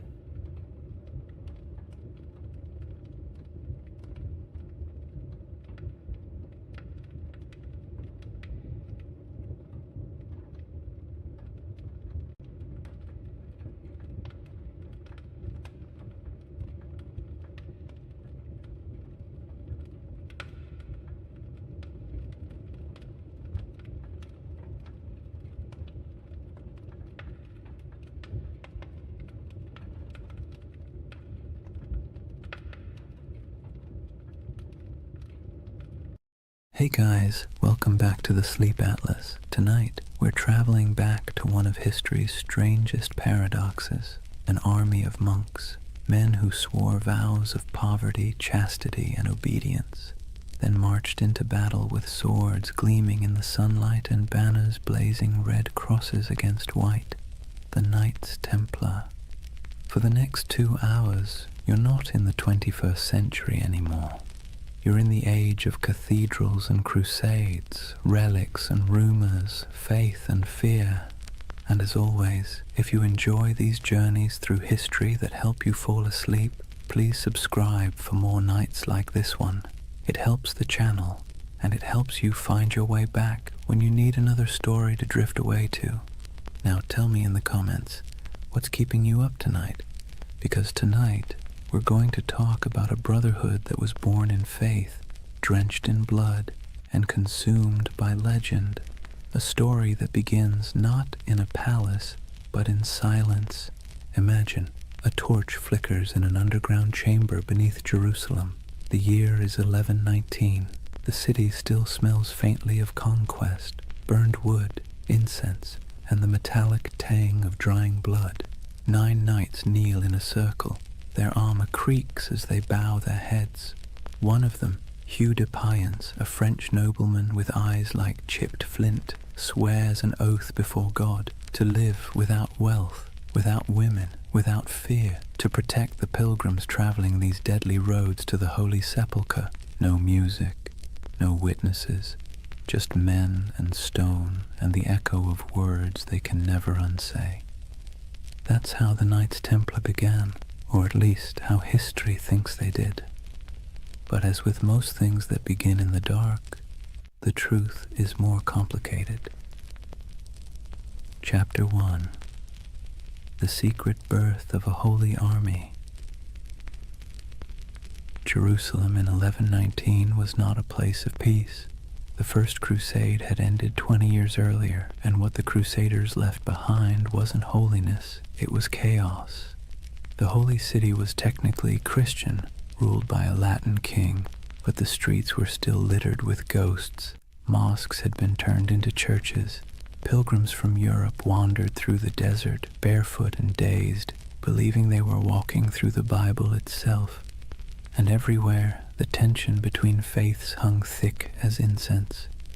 The roads between the coast and the city were a nightmare. Bandits, raiders, and desert tribes preyed on travelers like wolves. Every year, hundreds of unarmed pilgrims set out from the ports of Jaffa or Acre to see the place where Christ had died, and many never arrived.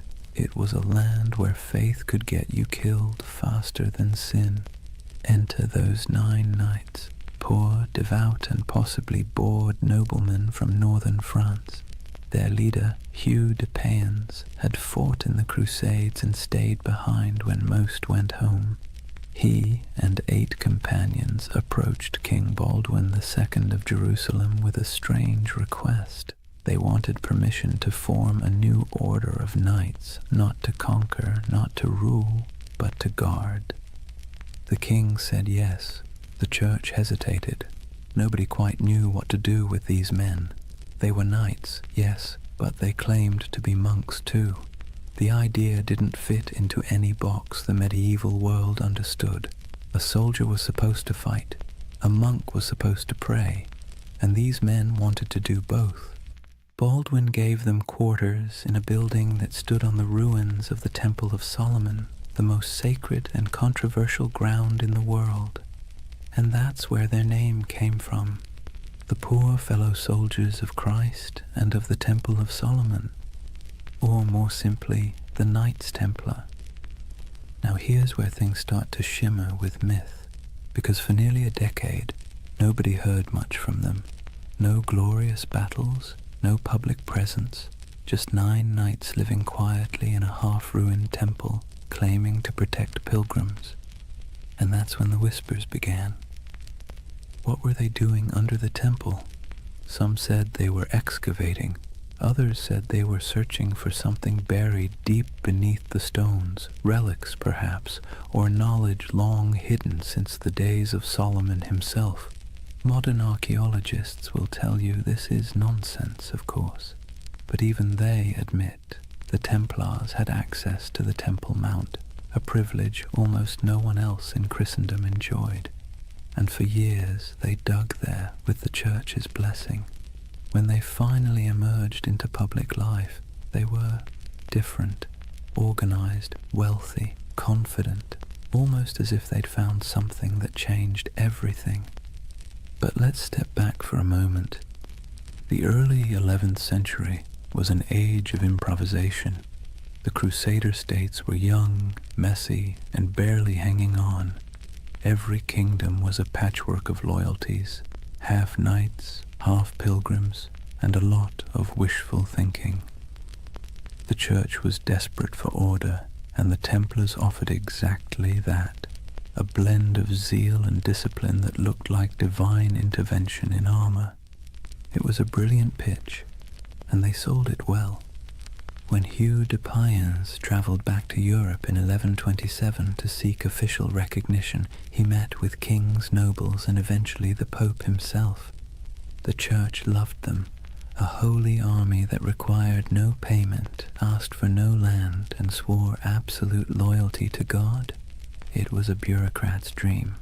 Pope Honorius II granted them official status, and a few years later, in 1139, another pope, Innocent II, took it even further.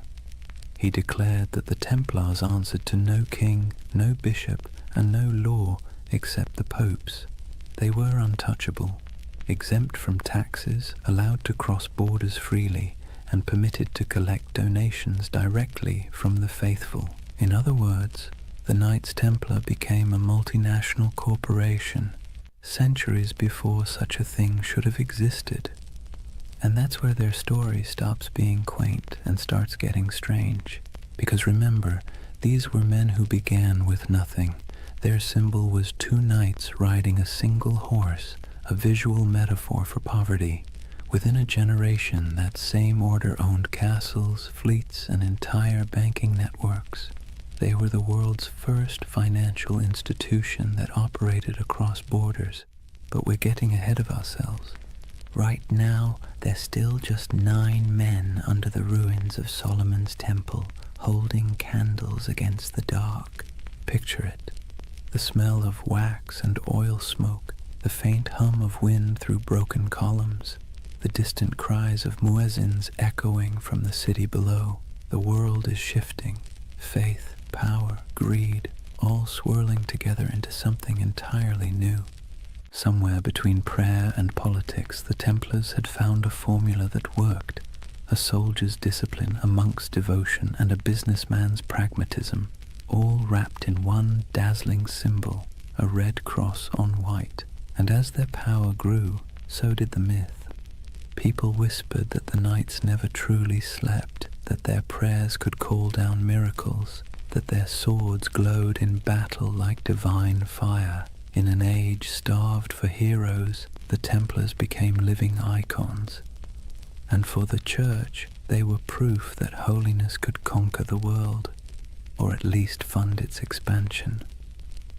Still, even in these early days, the seeds of their downfall were already being planted, because whenever power hides behind purity, suspicion follows. For now, though the world was enchanted by them, Europe sent them gold, recruits, and blessings. The Templars began to build fortresses across the Holy Land, stark geometric structures designed not for beauty but for survival. The first of these rose near Gaza, its walls thick and severe as if carved from a single thought, hold. And hold they did. Against heat, disease, and endless waves of enemies, the Templars endured. They were a strange hybrid, too pious for ordinary knights, too violent for ordinary monks, but somehow they worked. The desert turned them into something sharper, harder, less human, and the world rewarded them for it. By the end of the 12th century, the Templars were no longer a curiosity. They were a force of nature. Their red cross fluttered on every major battlefield from Antioch to Acre. Pilgrims prayed to them as if they were saints. Kings borrowed money from them as if they were banks, and behind their stoic silence they smiled, because they knew the holiest men in Christendom were also its most indispensable. The Holy Land. It sounds peaceful, doesn't it? Golden deserts, olive groves, sun-bleached ruins, the kind of place you might imagine angels hovering over in serene silence. But in the early 12th century, it was anything but serene. Jerusalem had been liberated by Christian crusaders only a few decades earlier, and let's be clear, liberation in medieval terms usually meant blood up to the ankles. The First Crusade had ended with the massacre of nearly every inhabitant of the city, Muslim, Jew, and even some Christians unlucky enough to be standing in the wrong doorway. The survivors who staggered out of those gates left behind a city that was holy, yes, but also haunted. Now, imagine you're one of the pilgrims arriving from Europe after that carnage. You've sold your land, kissed your family goodbye, and endured months on a leaky ship that smelled of salt, vomit, and desperation. You finally set foot on the sacred soil of Jerusalem, only to realize it's crawling with mercenaries, thieves, and rival priests arguing over who owns which holy relic. There were monks selling pieces of the true cross for pocket change, relic peddlers waving around bones that supposedly belonged to every apostle, and beggars who could quote scripture better than bishops. It was chaotic, commercial, and weirdly alive. The Holy Land was supposed to be a place of purity, but it was also a marketplace of faith, and this was the world the Templars were born into. To protect pilgrims, they needed roads. To patrol the roads, they needed horses. To feed the horses, they needed money. And to get money, they needed support from Europe, which meant they needed branding. And few groups in history have ever branded themselves better. The Knights of the Temple. It sounded like a riddle, a name that whispered of prophecy, secrecy, destiny. In an age addicted to relics and miracles, the idea of an army living on sacred ground was irresistible. Still, their mission was grimly practical. The routes from the ports to Jerusalem, Jaffa, Acre, Tyre, were treacherous. Travelers were robbed, murdered, or sold into slavery. The Templars became the bodyguards of faith itself, escorting caravans of believers through the desert, fighting off raiders who saw pilgrims as walking coin purses. Picture it, a long line of weary travelers trudging beneath a white-hot sun, sandals kicking up dust, and ahead of them a small band of armored men on horseback, faces hidden behind helms, silent except for the creak of leather and the dull thud of hooves. To see that Red Cross approaching must have felt like salvation made visible. But Jerusalem wasn't the only concern. Beyond the city walls, the Crusader states were fracturing. Christian lords squabbled like children over territory they barely controlled. The Kingdom of Jerusalem, the County of Tripoli, the Principality of Antioch, all were fragile, stitched together by ambition and distrust. The Muslim world, meanwhile, was far from united but infinitely more patient. Leaders like Zengi, Nur ad-Din, and later Saladin understood that the Crusaders were temporary. Empires built on zeal tend to burn bright and burn out. The Templars didn't know it yet, but they were living on borrowed time. For now, though, their world was still expanding. They built their first fortresses across the Holy Land, massive, angular structures that looked more like stone mathematics than architecture. No decoration, no vanity, just geometry and faith. These weren't castles meant to impress. They were meant to survive. Thick walls, narrow gates, cisterns for water, hidden staircases for escape. If you were a Templar stationed in one, your days were predictable. Prayer, Patrol, repair, repeat. The heat was relentless. Armor became ovens.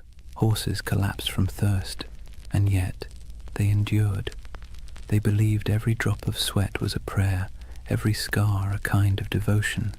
The Templar life was monastic but also militarized. They rose before dawn, prayed, trained, rode, and ate simple meals in silence. Even at the table they sat in pairs, sharing food from a single bowl, just as they once shared horses when they were poor. That duality, poverty and power, humility and dominance, defined them. To outsiders it made the Templars look almost supernatural. They were disciplined in a world that thrived on chaos. They didn't drink, gamble, or chase women. They didn't hoard gold for themselves, but for the order. Compared to the average Crusader knight, who often behaved like a drunk tourist with a sword, the Templars seemed godlike. But discipline has its price. Their strictness made them feared, but it also made them cold. And in a land that worshipped stories, coldness was suspicious. Rumors spread that they worshipped strange idols, that their prayers were not quite Christian, that beneath their white mantles they bore symbols not approved by Rome. None of it was true, yet, but you can see why people started to talk. The Templars were always apart. They answered to no king, no priest, and no local authority. They were an army within an army, a church within the church. And whenever men form a power that stands outside all others, paranoia soon follows. Still, in the 1130s and 1140s, those fears were whispers drowned out by praise. Pilgrims wrote home about the silent, white-cloaked knights who saved them from bandits. Kings sent donations, nobles offered land. The Templar name spread across Europe like wildfire. Soon new recruits poured in, sons of minor lords, second brothers with no inheritance, men too proud to farm and too poor to rule. To join the Templars was to gain purpose, rank, and immortality of a kind. When they swore their vows, they gave up everything, property, family, even their names. They became one organism, and that made them terrifyingly efficient. Meanwhile, in Jerusalem, politics festered. The so-called Latin Kingdom looked glamorous from afar. Gleaming churches, processions of relics, knights shimmering in gold. But behind the spectacle lay disease, infighting, and endless debt. Maintaining an army in the desert cost a fortune, and Europe's appetite for holy war was already fading. That's where the Templars' financial genius quietly began. They developed systems for storing, transferring, and protecting wealth for pilgrims and crusaders alike. A traveler could deposit money at a Templar preceptory in London, receive a coded letter, and withdraw the funds safely in Jerusalem. It was medieval banking, and it worked. While the kings of the Crusader states struggled to feed their armies, the Templars were busy inventing international finance. It's a miracle they didn't invent the credit card. Their wealth, however, wasn't just monetary, it was reputational. In a world obsessed with honor, the Templar cross became a brand of trust. Churches displayed it proudly. Merchants painted it on their ships. Even thieves hesitated to rob a Templar convoy because rumor said anyone who did would die within the year. But faith and fear are fickle allies. By mid-century, the political tides began to turn. Muslim forces under unified banners were pushing back. The dream of permanent Christian rule in the East was already fraying. The Templars found themselves fighting not for glory but for survival. Still, for every setback, they doubled down. When they lost a castle, they built two more. When armies fell, they recruited faster. When allies faltered, they became their own nation of stone and secrecy. You can almost admire the sheer stubbornness of it. The idea that faith could replace geography, that brotherhood could outlast empire. By the late 12th century, The Templars were no longer 9 poor knights in a ruin. They were the backbone of Christendom's military and financial power. Their headquarters in Jerusalem gleamed with marble. Their fortresses dotted the coasts of Syria and Palestine. Their banner, a red cross on white, was feared from Cairo to Constantinople, and yet the cracks were already showing. The Holy Land had always been an illusion of permanence. Empires rose there only to crumble beneath the same sun. The Templars, for all their discipline, could not change geography. They were foreigners defending a dream, and dreams, like empires, are fragile things. For now, though, as the night deepens and the desert cools, imagine the campfires of the Templar outposts glowing under a canopy of stars. The wind sighs across the sand. The horses snort softly in their sleep. A monk knight kneels beside a stone wall, whispering a prayer in Latin that drifts into the dark like smoke. Somewhere far to the west, Europe sleeps, safe, wealthy, and unaware that its most sacred soldiers are already walking the thin edge between salvation and damnation. Imagine the year is 1120. The air in Jerusalem still hums with dust and incense, the streets winding like veins between crumbling walls and half-rebuilt churches. The Crusaders hold the city now, but barely. Pilgrims shuffle past soldiers, merchants haggle beside priests. Somewhere, a choir is singing in Latin while a camel coughs nearby. It's the kind of world where the sacred and the absurd coexist perfectly comfortably, and beneath all that noise something else is stirring. 9 men, that's all. 9 poor French knights, led by a man named Hugues de Payan. They arrive in Jerusalem without fanfare. No army, no banner, no gold. They make a simple request to King Baldwin II, the use of a few rooms on the Temple Mount. The king agrees, perhaps amused by their humility. He gives them quarters in the old Al-Aqsa Mosque, which the Crusaders believed sat atop the ruins of Solomon's Temple. That's where the story becomes hazy. Officially, these knights called themselves the poor fellow soldiers of Christ and of the Temple of Solomon. Their stated mission: to protect pilgrims traveling to and from the Holy Land. A noble enough cause and one desperately needed. But here's the question. Historians still whisper over their coffee. If their job was guarding roads, why did they spend the next 9 years living almost entirely underground? According to later accounts, the Templars rarely left the Temple Mount during that first decade. They dug tunnels, moved stones, and kept their activities secret. When questioned, they gave vague answers about renovations and holy works, which, let's be honest, is exactly what you say when you don't want people to ask more questions. So what were they doing? The truth is, no one knows for certain. But speculation has filled that silence for centuries. Some believe they were excavating ancient ruins, searching for relics buried since the days of Solomon. Others suggest they were hunting for texts, scrolls containing forgotten wisdom, early Gnostic writings, alchemical treatises, even architectural blueprints said to hold divine secrets.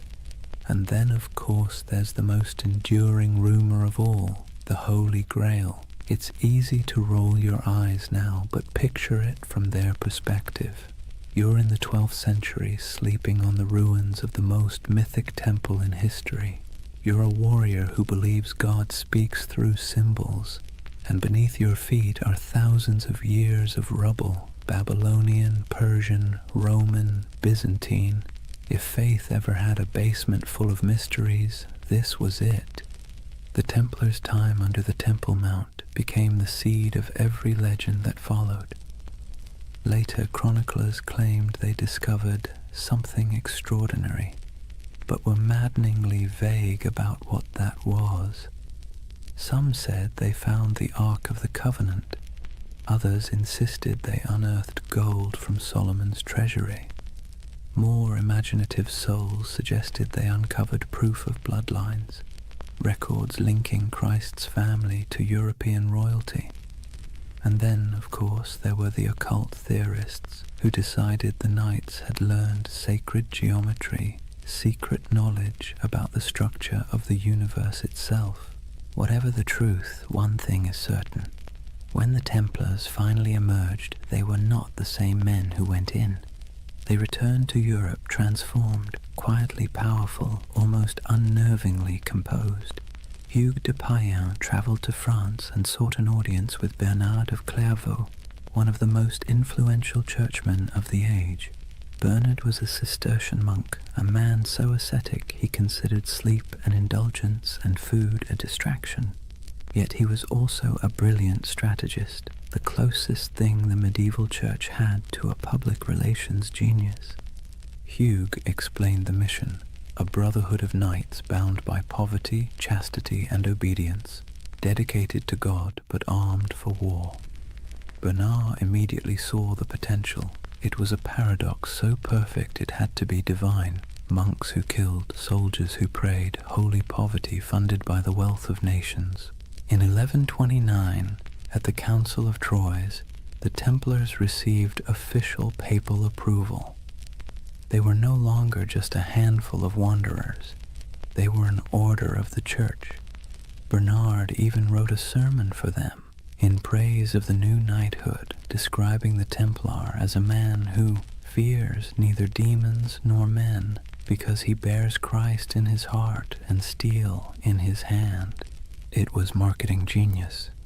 Overnight, the Templars went from mysterious diggers under a ruin to God's chosen army. Donations poured in, nobles offered land, peasants offered sons. The Templar banner, white for purity, red for martyrdom, became one of the most recognized symbols in Christendom.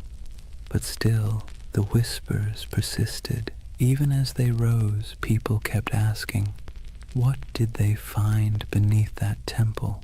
Why did they never speak of those 9 silent years? The truth, if there is one, is probably less cinematic and more bureaucratic. Archaeology as we know it didn't exist. Digging beneath ancient ruins wasn't about science. It was about faith and superstition. Maybe they really did find something sacred. Maybe they found nothing but stones. But it almost didn't matter. The mystery itself was more powerful than any treasure, and the Templars knew how to use that. You see, medieval Europe adored relics because relics made the invisible visible. A saint's bone could turn a dusty chapel into a pilgrimage site. A scrap of cloth from Christ's robe could transform a forgotten village into a holy destination. The Templars, deliberately or not, became a living relic. They didn't need to show proof of miracles. Their very existence was the miracle. Their silence became their sanctity, their secrecy, their strength. And silence travels farther than any sermon. When you think of the early Templars, don't picture roaring armies. Picture candlelight flickering in a stone corridor, the faint echo of Latin prayers, the sound of picks striking stone somewhere deep beneath the earth. 9 men convinced that God had chosen them for something they didn't fully understand, but could feel like a heartbeat in the dark. The idea of the hidden runs through everything they did afterward. Their architecture, simple, geometric, full of hidden passages. Their symbols, crosses, circles, dual riders on one horse. Even their banking system, which relied on coded letters and secret ledgers, carried that same shadowy precision. It's as if the memory of that underground decade never left them. They had been under the world, and when they emerged, they brought a little of the underworld with them. By the time they were formally recognized, the order already had chapters spreading across Europe. Preceptories in Paris, London, and Aragon became both fortresses and treasuries. Templar seals began to appear on documents everywhere. a sign that whatever business was being done, it was trustworthy, incorruptible, and conveniently untouchable by taxes. They were monks, they were soldiers, they were accountants, and they were untouchable. If it sounds like a setup for disaster, that's because it was. But for now, their ascent felt unstoppable. Jerusalem glowed in their imagination as both a holy city and a buried promise. Whatever they had found, or thought they had found, gave them a sense of destiny that radiated outward. They built fortresses across the Holy Land like a constellation, each one a star of faith, light against the desert. They moved with precision, their ranks swelling from 9 to hundreds. Their banners fluttered beside kings, yet their loyalty remained solely to the order and to God, or at least their version of him. And through it all, that mystery under the temple lingered, quiet and magnetic. Even centuries later, when the Templars were long gone, legends kept sprouting like weeds. Freemasons claimed descent from their architects. Alchemists said their secrets survived in hidden manuscripts. Occultists saw them as guardians of forbidden wisdom.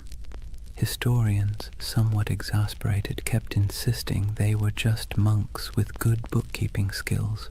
But deep down, everyone wanted to believe there was something more, that somewhere beneath the dust of Jerusalem, a secret still slept. So perhaps it's fitting that the story of the Knights Templar begins not with battle, but with silence, not with conquest, but with curiosity. Because if history has taught us anything, it's that the most powerful empires are often built on unanswered questions. The Templars' first great victory wasn't on a battlefield, it was in the imagination, and that, more than gold or relics or papal favor, would carry them into legend. Picture Rome in the early 12th century, a city that smells of candle wax and incense, but also of politics. Papal banners hang limp in the sun. Monks shuffle through marble corridors whispering in Latin, and outside the streets reek of tanneries and ambition. The church by now was more than a faith. It was the nervous system of Europe, pulsing through every kingdom, dictating who ruled, who knelt, and who burned. Kings were crowned by its hands, empires justified by its blessings. And into this complicated organism walked Hugh de Payens and his strange little band of knights. They didn't look like much. They were poor, quiet, foreign. Their armor was worn, their mission vague. Yet they brought with them something the church found irresistible: usefulness. You see, the Holy Land was chaos. The Crusader kingdoms had been carved from blood and miracle, and now they were crumbling just as quickly. Pilgrims were still being robbed, caravans ambushed, relics stolen, and cities changed hands faster than anyone could update the maps. The church needed protectors, reliable ones, faithful ones. And the Templars, well, they were perfect. No wives, no children, no debts, no distractions, just pure obedience. The kind of men who'd ride into battle without pay, die without complaint, and most importantly, funnel everything they owned directly into the hands of the church. But they needed legitimacy first. The Pope's blessing wasn't just a stamp of approval, it was armor. It turned obscure men into an institution. So Hugh de Payens traveled to meet with the powerful Abbot Bernard of Clairvaux, a man both saintly and strategic. Bernard was the face of the Cistercian reform movement, which prized simplicity, purity, and obedience. He lived on bread, wore plain robes, and wrote letters that could humble kings. He was also, conveniently, the Pope's favorite monk. When Hughes explained the idea of warrior monks, men who prayed like monks but fought like crusaders, Bernard saw opportunity gleaming like gold leaf in a gospel. Think of it. Europe was overflowing with restless knights, violent men with nothing to do once the Crusades ended. They roamed the countryside, looting villages, feuding over puddles of land, and repenting on Sundays. The church couldn't stop them, but what if it could redirect them? The Templars were the perfect solution. Channel the chaos of knighthood into a holy purpose. Sanctify violence, wrap war in prayer. Bernard became their champion. He wrote, in praise of the new knighthood, a sermon that would become their manifesto. In it, he drew a sharp line between ordinary knights and these new holy warriors. The Knight of Christ, he wrote, fights the battles of the Lord without fear, for he bears Christ in his heart and steel in his hand. It was genius, simple, poetic, dangerous. With those words, the Templars became the Church's favorite paradox. Men who could kill for peace, who could die for salvation, who could hold a sword and a rosary in the same hand and never feel the contradiction. At the Council of Troyes in 1129, the Templars were officially recognized as a religious order. Pope Honorius II approved their rule, a strict code of conduct modeled after monastic life but adapted for war. They took vows of poverty, chastity, and obedience. They ate in silence. They wore plain white mantles to symbolize purity, later marked by a red cross, the color of martyrdom. They slept in communal dormitories, their armor near at hand. They prayed 8 times a day. And yet they were also soldiers, men who trained for battle, guarded caravans, and fought with terrifying precision. It was an impossible combination, but that was the point. The contradiction itself was their mystique. The Church, always hungry for spectacle, adored it. Sermons across Europe began praising these poor knights of Christ as living saints. Relics were touched to their swords. Songs were written about their devotion. Donors poured gold into their coffers. Within a decade, they owned lands across France, England, and Iberia. Within 2, they controlled a network that stretched from London to Jerusalem, all under the cross, all under God. The irony, of course, was that their vow of poverty made them one of the richest organizations in Europe. Nobles who couldn't join gave donations instead. Merchants stored money in Templar houses for safekeeping, the world's first reliable banking network. Pilgrims could deposit coins in Paris and withdraw them in Acre. It was faith-based finance, centuries before anyone invented the word finance, and all of it tax-free. The papal bulls that followed granted them extraordinary privileges. Templars answered only to the Pope himself. They could cross borders freely, build their own churches, even collect tithes. Kings couldn't touch them. Bishops couldn't question them. They were a country within a country, a kingdom without a king. And perhaps most importantly, they believed their mission was divine. Every Templar fortress was built like a sermon in stone, simple, geometric, symmetrical. Their architecture rejected ornamentation, favoring clean lines and silent strength. Every chapel pointed east toward Jerusalem. Every wall was both defense and devotion. They didn't just build structures, they consecrated the landscape. Travelers who saw them described the order as unnervingly calm. They marched without shouting. They fought without looting. They prayed without hesitation. To their enemies they were terrifying. To their allies, indispensable. And to themselves, they were chosen.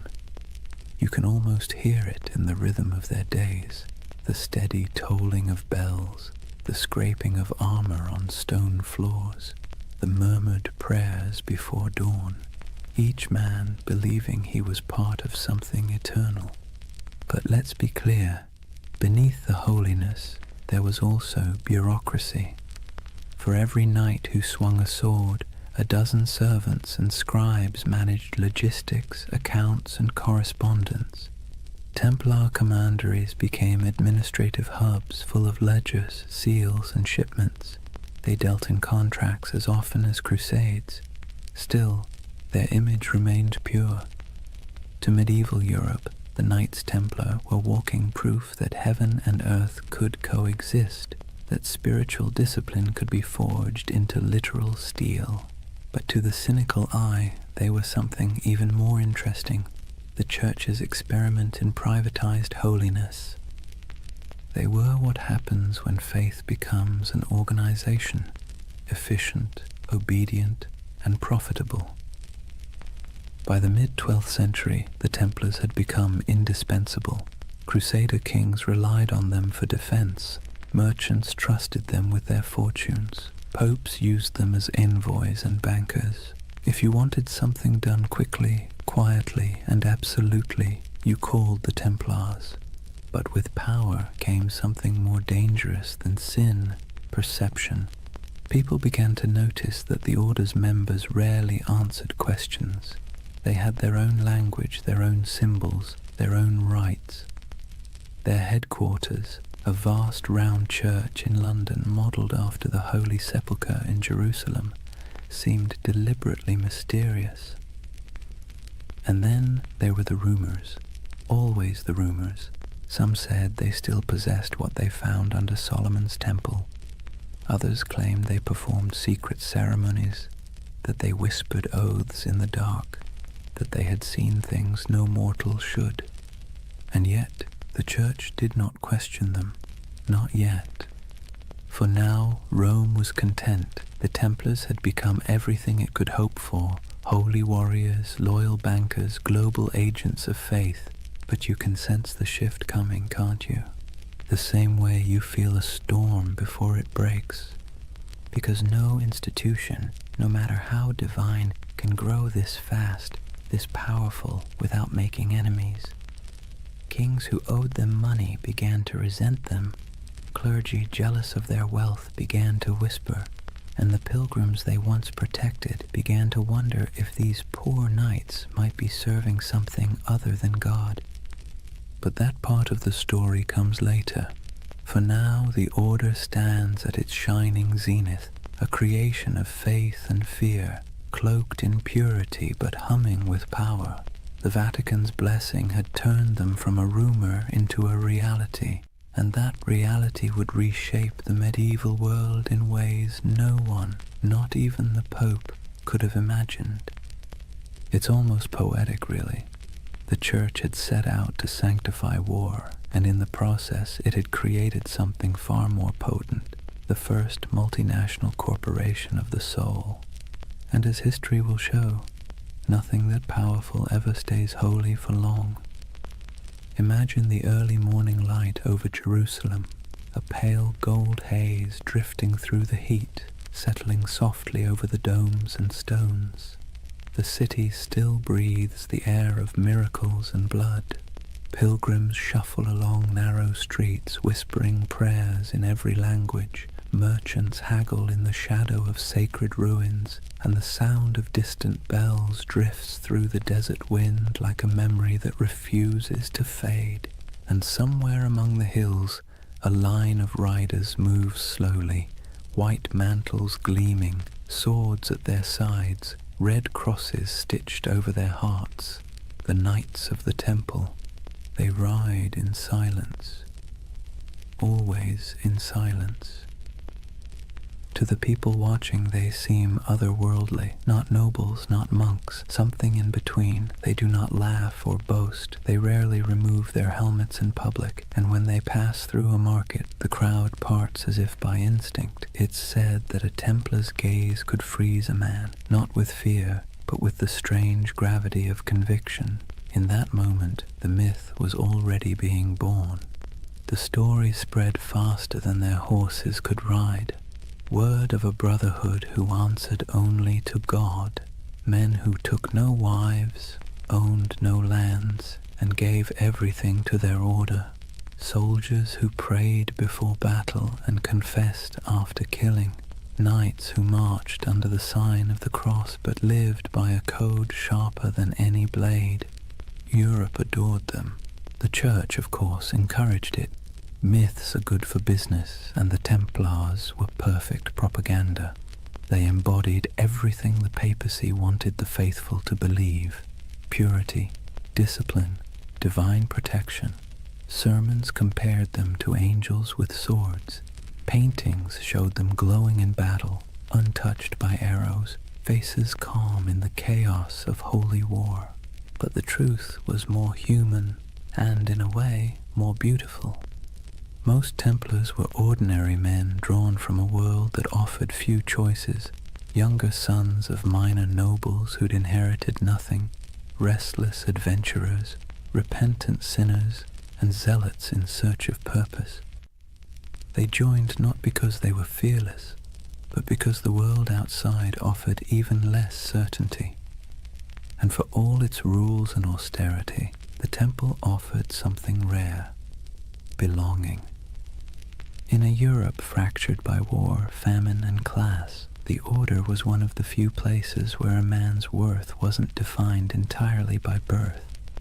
Inside the walls of a commandery, everyone wore the same cloak, ate the same bread, followed the same hours of prayer. Rich or poor, noble or peasant, all knelt together before dawn. It was unity by discipline, equality by surrender. And yet, the outside world saw only mystery. They were everywhere and nowhere, riding on crusades, manning castles, managing estates, escorting pilgrims. A traveler might encounter a Templar outpost in the forests of Burgundy, another in the sands of Antioch, another on a cold island in the North Sea, and each one would look exactly the same: white walls, red crosses, silence. They had become an idea that transcended geography. When they rode into battle, their presence was like a symbol made flesh.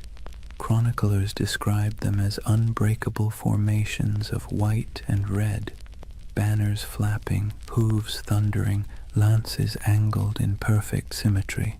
They rode in pairs, one knight, one sergeant, their discipline tighter than any army before them, and they didn't retreat, ever. There's a story, probably exaggerated but worth repeating, that at the Battle of Montgisard in 1177, fewer than 100 Templars helped turn the tide against Saladin's massive army. Outnumbered 20-1, they charged headlong into the desert heat, cutting through enemy lines in a frenzy of faith and exhaustion. When it was over, their commander supposedly knelt in the sand and whispered a single prayer: Non nobis Domine, non nobis sed nomini tuo de gloriam. Not unto us, O Lord, but to your name give glory. It's the kind of story medieval Europe lived for, and like all great stories, it spread, changed and grew until the facts hardly mattered anymore. The Templars were no longer just men. They were a myth in motion. They became shorthand for courage, for purity, for divine purpose. And that, ironically, was the beginning of their undoing. Because the higher a legend rises, the further it has to fall. But for now, they stood at the edge of eternity. Their coffers swelled with donations. Their castles gleamed across Christendom like white stars on a dark sea. Their red cross was the most recognized symbol in Europe. Kings sought their loans. Bishops sought their blessing. Pilgrims sought their protection. It must have felt like destiny, a divine reward for faith and sacrifice. And yet, beneath the surface, something subtle was changing. The order that began with 9 men and a dream was turning into a machine. Their vows of poverty persisted, but their treasuries overflowed. Their humility was genuine, but their power was growing beyond measure. Their lands stretched across thousands of miles. Their archives held contracts and secrets that kings would have killed to read. And because they answered only to the Pope, no monarch, no bishop, no secular court could touch them. They were untouchable, the Church's holy weapon, sharpened to perfection. But history, like the sea, is always shifting. The Crusader states were beginning to crumble. The Muslim world had learned from its defeats and was uniting under stronger leaders. Supply lines were long, morale was short, and faith, that delicate fuel, was flickering. The dream of permanent Christian dominion in the East was dying, and the Templars, who had built their identity on that dream, suddenly found themselves defending something that no longer existed. It's easy, centuries later, to imagine them as fanatics or villains, but maybe they were just men trapped in momentum, unable to stop the wheel they had helped set in motion. By the time their banners fluttered over the last surviving Crusader fortresses, their legend had already outgrown them. In Europe they were saints, in the East they were demons, and in their own hearts, who knows, perhaps a little of both. The ordinary knights must have felt it, the slow decay beneath the glory, the endless wars that achieved nothing, the heat, the sand, the weight of armor, the prayers whispered into silence, the feeling of being instruments of something divine, and yet increasingly something political. But legends don't need clarity, they need symbols, and the Templars had become the most powerful symbol in the medieval world, the perfect fusion of faith and violence. You can almost see it, a banner rippling against a stormy sky, red cross vivid against the white cloth, lightning flashing behind it. To a peasant in a church pew or a monk in a distant cloister, that image meant safety, devotion, and divine justice. To a king in debt, it meant something else entirely. The story of the Templars was no longer being written by saints or chroniclers. It was being rewritten by envy, fear, and ambition. But for now, the curtain hasn't fallen, the candles still burn, the chants still echo in stone halls. The world hasn't yet turned against them. The 9 knights who once huddled beneath the Temple Mount have become an army, a network, a myth. Their legacy has taken on a life of its own, glowing, untouchable, and slightly unreal. And like all myths, it has begun to blur the line between truth and dream. That's where chapter 1 closes, not with an ending, but with a vision of a brotherhood standing on the edge of something vast and unknowable. Their swords gleam in the sun, their white cloaks ripple in the desert wind. Behind them, Jerusalem glows like a mirage, and before them, stretching into the horizon, lies the future, glittering, dangerous, inevitable, the dawn of a legend. Chapter 2. The Rise of the Warrior Monks. Imagine standing on a cold morning plain somewhere in France, perhaps Champagne, perhaps Burgundy. The mist still clings to the fields, soft and silver, the kind that blurs the line between land and sky. Out of that fog rides a column of horsemen, their armor dull from travel, their cloaks heavy with dew. But as the light shifts, something crimson catches the dawn, a mark stitched across white cloth, simple yet unmistakable, a red cross. It would become one of the most recognizable symbols in all of human history, but at this moment it is new, modest, a badge of belonging more than power. The men wearing it are quiet, focused, unremarkable to anyone but God. Yet this insignia, this fusion of cloth and conviction, is about to transform them into something the world has never seen, a standing army that answers only to faith. The Templars have begun to evolve. Their days of small vows and secret ceremonies under Jerusalem's ruins are over. The Church has given them legitimacy, a papal seal written in the flowing Latin of divine authority. They are now officially milites Christi, soldiers of Christ, and that single phrase changes everything. With papal backing came money, land, recruits, and something far more valuable, absolution.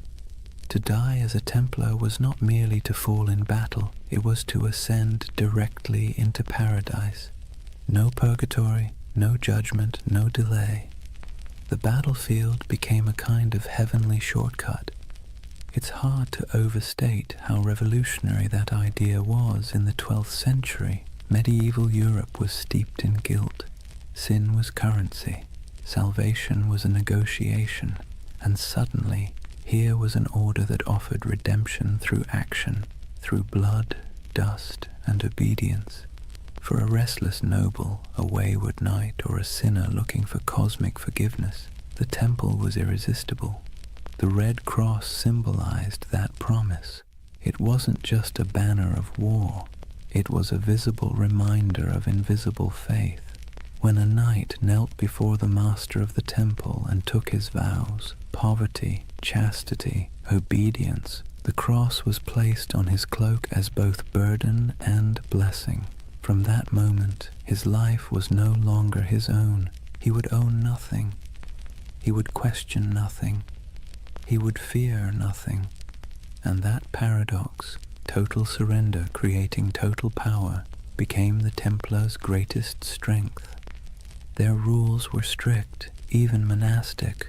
No personal possessions beyond a few garments, no private letters, no hunting, no swearing, no unnecessary conversation. Meals eaten in silence, broken only by the sound of a reader reciting scripture. Even the horses were treated with dignity. No knight was allowed to beat his steed. To the outside world, this was alien. Most knights of the age were brash, boastful, and loud. They wore bright colors, hunted for sport, gambled, bragged about their kills.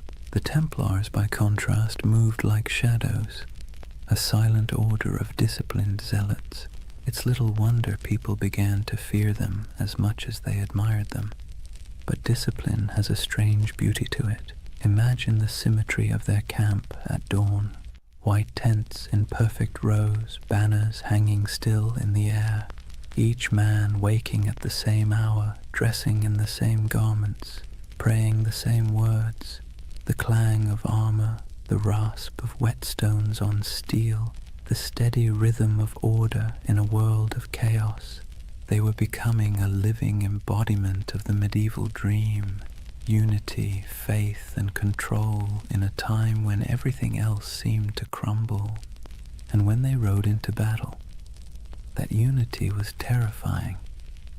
Templars did not scatter, did not break rank, did not retreat unless ordered. Chroniclers described them as walls of iron, as storms given human form. Their charges were deliberate, almost ritualistic, a prayer in motion. They would advance in complete silence until contact, their lances lowering as one, hooves pounding like a heartbeat. And when the moment came, the cry broke like thunder, Non nobis Domine. Not for us, O Lord, but for you. Then chaos, then history. Every battle became a kind of mass, blood replacing incense, steel replacing song, and the world watched in awe. To the average medieval person, the Templars seemed immortal. When others fled, they stayed. When others hesitated, they rode forward. Stories spread of miraculous victories, of angels fighting beside them, of enemies struck blind by divine light. Whether any of it was true hardly mattered. Faith had become spectacle, but behind the spectacle was a machine. The Templars weren't just warriors. They were administrators, bankers, engineers. Their rule book, the Latin rule, reads like both a spiritual guide and a military manual. Every moment of the day was accounted for, every piece of armor inspected, every coin recorded.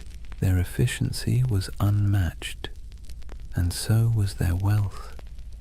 By the mid-12th century, they controlled estates across Europe, vineyards in France, mills in England, castles in Spain, olive groves in Cyprus. Donations poured in from nobles seeking spiritual insurance.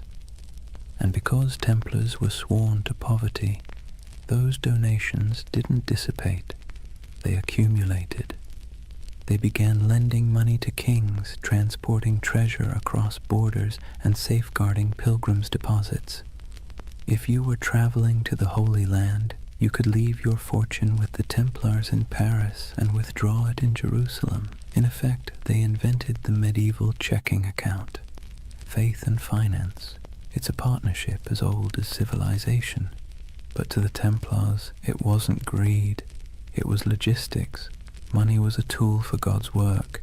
Armies need supplies, ships, food, fortresses. And if the order had to run the most efficient financial network in Christendom to maintain that mission, so be it. They became, paradoxically, both the humblest and richest men in Europe. Their castles were built like sermons, austere, geometric, designed for endurance, not comfort. No stained glass, no gold leaf, just stone, purpose, and symmetry. Inside, their halls echoed with the quiet rhythm of devotion, the scrape of boots, the murmur of prayers, the metallic whisper of chainmail.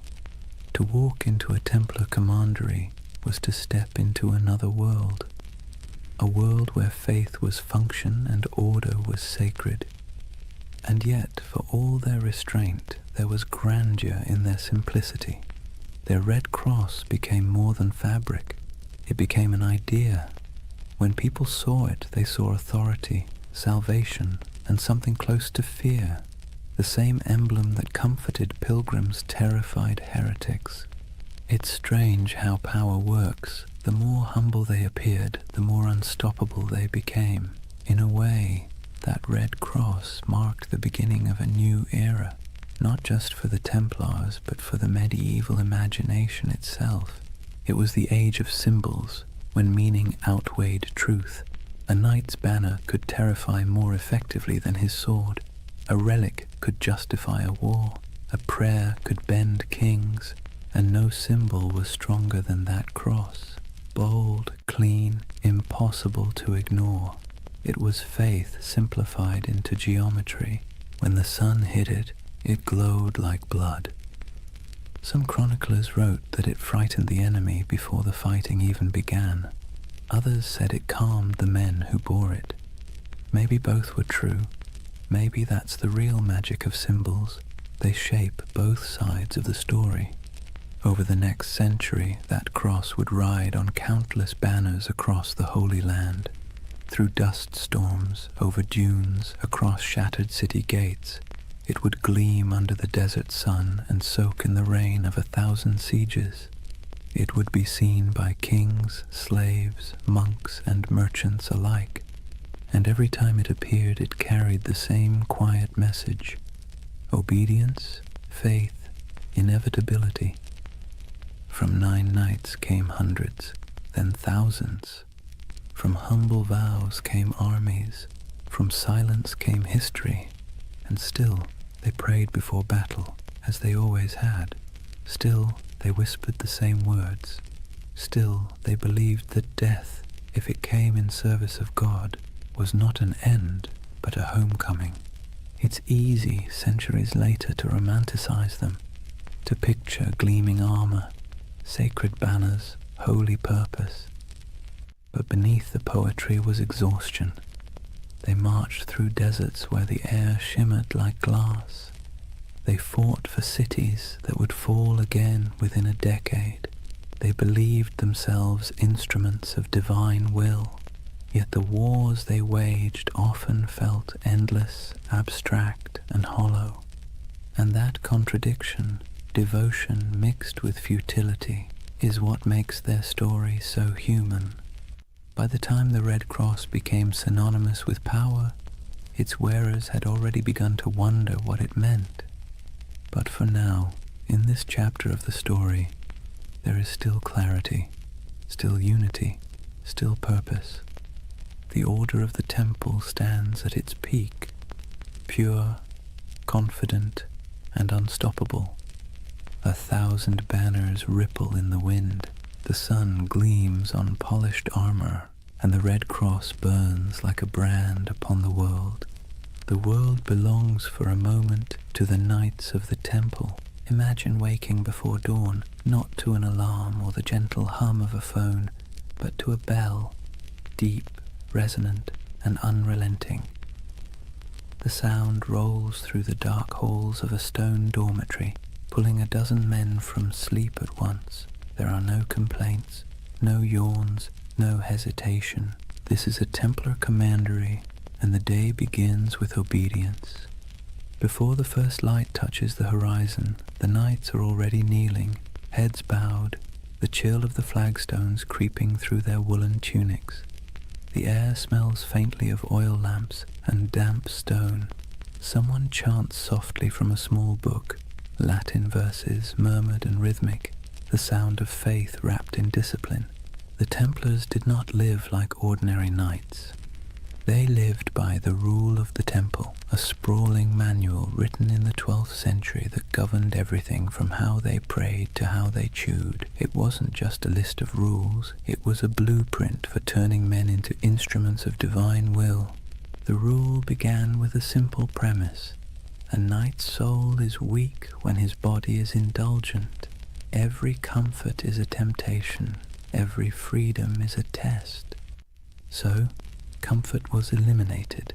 Templars slept fully clothed, tunic, belt, even their boots close by, ready to ride at a moment's notice. They owned no personal possessions, not even a coin or a comb. Their cloaks and armor belonged to the order, and if something broke, it was repaired or replaced, never personalized. They were forbidden to hunt, to falcon, to gamble, to swear, forbidden from kissing women, even their own mothers or sisters, forbidden from eating meat more than 3 times a week, forbidden from laughter that wasn't humble or restrained. Templar joy was not the joy of feasting or music or wine. It was the quiet satisfaction of obedience, and obedience to them was the purest form of freedom. Every knight took a vow of poverty, chastity, and obedience, the holy trinity of control. But unlike monks who lived behind monastery walls, Templars carried their vows into the world. They were soldiers, but their battlefield was also their monastery. Every act, from sharpening a sword to cleaning a saddle, was a kind of prayer. At dawn, they gathered in the chapel.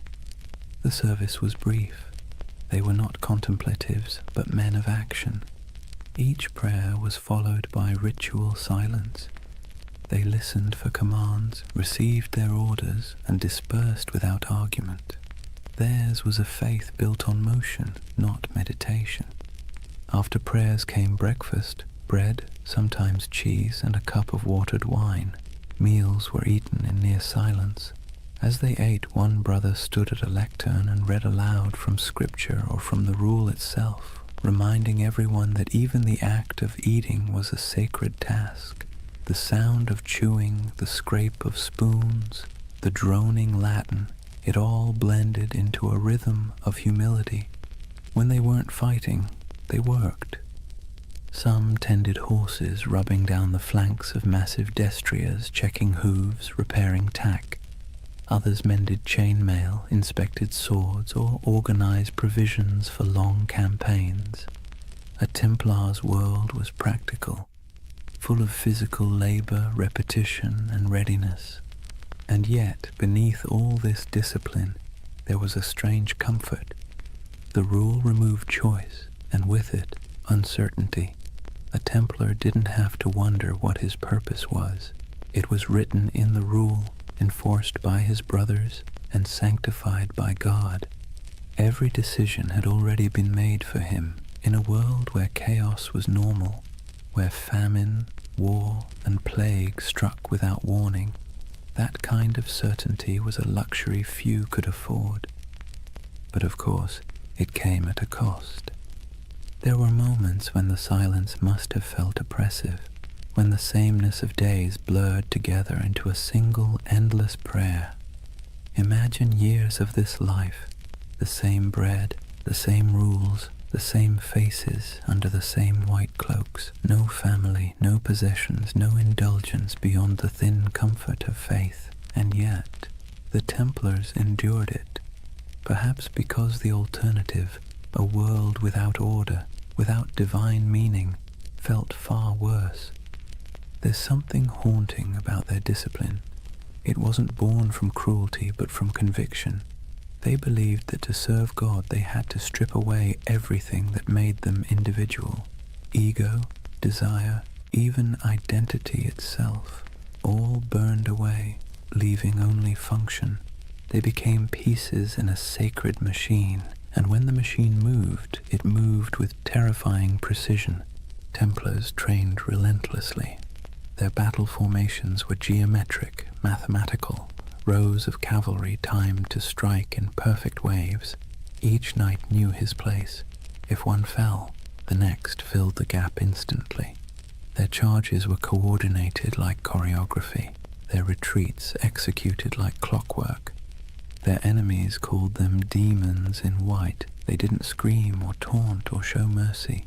They advanced silently until the moment of impact, when they cried out only one phrase: Non nobis Domine, non nobis sed nominitur de gloriam.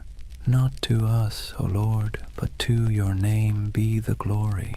It was their mantra, their battle hymn, their surrender to something larger than themselves. And yet, despite all this spiritual rigor, the Templars weren't monks lost in abstraction. They were engineers, architects, accountants. They ran farms, managed estates, built fortresses, and oversaw trade routes. Their castles were marvels of design, squat, symmetrical, designed to deflect siege engines and channel attackers into kill zones. But even in architecture, their aesthetic was austere. No ornamentation, no murals, no stained glass, just stone, perfectly aligned, perfectly useful. Templar castles didn't preach beauty, they preached order. Their lives mirrored that architecture. Functional, fortified, minimal. To outsiders, it looked like joyless fanaticism. To the Templars, it was discipline incarnate. Every stone placed, every word spoken, every moment endured was an offering to God. And yet, as centuries passed, cracks began to form. Subtle at first, then spreading. Because discipline without question breeds power, and power, even sacred power, invites suspicion.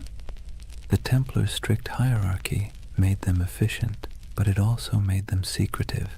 Their rituals were closed to outsiders. Their vows of silence protected not only their faith, but their operations. Kings and bishops began to whisper, what did these warrior monks do behind closed doors? Did their oaths hide something darker? The rule of the temple, written to sanctify obedience, began to look like a veil. And the more power the order gained, the more castles, the more treasure, the more influence, the more that veil began to draw attention. It's a pattern as old as history. Purity breeds envy, secrecy breeds rumor, and strength breeds fear, but that comes later. For now, imagine one of those long Templar days near its end, the sun dipping low behind battlements, armor hung to dry, the smell of horse sweat and oil in the air. The chapel bells toll again, soft and steady. The knights gather one final time, kneeling in rows, their white cloaks ghost-like in the flickering candlelight. They pray not for victory, not for wealth, not even for peace. They pray for endurance, for the strength to obey again tomorrow and the day after until the end of their lives. Outside, the wind carries the smell of dust and salt. Somewhere beyond the horizon, enemies are gathering, empires are shifting, and history is already writing its next betrayal. But inside the chapel there is only the rhythm of prayer, the faint creak of chainmail, the murmur of Latin words fading into the night. And above them, carved into the stone arch of the temple wall, the red cross catches the last trace of sunlight, still, unchanging, eternal. For now, imagine the first thing that hits you isn't the sight, but the heat.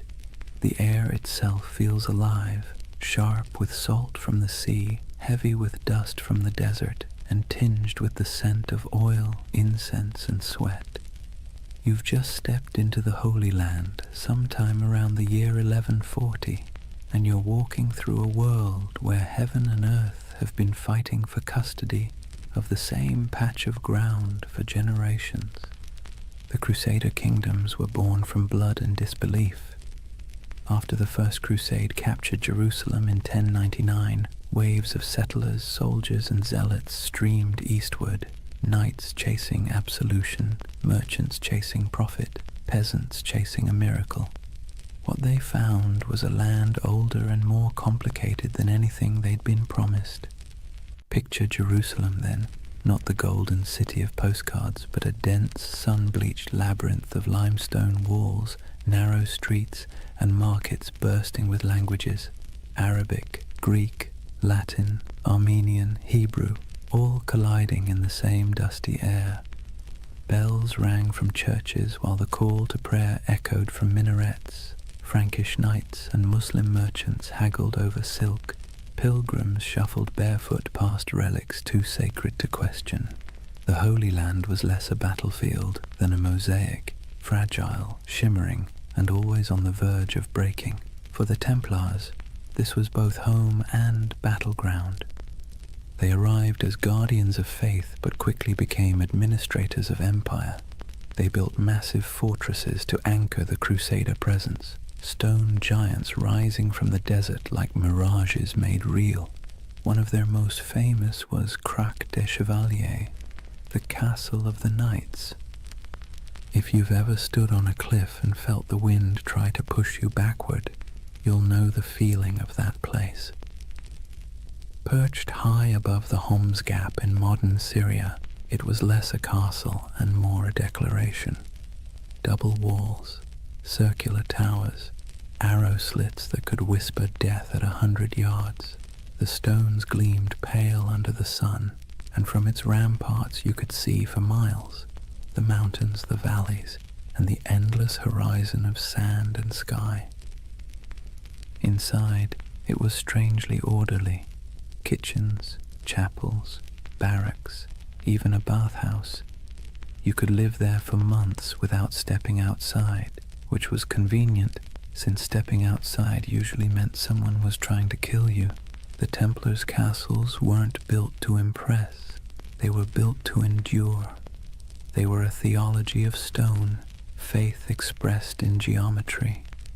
The Crusader kingdoms themselves were strange hybrids, part European colony, part medieval experiment. French nobles ruled over Middle Eastern cities filled with Syrians, Greeks, and Jews. Mosques stood beside cathedrals. Crusader coins bore Latin inscriptions on one side and Arabic ones on the other. In some ways it worked. Trade flowed, cultures mixed, and for a brief shimmering moment East and West coexisted, not peacefully, but practically.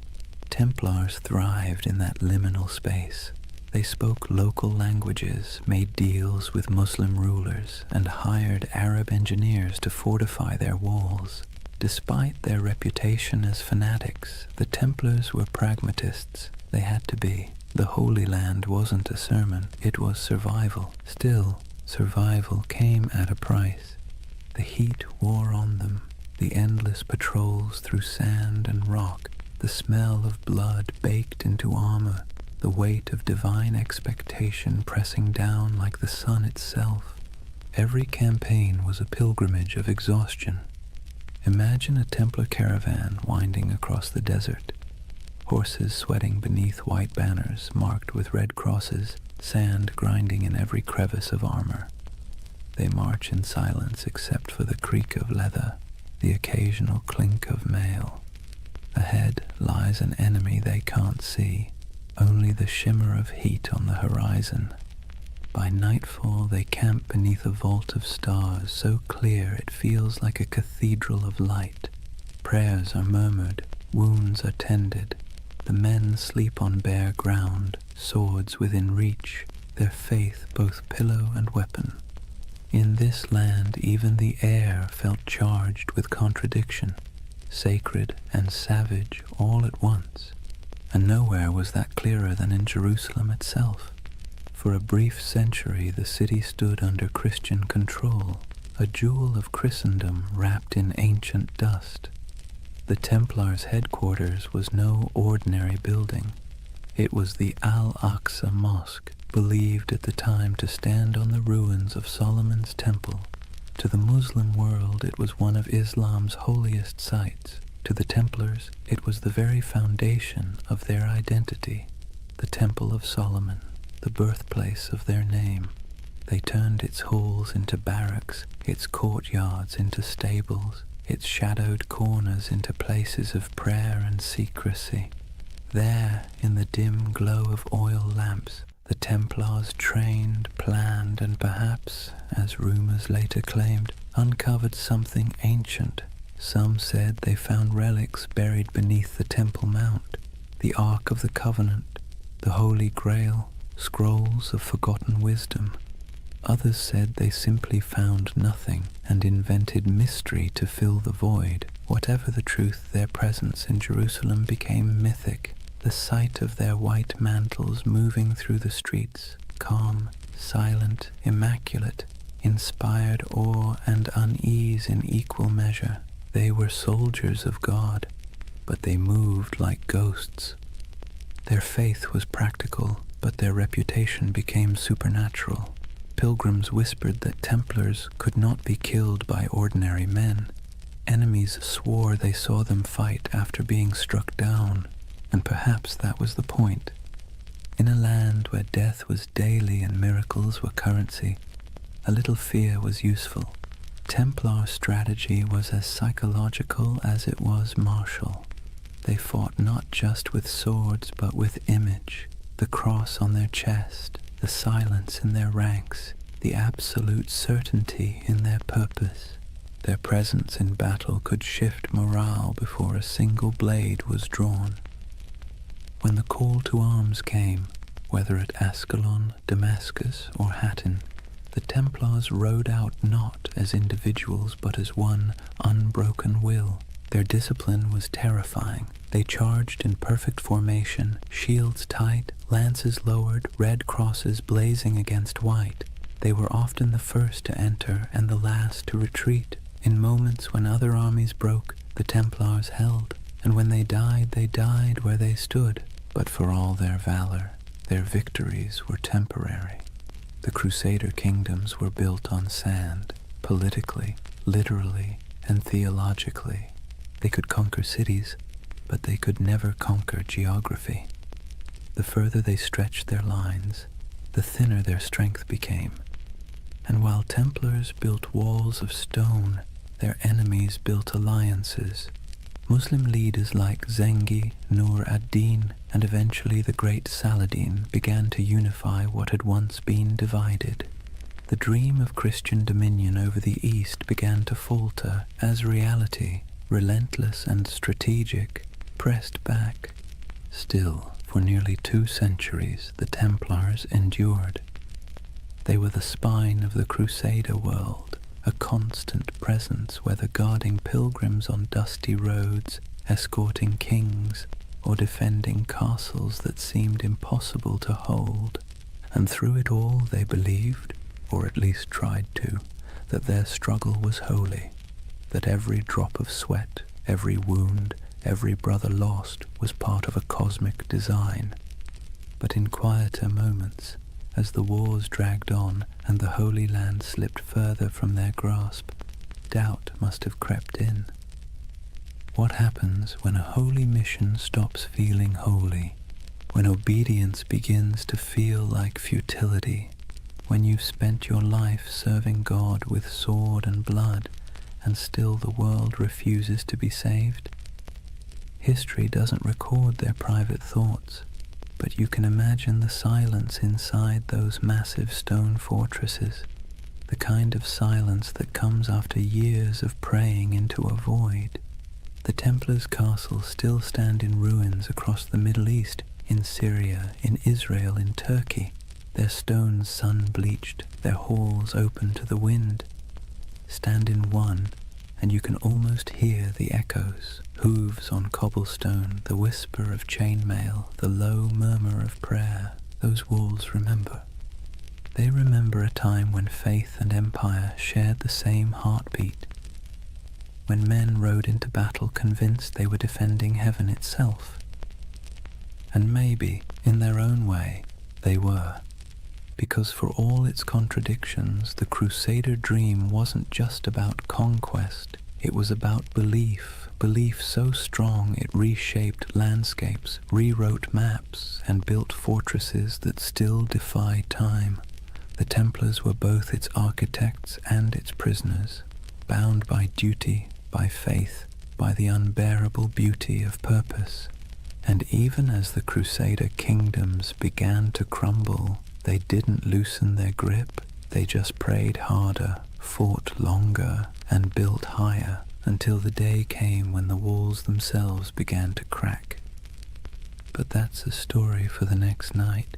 For now, picture that world one last time, the desert glowing gold under the last light of day, the red cross fluttering above a fortress wall, and somewhere inside, a group of knights kneeling in silence, their faces half-shadowed, their faith still unbroken. The wind moves through the stones like a sigh. The candles flicker, and the Holy Land sleeps, as it always has, torn between heaven and earth. Imagine standing in a candle-lit chamber somewhere in Paris in the early 1200s. The air smells of beeswax and damp stone. At a table sits a man in white robes marked with a red cross, quill poised above parchment. Before him, a merchant lays down a pouch heavy with coins, silver deniers, gold florins, copper dirhams from faraway ports. The knight nods, seals the parchment with wax, and hands the merchant a folded document stamped with the sigil of the temple. "Show this in Jerusalem," he says, "and you'll receive the same sum." The merchant bows, the pouch stays, the man leaves. And just like that, without a single coin crossing a sea, the Knights Templar have just performed one of the earliest forms of international banking. You see, the Templars weren't just warriors, they were administrators, financiers and logisticians of staggering sophistication. While kings still measured their treasuries in piles of glittering metal, the Templars had already learned that information, records, signatures, trust was worth more than gold. Their network stretched from the windswept shores of England to the sun-scorched walls of Jerusalem, a chain of commanderies that functioned as safe-houses, training centers, warehouses, and financial hubs all at once. Each of these commanderies was like a small universe, self-sufficient and meticulously organized. They had their own chapels, fields, mills, and workshops. Some raised horses, others produced wool, wine, or grain. Every coin earned was logged, weighed, and sent up the chain, an unbroken current flowing toward the heart of the order. And through this system, the Templars quietly became one of the richest organizations in the medieval world. The irony, of course, is that they began with vows of poverty, but vows are tricky things. The Templars themselves owned nothing. The order owned everything, and that subtle distinction let them accumulate wealth without technically breaking faith. Their financial system worked with an elegance that modern bankers would envy. A pilgrim traveling from London to Jerusalem could deposit money at a temple house in England and receive a coded letter of credit. Along the route, through Paris, Marseille, Acre, and finally to the Holy City, Templar commanderies would honor the note, deduct expenses and mark it in ledgers kept under strict guard. The traveler never had to risk carrying his fortune across pirate-infested seas or bandit-strewn roads. In a way, the Templars invented something that feels astonishingly modern, a secure international trust network, and unlike kings or nobles, they were trusted by everyone. Christian, Jew, Muslim, it didn't matter. The Red Cross was as good as a vault door.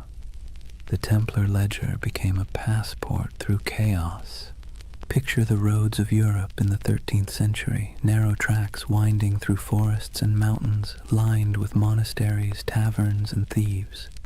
Now picture a convoy of Templar couriers riding fast, cloaked in white, armed but calm. They carried more than messages. They carried secrets, diplomatic letters, royal decrees, coded inventories, even treaties.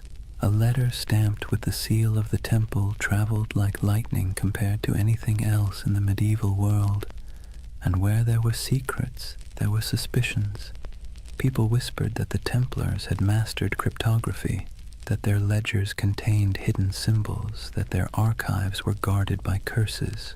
In truth, it was discipline, not magic, that kept their system running, but to the medieval mind, efficiency itself felt supernatural. Each regional commandery reported to a central master, who in turn answered to the Grand Master in Jerusalem and later Paris.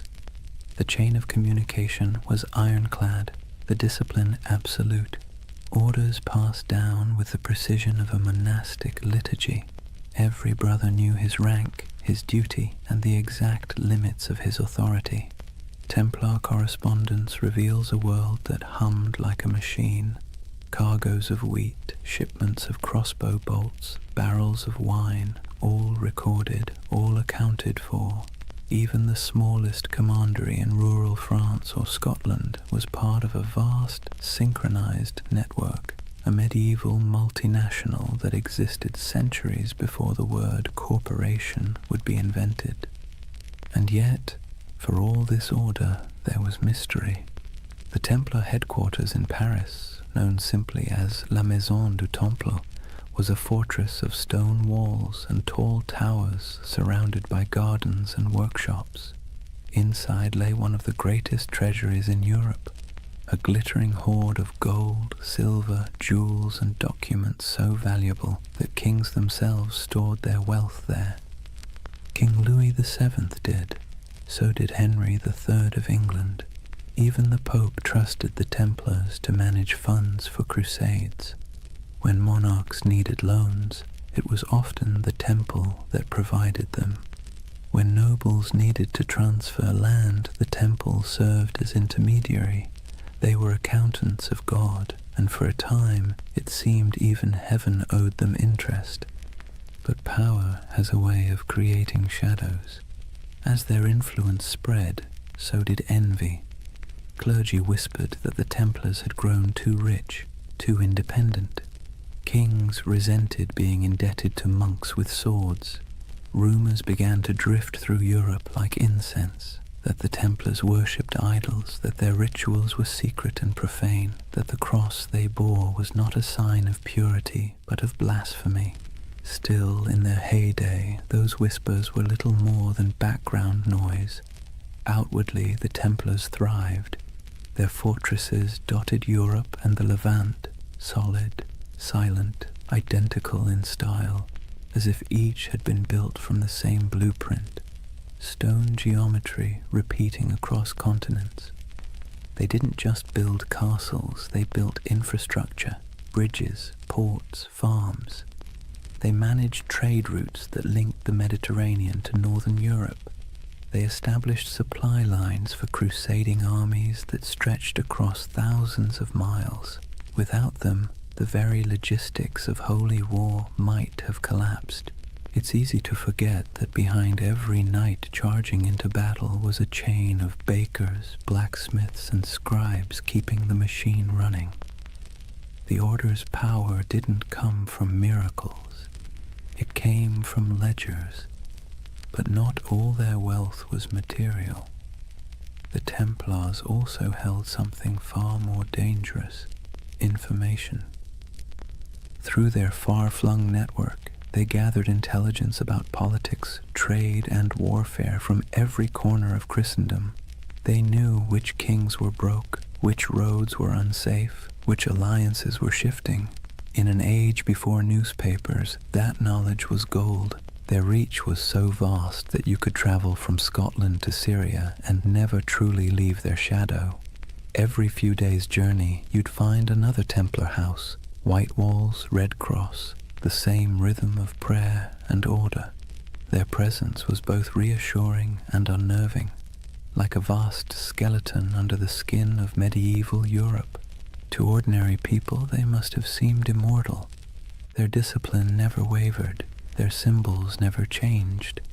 Generations rose and fell, and still the Templars endured, unmoved, unstoppable. Even their dress added to the myth. While nobles flaunted velvet and jewels, Templars wore plain wool, dyed white for purity. Their only ornament was the red cross, a reminder of both sacrifice and authority. When they moved through a town, heads bowed, they looked less like men than like an idea, one that walked and breathed and collected rent. And it wasn't only men. Though the order itself was male, its network included women, nuns, widows, and lay sisters who worked in the commanderies, managing estates, caring for pilgrims, brewing ale, and keeping the wheels turning. History rarely mentions them, but without them, the Temple's empire of faith would have faltered.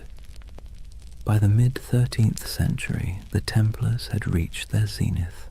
Their ships carried goods across the Mediterranean. Their estates covered vast tracts of Europe. Their influence seeped into every court, every treasury, every crusade, and yet, like all empires, they had already sown the seeds of their own decline. The Holy Land, their reason for existing, was slipping away. Muslim forces were reclaiming city after city. The Crusader states were shrinking, and with them the spiritual justification for the Temple's existence. But the Templars adapted. They shifted their focus westward, becoming less of a crusading order and more of a financial and political one.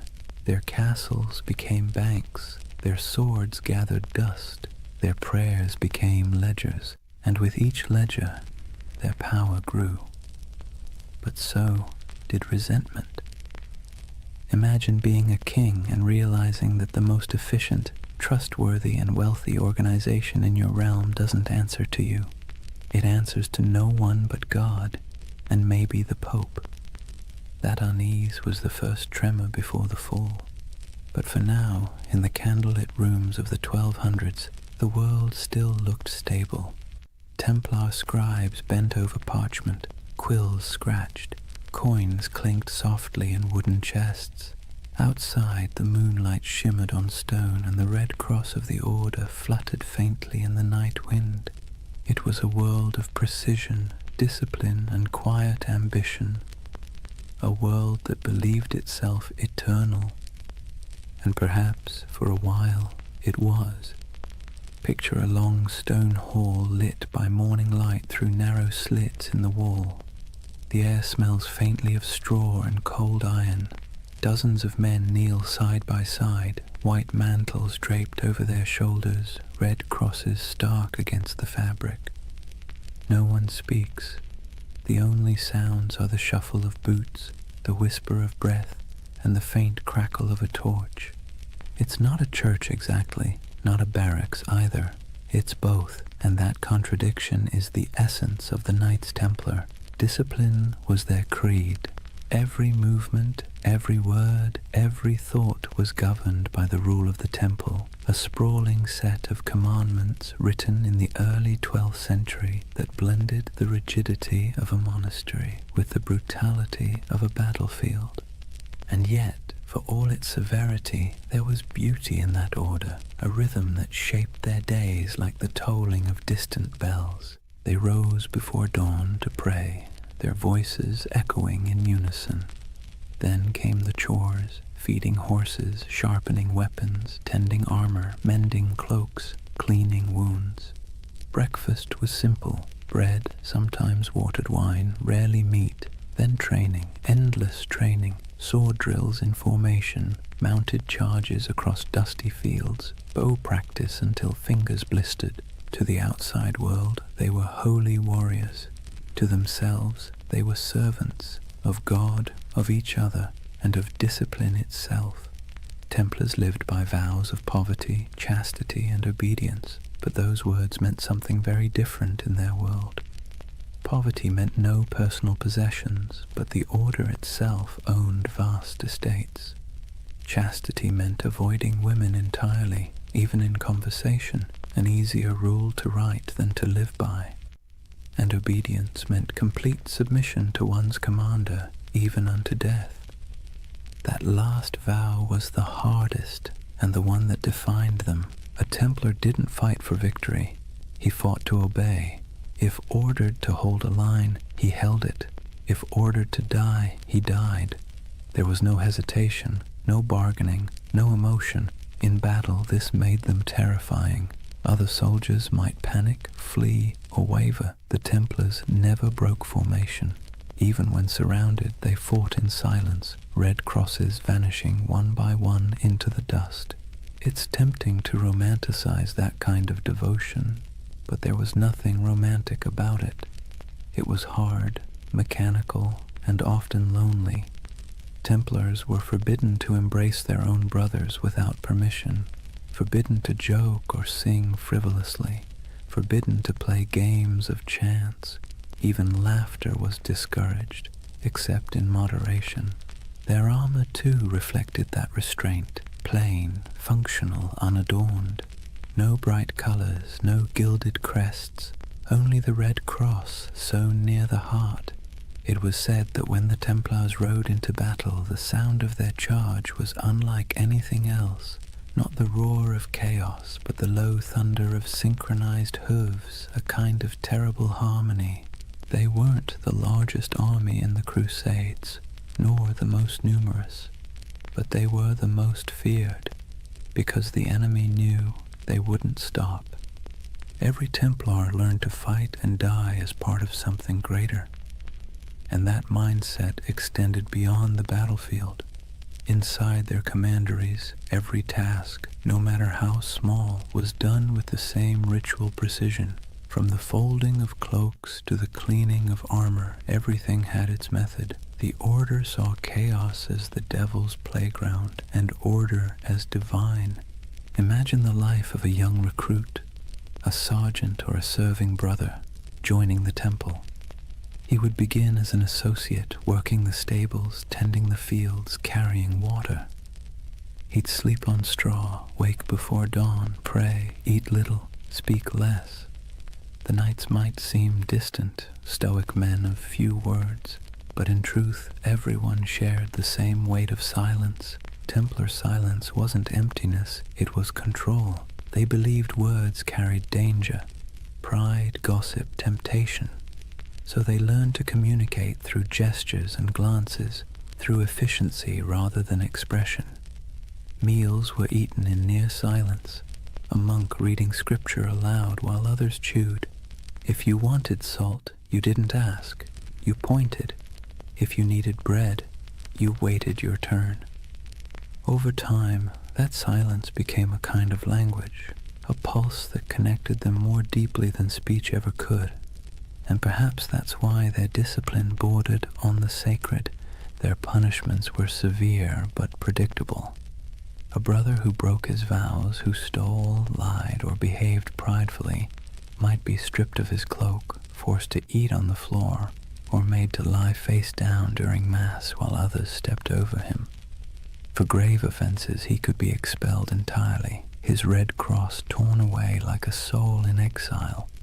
But for most, it never came to that.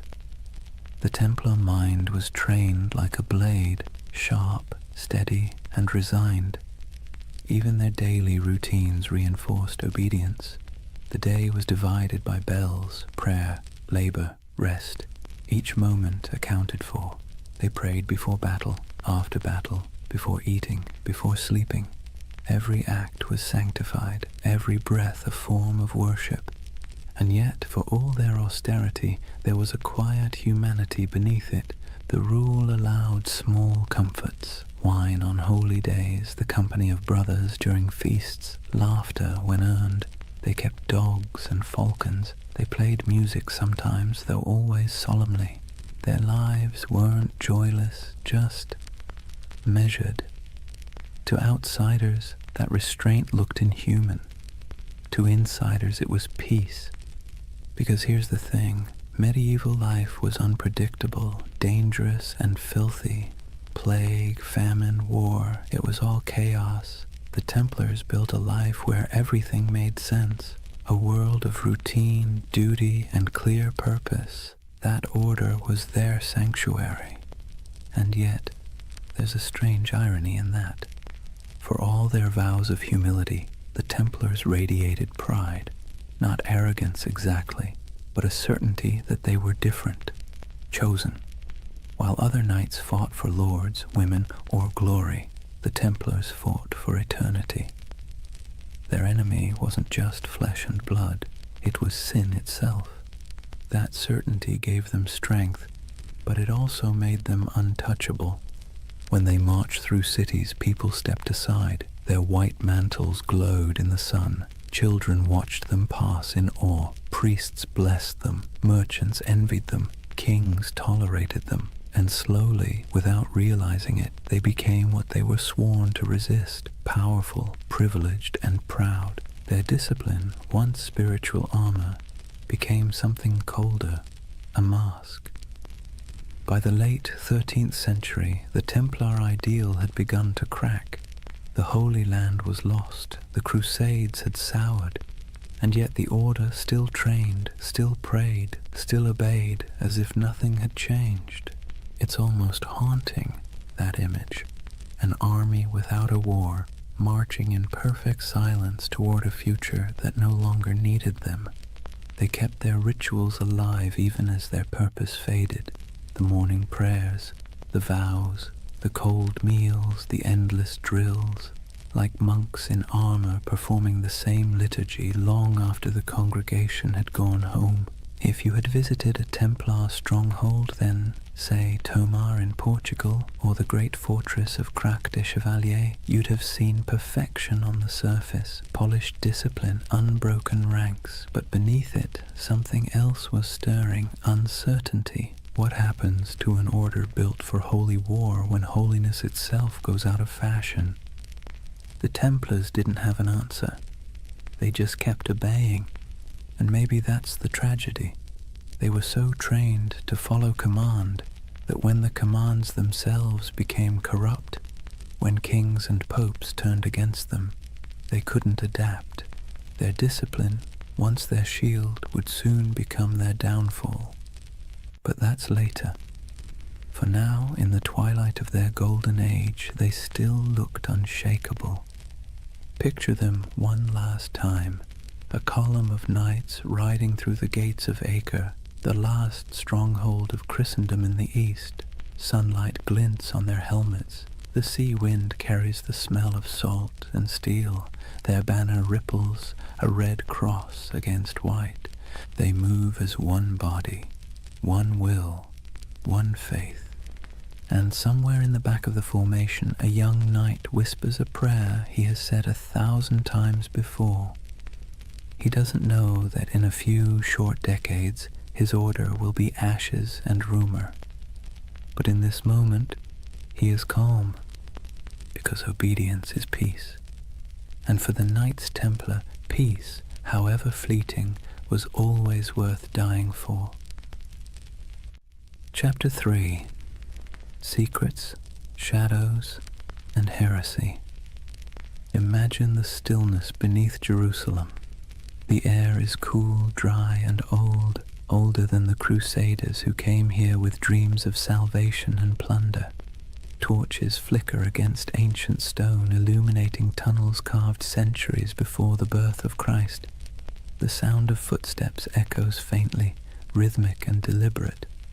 These men wear no crowns, no jewels, only white mantles marked with a red cross. 9 knights, poor, pious, exhausted, descending under the ruins of Solomon's temple. At least that's the story. The first whisper in a legend that would stretch across continents and centuries. According to chroniclers, when the Knights Templar were founded around 1119, their official mission was humble: to protect Christian pilgrims traveling the dangerous road from Jaffa to Jerusalem. In reality, there were only 9 of them, hardly enough to guard a single caravan.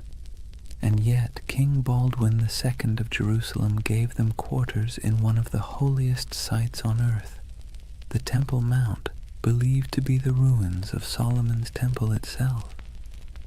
That's where the name came from, the poor fellow soldiers of Christ and of the Temple of Solomon. But for a group of destitute knights, their address was suspiciously prestigious. The Temple Mount was not just another ruin, it was a sacred puzzle layered in myth. Jews believed it was where the Ark of the Covenant had once rested. Muslims revered it as the site of the prophet's ascent to heaven. Christians saw it as the home of God's wisdom and wrath alike. And somehow these 9 knights, without royal blood, without political clout, were allowed to live directly atop it, and for nearly 9 years no one quite knew what they were doing down there. There are no surviving records, no letters, no official reports, just silence, the kind that history fills with imagination. And centuries later, that silence became the perfect soil for mystery. Some say the Templars were digging, not guarding, that they searched the ruins for hidden relics, ancient scrolls, or lost knowledge buried deep beneath Jerusalem. According to certain accounts, the knights conducted excavations under the temple itself, tunneling through ancient chambers that had lain untouched since biblical times. Archaeologists in the 19th century actually found evidence of Templar tunnels beneath the site, narrow shafts and corridors leading nowhere, carved by human hands during the Crusader period. That's when the myth took root, that the Templars had uncovered something extraordinary, something that transformed them from a handful of ragged knights into one of the most powerful organizations in the medieval world. What was it? The Ark of the Covenant? The Holy Grail? Secret knowledge from King Solomon himself? Or perhaps something less tangible? A myth so potent it didn't need to exist to be believed. It's easy to see why the story stuck. The Templars' rise defied logic. They appeared out of nowhere, impoverished, under-equipped and obscure. Then, almost overnight, they became legends. Their fame spread through Europe like wildfire. Popes blessed them. Kings donated land. The church gave them privileges no other order had ever held. They could collect tithes, build fortresses, even run their own banks. Within decades, they were richer and more influential than most monarchies. How does that happen unless you've found something powerful? Of course, the historian in us can explain it rationally. Europe was full of eager donors. The Crusades were romanticized as a holy cause. The Church wanted soldiers who could fight without being corrupted by greed, and the Templars fit that image perfectly. Their vows of poverty made them trustworthy. Their discipline made them effective. Their myth was self-reinforcing, but reason rarely wins the imagination.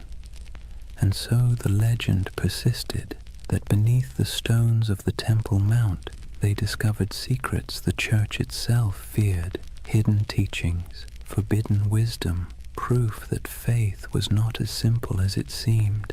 You can almost hear the whispers, a flicker of torchlight in the dark, the scrape of metal against stone, the muttered Latin of a prayer or a spell. It's nonsense, of course, probably, but beautiful nonsense. That's the curious power of the Templar myth. It lives in the gap between faith and doubt, between the seen and the unseen. Take the idea of the Grail, for instance. In medieval Europe, the word didn't mean a chalice at first. It meant a vessel of divine mystery, something that contained the essence of truth. The connection between the Templars and the Grail only appeared centuries later, in 12th and 13th century romances, when poets like Chrétien de Troyes began weaving stories of knights, purity, and hidden relics. Those tales weren't history. They were dreams, but dreams with staying power. To the medieval mind, it made perfect sense that the holiest warriors would be the keepers of the holiest object. And to the modern mind, still restless in the dark, it makes perfect sense that an empire's rise must hide a secret. Maybe that's why the Templars continue to haunt us, because we can't resist the idea that someone, somewhere, found the truth and kept it to themselves. But beneath the mystique, there's something more mundane and more fascinating. The real secret of the Templars wasn't gold or relics. It was organization. While other crusader groups floundered in chaos, the Templars built a system. They turned faith into logistics. They mastered record-keeping, finance, communication, and property management at a level Europe had never seen before. Their commanderies stretched from Scotland to Syria, forming a network that could move money, men, and messages faster than any king's court. They were medieval globalists, an early blueprint for the international corporation. That was their real treasure, their true grail, not buried under Jerusalem, but written in ledgers and sealed with wax. Still, it's fun to imagine the other version, the one where those 9 knights, by flickering torchlight, brushed away centuries of dust and found something that made them more than soldiers, something that whispered of destiny, because that's the romantic engine of the Templar myth, that somewhere in their cold discipline and rigid faith, they touched a kind of forbidden light. Maybe it wasn't treasure. Maybe it was understanding. The church would later accuse them of heresy, of denying Christ, of spitting on the cross, of worshipping strange idols, all of which sound absurd, until you remember how much they changed between those first 9 nights and the empire they became. Power always transforms faith, sometimes subtly, sometimes completely. And perhaps in those long tunnels beneath the temple, the transformation began. There's a moment, halfway between legend and history, when we can almost see it. 9 men on their knees, torches flickering, the stones around them whispering echoes of the past. They think they're praying, but maybe, in that silence, something ancient is listening. And maybe that's why the myth still holds us. Because even if the Templars never found the Ark, or the Grail, or any secret knowledge at all, they still uncovered something remarkable, the power of belief itself. They discovered how mystery can move empires. Imagine a candle-lit chapel deep in the hills of France. The walls are rough stone, the air thick with incense and dust. In the dim light, the symbol of the Red Cross flickers faintly across banners and shields stacked neatly against the wall. A handful of knights kneel in silence before an altar, not before the crucifix, but before something older, stranger, covered in a cloth of deep red. No one speaks, only the low chant of prayer, rhythmic and hypnotic, filling the space like the hum of bees in a summer field. This is the image that has haunted storytellers for centuries. The idea that the Knights Templar possessed secret knowledge, perhaps even a relic of impossible power. And like all the best myths, it's never quite clear whether we want it to be true, or whether we enjoy believing it's hidden. The legend of the Holy Grail, for instance, didn't actually begin with the Bible. It began with poets. Around the late 12th century, when the Templars were at their most powerful, A French poet named Chrétien de Troyes wrote of a mysterious grail, a shining vessel carried in a sacred procession, capable of granting eternal nourishment and divine wisdom. He never called it holy, nor said it was a cup. Later, writers turned it into the chalice of Christ, the cup of the Last Supper, or the vessel that caught his blood at the crucifixion. But in Chrétien's day, the Grail was simply something too sacred to name directly. And in that ambiguity, the Templars found a shadow, because who else fit the image better? Knights of divine mystery, warriors of impossible devotion, a brotherhood whose rituals were secret, whose vows were absolute, and whose origins lay under the ruins of Solomon's temple. To a medieval audience it made perfect sense. If the Grail existed, it was the Templars who kept it. Over the centuries, the Grail and the Templars fused together into a single enduring myth, a marriage of chivalry and mysticism that no amount of historical evidence has ever been able to undo. The truth, though, is both smaller and more interesting. The Templars were bureaucrats of the divine. They didn't sit around sipping from golden chalices or unlocking cosmic secrets. They balanced books. They managed estates. They wrote letters in crisp Latin. They were the spiritual accountants of a holy empire. But because they lived in an age obsessed with relics, bones of saints, drops of Christ's blood, splinters of the true cross, they were inevitably drawn into the world of the sacred object. They guarded reliquaries. They escorted pilgrims who sought miraculous artifacts. They helped fund and protect monasteries where fragments of supposed holy items were displayed. So when rumors spread that they had discovered ancient scrolls beneath the Temple of Solomon, texts written by early Jews, Gnostics, or even pre-Christian mystics, the stories stuck. The scroll myth would grow and mutate over time. Some later accounts, centuries after the Templars were gone, claimed they had found the Book of Thoth, an Egyptian text of divine wisdom.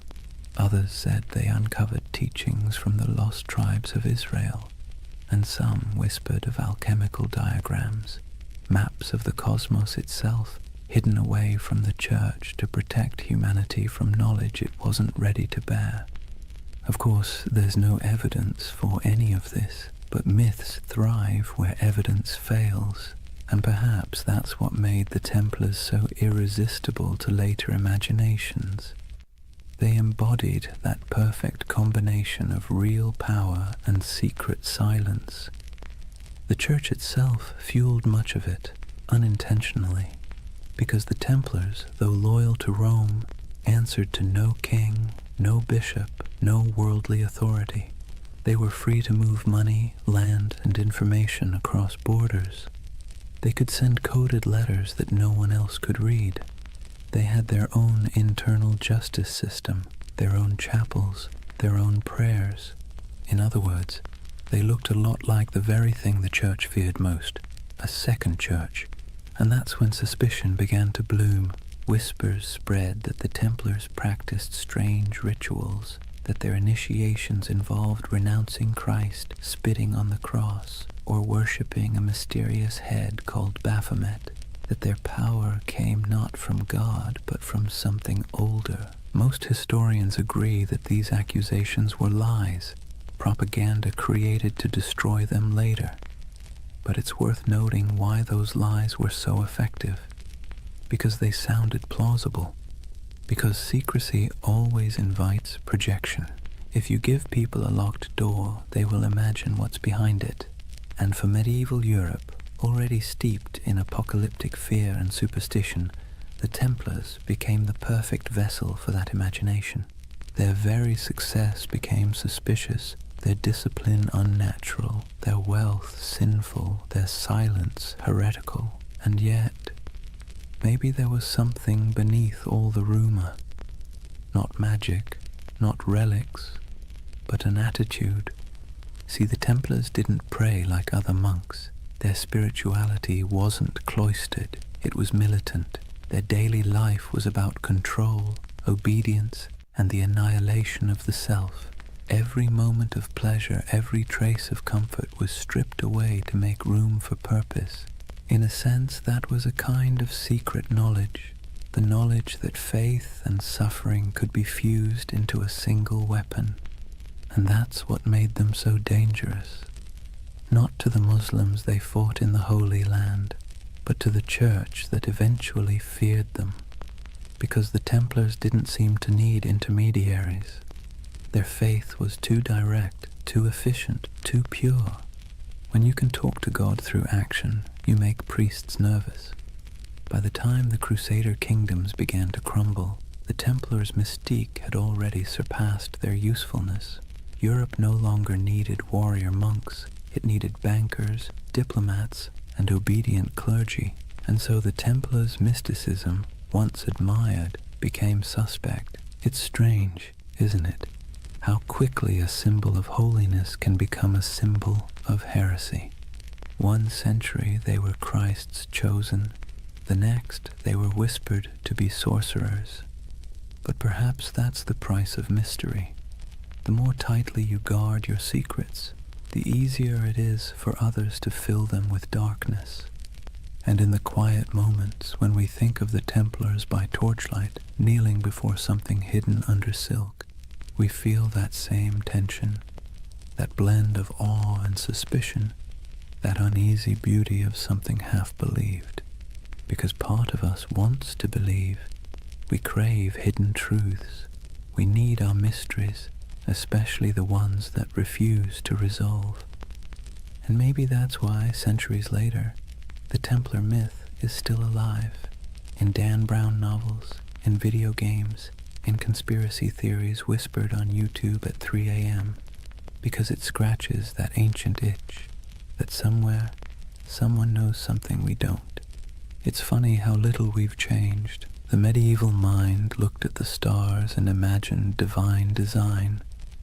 We look at old ruins and imagine lost technology. Both are acts of yearning, proof that we are wired to believe that history hides something from us. And perhaps the Templars were the first to realize that the greatest power isn't in what you know, but in what others think you might know. Theirs was a religion of silence, and silence in any age is seductive. Imagine the city of Jerusalem in the morning light. The walls are pale gold, dust drifting through narrow streets where merchants lift their shutters and donkeys stamp impatiently in the shade. From the hills beyond, the desert glows like a sea of faded fire. Bells ring from the Church of the Holy Sepulchre, and somewhere a muezzin's call answers softly from across the valley. This was the city the Templars swore to defend, the heart of their purpose, the reason for their existence. But by the late 12th century, Jerusalem was no longer the eternal prize they once imagined. It had become a coin tossed endlessly between empires, each claiming divine right, none able to hold it for long. The cracks began, as they so often do, with pride. The Crusader kingdoms, those fragile Latin states carved out after the First Crusade, had grown decadent and divided. The descendants of knights who once marched barefoot to holy war now lived like minor kings, drinking imported wine, bickering over titles, and marrying into local dynasties to secure land and dowries. The Templars, meanwhile, had become something very different from their humble beginnings. They were no longer 9 men kneeling in the dust. They were a multinational corporation of the Middle Ages, thousands strong, with property stretching from Scotland to Syria. They operated fleets, fortresses, and treasuries. They could lend money to kings and fund crusades outright. And that kind of power, while impressive, makes enemies quickly. By the mid-11th century, the balance of the Holy Land had shifted. Muslim forces, long divided, were now uniting under a single banner, led by a man who seemed born for the role, Salah ad-Din Yusuf ibn Ayyub. known in the West as Saladin. If the Crusaders were a tangle of arrogance and infighting, Saladin was the opposite, disciplined, patient, and devout. His armies were not the wild hordes described in European rumor. They were organized, loyal, and most importantly, fighting for home. The Templars met them on countless fields, Hattin, Ascalon, Arsuf, and though they fought with ferocious resolve, they were outmatched by unity and strategy. The Battle of Hattin in 1187 was the breaking point. It began with a cruel trick of the sun.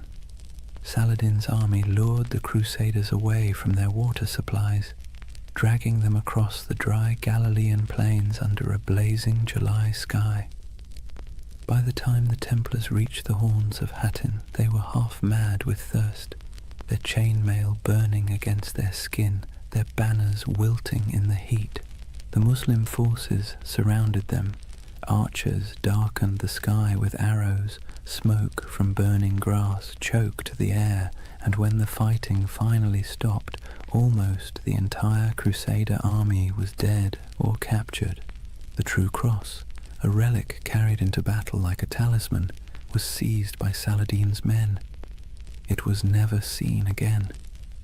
The Templar Grand Master Gerard de Riedfort was taken alive. Saladin spared him, though many of his brothers were executed. He would live long enough to watch the walls of Jerusalem fall later that same year. When word reached Europe that the Holy City was gone, it was as if the world itself had cracked open. Sermons thundered across cathedrals, blaming sin, pride, and divine wrath. Monarchs trembled, pilgrims wept. The Pope called for another crusade, and through it all, the Templars stood in the ruins of their purpose. You can almost imagine the silence that followed. The once sacred city, its streets littered with the detritus of war, now echoed with the sounds of new rulers. The Templar headquarters on the Temple Mount was emptied, their altars dismantled, their treasures seized. What began as a holy mission now looked suspiciously like a failure of faith. For the first time, the Templars were without their holy ground. And without Jerusalem, they were forced to confront an uncomfortable truth. If the temple was gone, what exactly were they the knights of anymore? But endings have a way of becoming beginnings. Driven from the holy city, the Templars retreated to the coast, to Acre, Tyre, and Cyprus, where they rebuilt themselves as the guardians of ports and pilgrims rather than of the temple itself. Their castles became symbols of endurance. Crac des Chevaliers in Syria rose like a stone crown over the hills, its walls layered and massive, designed to resist even the most determined siege.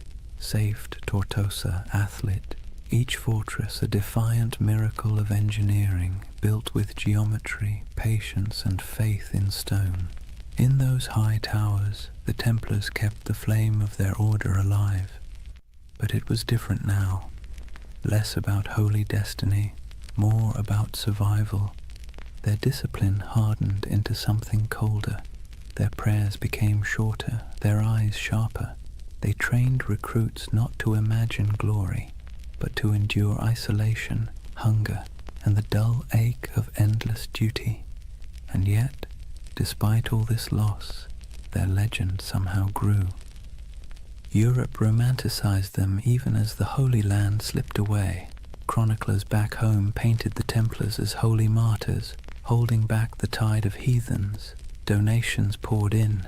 New recruits arrived from noble families eager for redemption. It's one of history's great ironies. The worse they failed in the East, the more powerful they became in the West. But under the surface, something had changed. Their order was no longer about the sacred geography of Jerusalem. It was about the machinery of power.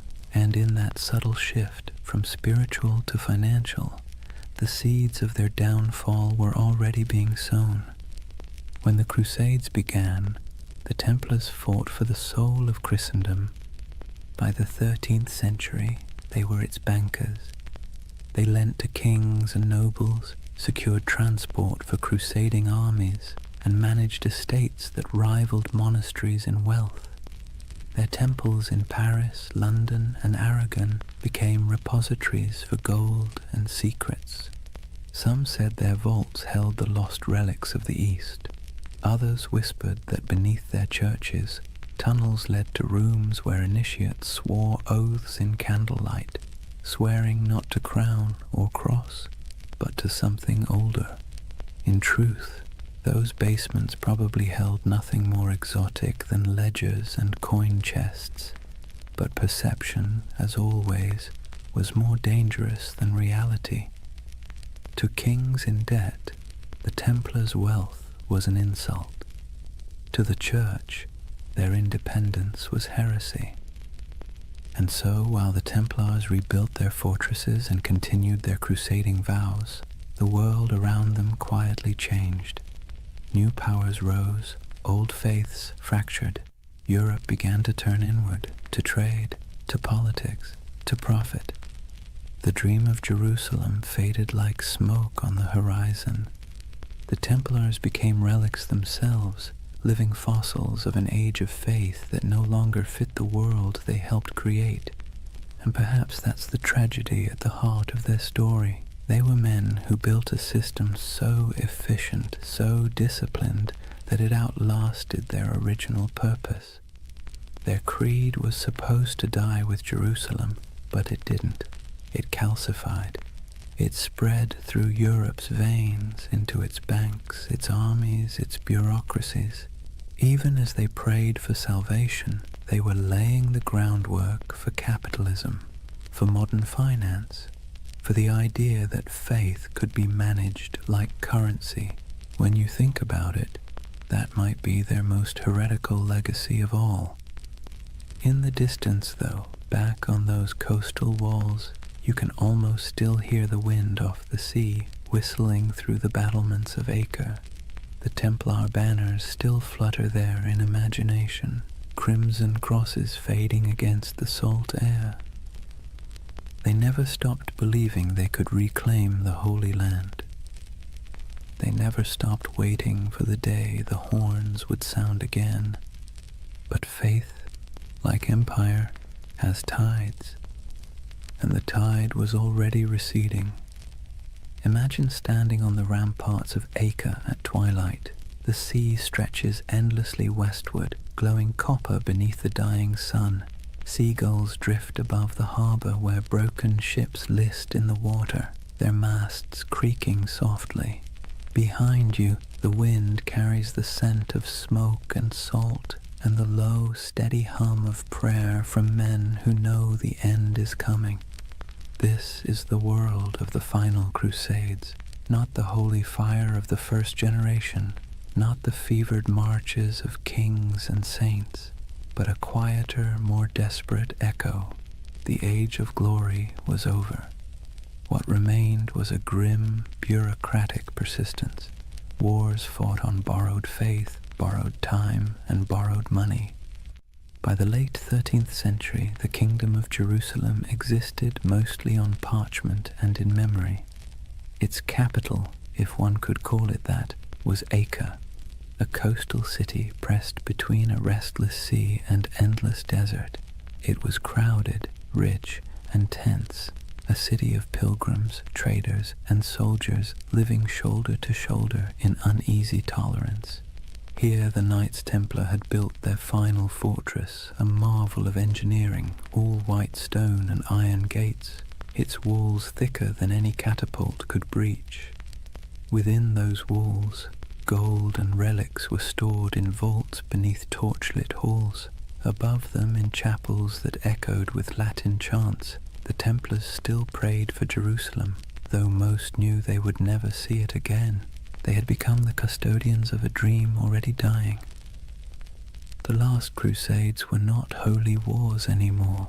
They were logistics operations, charters, supply lines, contracts. The romantic image of knights charging across the desert had long since been replaced by the grinding reality of politics.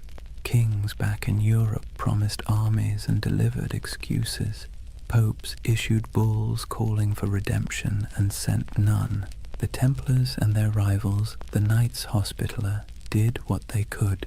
They fortified the remaining coastal strongholds, trained recruits from France and England, and negotiated uneasy truces with Muslim rulers, who now viewed them less as enemies and more as relics of a fading age. For nearly a century, the Templars held their line. A few miles of coast, a handful of towers, and the weight of an entire lost empire on their shoulders. Then, in 1291, the inevitable came. A vast Mamluk army, disciplined, relentless, and armed with the confidence of history, swept across the plains toward Acre. Their banners blackened the horizon. Their engines rolled like thunder. Inside the city, panic spread like wildfire. Citizens fled to the harbor, merchants burned their ledgers, priests carried relics to the ships, whispering prayers that no one believed would work. The Templars, as always, took their positions. From the battlements, they could see the Mamluk campfires stretching endlessly into the desert night. The siege began with drums, then fire, then days of unbroken assault. It was not the glorious last stand of legend. It was chaos. Stones crashed into the towers, arrows rained like iron hail, walls cracked and bled dust. The Templars fought with methodical silence, their discipline unbroken even as everything around them burned. Eyewitnesses would later write that when the outer wall finally collapsed, the sound was like a mountain giving way. Within days, Acre was gone. The Templar fortress fell piece by piece, and those who survived fled to their ships, carrying little more than their order's banner and the bitter taste of failure. When the city burned behind them, so did the last true Crusader stronghold in the Holy Land. It was over. The Crusades had lasted nearly 2 centuries, and now, after all the pilgrimages, sieges, and sermons, the Holy Land was once again entirely in Muslim hands. For the Templars, the loss was more than strategic, it was existential. They returned to Europe as an army without a battlefield, an order without a purpose. Their castles in the east were gone, their mission obsolete, but they were still wealthy, still disciplined, and still bound by vows that made them useful or dangerous, depending on who was watching. They settled mostly on the island of Cyprus, rebuilding their headquarters there. From its harbors, they continued to dream of returning to the Holy Land, though it was clear to everyone that the age of crusades had passed. But faith is a stubborn thing. The Templars still believed that their duty was not complete. They trained, prayed, and planned, as if the next crusade was always just one papal decree away. And Europe for a while humored them. Popes still called them the sword of the church. Kings still borrowed their money. Peasants still whispered prayers for them. But under the surface, the world was changing. Trade was replacing war. Cities were replacing castles. Banks were replacing swords. And the Templars, with their vast holdings and network of treasuries, found themselves at the uncomfortable center of this transition. They had invented the closest thing to modern finance, a system where a pilgrim could deposit gold in Paris and withdraw it in Acre using coded letters of credit. It was genius, practical, and efficient, and in hindsight, catastrophic. Because when the wars ended and the debts came due, kings looked at the Templars' wealth and saw temptation, not salvation. Especially one king in particular, Philip IV of France. Philip was a man both pious and paranoid. He owed the Templars enormous sums of money, loans for his wars, his court, his vanity. But he also saw their independence as an affront. They answered not to him, but to the Pope.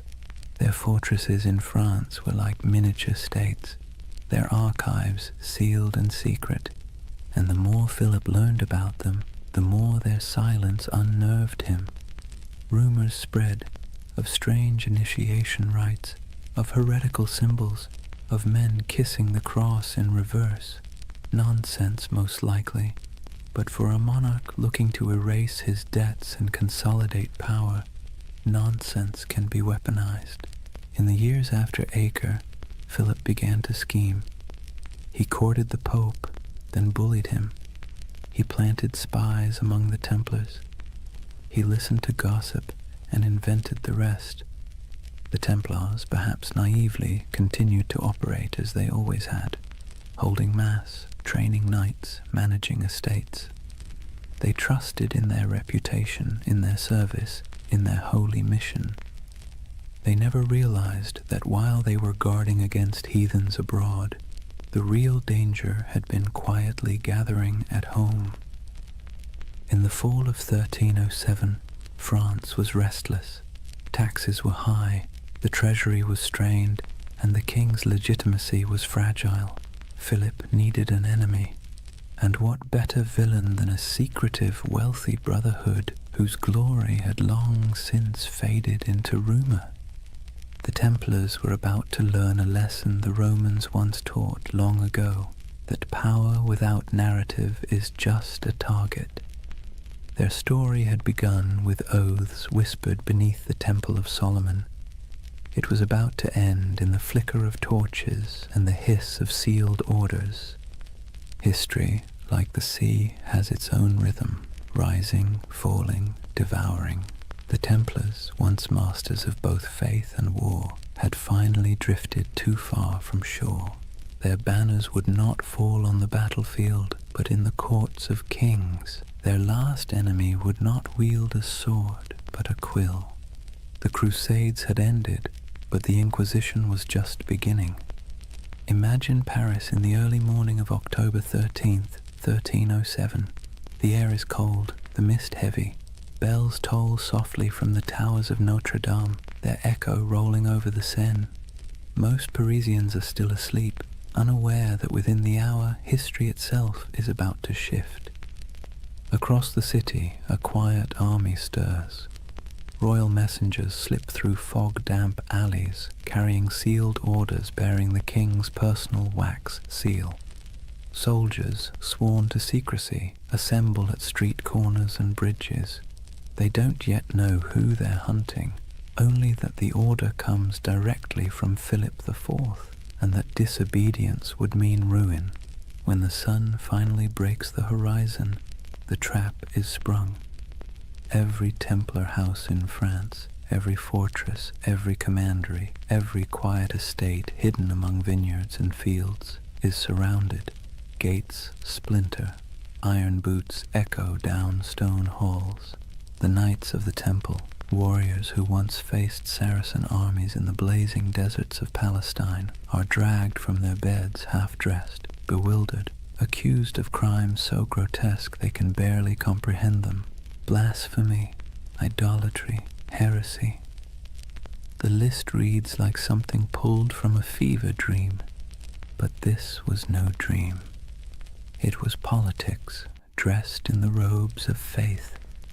Let's be clear, Philip IV was not a fool.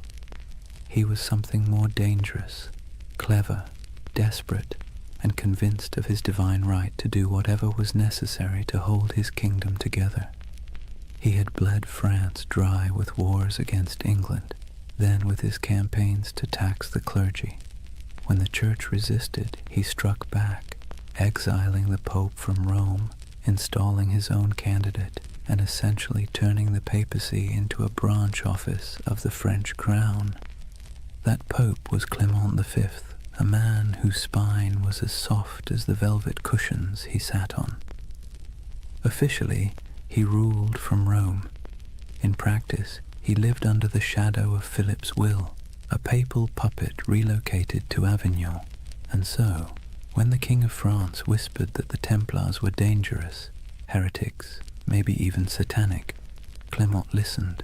But the real accusation wasn't spiritual, it was financial.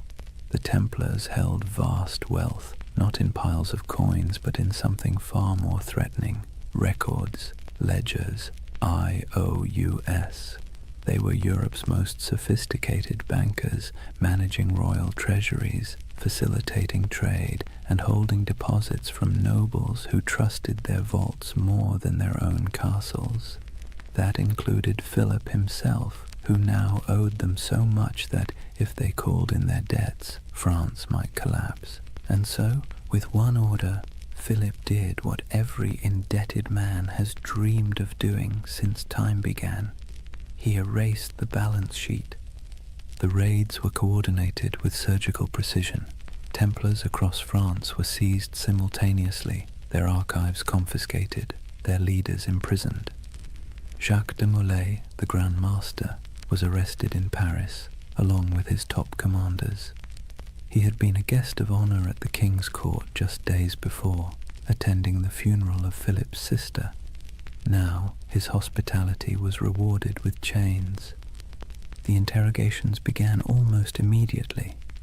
The king's agents, men of ink and iron, demanded confessions to every sin imaginable.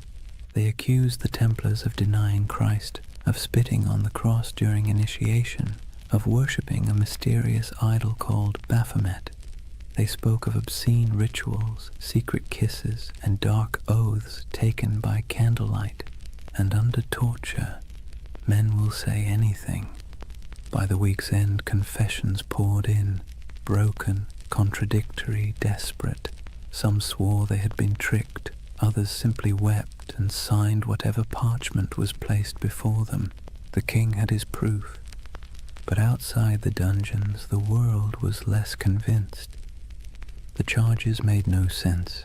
The Templars were fanatically religious, sworn to poverty, chastity, and obedience. Their prayers structured their lives so tightly that even eating and sleeping were acts of devotion. To accuse them of heresy felt like accusing monks of witchcraft. But logic was irrelevant. The spectacle was the point. Philip had turned the trial into theatre. He invited clergy, nobles, and the public to hear the confessions. He displayed the trembling knights as examples of corruption and divine justice. He presented himself as the defender of Christendom, cleansing it of hidden rot. And for a public weary of taxes, famine, and failed wars, it worked. People love a villain, especially one that used to be untouchable. Meanwhile, Clement V hesitated. As head of the church, the Templars were technically under his jurisdiction, not Philip's, and he knew, deep down, that the charges were absurd. He issued cautious letters demanding the Templars be handed over to papal investigators, but Philip ignored him. France was already playing judge, jury, and executioner. When the Pope finally summoned his courage to intervene, the damage was done. Across Europe, the accusations had spread like wildfire. Other kings, seeing opportunity, followed Philip's lead. Why not confiscate a few Templar estates? Why not seize their gold, their horses, their lands? After all, if France was purging the heretics, who wanted to look soft on sin? One by one, Europe's monarchs turned on their former protectors. In England, Edward II hesitated at first. He actually liked the Templars, but papal pressure forced his hand. In Spain and Portugal, the order was dissolved and reborn under new names, with new insignia, to preserve their assets while appeasing the church. In Germany and Italy, their properties were quietly absorbed by the Hospitallers, rivals who had survived by being slightly less rich and slightly less suspicious. But in France, there was no mercy. The king's prisons overflowed with knights. Some recanted their forced confessions, and for that they were burned alive. Others were kept in darkness for years, their order formally disbanded by papal decree in 1312. As the walls closed in, Jacques de Molay remained calm. His life by then had been one long act of faith. He had fought in Outremer, negotiated with kings, and seen the fall of Acre. He knew what it was to lose everything. But this betrayal, this twisting of faith into a weapon, was something colder. He endured years of imprisonment, interrogation, and humiliation before being brought once more into public view. On March 18, 1314, the king staged one final spectacle. Mole and 3 senior Templars were led onto a platform erected on the Ile de la Cité, a small island in the Seine, directly across from the royal palace. The crowd gathered in silence, expecting confessions and repentance. But instead the old man, gaunt, weary, his hair turned white in prison, stood tall and spoke words that would echo for centuries. He retracted every confession, declared the order innocent, condemned the lies, the cruelty, the injustice. The crowd gasped. The executioners hesitated. Even Philip's officials seemed unsure what to do. But the king, unmoved, ordered the fires lit immediately, and as the flames climbed, witnesses said Jacques de Molay did not scream. He stood, unmoving, until the smoke swallowed him. According to legend, with his final breath, he called down a curse, summoning the Pope and the King to meet him before God within a year. It sounds like myth, but here's the strange part. Both men did die within 12 months. Philip collapsed suddenly during a hunting trip. Clement succumbed to illness not long after. Their bodies, it was said, refused to rest peacefully. One burned, one desecrated by lightning. History, for once, indulged in poetic justice, and so ended the Knights Templar, at least on paper. Their castles were seized, their treasure vanished, their order dissolved, but their legend, that refused to die. Whispers began immediately, of ships slipping away from La Rochelle under cover of night, carrying gold, relics, and sacred texts, of surviving knights who fled north to Scotland or vanished into the Alps, of secret brotherhoods, the Freemasons, the Rosicrucians, who claimed descent from the last guardians of the temple. It's hard to tell where history ends and myth begins. Maybe they're the same thing now, a story too powerful to stay buried. The fires of Paris went out, the ashes scattered. But in the imagination of every generation since, the Templars never stopped riding. Their red crosses still gleam faintly in the dark corners of our collective memory, where faith and conspiracy meet like 2 mirrors reflecting forever. Chapter 4. The Fall, the Curse, and the Immortal Legend. Take a deep breath and picture it again. Paris, 1314. The sun setting behind the grey spires, the river glinting like a blade, the crowd dispersing after the execution, their murmurs fading into the wind. For a moment, the city feels hollow. The flames have gone out, the smoke has thinned, and all that remains of the Knights Templar is the faint scent of burning oak and the whisper of rumour. It should have ended there, but history, like fire, has a way of smouldering long after the last spark dies. They say Jacques de Molay's final words were a curse. He called out from the pyre, summoning Pope Clement and King Philip to appear before the judgment of God within a year. The legend says his voice did not tremble. It carried through the crowd, past the walls of Paris, past the gilded windows of the royal palace, carried by the smoke as if heaven itself were listening. And then, as the flames consumed him, something strange happened. The air shifted. The crowd fell silent. Even the guards who had lit the pyre looked uneasy, like men who had just seen something they shouldn't have. You can almost hear the echo, soft, defiant, and final. Within 1 year you will answer before God. It's the kind of line that sounds too neat to be true. And yet, history, either by coincidence or poetic design, obliged. Within a month, the Pope fell ill. Clement V's body gave out after years of stress, guilt, and compromise, his corpse was placed in a monastery awaiting burial. But as if on cue, the monastery caught fire. The flames consumed the chamber, and the papal body, already lifeless, was said to have sat upright in the coffin, engulfed in flames, as though the curse had come to collect.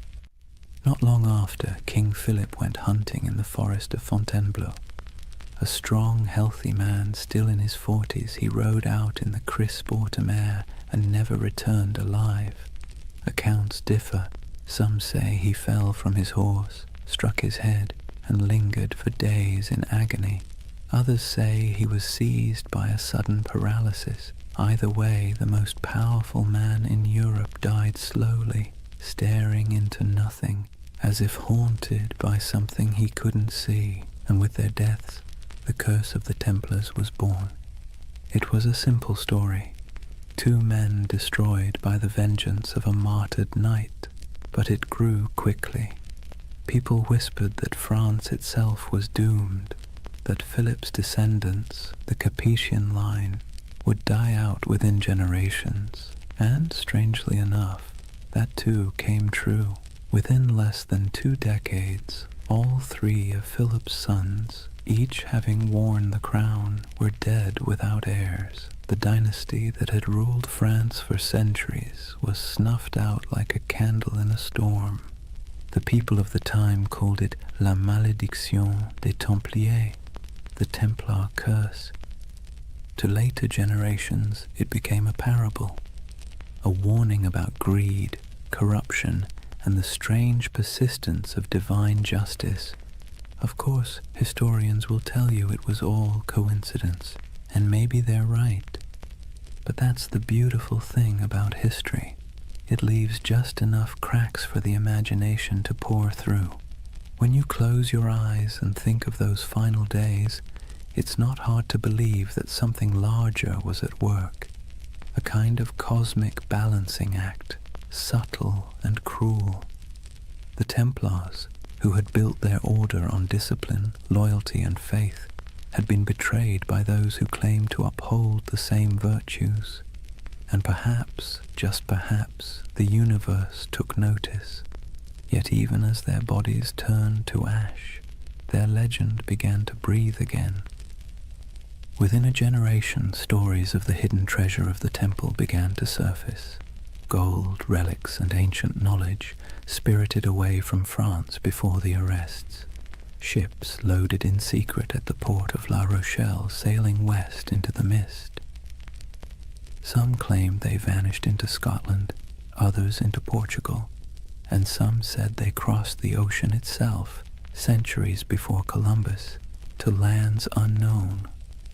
The myth of the lost Templar fleet became the fuel for countless tales. Sailors swore that on stormy nights they'd seen ghost ships bearing red crosses on their sails, gliding silently across the waves. Monks whispered of secret vaults beneath cathedrals where the last Templars hid sacred relics. And among peasants and pilgrims alike, a quiet belief took root. The Templars were not dead. They had merely gone underground, waiting for the world to be ready again. It was an idea too romantic, too mysterious to fade. The church had tried to erase the order's name, to burn their banners, melt their seals, and scrub their records. But the Templars had built something deeper than stone. They had built a story, one that couldn't be killed with fire or buried in royal decrees. And the story began to change shape. In the Middle Ages, people whispered that the Templars had discovered the Holy Grail beneath the ruins of Solomon's temple, that the treasure they carried was not gold, but knowledge, secret doctrines, ancient scrolls, perhaps even relics of Christ himself. These weren't just bedtime stories, they were expressions of longing for a lost wisdom, a purer faith, a world where the sacred and the powerful were one and the same. It's strange, isn't it? The church destroyed them for being too secretive, too independent, and yet that very secrecy made them immortal. The less we knew, the more we wondered, and wonder, as every myth maker knows, is the soil in which legends grow.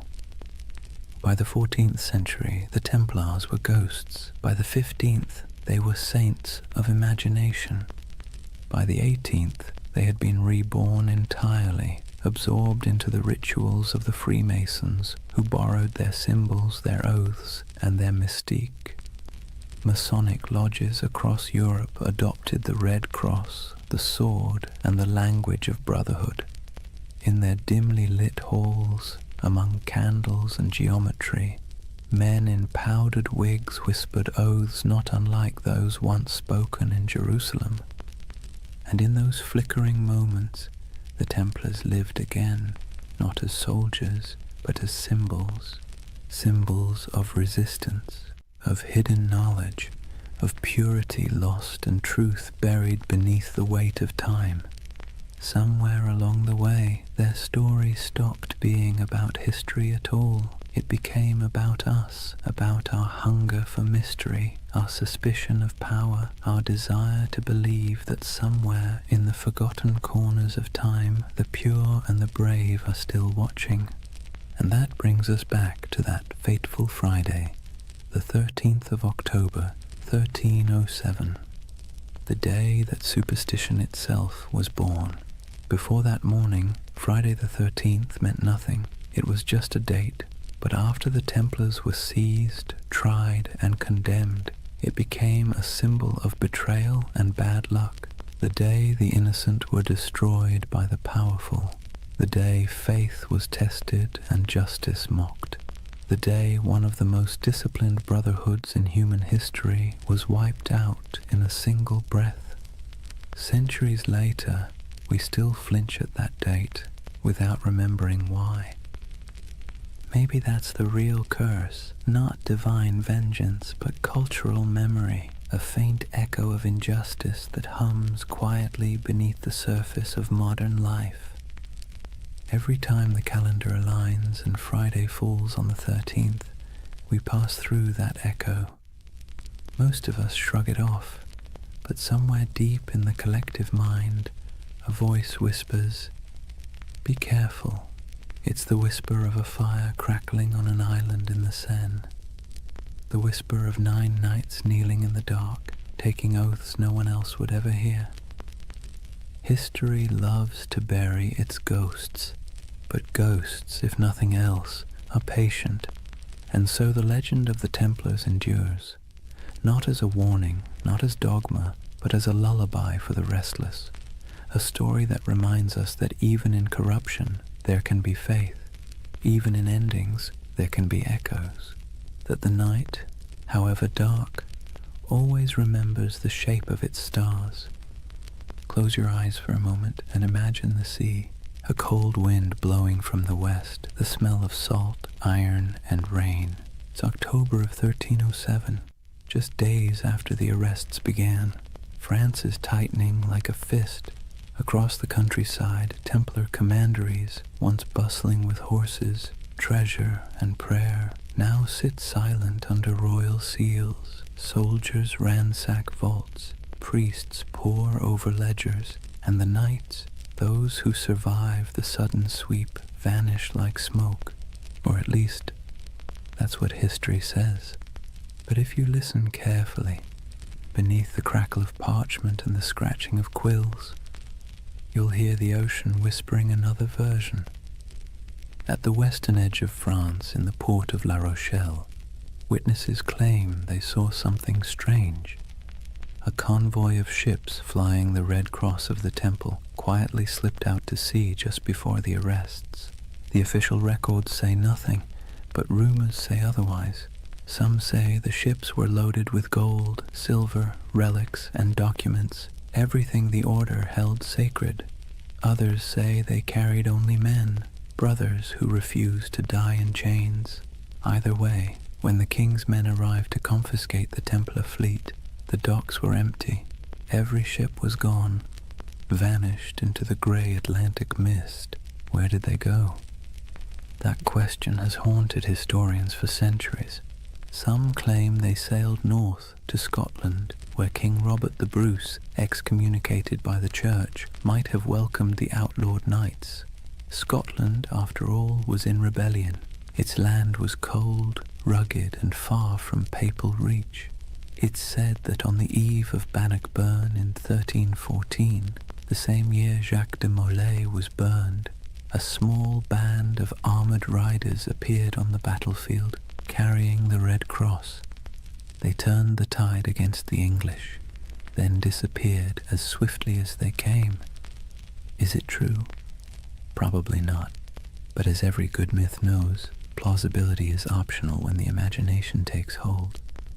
Others believe the Templars went west, farther than any Christian ship had gone, that they reached the shores of Portugal, and from there, the New World itself, centuries before Columbus. In Portugal, after all, the Templar legacy is easy to trace. King Denis, who admired the order's discipline and skill, quietly rebranded them as a new brotherhood, the Order of Christ. Same men, same property, same goals, different name. Under that new banner, they built fortresses, trained explorers, and financed voyages. Centuries later, one of their spiritual heirs, a man named Prince Henry the Navigator, would launch the Age of Exploration, and the Red Cross of the Templars would appear again, painted on the sails of caravels bound for Africa, India, and beyond. You've seen it before, even if you didn't notice it. The ships of Columbus, the sails of Vasco da Gama, the Red Cross fluttering against the wind. A silent inheritance, passed from the knights who once guarded pilgrims to the sailors who remapped the world. And so, some say, the Templars never truly vanished. They evolved. They traded swords for sextants and Jerusalem for the horizon. But there's another theory, quieter, stranger, almost tender in its melancholy, that many of the surviving Templars simply went home. Imagine them. Men in their 40s or 50s, scarred from years of crusade, watching everything they believed in collapse. Some fled across borders, shaving their beards, burning their mantles, blending back into ordinary life. A few became monks in other orders. A few became mercenaries fighting in wars for causes that meant less to them than the discipline itself. And some perhaps wandered until they disappeared entirely. It's easy to picture one, an old knight on a country road in Burgundy, walking beside a thin horse, whispering the prayers he'd once spoken in Latin under vaulted stone. The world had moved on, but his habits hadn't. He still woke before dawn. He still ate in silence. He still believed that somewhere, somehow, the temple would rise again. History doesn't record their names, but you can almost feel their absence, like a missing note in a song. Meanwhile, in the cities, the myth began to grow. People whispered that the knights had gone underground, forming secret brotherhoods that passed their wisdom down through generations. Some pointed to the Freemasons, whose ceremonies echoed Templar oaths of loyalty and secrecy. Others to the Rosicrucians, the mystics of the Renaissance who claimed to guard ancient knowledge. And later still, to shadowy organizations whispered about in smoky taverns, societies of men who spoke in symbols, who wore rings marked with crosses, and who always seemed to know more than they should. Whether any of it was true didn't matter. What mattered was that the idea felt true, because deep down, humanity hates endings. We don't like to believe that things simply stop, that great movements vanish overnight. We'd rather imagine that somewhere, beneath the surface, the story continues. And maybe it does. In Scotland, legends grew of hidden lodges beneath cathedrals, where descendants of the Templars met by candlelight.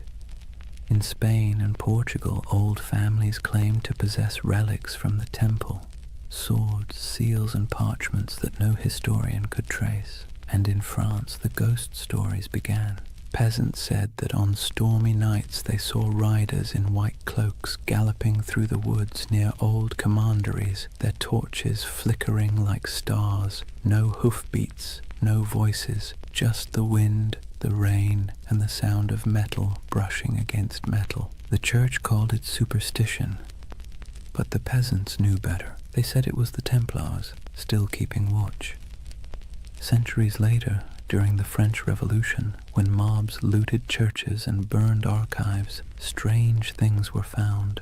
Stone carvings of Templar crosses hidden behind altars, letters sealed with wax bearing the order's symbol, and cryptic diagrams suggesting that not everything had been destroyed. Even Napoleon, the great skeptic, was rumored to have been fascinated by them. When he invaded Egypt in 1798, he brought with him not just soldiers, but scholars, engineers, and, oddly enough, men obsessed with the Templar myth. They saw the pyramids, the ruins of ancient Alexandria, and believed they were walking in the same footsteps as those mysterious knights who had once dug beneath Solomon's temple. It was as if every century rediscovered the Templars anew, each generation projecting its own dreams onto their ghost. For the Renaissance, they were seekers of hidden wisdom.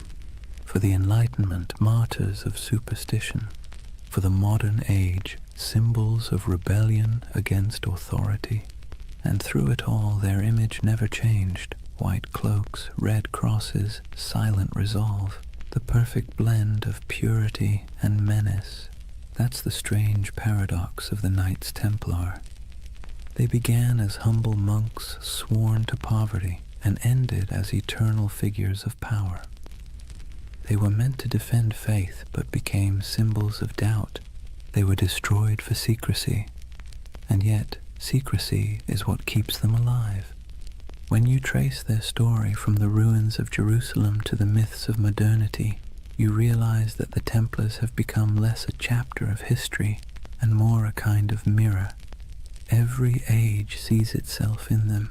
Every conspiracy, every spiritual revival, every lost cause finds its reflection in their legend. Even today, their name is everywhere. Video games, novels, films, coffee brands, even insurance companies. The irony would probably amuse them. Men who once vowed to own nothing now sell everything. But perhaps that's fitting. The Templars were never just about religion or war. They were about the human need to believe in something that endures. And maybe that's why we can't stop imagining where they went. Not because we need the facts, but because we need the comfort of knowing that ideals, courage, loyalty, sacrifice, don't just die with men. They drift, they adapt, they survive. So when you think of those ships sailing out of La Rochelle into the fog, try not to see them as fugitives. See them as dreamers, as the embodiment of a simple, quiet truth. That faith and mystery always find a way to escape the fire. Maybe they reached Scotland, maybe they reached the New World, or maybe they're still out there somewhere, beyond the horizon, sailing a sea that never ends. Imagine a cold dawn in Paris, 1307. The streets smell of smoke and fear. Bells toll somewhere in the distance, slow, heavy, deliberate. The king's guards march through the mist, their armor clattering like a death knell. Inside the stone halls of the royal fortress, a handful of exhausted men kneel before a tribunal. Their white mantles, once symbols of divine purpose, are now stained with dirt and tears. The red cross across their chests looks almost like a wound.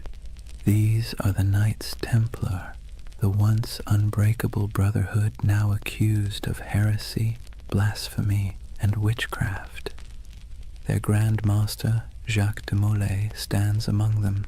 His face is gaunt, his hands tremble, but not from fear, from disbelief.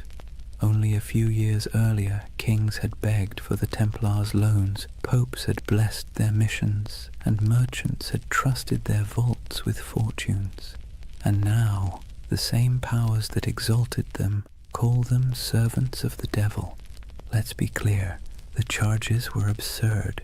The Templars were accused of spitting on the cross during secret initiations, of worshipping a mysterious idol named Baphomet, a bearded head that supposedly whispered prophecies, of kissing each other's backsides as oaths of loyalty. It sounds like something invented by a drunk gossip trying to impress a tavern full of bored clerks. But in medieval Europe, rumor and heresy were as lethal as swords. Under torture, men confessed to anything. And King Philip IV of France, buried in debt to the Templars, knew that pain was cheaper than repayment. He wanted their treasure and their silence. So he ordered confession after confession until even the strongest broke. It's strange to imagine these were men trained to endure battle, to ride through sieges, to fight without sleep. And yet here they were, chained in dungeons, whispering prayers that turned into pleas. Some recanted immediately, others held firm until their bodies gave out. But through it all, one question pulsed beneath the surface like a heartbeat. Where is the treasure? Because according to legend, the Templars had amassed unimaginable wealth. Gold from Jerusalem, silver from Europe, relics from the Holy Land. They were bankers to kings, landlords to half of France, and custodians of secrets no one dared write down. When their order collapsed, that treasure simply disappeared. The official records show nothing. The king found empty vaults, the church seized estates, but no gold. And so the myth began. The missing Templar treasure has been called the most enduring unsolved mystery in medieval history. Over the centuries it's been found 1,000 times, in hidden tunnels under Paris, buried beneath Rosslyn Chapel in Scotland, locked inside the catacombs of Malta, even frozen beneath Nova Scotia's Oak Island, where fortune hunters have been digging for 200 years and still haven't hit bottom. Each theory begins the same way, with the night of October 13th, 1307, when those ships at La Rochelle sailed off into the mist. And each theory ends the same way, with an empty map and more questions. But maybe the treasure wasn't gold at all. Maybe what they protected wasn't wealth, but knowledge. There's a quiet rumor, older than the Freemasons, older than most conspiracy theories, that the Templars discovered something beneath the ruins of Solomon's temple during their early years in Jerusalem. What it was, no one agrees on. Some say it was the Holy Grail, not a cup, but a secret bloodline. Others claim it was the Ark of the Covenant, still humming with divine energy. And a few whisper that it was something far less biblical, ancient texts from before recorded history, knowledge so profound it could rewrite theology itself. Whatever it was, the rumor insists that the Templars hid it, not in one place, but in many. Fragments scattered like seeds across Europe, buried under chapels, sealed in crypts, or disguised as relics. You can almost imagine it. Stone corridors lit by flickering torches, brothers moving in silence, passing relics wrapped in linen. No words spoken, no records written, only vows that what was found in the Holy Land must never be lost again. It's beautiful, isn't it? The idea that knowledge can be smuggled through time, that truth, like treasure, can survive corruption, fire, and forgetfulness. But let's pause, because the historian's mind has a way of ruining poetry. The truth is, most of what the Templars had was painfully ordinary. Farms, mills, vineyards, warehouses. Their treasure was bookkeeping. Still, the legend persists, because it speaks to something deeper, a yearning for meaning behind mystery. We want to believe that somewhere beneath the dust, something sacred still waits to be uncovered, and maybe, in a way, it does.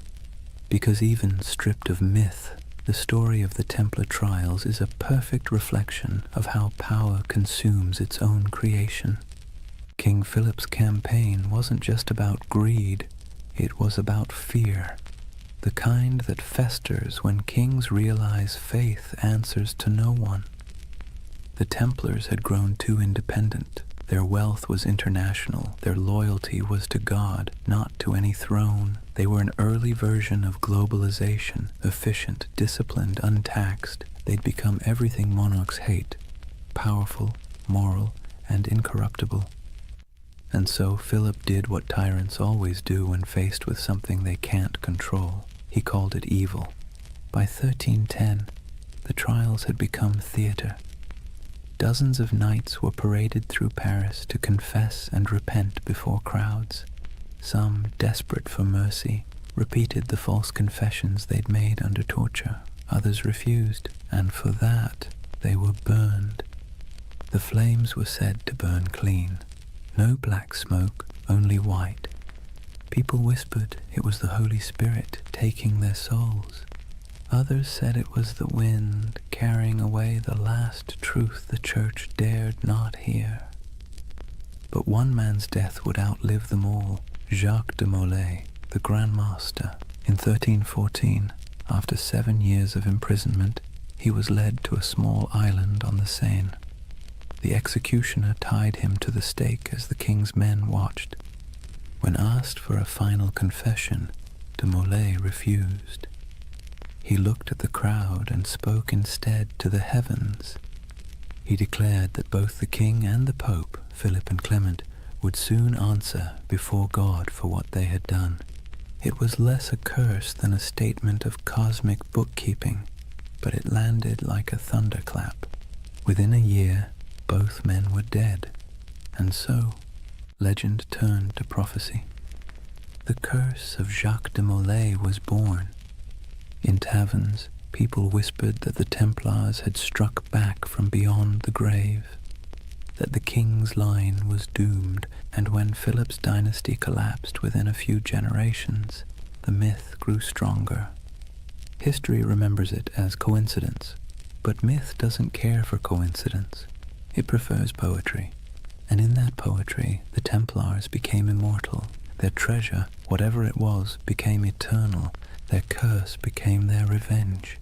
You can see echoes of it everywhere, in novels about secret codes and grail quests, in stories of lost bloodlines and hidden orders, in the fascination that still surrounds their name. Because deep down, the story of the Templars isn't just about power or faith. It's about loss. The loss of certainty, of purity, of something once believed to be incorruptible. And perhaps that's why it still hums beneath our collective imagination, because when we stare into history long enough, we start to see ourselves. The way faith becomes ambition, ambition becomes greed, and greed becomes legend. So maybe the real Templar treasure isn't buried in stone or sealed in vaults. Maybe it's the myth itself, the part of human nature that refuses to stop believing, even when reason tells it to. The belief that something holy might still be hidden under all this noise and dust, that even in ruin there's a secret worth protecting, and somewhere, under moonlight or memory, a ship still drifts through fog, carrying not gold, but the weight of a promise, the promise that no truth ever really disappears. It just waits to be rediscovered. Picture this, the flames dying down on that island in the Seine, the crowd dispersing into the night, their faces glowing with the reflected orange of what they'd just witnessed. And above it all, the black smoke curling toward the spires of Paris, drifting into legend. Jacques de Molay was dead, but his curse, if you believe in such things, had already taken root. The chroniclers of the time, even the cautious ones, couldn't ignore what happened next. Within months, Pope Clement V was dead of illness. Within a year, King Philip IV was thrown from his horse and died suddenly.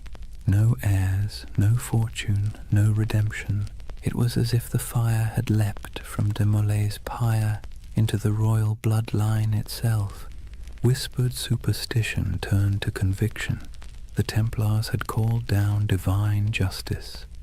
And that's where history ends and myth truly begins, because after that day the Knights Templar ceased to exist in the record.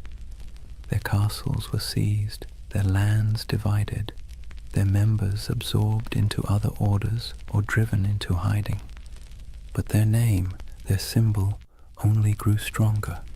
You can destroy a building, you can hang a man, but you can't kill an idea that has already become a myth. Let's be honest.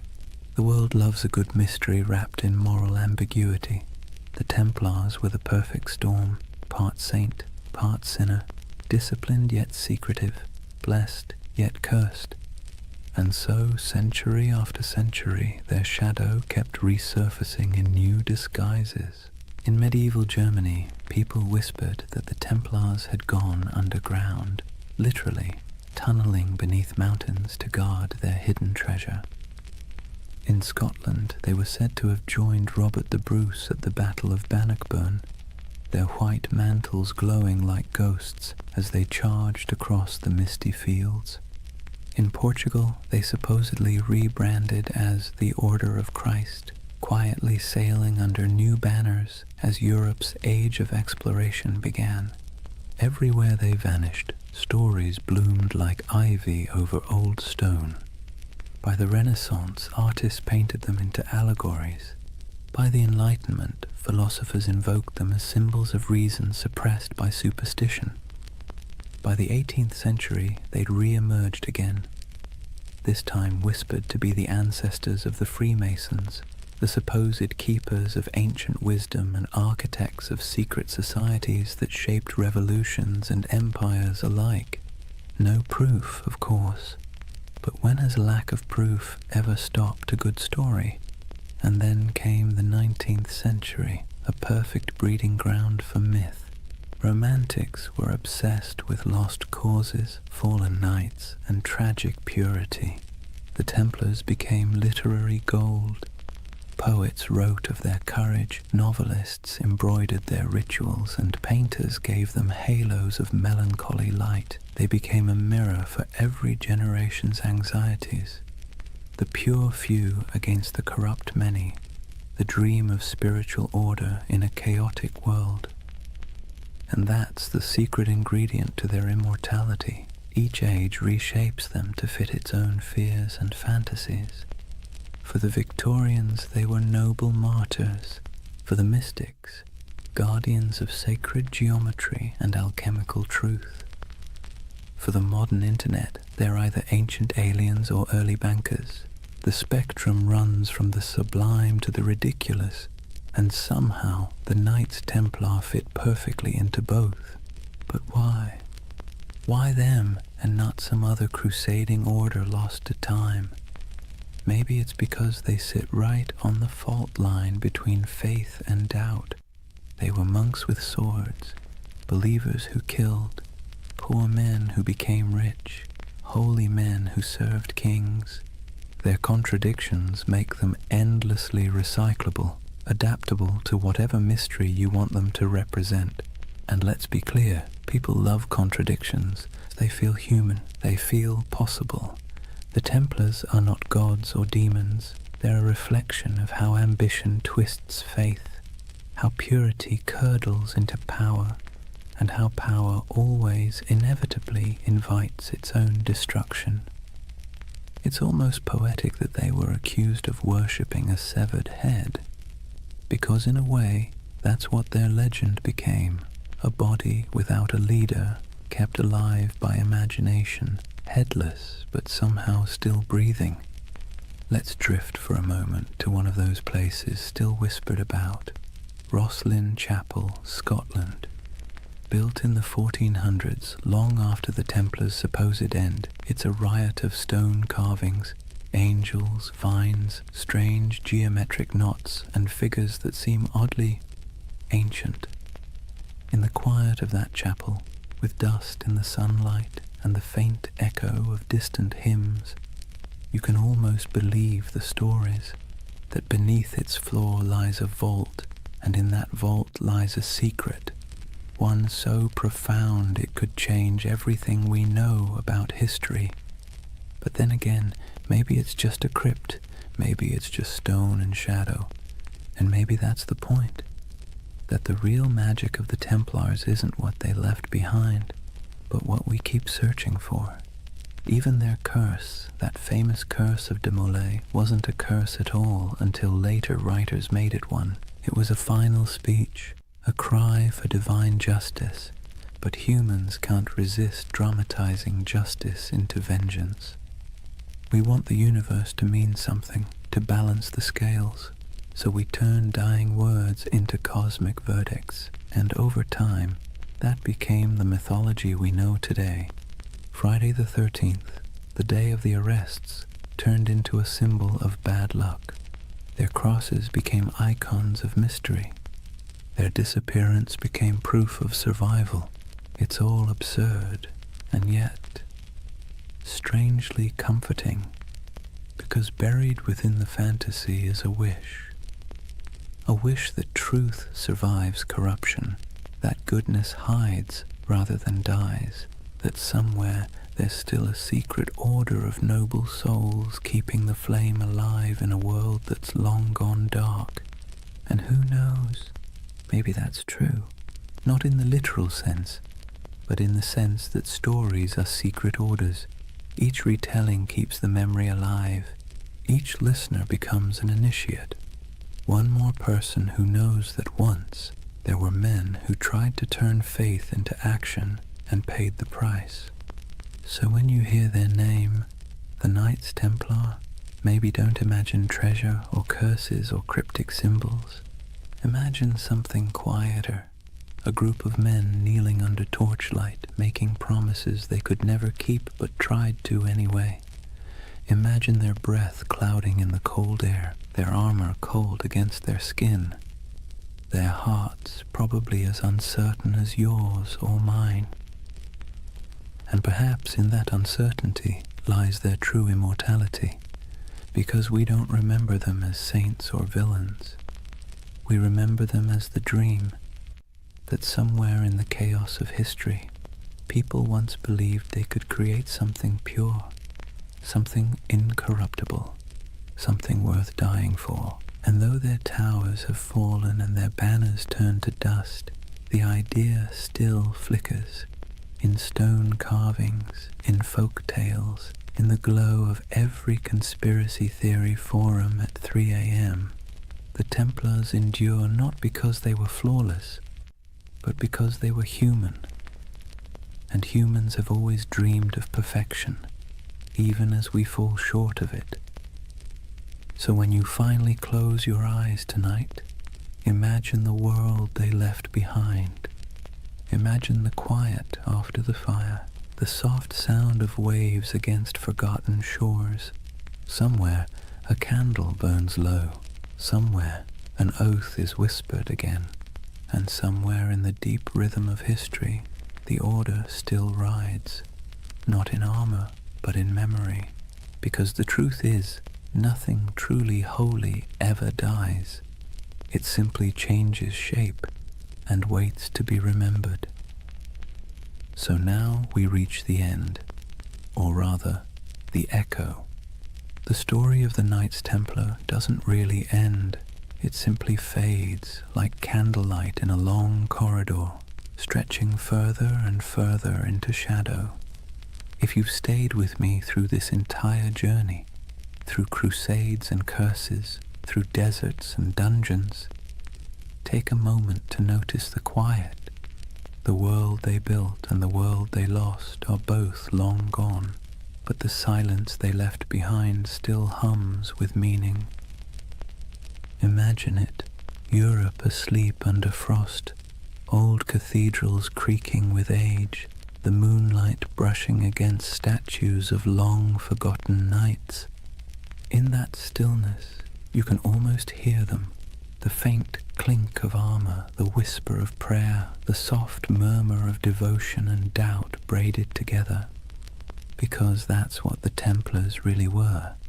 Not gods, not monsters, just men standing at the fragile intersection between the sacred and the human. They tried to build heaven with earthly tools, swords, stone, oaths, and hope. And like everyone who's ever reached too high, they fell. But falling doesn't mean failure. It just means the dream became too heavy for the age that held it. History loves to paint the Templars as symbols of greed, of purity, of secrets, of sin. But perhaps they were simply mirrors, reflecting what every civilization fears most. That no matter how powerful we become, or how righteous we think we are, time will eventually unmake us, fold us back into silence. And yet, the beauty is that silence isn't nothing. It's the space where memory lives, it's where myths breathe, and it's where you, right now, can find peace. As you drift, think of how strange it is that the same stones that witnessed their vows now lie beneath traffic, beneath cities, beneath centuries of dust. But if you look closely, the pattern is still there, in church floor tiles, in the geometry of modern skylines, in the lingering idea that faith, when coupled with discipline, can move empires. Every age finds its Templars, not in armor, but in conviction, not guarding pilgrims, but guarding truth, or art, or compassion, or whatever fragile thing seems worth defending in their time.